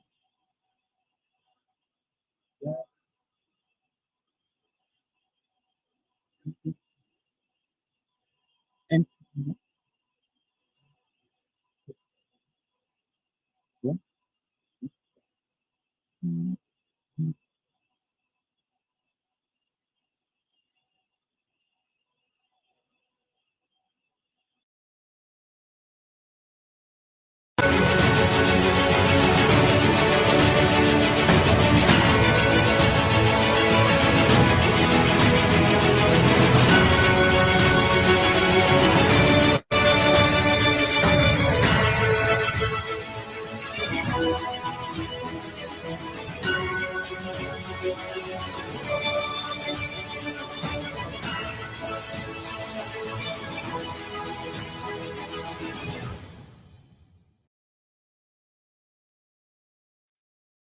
Hello, everyone. My name is Dr. Vanessa Dunn Guyton, and I am the proud founder and executive director of Hush No More. Hush No More focuses on those hush topics that organizations and families and communities have a hard time discussing. So sexual assault, domestic violence, sex trafficking, child sexual abuse, incest, all of those conversations that families deal with on the regular, but we don't discuss. So we are on another day of Hush No More Champions, where I spotlight survivors in our communities who are doing some amazing things.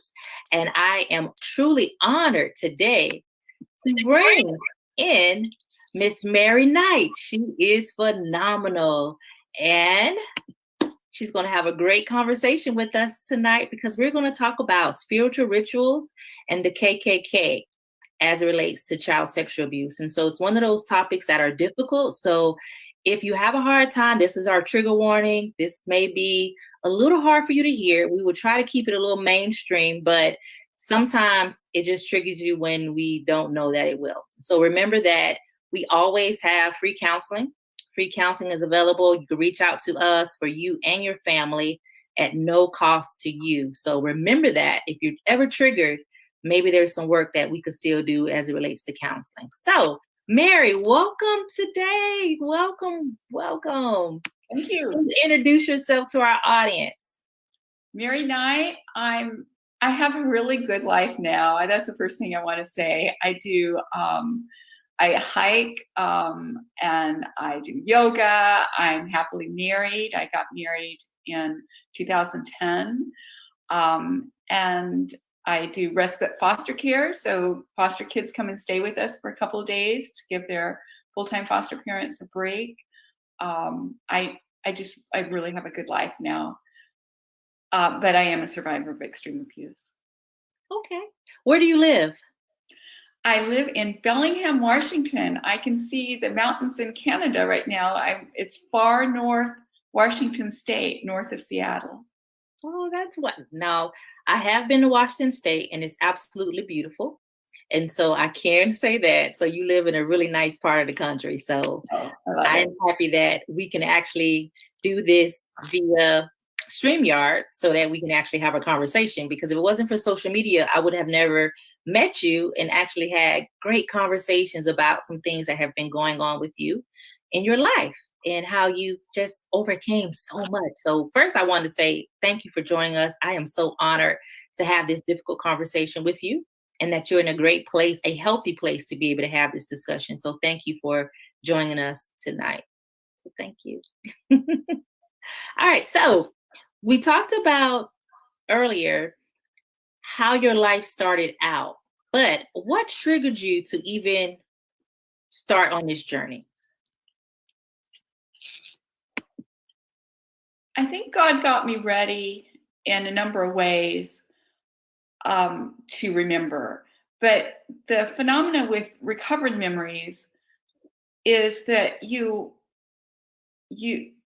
that your mind allows you to be safe by not remembering for a period of time. If I had always remembered my abuse by my parents, I wouldn't have wanted to eat anything they fed me, but I certainly couldn't have made A's in school. You know, I was a good student. And so I only remembered the horrific abuse while it was happening. Even as a child, I didn't have conscious awareness of the abuse except for while it was happening. And then when I was in my 30s, I worked toward more healing. I was able to see, like, my grandfather was an alcoholic, so I got some healing around adult children of alcoholic. I took a class on codependency, did different reading.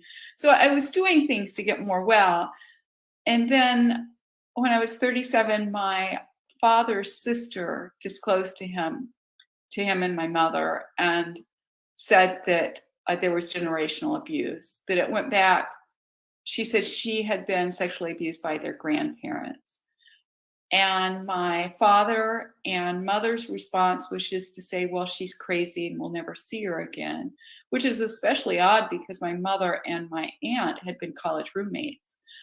They'd been really close. And so I talked to my aunt, and she didn't tell me that I had been a victim of child abuse. She told me I had witnessed other children being abused. I just knew it was true. And that's when I was in marriage counseling with my ex-husband at that time, and I just used the counselor that he and I was seeing. She did hypnosis, and I wanted to know as soon as possible what happened and who did it, because I needed to know who I needed to protect my children from. So I had hypnosis. I had 5 hypnosis sessions. I recorded them on my little audio recorder because I just wanted to make sure that she didn't ask any leading questions or anything. And so I still had those audio recordings, and I used them in my film. I made a documentary about my journey. It's Am I Crazy? My Journey to Determine If My Memories Were True, which I know that I already knew my memories were true before I made it, because that's what I had believed for 20 years. But I made myself re-examine them and just be sure, and did that on camera. So that's what my film, the film I made. And recovered memories, we know this now. When I remembered in 1993, we didn't know as much about recovered memories, but now there's neuroscience. There's a neuroscientist who was in my film, Dr. Bessel van der Kolk, who has, there's studies that have been done. We know that that's how our brains protect us, and we've known it for a long time with, well, you're in military with, in combat, we've known that there is such a thing as delayed recall. So I wanted you to really talk about that, because a lot of times people will ask, why didn't you report it? Why didn't you say anything? Why didn't you tell anybody sooner? So they don't realize that a lot of times we don't remember the trauma, right? You just don't remember. And then there's something that recalls, triggers it, and it comes back. Something happens. And so like for you, it was your aunt that started you down this journey. And so I'm glad that you actually started recalling, even though it's difficult at times to be able to. I'm glad I didn't recall when I was younger. Not when you were younger, yeah. When I see people who have that continuous memory, their adult life is sometimes not as, like I already had a master's degree in social work when I remembered. I was doing forensic social work. I've testified in court on child custody cases over 100 times, and I probably had testified maybe 20 times or so when I recalled. So I had the skill of being able to ask myself the same questions I would ask in a forensic interview about the validity of what I remembered. I had confidence. I was financially able to be separate from my parents, who, when they died, were multimillionaires. And so I was at a good place. And it wasn't just that I was triggered by my aunt remembering, because I had already known that my cousin remembered. I'm sad to say, when she started saying it was other family members and not just her father, when it was her father, I was fine with, oh yeah, she was incested by her father. But when she said there were other family members, I broke contact with her. I just was not ready to know this was true yet. Yeah. And so I think that I'm a very spiritual person, and other people may use different terms, but I think God had gotten me ready to remember the abuse. I was at a place where I could handle it psychologically. I consider it the gift of delayed recall, because without it, I wouldn't have the life I do now. Yeah. But then, my aunt remembered. My aunt told me at that point I had 3 cousins who remembered. So I had 4 family members who had memories that when I remember something, I could call one of them and they could say, oh yeah, I had a memory like that. If they did. They didn't tell me the memories I had because I couldn't verify that way. But then afterwards, I could, and that was really helpful. Now one more cousin has remembered. So 5 family members with similar memories. They're all recovered memories. All recovered. But most people, don't have that. And so I'm not trying to say that you need to have verification from someone else in order to believe your memory, because in the end, you know it because the deepest part of you says, this is true. This is real. Yeah. When I had a recovered memory, I knew that it was real. Like, I freaked out and everything. So people ask me all the time, why didn't you say anything? I didn't remember. Yeah. So, and we had that conversation over Facebook, actually, when you were talking about your memory, and I was like, something similar happened to me. So we were able to connect on that. But I want to know about your family. How did you grow up? How was your mother and father? It was a complete double life. Complete. My mother was like this 50s housewife, homemaker, college educated. She had a degree in home ec. She was excellent cook, excellent seamstress. Oh, she made some really fashionable clothes for me. I was one of the best dressed kids in school. She was good at many things, but she was, and I don't know if she had, I'm sure was DID, dissociative identity disorder. I don't know how much she separated it in her mind, but yeah, she could not have been a worse mother. Yeah. And my father was a song leader. He led really spirited music. And he was very abusive. To me, he produced child pornography. I have met another victim of another person he victimized in the child pornography. He was an excellent, I'm like, my lighting's not real good tonight. He had professional lights. I mean, he was a good photographer, cinematographer. So people would never imagine, because both your parents were in the church. 3 times a week. 3 times a week, singing, leaders in the church. Oh, yeah. Yeah, leaders in the church. And sometimes people hide behind the church, right? Yeah. It's like this perfect image for people to be saying that I'm in the church, I praise God, you can trust me. And it makes them sit like high up on this pedestal that we don't really understand when the curtains are pulled back from them. Yeah. So that was your family. It was. And I've come to believe that child pornography that includes a church setting probably can sells for more money. I mean, you see what I mean? There are people who specifically would want to buy child pornography if it has a pulpit in it, if it has a Sunday school classroom. I mean, it's so evil. And since my parents had keys to the church building, they could use it in horrible ways like that. So they actually brought children to the church, or did they use you? They used me.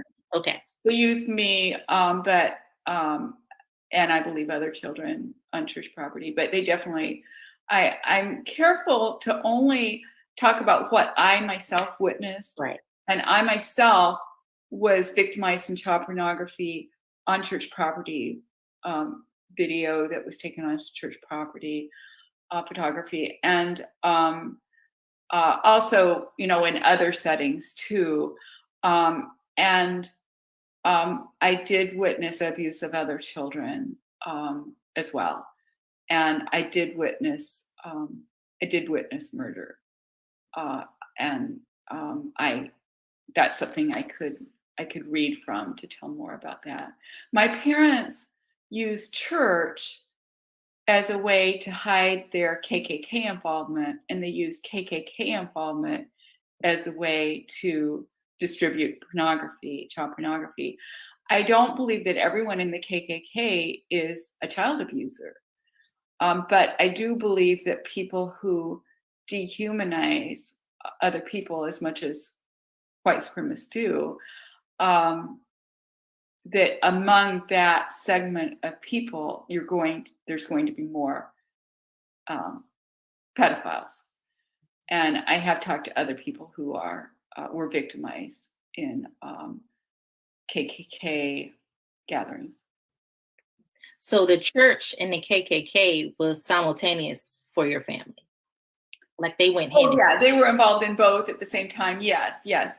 But I also want to say really clearly, the church I went to, which I actually have footage of that church property in my film, Am I Crazy? But they did let me take footage on church property. But there were good people at that church. There were really good people at the church. It wasn't everyone at the church. And religion has been a really good part of my life.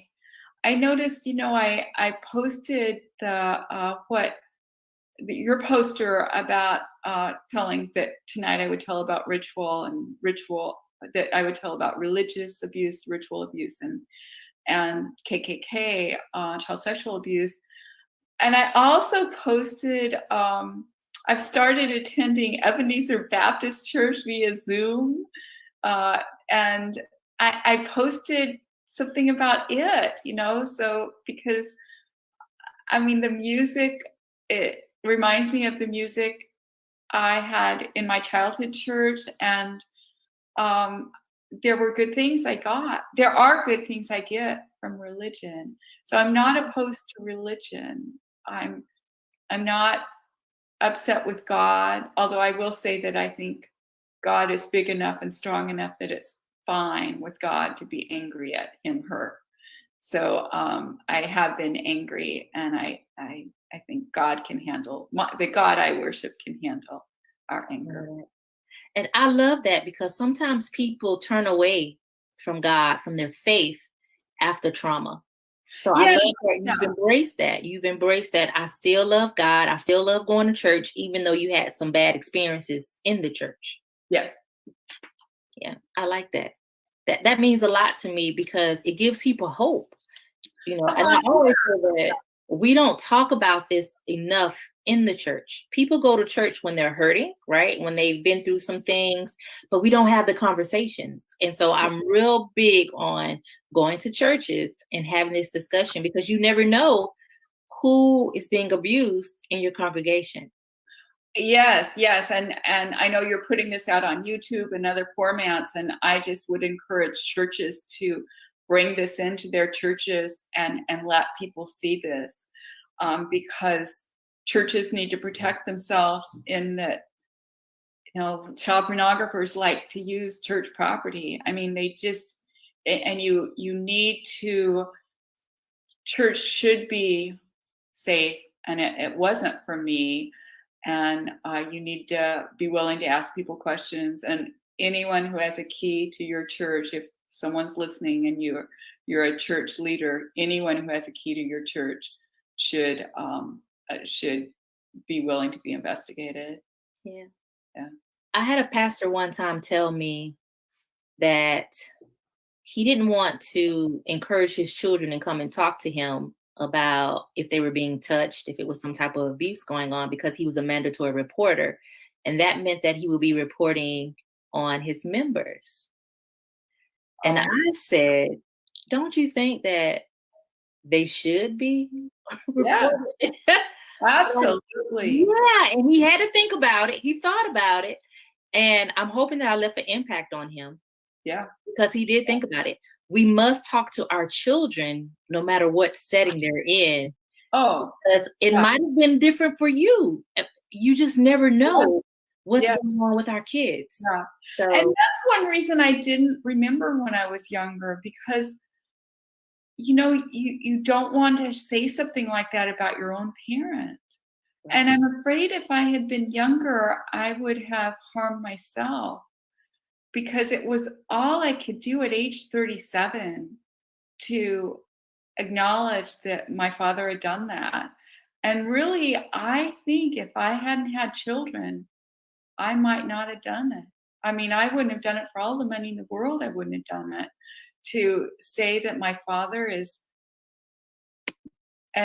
is a child abuser, but I had to call and confront my father because I had children, and I have children, and children just.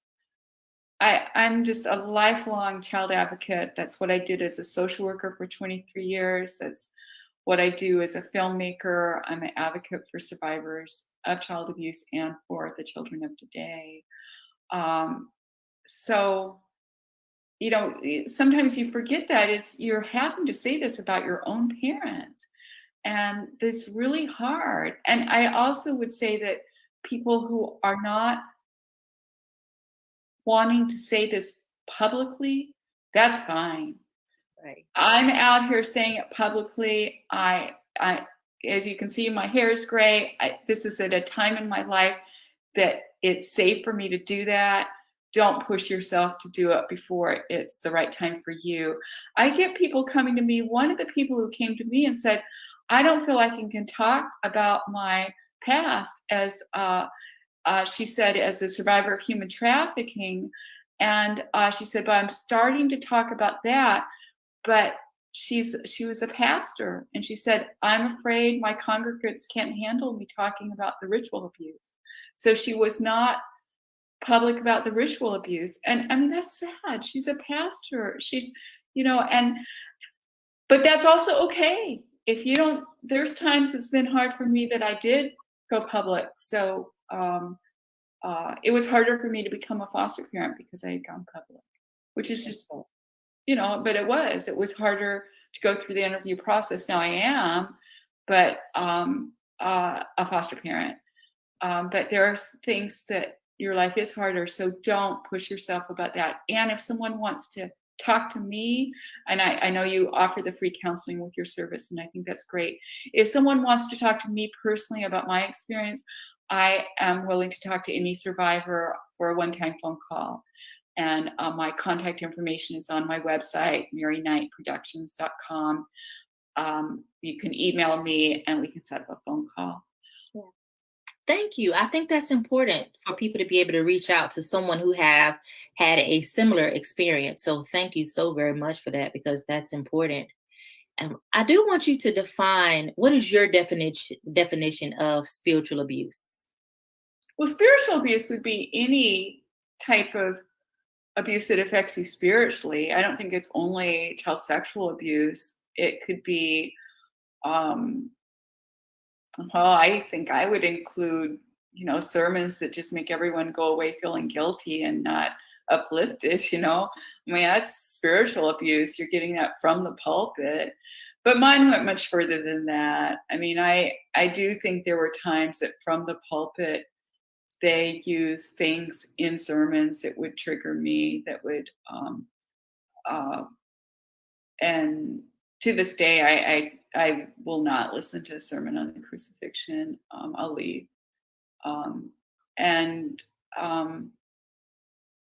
But, well, so spiritual abuse can be anything. Mine was extreme, and mine involved having to watch a man be put on a cross. So if you want, I could go ahead and read.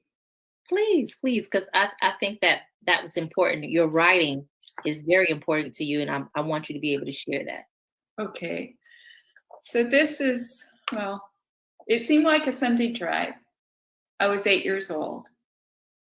I had on a pretty dress, white lacy socks, and shiny shoes that were only for wearing to church. We stopped and picked up the medical doctor we called Dr. D. I don't know how far we drove. It seemed like a long way to an 8-year-old. I leaned against the car door and fell asleep. Somewhere out in the country, we stopped at a shack. A black man invited us in. He may have been one of Dr. D's patients, or he might have been someone my parents knew from their church connections. Once inside, my father and Dr. D pulled out their guns. I saw 2 women. My father tied these women to chairs in the kitchen. Boards already painted white were taken out of the station wagon, and a cross was erected inside the shack. The man's arms and legs were strapped to it. There was a little girl in the room who was exactly the same size as me. She was cute with tiny braids all over her head. Her dress was clean and ironed. I remember thinking someone must really love her. One gun was pointed at the little girl's head and the other gun was pointed at my head. The man was told that if he would pretend to die willingly, as Jesus did, his little girl would be spared. My mother held our 8mm camera. I knew that there were people who liked to see movies of murders because I had already been made to lay motionless after beatings and pretend to die on camera. Apparently, people who like to see Black men tied to crosses also like to see white girls with their clothes off. I had to do things to the man while he was on the cross. I stared at the man's face. He was dead. I don't know whether he died from hanging on the cross or from something they made him eat. I was not left to wonder how the little girl died. As soon as the man took his last breath, my father shot the little girl in the head. The women screamed. I screamed too. Dr. D and my father moved quickly. They set the shack on fire. My mother tried to grab my hand, but I did not want to leave with the bad people. I wanted to stay with the good people and die. I broke free and ran back into the burning shack. One of the women screamed at me to leave, saying, "Little girl, go so you can grow up and tell what happened." At my next counseling session, I carefully read what I'd written in my journal about the event. I was relieved when my counselor thought it might be symbolic. I called a cousin that evening and asked if he had a similar memory. He said no. I breathed a sigh of relief. Then he said, "The Black men I saw crucified on crosses had no family. They were homeless." For years after the memory surfaced, I was obsessed with trying to spur a murder investigation. I contacted police departments in Seattle and surrounding cities. Sometimes I was put on hold, but at the end I was told there's simply not enough information for any type of investigation. There's no statute of limitations on murder, but you have to at least know where it happened. I considered hiring a private investigator to see if there were records of the death of a family unit that included a father, a little girl, and 2 women. Then I realized that it could have been unrelated homeless people who were lured to the shack with the promise of food or medical care. I recalled the eyes of the man whose body I was forced to touch. Was he someone who would pretend to die on a cross willingly, even if the child whose life would be spared was not his own child? Was the woman with the kind voice not asking for a favor from me when she said, "Little girl, go so you can grow up and tell what happened"? It occurred to me all these years later that she was not asking me to tell her story. She did not want anything from me. She was using her dying breath to plead with me not to give up on life. With parents so evil as mine, in order to want to go on living, I would need a purpose, a reason to go on. Telling a story is a purpose that even a traumatized little girl can quickly comprehend. People ask why my parents and other relatives did such horrible things, as though I am some sort of authority on evil. I concentrate on things that make a difference to me, like how I can quit feeling guilty about crimes committed by my parents. And I remind myself that it is mothers who give life, and that when my young body wanted to die, it was given new life by the words of a Black woman. Sometimes I allow myself to forget I am white. And I pray that before I die, I can live in a society that is reflective of a truth I have known since I was a little girl. A truth that is both indisputable and somehow possible to ignore. The truth that Black lives matter. Thank you. I am truly honored. When I read it the first time, I was just blown away. I am truly honored to be able to hear you read it because it has a different meaning for me. It makes me feel like I needed to meet somebody that was courageous and was going to stand up for others, speaking from your own experiences and not worrying about the fear of retaliation or something happening to you. And so thank you for sharing that and reading that. And I think that it'll really make a difference. And hopefully this video goes around the world so people can really hear what is happening, what has happened, and how we can really make a change. So thank you for sharing that. Last summer, I just felt compelled, like God was saying, you have got to write it. You have got to write it now. And yeah, thank you for letting me share it in this venue. Was that part of healing for you? Oh, well, yeah, it was. You know, I was afraid that Black people would not like me because of what my parents did. And so this is the 6th podcast I've been on with a Black host. It's, you know, it's just, it's been like, I mean, I was a little girl. I didn't do it. Right. Yeah, I'm not mad at you. I am so proud. Like when I tell you, I am honored, Mary, that you speak up and you tell your truth and you're not fearful anymore. Like you've gotten to a place that you are deciding to hush no more. So I'm not mad at you. I think it's very courageous and I'm just so proud. I have some comments in the chat box that we could probably go to. Ashley said, I love that as well. She was talking about when you were talking about your love for God, because God was a huge part of my healing and he continues to be a motivating force in my life. I applaud you for the courage to speak your truth. That's Ashley. Tanya said, thank you for sharing your story. Ashley just responded, that was chilling and brought me to tears from your story. Meredith said, bless you for sharing your story. And Elizabeth said, thank you for sharing your story as well. So they're really appreciating you coming forward and speaking up, you know, and it means a lot to people that you're doing it. Have you ever been fearful of like retaliation from the KKK or from the church? Do you ever feel, or from family members? Well, I have, yeah, there are family members who, I mean, they don't, yeah, I don't hear from them, but they, it still hurts that there's family members who call me crazy. It still hurts.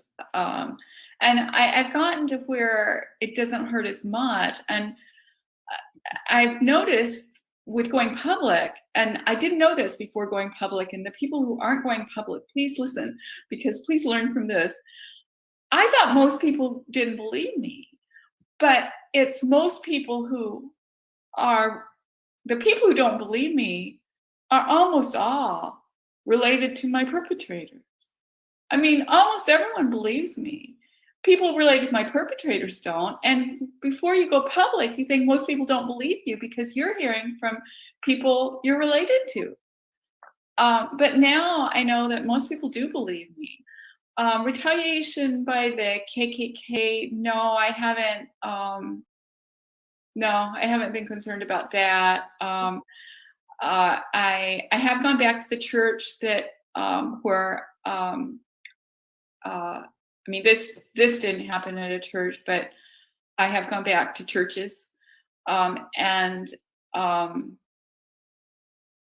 people don't like to hear things about church leaders. I will say that. You know, I went back to my childhood church while one of my perpetrators was still alive, and he was still chosen to be an elder after I had been back. They were choosing elders when I went, and he still was chosen. He was an elder of that church until he died. And you know, I have not gotten good responses from churches when I've tried to speak out.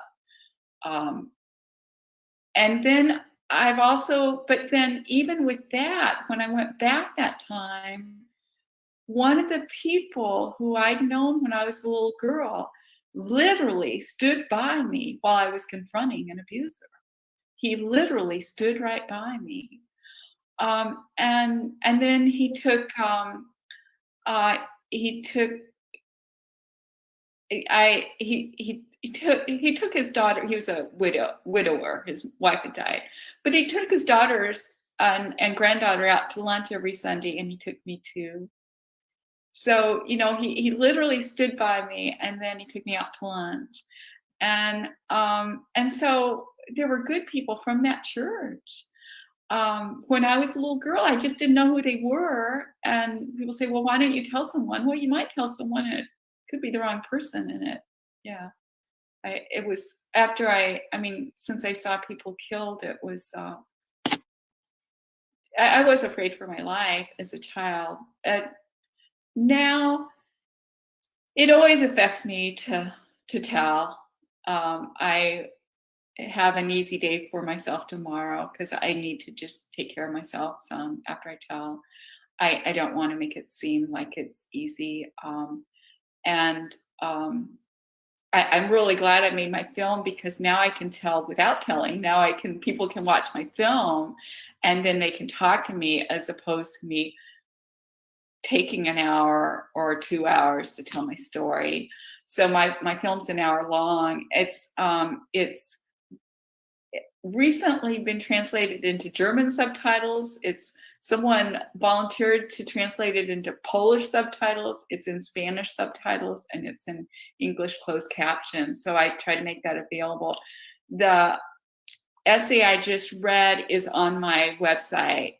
So there's a lot on my website. One other thing while I'm talking about my website, I want to say about another film I made, which is PG-13 romantic comedy, and it's the Twins movie. It's on my website, and I made it because I wanted to share something. When I was a little girl, the church I went to, women weren't allowed to be ministers, but I always, I had this sermon I want to tell, and I tell it in that film. In it, it's identical twin sisters, a nun and a lingerie model, trade places because the lingerie model has urgent need for medical treatment. It's pre-Obamacare. So she moves into the convent and poses as her sister and gets medical care. But in it, they are survivors of abuse. And so the lingerie model comes to have a spiritual awakening while in the convent. She talks to the priest and she asks the priest, where was God when my father messed with me? And he says, I can't know that for you, but for me, what I believe is God was right beside me, holding my hand and crying. And that's what I believe about God. Or, some people don't call that spiritual essence God, but yeah. Thank you. You put in my website, and then also my Facebook page. Thank you so much. You're welcome. Because I just had a comment asking me, what was your website? Yeah. It's maryknightproductions.com in case some people are listening and not in front of it, but Mary, and my last name is spelled night, like knight in shining armor. So maryknightproductions.com. Yeah, you are a knight in shining armor. Thank you. You really are. That is a perfect analogy, a perfect nickname for you. I love that because you really are making a difference and changing lives. You're changing lives with your film, being an advocate, just speaking up, encouraging others to speak up when they're ready. That's so important. And letting people know this is not easy. When I share my story, I have to take a break as well. And self-care is important. Self-care is very important when you share because you just never know. You alluded to other people hurting you. Were there more than one? Yes. Yeah, I was sexually abused by women as well as men. I was sexually abused by a female Sunday school teacher in a church that taught that gays would go to hell. Very confusing.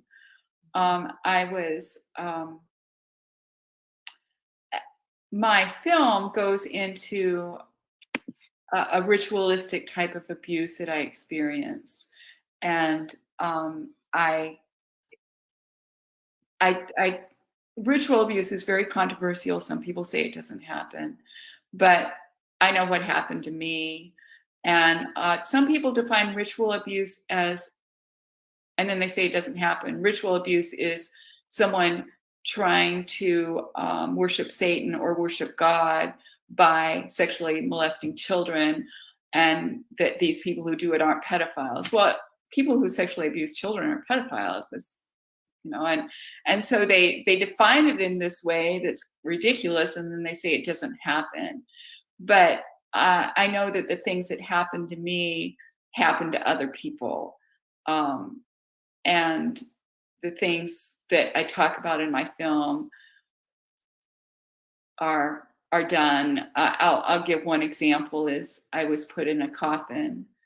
I mean, how terrorizing to put a child in a coffin. But I was talking to someone else about it, and she said, you know, it's interesting how many survivors of ritual abuse had that experience of being put in a coffin. And so what I'm saying is some of my experiences I talk about, and they're common within ritual abuse. They're common within ritual abuse. So people who are hearing this and are survivors of ritual abuse who have been discounted, I really encourage you to see my film.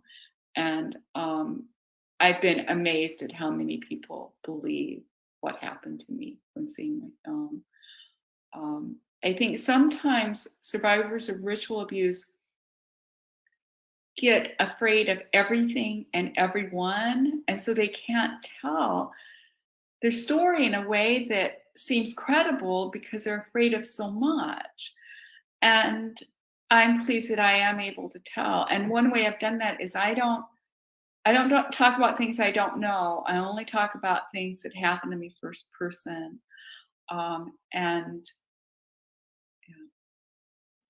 What happened for me to have to witness a man being crucified, and for me to have to do things that would appear in this child pornography.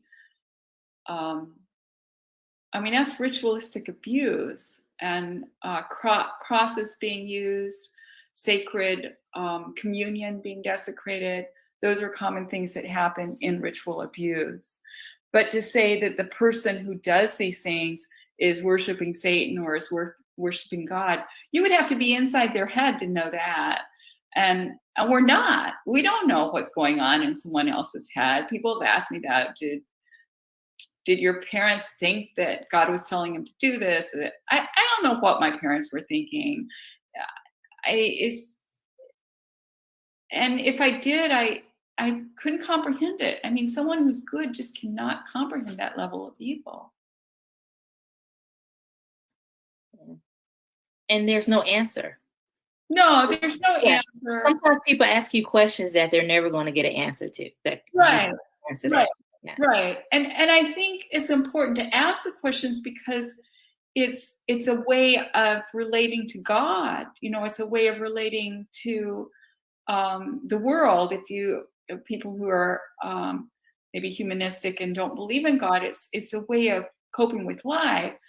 And everyone has to find their own way. And my way is to just think God was there. That's where God was. God was right there holding my hand and crying. That's where God was.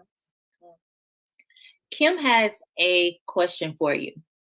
She said, what was the purpose of putting you in the coffin? A scare tactic to keep you from talking?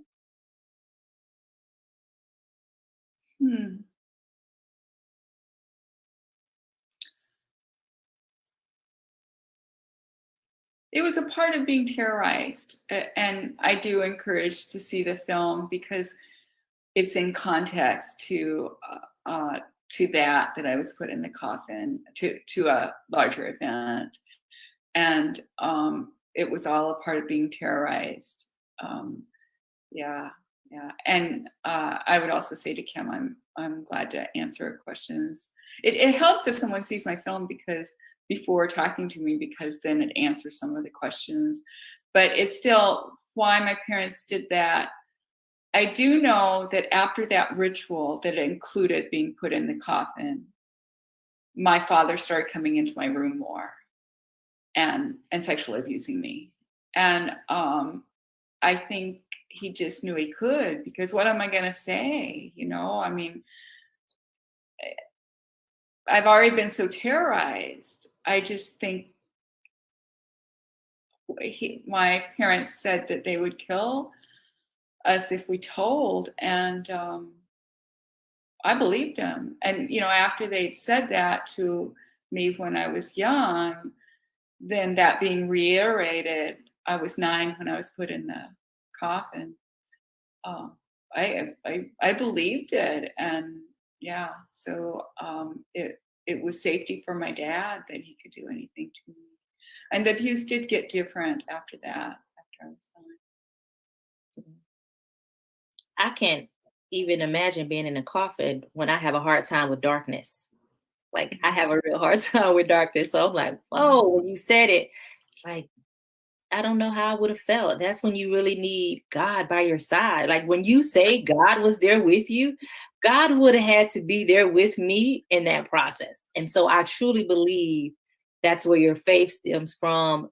God was with you and knew that one day you will be able to share your story and be able to encourage others, right? And bring raising awareness to the level that a lot of us can never understand because we haven't been in your shoes. So a lot of awareness.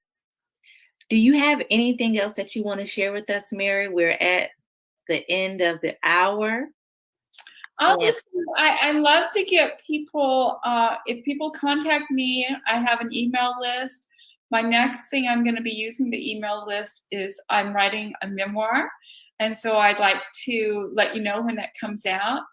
And it's going to be a collection of essays, which will include the essay I read today. I'm writing an essay about my marriage. My husband's he's a very private person. He's like, really, you know, but I think there are some things that are different, and some things that are very much the same about being married to a survivor. And so I'm going to include not just things about our wonderful marriage, but things about hard things within our marriage. And I'm including an essay on the benefits of delayed recall. I'm including a short story about a fictional story that has to do with my angel connection with my mother. I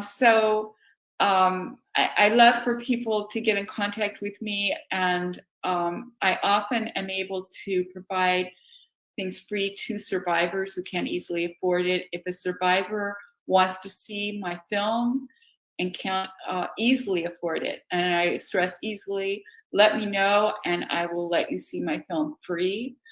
I'm going to try to make my memoir the same way. So it's good to get in contact with me. It's venues like this where I get word about my work. So I like to make the most of that. Thank you so much. Kim said she literally have no words, and you are truly a strong woman. So thank you for answering her question. That's not always an easy thing to do, to be able to answer questions. So thank you for that. Oh yeah, I'm glad to answer questions. Absolutely glad to answer questions. Yeah. So after doing this show, right, how do you feel after having this conversation with me? You know, I feel so comfortable with you, Vanessa. I've just got to say, I just feel so comfortable with you. And you're just a wonderful host. So yeah, I'm feeling good. And thank you for checking in on me. Good. I always want someone that sits down with me and pours out to feel that they can trust me and that this is a safe space. I think that's important. That's important for all survivors. Even when someone tells a friend or a family member, they need to feel that it's a safe space. And that's important. Very important, that there's no judgment. Mm-hmm. There's no judgment. So I truly love you and I thank you for who you are and for everything that you have done and that you're going to continue doing. Once you finish your memoir, please let me know so that I can share it, right? So I can share it because people will be interested in hearing what you have to say because you have so much to tell. And we only get like snippets of it, only get little. Please reach out to her. She speaks. She also does documentary screening. So she is awesome. I would love for you to invite her out because she is truly a survivor advocate that is making changes in our community. And I'm truly honored to be able to just sit with her for this 1 hour. So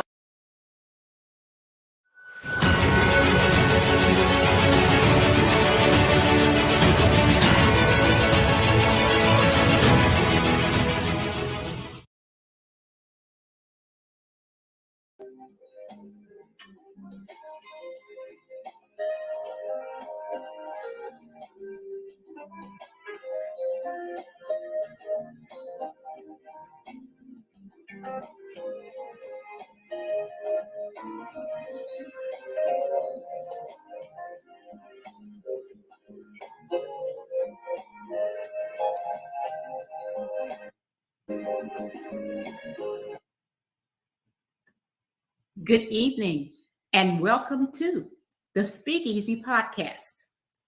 I am your host, Constance Woolard, and the whole entire month of September here at the Speakeasy, we will be having the Leadership Roundtable, where we will be discussing daily leadership challenges that we see in today's workplace. I'm excited because today I have two phenomenal guests here in the studio with me. I have Sean Fair of the Sean Fair Consulting Group, and I have Sherelle D. Mims, who is the CEO of the Global Caregivers Network, also a healthcare provider like myself. And today we are going to talk about leadership challenges in today's workplace. So I'm going to bring them both up. Good evening, Sean, and good evening, Sherelle. How are you? Good evening. Hey, good evening. I'm doing just wonderful. Constance, just wonderful. Well, thank you. I want to thank both of you for joining us and welcome you to the Speakeasy Podcast. And so I just want both of you, Sean, I'll start with you. Just tell the listening audience who you are and what you do. Well, my name is Sean Fair. I'm considered to be a leadership expert. I work with executive leaders, mid-level managers, supervisors here in the United States, Canada, and Europe. Basically, just teaching leaders how to be the best possible leader, how to be a great servant leader to their people. I also have a platform called the Leadership Experience Tour, which is the #1 branding platform for speakers here in the United States. We audition speakers from all over the country, give them 8 to 10 minutes on stage to give a powerful story that relates to a variety of audiences. And so those are my two primary values that I bring to society. Okay, great. And the Leadership Experience Tour, when is the next one, Sean? The next one is October 27th, 29th in the great state of Michigan, the city of Troy, at the Michigan State University Convention Center. It is going to be a sight to behold, to say the least. All right, good deal. I am excited about that. Sherelle, Yes. tell the listening audience who you are. I am so excited for Sean. Oh my goodness, because we have just learned so much from Sean. Yes, Sean, we have. Yes, he is the man.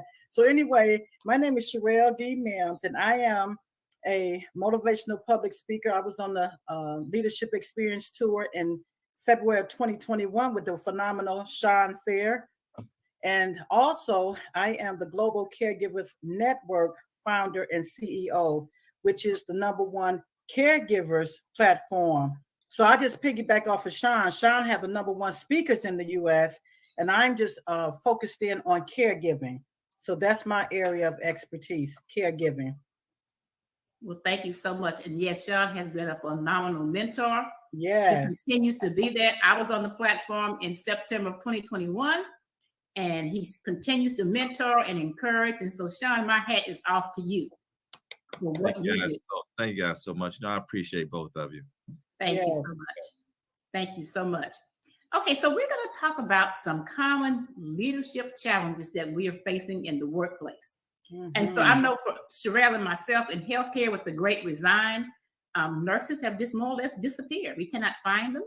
And then we get those with the agencies and travel nurses, and either A, they're not prepared to do the job they've been sent to do, or B, they want to limit what they do and dictate what they do. You know, they're not concerned about the needs of the organization. They're concerned about their needs, and that's it. And so the Great Resign has presented some major problems, and not just in healthcare, and you know, in hotel industry as well, restaurants that can't find anybody to work. And so it's just a big struggle. And so my biggest challenge is, how do you engage employees and keep them engaged while all this chaos is going on? That's my biggest question. That is a wonderful question. You know what, Constance, and being in the healthcare, I'm going to share with you this, because I've been in the healthcare for over 20 plus years, right? And even over the years, everything has just kind of like dissipated. I'm talking about with the staff, like you just said, people are not being trained. That is number one. They're not being trained to be on the medical units and do what needs to be done for the patients. So let's take, for instance, the case where I'm at. I'm doing neuropsychiatric nursing, Alzheimer, dementia, bipolar, and the mental health behavior arena, right? So we have all these people, right? However, they are not trained. Sean, we need you to come into the mental health. come into the mental health arena and help us out, because we truly need that that stability, number one, because we have CEOs, we have leadership, but the training is just not there. I travel from different states, and I just see the dilemma that is happening in these hospitals. Some of them may have them, but the majority of them do not have the help that they need. They do not have the training that they need. If you do get training, it's only going to be for 2-3 days, and you're out on the floor. That's it, 2-3 days, and you are to know what you're doing on these different units. So I just thank God that I have the training that I have as a registered nurse for the years that I have, and I'm able to help. But yet I'm just someone just passing through. I'm not per se on their staff. And so I love what I do. I do the best that I can do. And then I move on to the next city, next state. But I see the dilemma. There is definitely a dilemma in the healthcare arena. Shai, can you help us out? Well, you know, to be quite frank with you, I mean, it goes way beyond the healthcare industry. Yes. You know, it is the service industry in general is having the same problem. And you know, because of the pandemic, employees have started to realize that they can generate revenue on their own. And they can manage themselves and treat themselves the way they would like to be treated. And so when you think about all of the dysfunction that's happening in today's workplace, and one of the dysfunctions is not having enough staff members, it all starts with leadership. Yes. If leadership Absolutely. doesn't understand how to deal with people, right? How to uplift, how to motivate, how to educate, how to develop, right? How to develop successful people in today's marketplace. In other words, if people know that their best interest is not in mind, why would they come back to work? Why would they come back to work? You know, so until that happens, until leadership truly understands that, it's going to be very difficult to bring back great people in today's workplace. And here's the thing. Sometimes you can get some people to come and fill a spot, but they're not the best people. And then if you find some decent people, now they have something called quieting. You guys ever heard of that term before? No. It's called quieting. It's a new term that they're using. And quieting is when an employee goes to work, they read through their job description, and they're going to do only what the job description says that they should do. Right? So you got that whole situation now, and it's not much the employers can do about it, because what? It's in the job description. Well, not only is it just in the job description, but I can't find employees. So they put up with stuff. They got to put up what they can put up with. So if leadership is not trained properly, and they don't understand how to emotionally compensate their employees, if they don't understand how to mentally compensate for their employees, and then the third one is they have to financially compensate for That's the right. If all three of those things are not being addressed in today's environment, we'll be in the same situation next year, the year after that, and the year after that. I agree. And I know in my current role, I have 16 sites, 12 states. And so I try to engage the leadership that I oversee to encourage them. But what I've told them is we now have to change our stance of leadership. You got to come from behind the desk. That's right. You have to come from behind the desk and get out among and lead side by side and not dictate, but participate and encourage and motivate. And even for me at my level, when I go prepared to hit the floor because I never know what to expect when I get there. But I find that I'm able to communicate better with the staff if I'm out there with them working side by side. They appreciate me and my leadership for one. They appreciate me more. And a lot of them don't know how to accept that because they've never had it for so long. That has not been the status quo. Leaders go into their office, they go to meetings all day, and staff may or may see them, may or may not see them, and they don't even know who is in charge and who is leading them. And so now they have me coming out there amongst them, and they get scared. Like, well, why are you here? Are you spying on me? And and my deal with them is, hey, I'm here to understand and to empathize with what you're doing and what you're going through, and to do all I can to help you and to encourage you to meet the goals, what we're here for. And so, Sean, you're right. These companies are putting up with just, someone told me one day, I was talking about, getting rid of an employee. They said, well, having her is better than having no one. And I said, I disagree. If that person is not meeting the needs of the organization and not helping to move the organization forward, no, they need to go. You don't just fill a spot. Well, I agree. I agree with you. Because what you just said, lead by example is one of the most critical attributes that a leader must demonstrate. And if I allow an employee to come in and do subpar or satisfactory work, if that's what the other employees see, then that becomes a major challenge for you to manage everyone else. This person has been here for the past 17, 18 months, underperforming with a poor attitude and unproductive. But yet you want to call me into the office and tell me about what it is I'm doing and not doing. But the fact of the matter is that person's been doing it for the past 15 months. Your ability to coach, train, hold folks accountable, and discipline is minimized when that attribute is missing. Absolutely. You manage folks when you allow people to do what they want to do. I agree. 100%. I agree. And I see it all the time. And, I have conversations with administrators and different things and say, hey, you're in the driver's seat. Come on now, step up, man up, woman up, whatever it is, do what you need to do to make this thing work. Yeah. And it's really hard because they're so afraid that they're going to be short-staffed. Well, you know what? My thing is, if they're not performing, you're short-staffed anyway. That could be a maybe or maybe not. Yeah. Because in the workplace, we already know, Constance, is in the workplace. It's just so different now, right? It's just different. I mean, the milieu is different. The people they hiring in is different. I know for sure that they just hiring people in off the street, just like you said, to fill a spot.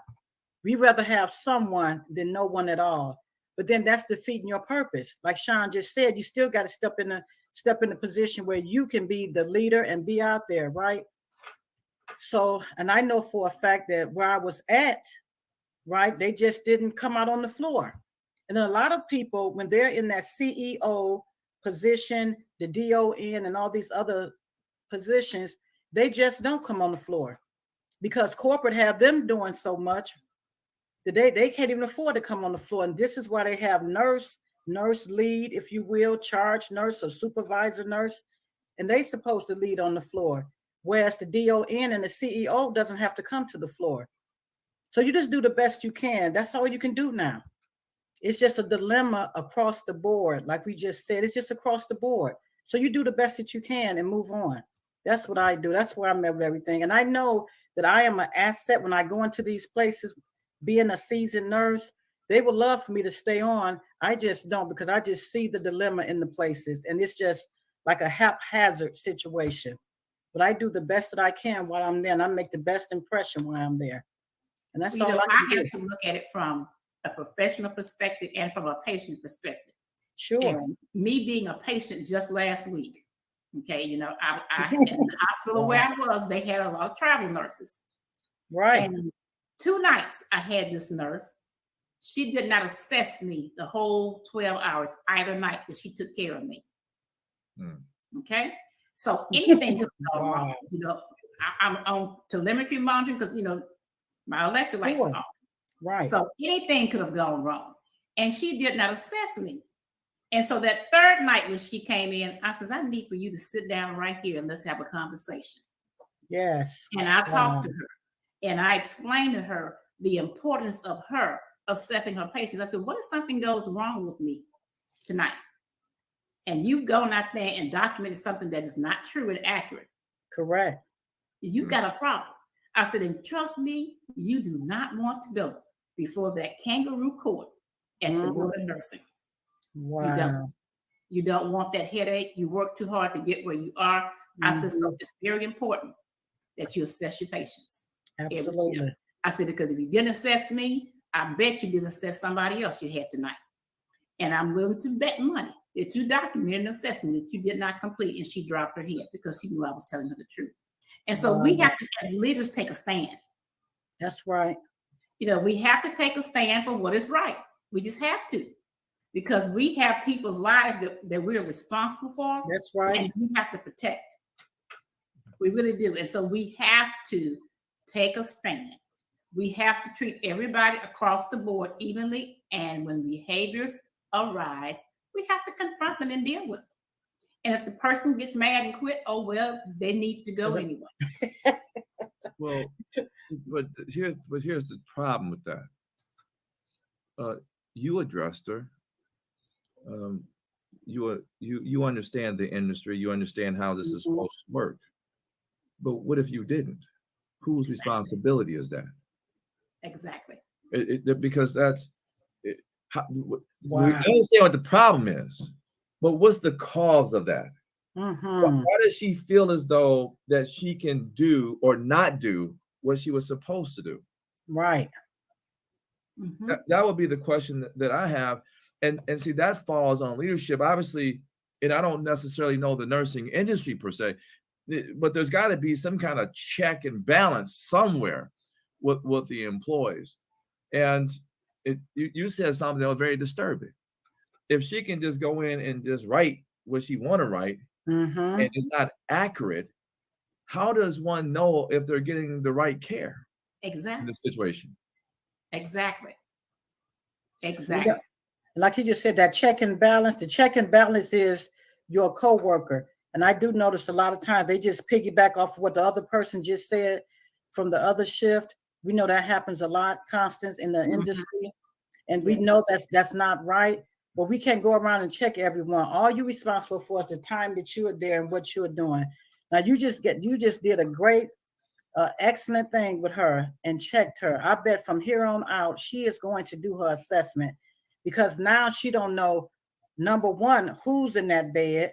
You could have been the vice president or anything, right? Exactly. And you didn't even check her until the 3rd day. You did real good, because that would have been the first day check for me.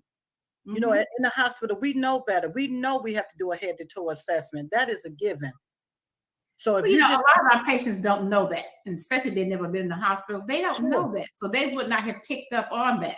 But by me knowing, and then after the 2nd night, I'm like, okay, when she comes back here tomorrow, we're gonna have a conversation. I just got to talk to her about it. And so I was nice about it. Sure. You know, and I told her what I do every day, and that I was a nurse, and I just, you know, gave her some good, solid, candid advice, but I did not do it in a way to kill her spirit. Sure, But absolutely. I brought it to her attention. Now we've got a comment here from Jennifer Brady out of Massachusetts, and she says, I feel like we as leaders should lead by example, be with the staff, help them where they are. Right. And you're absolutely right, Jennifer. We have to learn to meet people where they are. You know, our workplace is so diverse now. We have so many different generational groups within our workplace, and they all communicate differently. They all have their own different value set and mindset about things. And so we have to learn how to adapt as leaders to address the needs of each of those groups. And I will never forget, I was so frustrated one time. I had a bunch of new younger nurses, and they just couldn't get it. They just couldn't put pieces together. And I'm like, you know what? I came home that day. Why can't they just come to work and do their jobs? And then I thought about it. You are supervising what you have raised in your house. The only thing is he doesn't have a nursing degree and they do, but they're in that same generational group. They have that same mindset, that sense of entitlement, and there you go. And when I was able to recognize that within myself as a leader of that group, I had to change my approach, and things turned out a whole lot different. I had to learn how to work with them. I had to adapt my leadership style. That's right. To meet them where they are. You know, this is another area that's challenging in today's workplace. Like 90% of the dysfunction that happens in today's workplace is generational in nature. About 90%. Yes. And that's it. Listen, it's the way we look at leadership. I'm a Gen Xer. The way a millennial, first generation, second generation look at leadership is different. And the problem is that a lot of leaders haven't gone through any kind of generational management training. That's number one. People need to go through that kind of training. I'll just give you guys just a real quick example of this. A millennial and a Gen Xer sees leadership totally different. We don't view it the same. You know, when I was growing up, and I'm just going to take you back to second grade real quick. I had a teacher. Her name was Miss Mooney. I'll never forget her. But if I got a hand in school, she would send me down to Nun Mary's office, and Nun Mary had a fiberglass paddle named Betsy, and I would get 3 whacks with Betsy. Then she would call my mom, who was also a school teacher, and she would tell my mom exactly what happened. And back in those days, mom actually listened to the teacher. And my mom would say something like this: "Oh, that's what he did." Well, I tell you what, give him 3 more whacks, I'm on my way. He would come get me from school, take me home, and then guess what would happen again? I would get it again. And after I got it real good, I would go on punishment for about 2 or 3 weeks while my buddies are down the street playing basketball, football, or Atari. And after the 3 weeks was over with, I couldn't wait to get out of jail. I would go down the street to my buddy's house. And back in those days, I didn't have to ring the doorbell. I could just jump right in because I was family. Right. And whatever they was doing in their house, I can just join right in because I was family. But if I got a hand there, his mom would give it to me. Exactly. Take me by the ear, drag me down the street, tell my mom what happened, and I would get it again. There was community discipline. Sure. When my generation grew up. And those parents that raised us grew up under a pro-parent law system. That's it. Exactly. That younger generation, they grew up under a pro-child law system. If a teacher puts their hand on a kid, a millennial child back when they were in school, that teacher would probably go to jail. They would at least lose their job. And guess what? That the children knew that.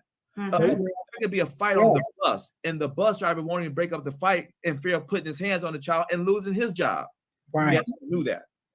The kids knew that. And because of that, they see leadership totally different.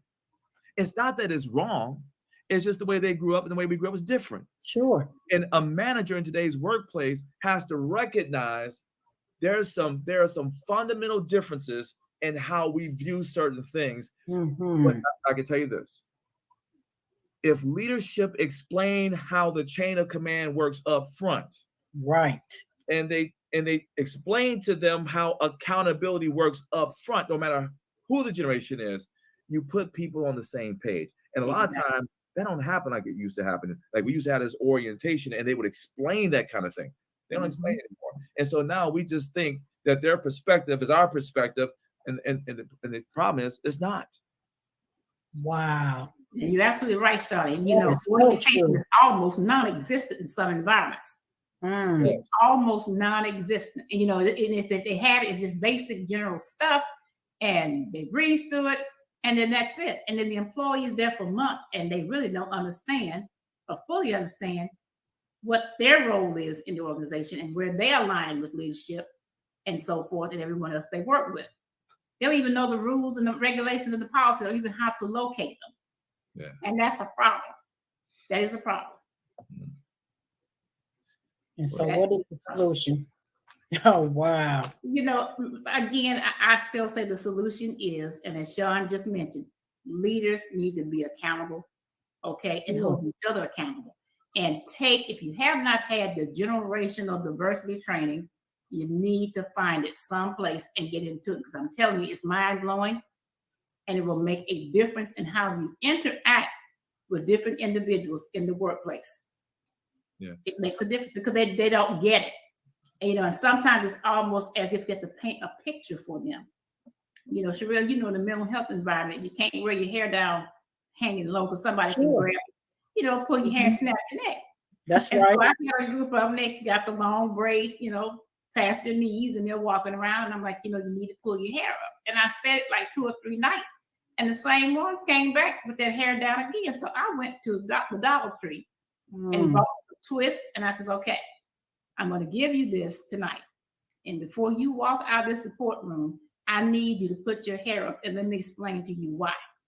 If a patient were to come behind you and grab all that hair and wrap it and pull your neck, I said, before we could get over there to get you away from that person, that's right. It's a safety hazard. Why? I'm asking you to pull your hair up. And when I broke it down like that, they got it. Right. But just me saying, pull it up, they were like, forget you, sister girl. Well, that's the thing. Explanation. Yeah, they operate best. Right. When you can explain to them why it is that you're having doing whatever it is that you're having them doing. That's the millennials generally work that way, and there's nothing wrong with that. There's nothing wrong with that. No, it's not. Just when I grew up, it was because your mama said so. You just do what we were told to do. There was no explanation. You didn't ask any questions, and there was no explanation. And now the kid, because I knew with my son, I would tell him stuff. Well, why? Well, why? And if I said because I said so, son, well, why did you say that? And I'm like, oh gosh, here we go. But when I took time and explained it to him, we didn't have that discussion again. Yeah. Because he got it. But I had to go through the process of explaining. Now, Constance, that's just kind of how we look at them. But let me just tell you, they look at us a certain way too. Because if you're that boomer generation, in their minds, listen, we have the most life experience, we have the most work experience, and our way of doing things is the only way of doing things, and that's how they see us in a lot of cases. And then my generation, we're the Gen X generation, we're the most cynical and the most hated folks on the planet. If you think about somebody that you don't like, is somebody in our generation, and they look at us a certain way, just kind of like how we look at them. Sure. A certain way. And that's why what you said earlier, that generational management is not just for the managers. It is also for the employees, because they need to understand how we function, how we think, how we operate, as much as we need to understand how they think, how they function, and how we operate. Exactly. Yeah. And that is so true, Sean. I had that discussion with my son a few days ago, tried to explain to him why I have certain rules the way I do. Yeah. His thing is he feels he should be able to come in here anytime of night he gets ready. I said, no, sir. No, sir. No, sir. You may be 24, but you're in my house. I say on the same side of the door that I'm on by midnight, not on the opposite side. The same side of the door that I'm on at midnight. If you're planning on staying here tonight, that's where you need to be. Wow. Otherwise, you're not getting it. And I explained to him, I said, it disturbs my rest. I said, because for one, I can't be comfortable until I know you're in this house safe. And you know, my mom used to say, I'm like, well, you need to go to bed. Why are you worried about what time I'm getting home? You need to go and go to bed. Well, I see what she meant. Now you can't sleep when your child is out like that at night. So I explained that to him. So he has it now at 10 minutes to 12. He's not going to be home. He called me, Mama, I ain't coming home tonight. Good deal. Alarm is on, lights out, and I'm gone. well, and that's because you explained it to him, and that's what they need. You know, he in his mind, and this is my mom was a boomer, and I know old fashioned, so da da da da da. Right, and you'll find that the millennial generation, because they got their kids, now their kids are turning 12, 13, 14. They way lax at that age of time they come into the household. Different mentality, different way we grew up, and because when I grew up, listen, you had to be in before the lights was out. Thank you. Street light better not get you outside. Yeah, exactly. Wow. Exactly. And so, it's just a culmination of things, and there's several challenges that we see every day, the disgruntled employee, that one that can't get along with anybody. And as I tell leaders especially, be careful how you approach people, because you don't know what people are going through. And, I said, gas prices have gone up. I said, we fill our cars up and don't think anything about the extra cost. I said, but you got a single parent here with 4 kids and $20. And she's trying to decide, do I put 10 in the car and save 10 to feed my kids? Or do I put 15 because this big car I got, it's not going to move the needle. I won't be able to get home tonight. I said, you got people dealing with some serious things. So be careful how you approach people. Approach people with understanding and calmness. Don't come at people crazy. Don't. Yeah. You have to. Managers have to understand people. They just do. And there's times where you have to be empathetic towards your employees. Yes. And just seeing the problem on the surface. My employees got attitude, and so a manager wants to correct that. Right. Without asking questions or saying, you know what, I noticed that you're not quite yourself today. Right. I was just wondering, is there anything going on with you that I can help you with? Exactly. Right? And having that approach. Listen, the fact of the matter is, and you guys understand this, is that 30% of today's workplace has some variation of ADHD. That's right. 30% is factual. I got a touch of it myself. Okay. There's no point in you sending me an email with 5 paragraphs, and then I can tell you right now, I'm not reading it. I might skim through it, but I'm not reading it. Then you have a small percentage of people in today's workplace that struggle with seasonal affective disorder. They deal with depression and anxiety right around October. It's dark when they go to work. It's dark when they come home, all the way through the month of March. And then some people, like you said, Sherelle, they have a small percentage with bipolar. Right. And so you got to deal with all these different facets, and you think it's one thing, and it's something, but it's something totally different. Yes. But yes, you're trying to address what you see on the surface, and all you're doing is making the problem worse because you don't really understand the cause. Now, I'm not saying that the managers should go back into the office or whatever and start diagnosing people. That's not what I'm saying. That's illegal. You can't do that. But what I am saying is that you do have to recognize the signs and find different approaches, right, to understanding the cause of the problem that you're seeing on the surface, so that you can get the employee into a good space, a good place. That's what a manager is supposed to do. That's it. You're absolutely right. Service. All about that service to humanity. Absolutely. Service. Yes. Excellence. Everybody say excellence. We give excellent service. We give the best service, but yet you're not dealing with your employees. So Sean, yes, kudos. Yes, we need that excellence. We got to just continue to, as the seasoned nurses, the seasoned CEOs, or seasoned, whatever you want to call it, we have to set the standard for those that's coming behind us. Remember, those that was before us set the standard for us in the healthcare. So now we got to set it for those coming behind us. And yes, they are different. They have their own set of rules. However, just like they explain it to us, we can explain it to them. It's just that simple. Now, whether they hear it and listen, that's something different. But we did explain what's going on. That's all we have to do. Explain. Communication, right? We have to be able to communicate with people. That seems to be the downfall across the board. I can say this, I can speak to you. You hear me when I ask you, do you understand what I just said? You can't tell me what I just said. That's not communication. That's a one-liner. So you did not understand what I just said.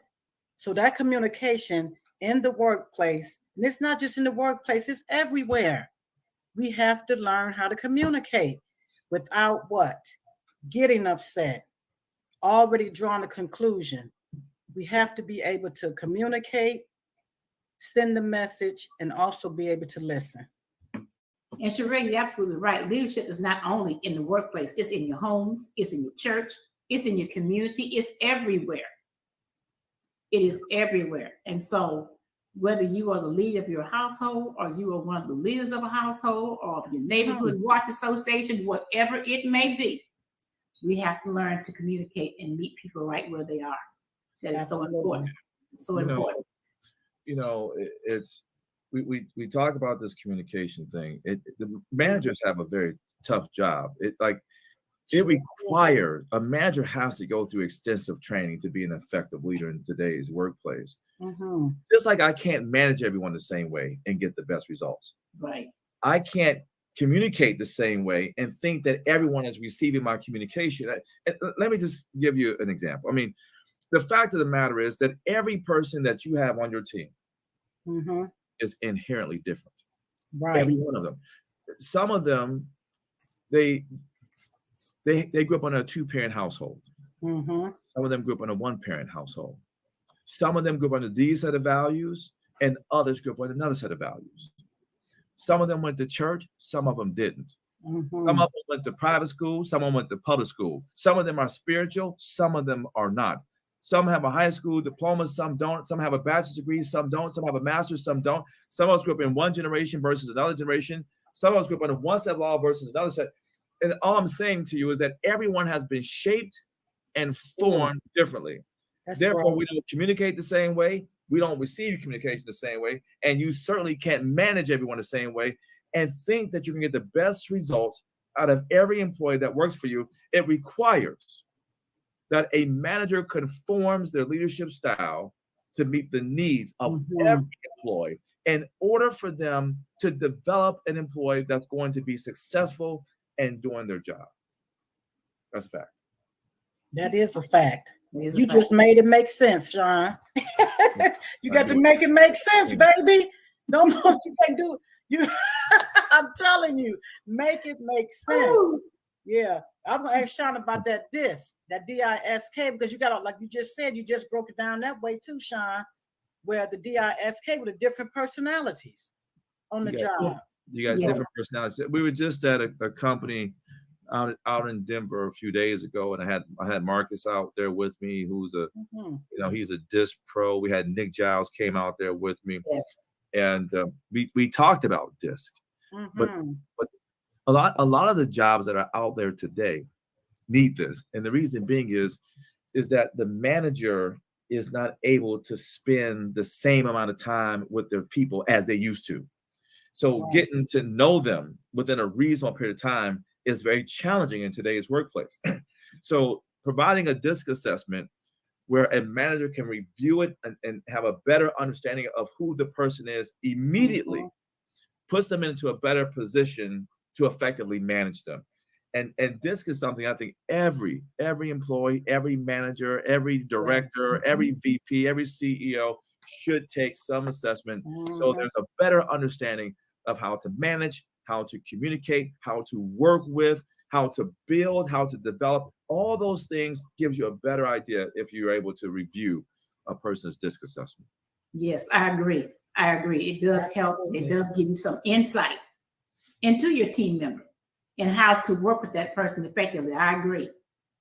Absolutely. Well, I want to thank the two of you for joining us today. This has been a great discussion on work leadership challenges in our workplace today. I want to thank both of you, Sean Fair with the Sean Fair Consulting Group and the Leadership Experience Tour, and Sherelle D. Mims of the Global Caregivers Network. I thank both of you so much. And until next week, to the listening audience, may God bless you today, tomorrow, and always. Take care. Take care. Absolutely. Thank you. Bye-bye. See you, Sean and Constance. All right, all right, Constance. Thank you. All right.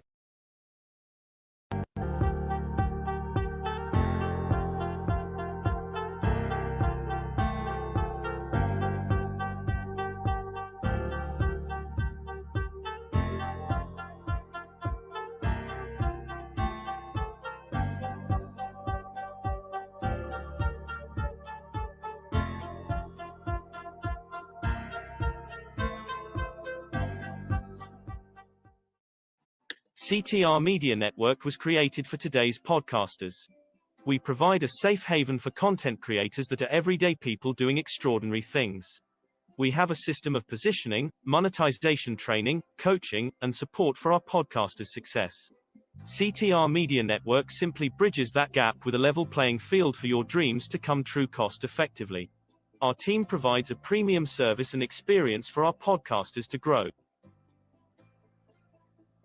CTR Media Network provides access, support, resources, coaching, and community for our podcasters to win, if you put in the work.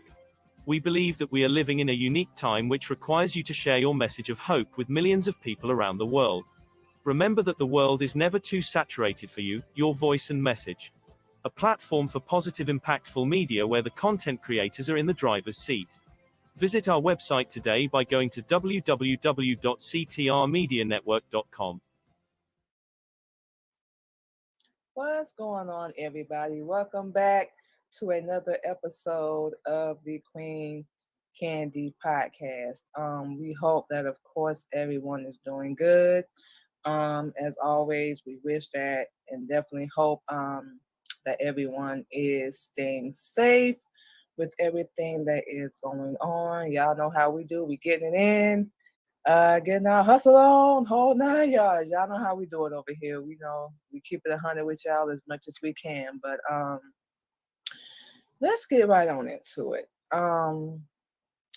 We don't really have a specific quote, a specific topic today. We just wanted to, we do our show every Friday anyway. Come on and just talk to y'all. Just talk to y'all for a few minutes and just let y'all know. One thing we can say is Allah's putting this on our mind and on our heart, but we've been dealing with some things, and that's gonna be life. Like we always say, for those that have heard our show, even if you're hearing us, for the first time, life can be hard. But as long as, another thing we always say, as long as you're breathing and you still have a pulse, you're here for a reason. And as always, we encourage everyone to find out, especially our people, to find out what that reason is. Because you're not just here, to exist. You're not just here to work for somebody else and pay bills and die, as we like to say. You're meant for something great. And that's what, even with everything we're dealing with right now, our husband, he's always looking for a new business venture, always trying to do something to help us, and we definitely vice versa are doing the same thing. That's marriage. Y'all know, for those that are married, you got to compromise. Sometimes one got to carry, we don't like to use the word burden. Sometimes one got to help, you got to help your husband, you got to help your wife, you got to help each other. That's how it should be. It's not always 50-50. And just side note, we can't stand that happy wife, happy life. Ladies, like we said, side note, that is a bunch of BS. You keep your husband happy too. You help him, and he's gonna help you. That's how it should be. That's how a real couple, sticks together. But so that was a side note. But yeah, we just find out what your purpose is. You're here for a reason. And for those that have seen and heard our show as well, y'all know we are a proud Muslim woman. And through learning Islam and the Honorable Elijah Muhammad teachings, these past going on 2 years, we made a lot of changes and we dealt with things. People think, and it's a big misconception, for real, y'all. We just want to clear this up real fast that, since we Muslim, we don't go through things, we don't experience hardship. That's when you really experience it, for real. Real talk, it's like it comes at you 1,000 times harder because you finally know, and we still learning. We're still learning who we are, and every day we're learning our purpose because things. Tell y'all something, y'all. Things are always changing. For real, things are always changing, and nothing ever stays the same. And for anyone that knew us, before we started learning Islam, we hated change. We hated surprises. We like for things to stay the same, but that's a little unrealistic, really. And we saying it's about ourselves, we really think about it. It's unrealistic. What is your purpose? What do you feel like you're really here for? A lot of us, we put our lives into other people. We put all our love and trust and faith in them, and it's nothing really wrong with that, but you got to put it in the right direction too, because if something happens to that person, what are you going to do? If something happens to our husband, what are we going to do? We got to figure it out. And, it's a good thing that, we're staying on the same path and we're learning and we have that thirst on our own to every day, make sure we always striving to be better. We just did a show. We're never going to be perfect. That was the topic about perfection. And you won't. You just won't. But you can be better if you choose to. Or, you can still stay in the same rut, in the same position, and whine and cry about how miserable your life is. You're alive. A lot of people, number one, didn't wake up this morning, or they did, and their life ended. You never know. Just like with us, we do our best not to complain.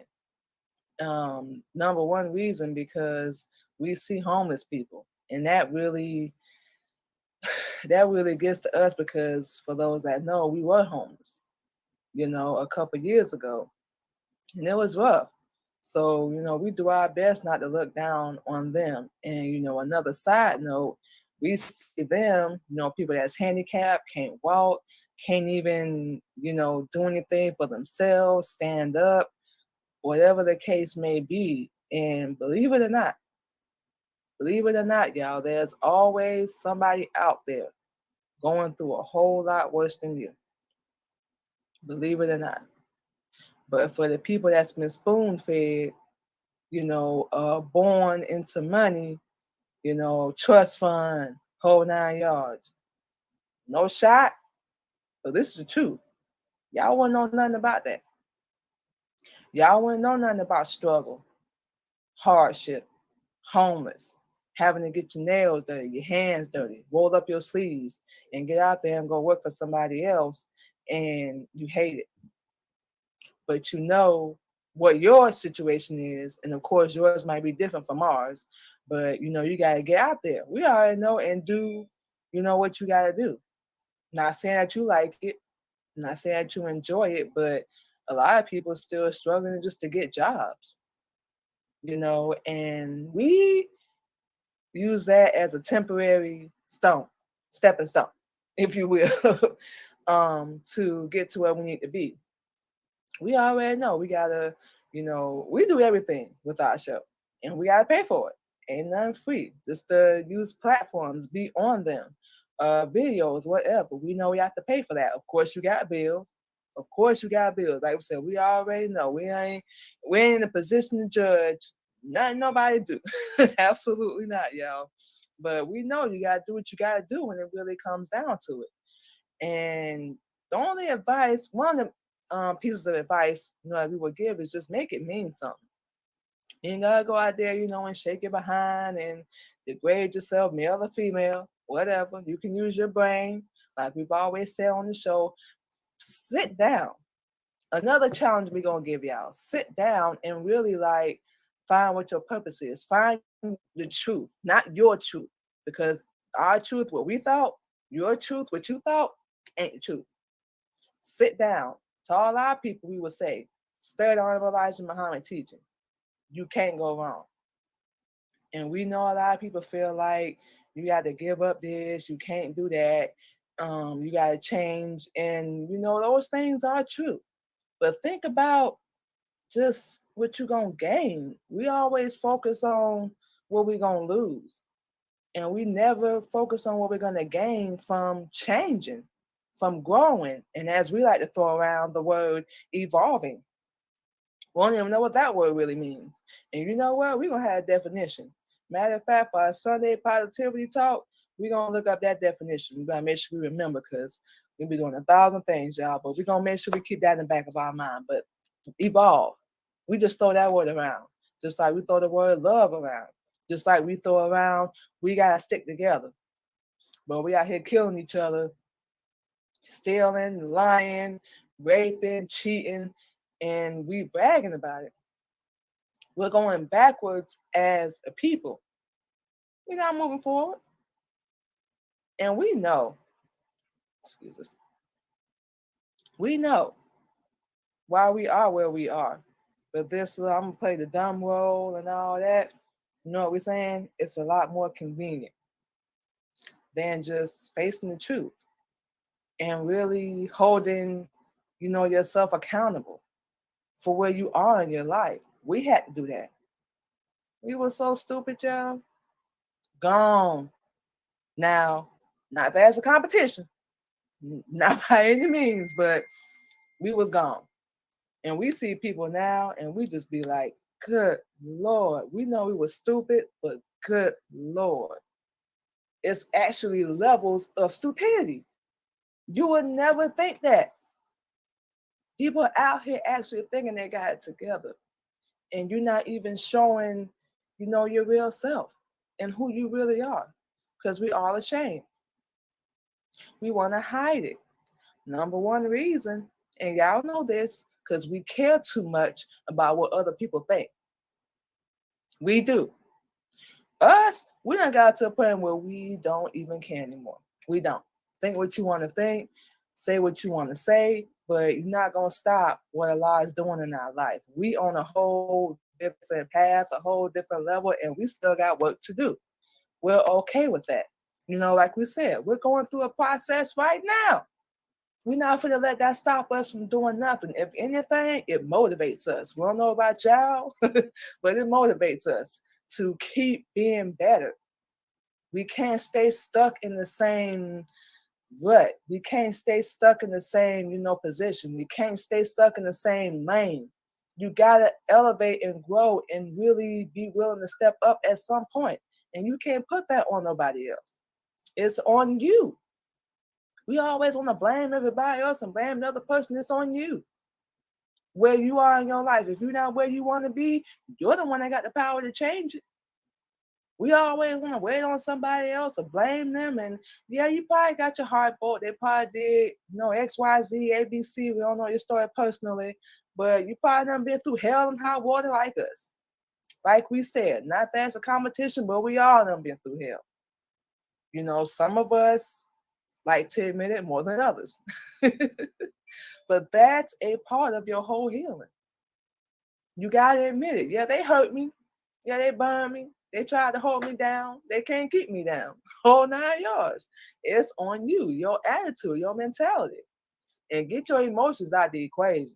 That's something we're still changing. Get your emotions out. This world don't care a lie, don't care about your emotion. When you chosen, you step up. I'm going to do the job. I'm going to do what you need me to do. I'm going to change. I'm going to grow. I'm going to wake up. That's definitely on you.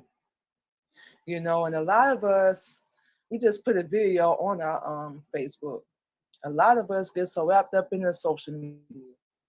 Y'all go to our page and we're going to give it to you later. But y'all, a lot of us wrapped up in our cell phones, wrapped up in this technology, wrapped up in this social media. We're not even paying attention to what's really going on around us, and we wish we could get into it in this show. But December, we're going to. we're not really paying attention to the news, to the war, to our people, what's going on. Because we think it's all about us. We think that we got to be the center of attention. We think that we're really that important. And if you really knew, y'all, this ain't a shot. It's not. But if y'all really, what we swear to y'all, y'all really knew how insignificant and how small you are on this earth, it would change your whole mentality. It would change your whole opinion of yourself. You will want to make sure, not just you, just like with us, everything we do is not just for us. Everything we do is to push our people. Everything we do is to be an example to our kids. Everything we do is to be a help to our husband. And number one is to help a lot. And y'all gonna hear us say that a lot on our show, because that's what we believe in. That's what we represent. That's what's helped us change our life and really stand and take a look at ourselves. Sometimes we don't like it, don't matter. Sometimes we do, don't even matter. It sounds crazy, we get it. But when you really want to change, like, and you really want to grow, you're going to. We all wander through this world, like we just said, like with our head in the clouds. Y'all heard that phrase. Lost in translation, lost in this technology, lost in our cell phones. Somebody can be dying right there around us. All we're going to do is put out our phone and start recording. Now, when we was a kid and we was coming up, they actually helped you, male or female, when they saw you in distress. And the video we was just talking about, there was one part, and we saying this for a reason, there was one part, it was a little cartoon. A girl was standing on top of a building getting ready to commit suicide. And everybody was standing there holding their phones pointed up at her. And as she was falling to her death, everybody had their phone recording the whole entire time. Now, like we said, we're going to give y'all our Facebook in a minute. It's still on our page. But not one time did anybody bother to tell her that your life is worth living. That's why we're saying this. That you matter. That your life does matter, especially being a Black woman. And she wasn't Black in the video, but that's our whole point. Nobody bothered to try to save her. Nobody bothered to try to help her. That's the world we're living in now. That's the one. We don't care about nobody else but ourselves. We see somebody in distress, it's entertainment. That's sick. Instead of you helping somebody, you watching them die. You watching them fight, especially our brothers and sisters. It's sad. You watch somebody argue over something so small. We saw another video. Black girl. Now she was Black. Pretty sure y'all have seen it already. She was inside, I think it was a McDonald's. We didn't see the restaurant. But this girl was in the drive-thru, climbed through the drive-thru window, was in the back where everybody was making food, cussing them out, fussing about her ranch dressing. Is it really that serious? Do you really need to be that ghetto and ratchet that you got to be seen like that?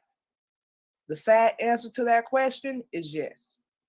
And as this girl left, she climbs back through the window, disgusted, and started shaking her behind, and left like ain't nothing happened. Now, obviously, we don't know whether the police was called. We don't know where it elevated to or escalated to. We don't know, but honestly, we thought that she should be, because you can't do that. Just like we said with the other video, this is how we're getting our attention now. We're not using our brain. We're not using the gifts. And if y'all knew, ladies, oh wow, if we only knew. We're not using our gifts the right way. We're using them all wrong. We don't know who we are. We are lost. We are blind, deaf, and dumb, as Honorable Elijah Muhammad teaches. And we think we're doing it and we're going in the right direction. We're not. We're not. We so lost. Wow, it don't make no sense. And that's our challenge to y'all. Get the truth. Learn who you really are. It's not what this world is telling you. It's not, y'all. You being fooled, you being bamboozled. Be yourself. Without the makeup, without the weave, without the whole cussing, being half naked, Judas, all these pagan days, and we probably said that wrong. Everybody want to celebrate. We got one coming up, Thanksgiving, the fake giving, as we call it. And side note on that, y'all, we're going to be going live on that day, just to let y'all know the real meaning behind that, because a lot of us don't know. And being on the platform that we're on now, it's our responsibility to let y'all know, because we sick of it. Straight up, we sick of people being stupid. Nobody want to get no knowledge, but we want to succeed. We want to elevate. We want to grow. We still want to do things, our own way. That's not how it goes. You can have your own little plan. If a lie ain't included in it, it ain't gonna work. If you ain't approving of it, it ain't gonna work. It's not. Y'all talking about a God that's been dead 2,000 years, ain't coming back. Yes, we said it. Ain't coming back, period. Can't hear you at all. All these pagan days, we didn't come up with this. All this stuff was made to keep us oppressed, to keep us blind, deaf, and dumb, like we just said.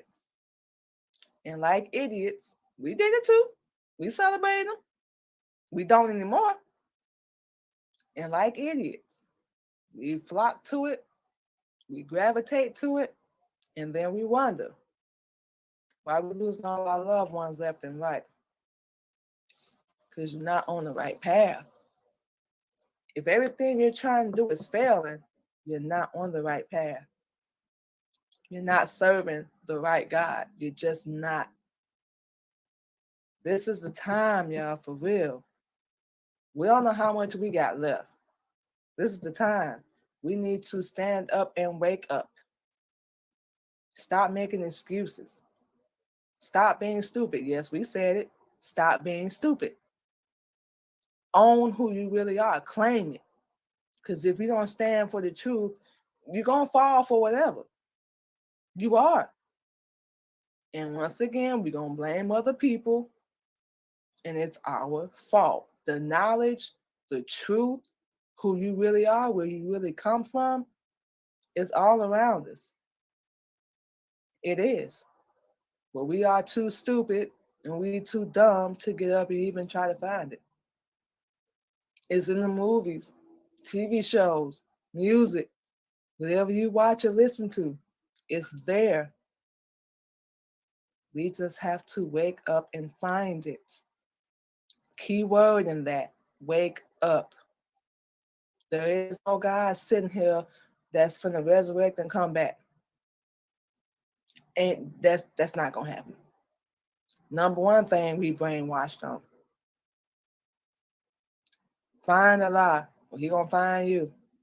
Study Honorable Elijah Muhammad teachings. You can't run from it. It's all around you.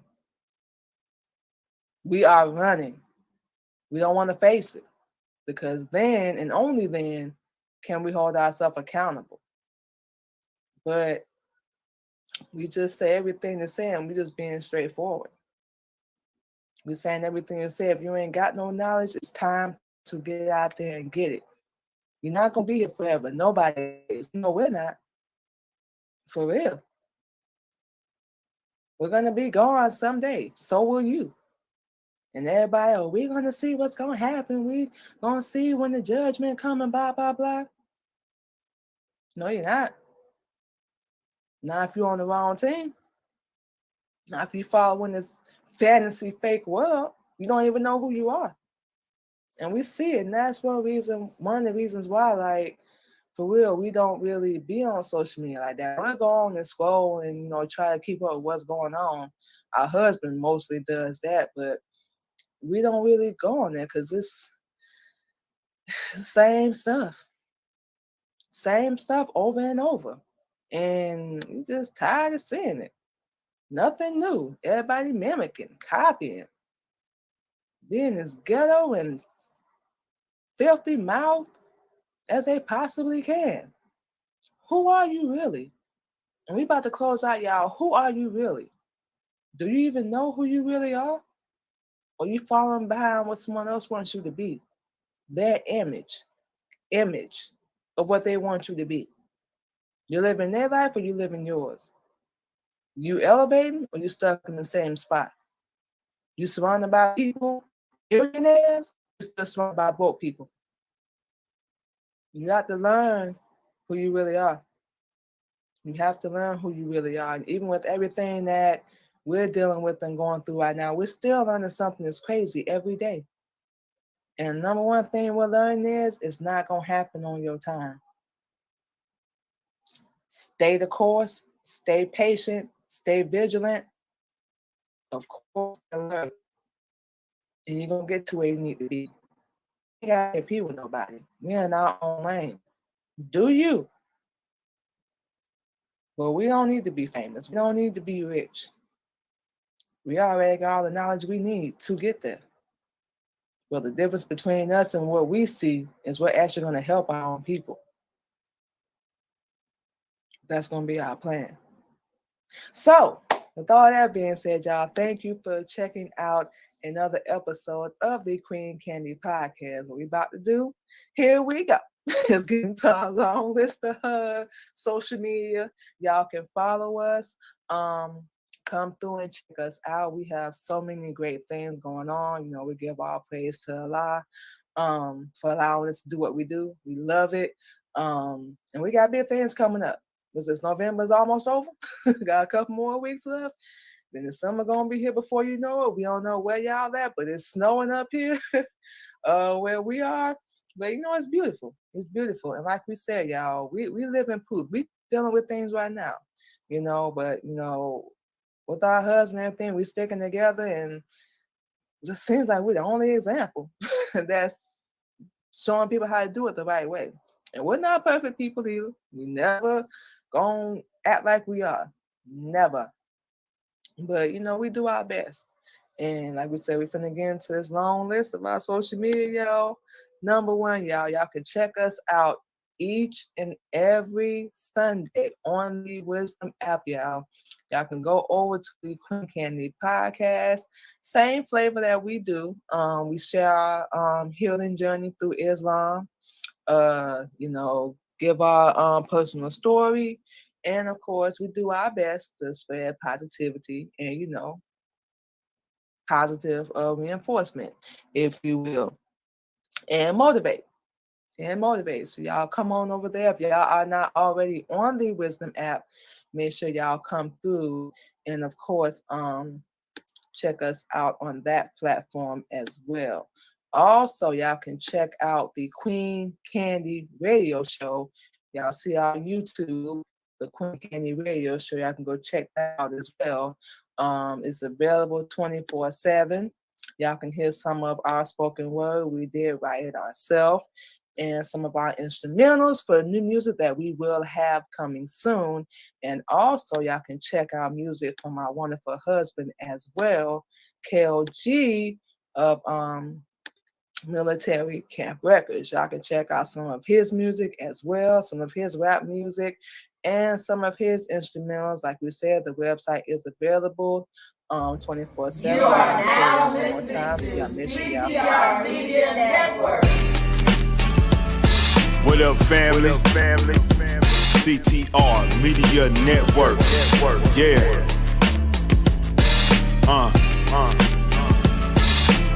Best in the biz. Yeah. Join the team. CTR is who we are. The media network, that's the best by far. Whether you listen at your home, at your job, in your car, come get the information that's needed above all and everlasting. Motivational podcasting, giving you the answers to the questions that you're asking. Serious talks and topics, how to come up and profit, how to better yourself, your health, and see if we. The podcast on CTR Media Network. That's me. I'm so happy to be here. Thanks to her My podcast is doing great. To 350 million, they tuning in. We in 50 different countries, we all can. And like minded, find your purpose and your assignment. Come get your fix, your feel, your mental alignment. Get active and speak to the masses. Build your influence, all levels and all classes. Now you know you can monetize and grow. CTR Media Network, start the show. CTR Media Network. CTR Media Network. CTR Media Network. CTR Media Network. CTR is who we are. The Media Network, that's the best by far, you know. CTR Media Network. CTR Media Network.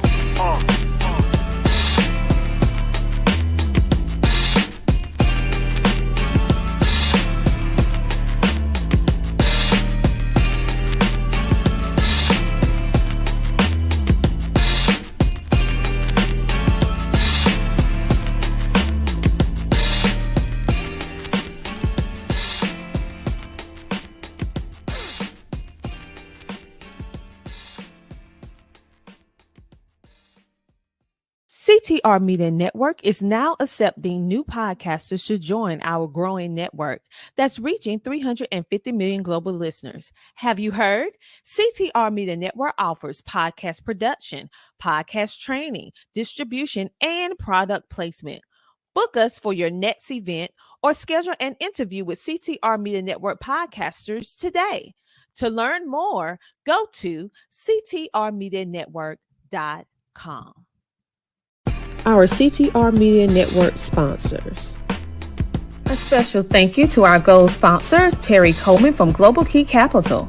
Global Key Capital is a lender specializing in customized financial solutions. They pride themselves in being one of the industry's most reliable and proven lending groups.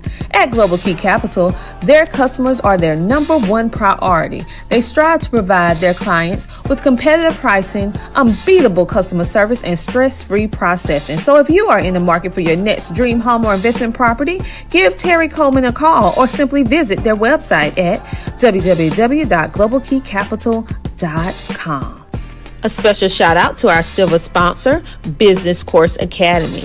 At Business Course Academy, they provide business education digital courses for its participants with the tools and knowledge needed to compete globally and build generational wealth. Everyone needs a map to reach their business goals today, and they have an exceptional business course creators and coaches on their team with over 30 years of experience ready to help you because they have worked with multi-million-dollar agencies as well as startups. So if you're looking for your next business course, go to businesscourseacademy.com. Thank you for your support. Thank you to our CTR Media Network sponsors. To learn more about our sponsors and CTR Media Network, go to ctrmedianetwork.com.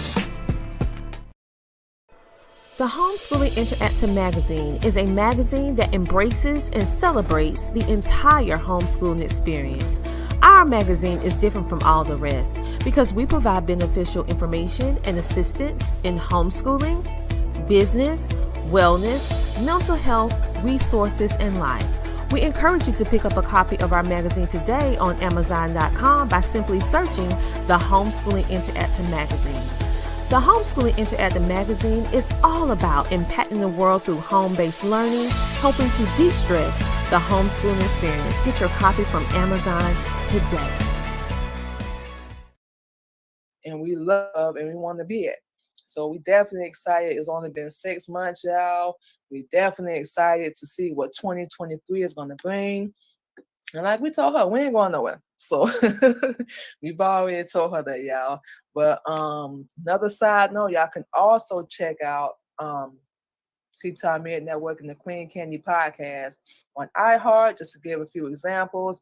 Anchor, Google Podcast, Apple Podcast, Spotify, Audible, Facebook, Instagram, YouTube, whole 9 yards, y'all. So y'all already know how we do. We are everywhere, y'all. So like we said, we don't play, and we definitely love what we do. And last, of course, but not least, y'all can go over once again to our YouTube page. We stream on there every Sunday Tuesday, and Friday, y'all. Every Sunday, Tuesday, and Friday, y'all will see us streaming on our Queen Candy podcast. And of course, we can't forget our other YouTube page, the Queen Candy Radio Show. So make sure y'all go check us out on all those platforms. Link up with us. We definitely looking to work with artists. Another side note, y'all, we are looking to put your advertisements, sponsorships, like we said, radio spins, whole 9 yards here on the Queen Candy podcast. And if you definitely want to see our numbers, we have no problem showing that to you at all. And we definitely hope to work with everybody and connect and help us, and we help you. Y'all know how I go. We want to help our people, elevate and grow and, get to another level. So that's going to be our ultimate goal, everybody. So with all that being said, thank y'all so much once again for checking out another episode of the Queen Candy podcast. Today is Friday. We already know y'all. So we will see y'all Sunday morning for our Sunday positivity talk. Thank y'all once again. We definitely look forward to working with everybody. Make sure y'all stay blessed and y'all stay safe. Military. CTR Media Network was created for today's podcasters. We provide a safe haven for content creators that are everyday people doing extraordinary things. We have a system of positioning, monetization training, coaching, and support for our podcasters' success. CTR Media Network simply bridges that gap with a level playing field for your dreams to come true cost effectively. Our team provides a premium service and experience for our podcasters to grow. CTR Media Network provides access, support, resources, coaching, and community for our podcasters to win, if you put in the work. We believe that we are living in a unique time which requires you to share your message of hope with millions of people around the world. Remember that the world is never too saturated for you, your voice and message. A platform for positive, impactful media where the content creators are in the driver's seat. Visit our website today by going to www.ctrmedianetwork.com.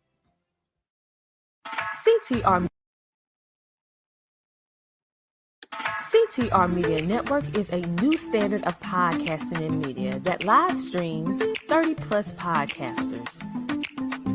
We reach 350 million global listeners worldwide in over 50 countries across all major podcasting and social media platforms and have featured over 1,000 guests.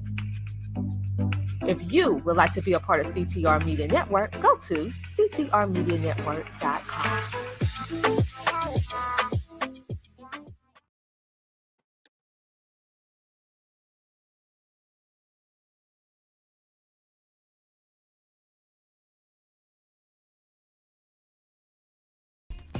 Hello, everybody. I am Dr. Tina J. Ramsey, and I want to share with you about CTR Media Network. Have you heard? CTR Media Network is a new standard of podcasting with over 30 plus podcasters. We reach 350 million global listeners worldwide in over 50 plus countries across all major podcasting and social media platforms.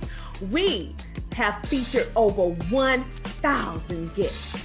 What we specialize in is helping business owners, entrepreneurs, coaches, and fellow podcasters expand their visibility on our platform. We're all about positioning with visibility, connections, and teaching you how to monetize what you do. Let me tell you something. If you're a business owner, we have sponsorships opportunities. We have commercial slots. We also have opportunities for you to be a featured guest on any of our shows. So what are you waiting for? CTR Media Network is who we are, and this is where you need to be. So go to ctrmedianetwork.com and click our store feature so that you can see which opportunity fits your life and your budget so that we can get started working with you today.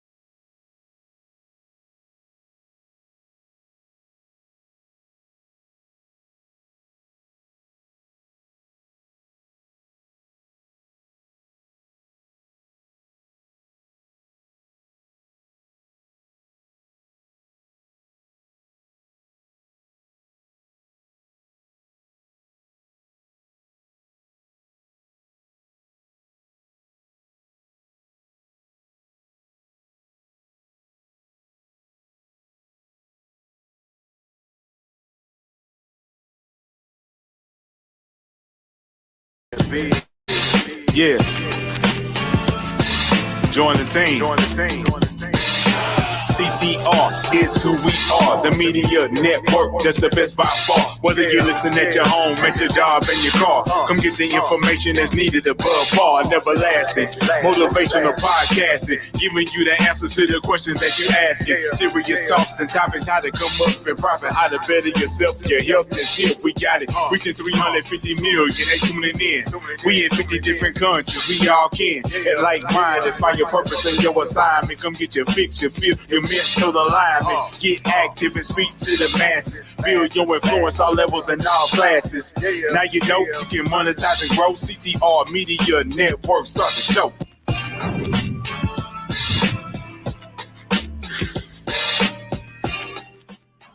Hello, everybody. I am Dr. Tina J. Ramsey, the host of the Tina Ramsey Show and Podcast, and I want to personally invite you to be a featured guest on our show. Our show is all about motivating you, sharing knowledge, having uplifting conversations centered around business, wellness, education, and life. We introduce you to some of the most amazing standout entrepreneurs and influencers that are truly making a positive impact in the world. It is your time to shine, and we are helping you do that. So what I want you to do is just click the link in the description below so that you can be a featured guest on our show. Because guess what? It's time for you to come share, shine, and grow, but on the Tina Ramsey Show. We want to give a shout out to our CTR Media Network sponsor, Terry Coleman from GlobalKeyCapital.com. Global Key Capital is a lender specialized in customized financing solutions. They pride themselves in being one of the industry's most reliable and proven lending groups. At Global Key Capital, their customers are their number one priority, and they strive to provide all of their clients with competitive pricing, unbeatable customer service, and stress-free processing. If you are looking for your next dream home or investment property, give Terry Coleman a call at 866-325-6267. Again, that number is 866-325-6267. GlobalKeyCapital.com.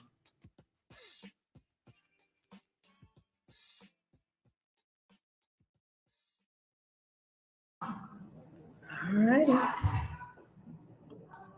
I hope you guys are like, following, sharing, subscribing because I have another amazing special guest for you. All right. Hello, everybody. I am Dr. Tina J. Ramsey, and you are watching the Tina Ramsey Show, in person at the 5th Annual All-Star Conference. And we have yet another amazing guest from this conference that is also an author. And we have the amazing, the epic, the phenomenal Natasha Reed in the building. So welcome to the show. Thank you. Thank you for having me. It's truly my pleasure to have you. And you are a very impressive young lady for the fact that you have an extensive resume. And so tell me, what is it about Natasha and how you can help our viewing audience? And start with one of your amazing things, and then we're going to work our way down. Okay. All right. So I am, for those who don't know me, I am Natasha B. Reed. I am a serial entrepreneur, and I stress that a real serial entrepreneur. And I help other entrepreneurs start, grow, and fund their businesses. I'm also an author. I'm also a mother of 5, a grandmother of 13. Grandma? Yes, I am. So Okay, we're going to have to go back to that because you don't like nobody grandma. Okay, I digress. Go ahead. Yeah, so that's just my intro right there. That's it. Wow. Now we just go from there. What part you want to know about? First of all, you don't look like a grandmother, but we're going to get on that a little bit. But when you said the title, because we hear a lot of people say this serial entrepreneur, Right. And to be honest, a lot of people say it, but they're not truly a serial entrepreneur.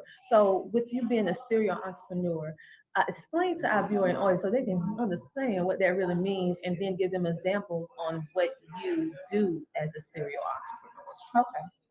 All right. So when I say that I am a serial entrepreneur, and I say I'm a real serial entrepreneur, I own multiple businesses in Georgia and in Texas. Okay, so I own brick and mortar companies. So one of my companies that I own is called Jazzy Lady Printing. It's a printing company, and I see she's bringing some of my work over here. Some of the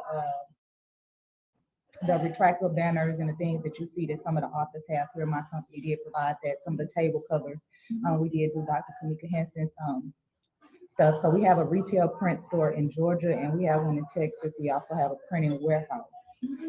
That's one of my businesses. I own 2 franchise companies. I own a crew nightclub, hookah lounge franchise, which is based here in Georgia. I own an original hot dog factory franchise that was also based here in Georgia, but I opened up both of those in Fort Worth, Texas.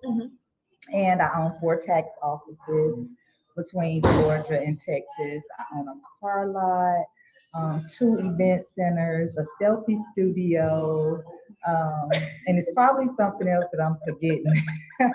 So when I say I'm a serial entrepreneur, I truly am a serial entrepreneur. I have brick and mortar business. All my businesses are up and active and actively making money. We have staff and we have systems in place. I don't physically work in any of these businesses. I just go out and grow the businesses and start new businesses. I'm passionate about what I do, write my books. I'm an author. I'm a business coach and I'm a mentor. So that's what I really spend my time doing right now is helping other business owners, mentoring, and doing my programs outside of running my businesses. Okay, people. This is a drop the mic moment, but I need to keep the mic. So just imagine that I'm dropping the mic because this young lady here is definitely a serial entrepreneur. Did you hear all those multiple streams of income of real viable brick and mortar businesses? Now, when you say, because I know you have brick and mortar, so with your printing company, do individuals have access to your business online that they can order your stuff? Yes, absolutely. So we're physical and we're online. You can find us at jazzyladyprinting.com or jazzyladyent.com.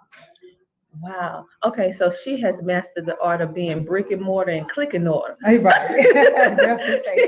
So she made sure she got both of them, all right? And so when you actually started your businesses, right? Did you just start multiple businesses all behind each other? Did you start, build, and grow one business at a time? And what was that thing that made you say, I want to do this? Because I see that you're very diverse in your entrepreneurship. And one will think, okay, these are so many different types of businesses, but yet you are successful in each individual business. So what goes on in Natasha's mind that our viewing audience can benefit from? Because one would say that you couldn't do that, but you showed them that you could, and you've done it over and over and over again. So again, go back to the first question because I'm very fascinated with this. You decided to do one business first and scale it up, or you did more than one? So it did start with one business, which was my entertainment company, Jazzy Lady Entertainment and Promotions.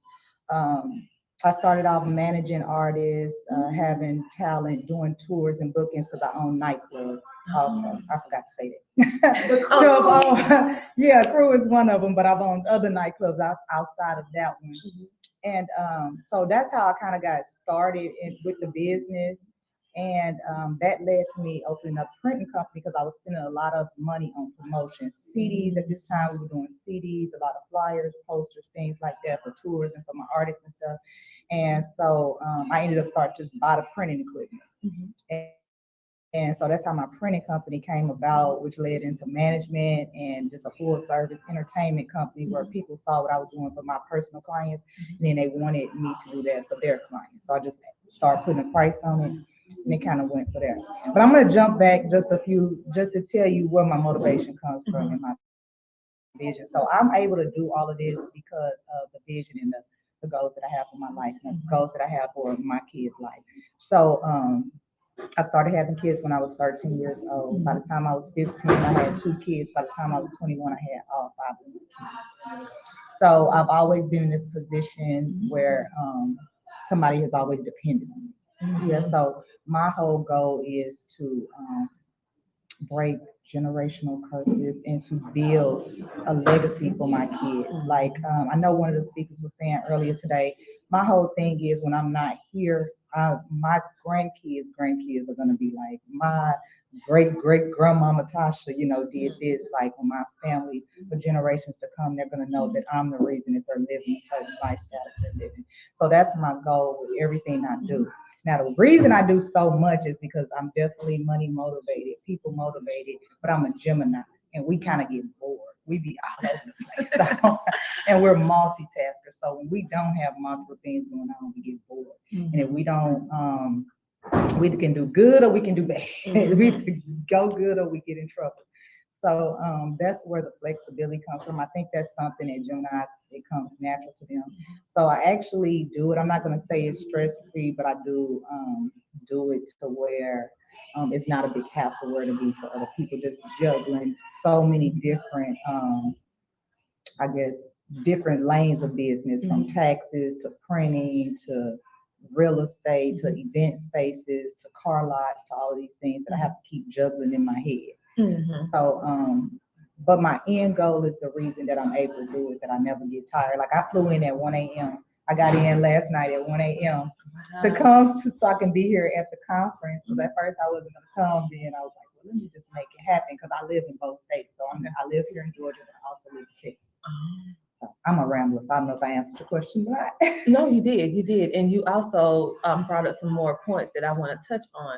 So we're going to go back a little bit, go back in time. We're going to go back onto the Natasha history. Okay. Because I feel that you leave breadcrumbs of experience that our viewing audience and our listening audience can listen to. Because I feel that everyone's story allows, and experiences allow a window of your life, your story, okay? And you're an author, so you understand the power of someone's story.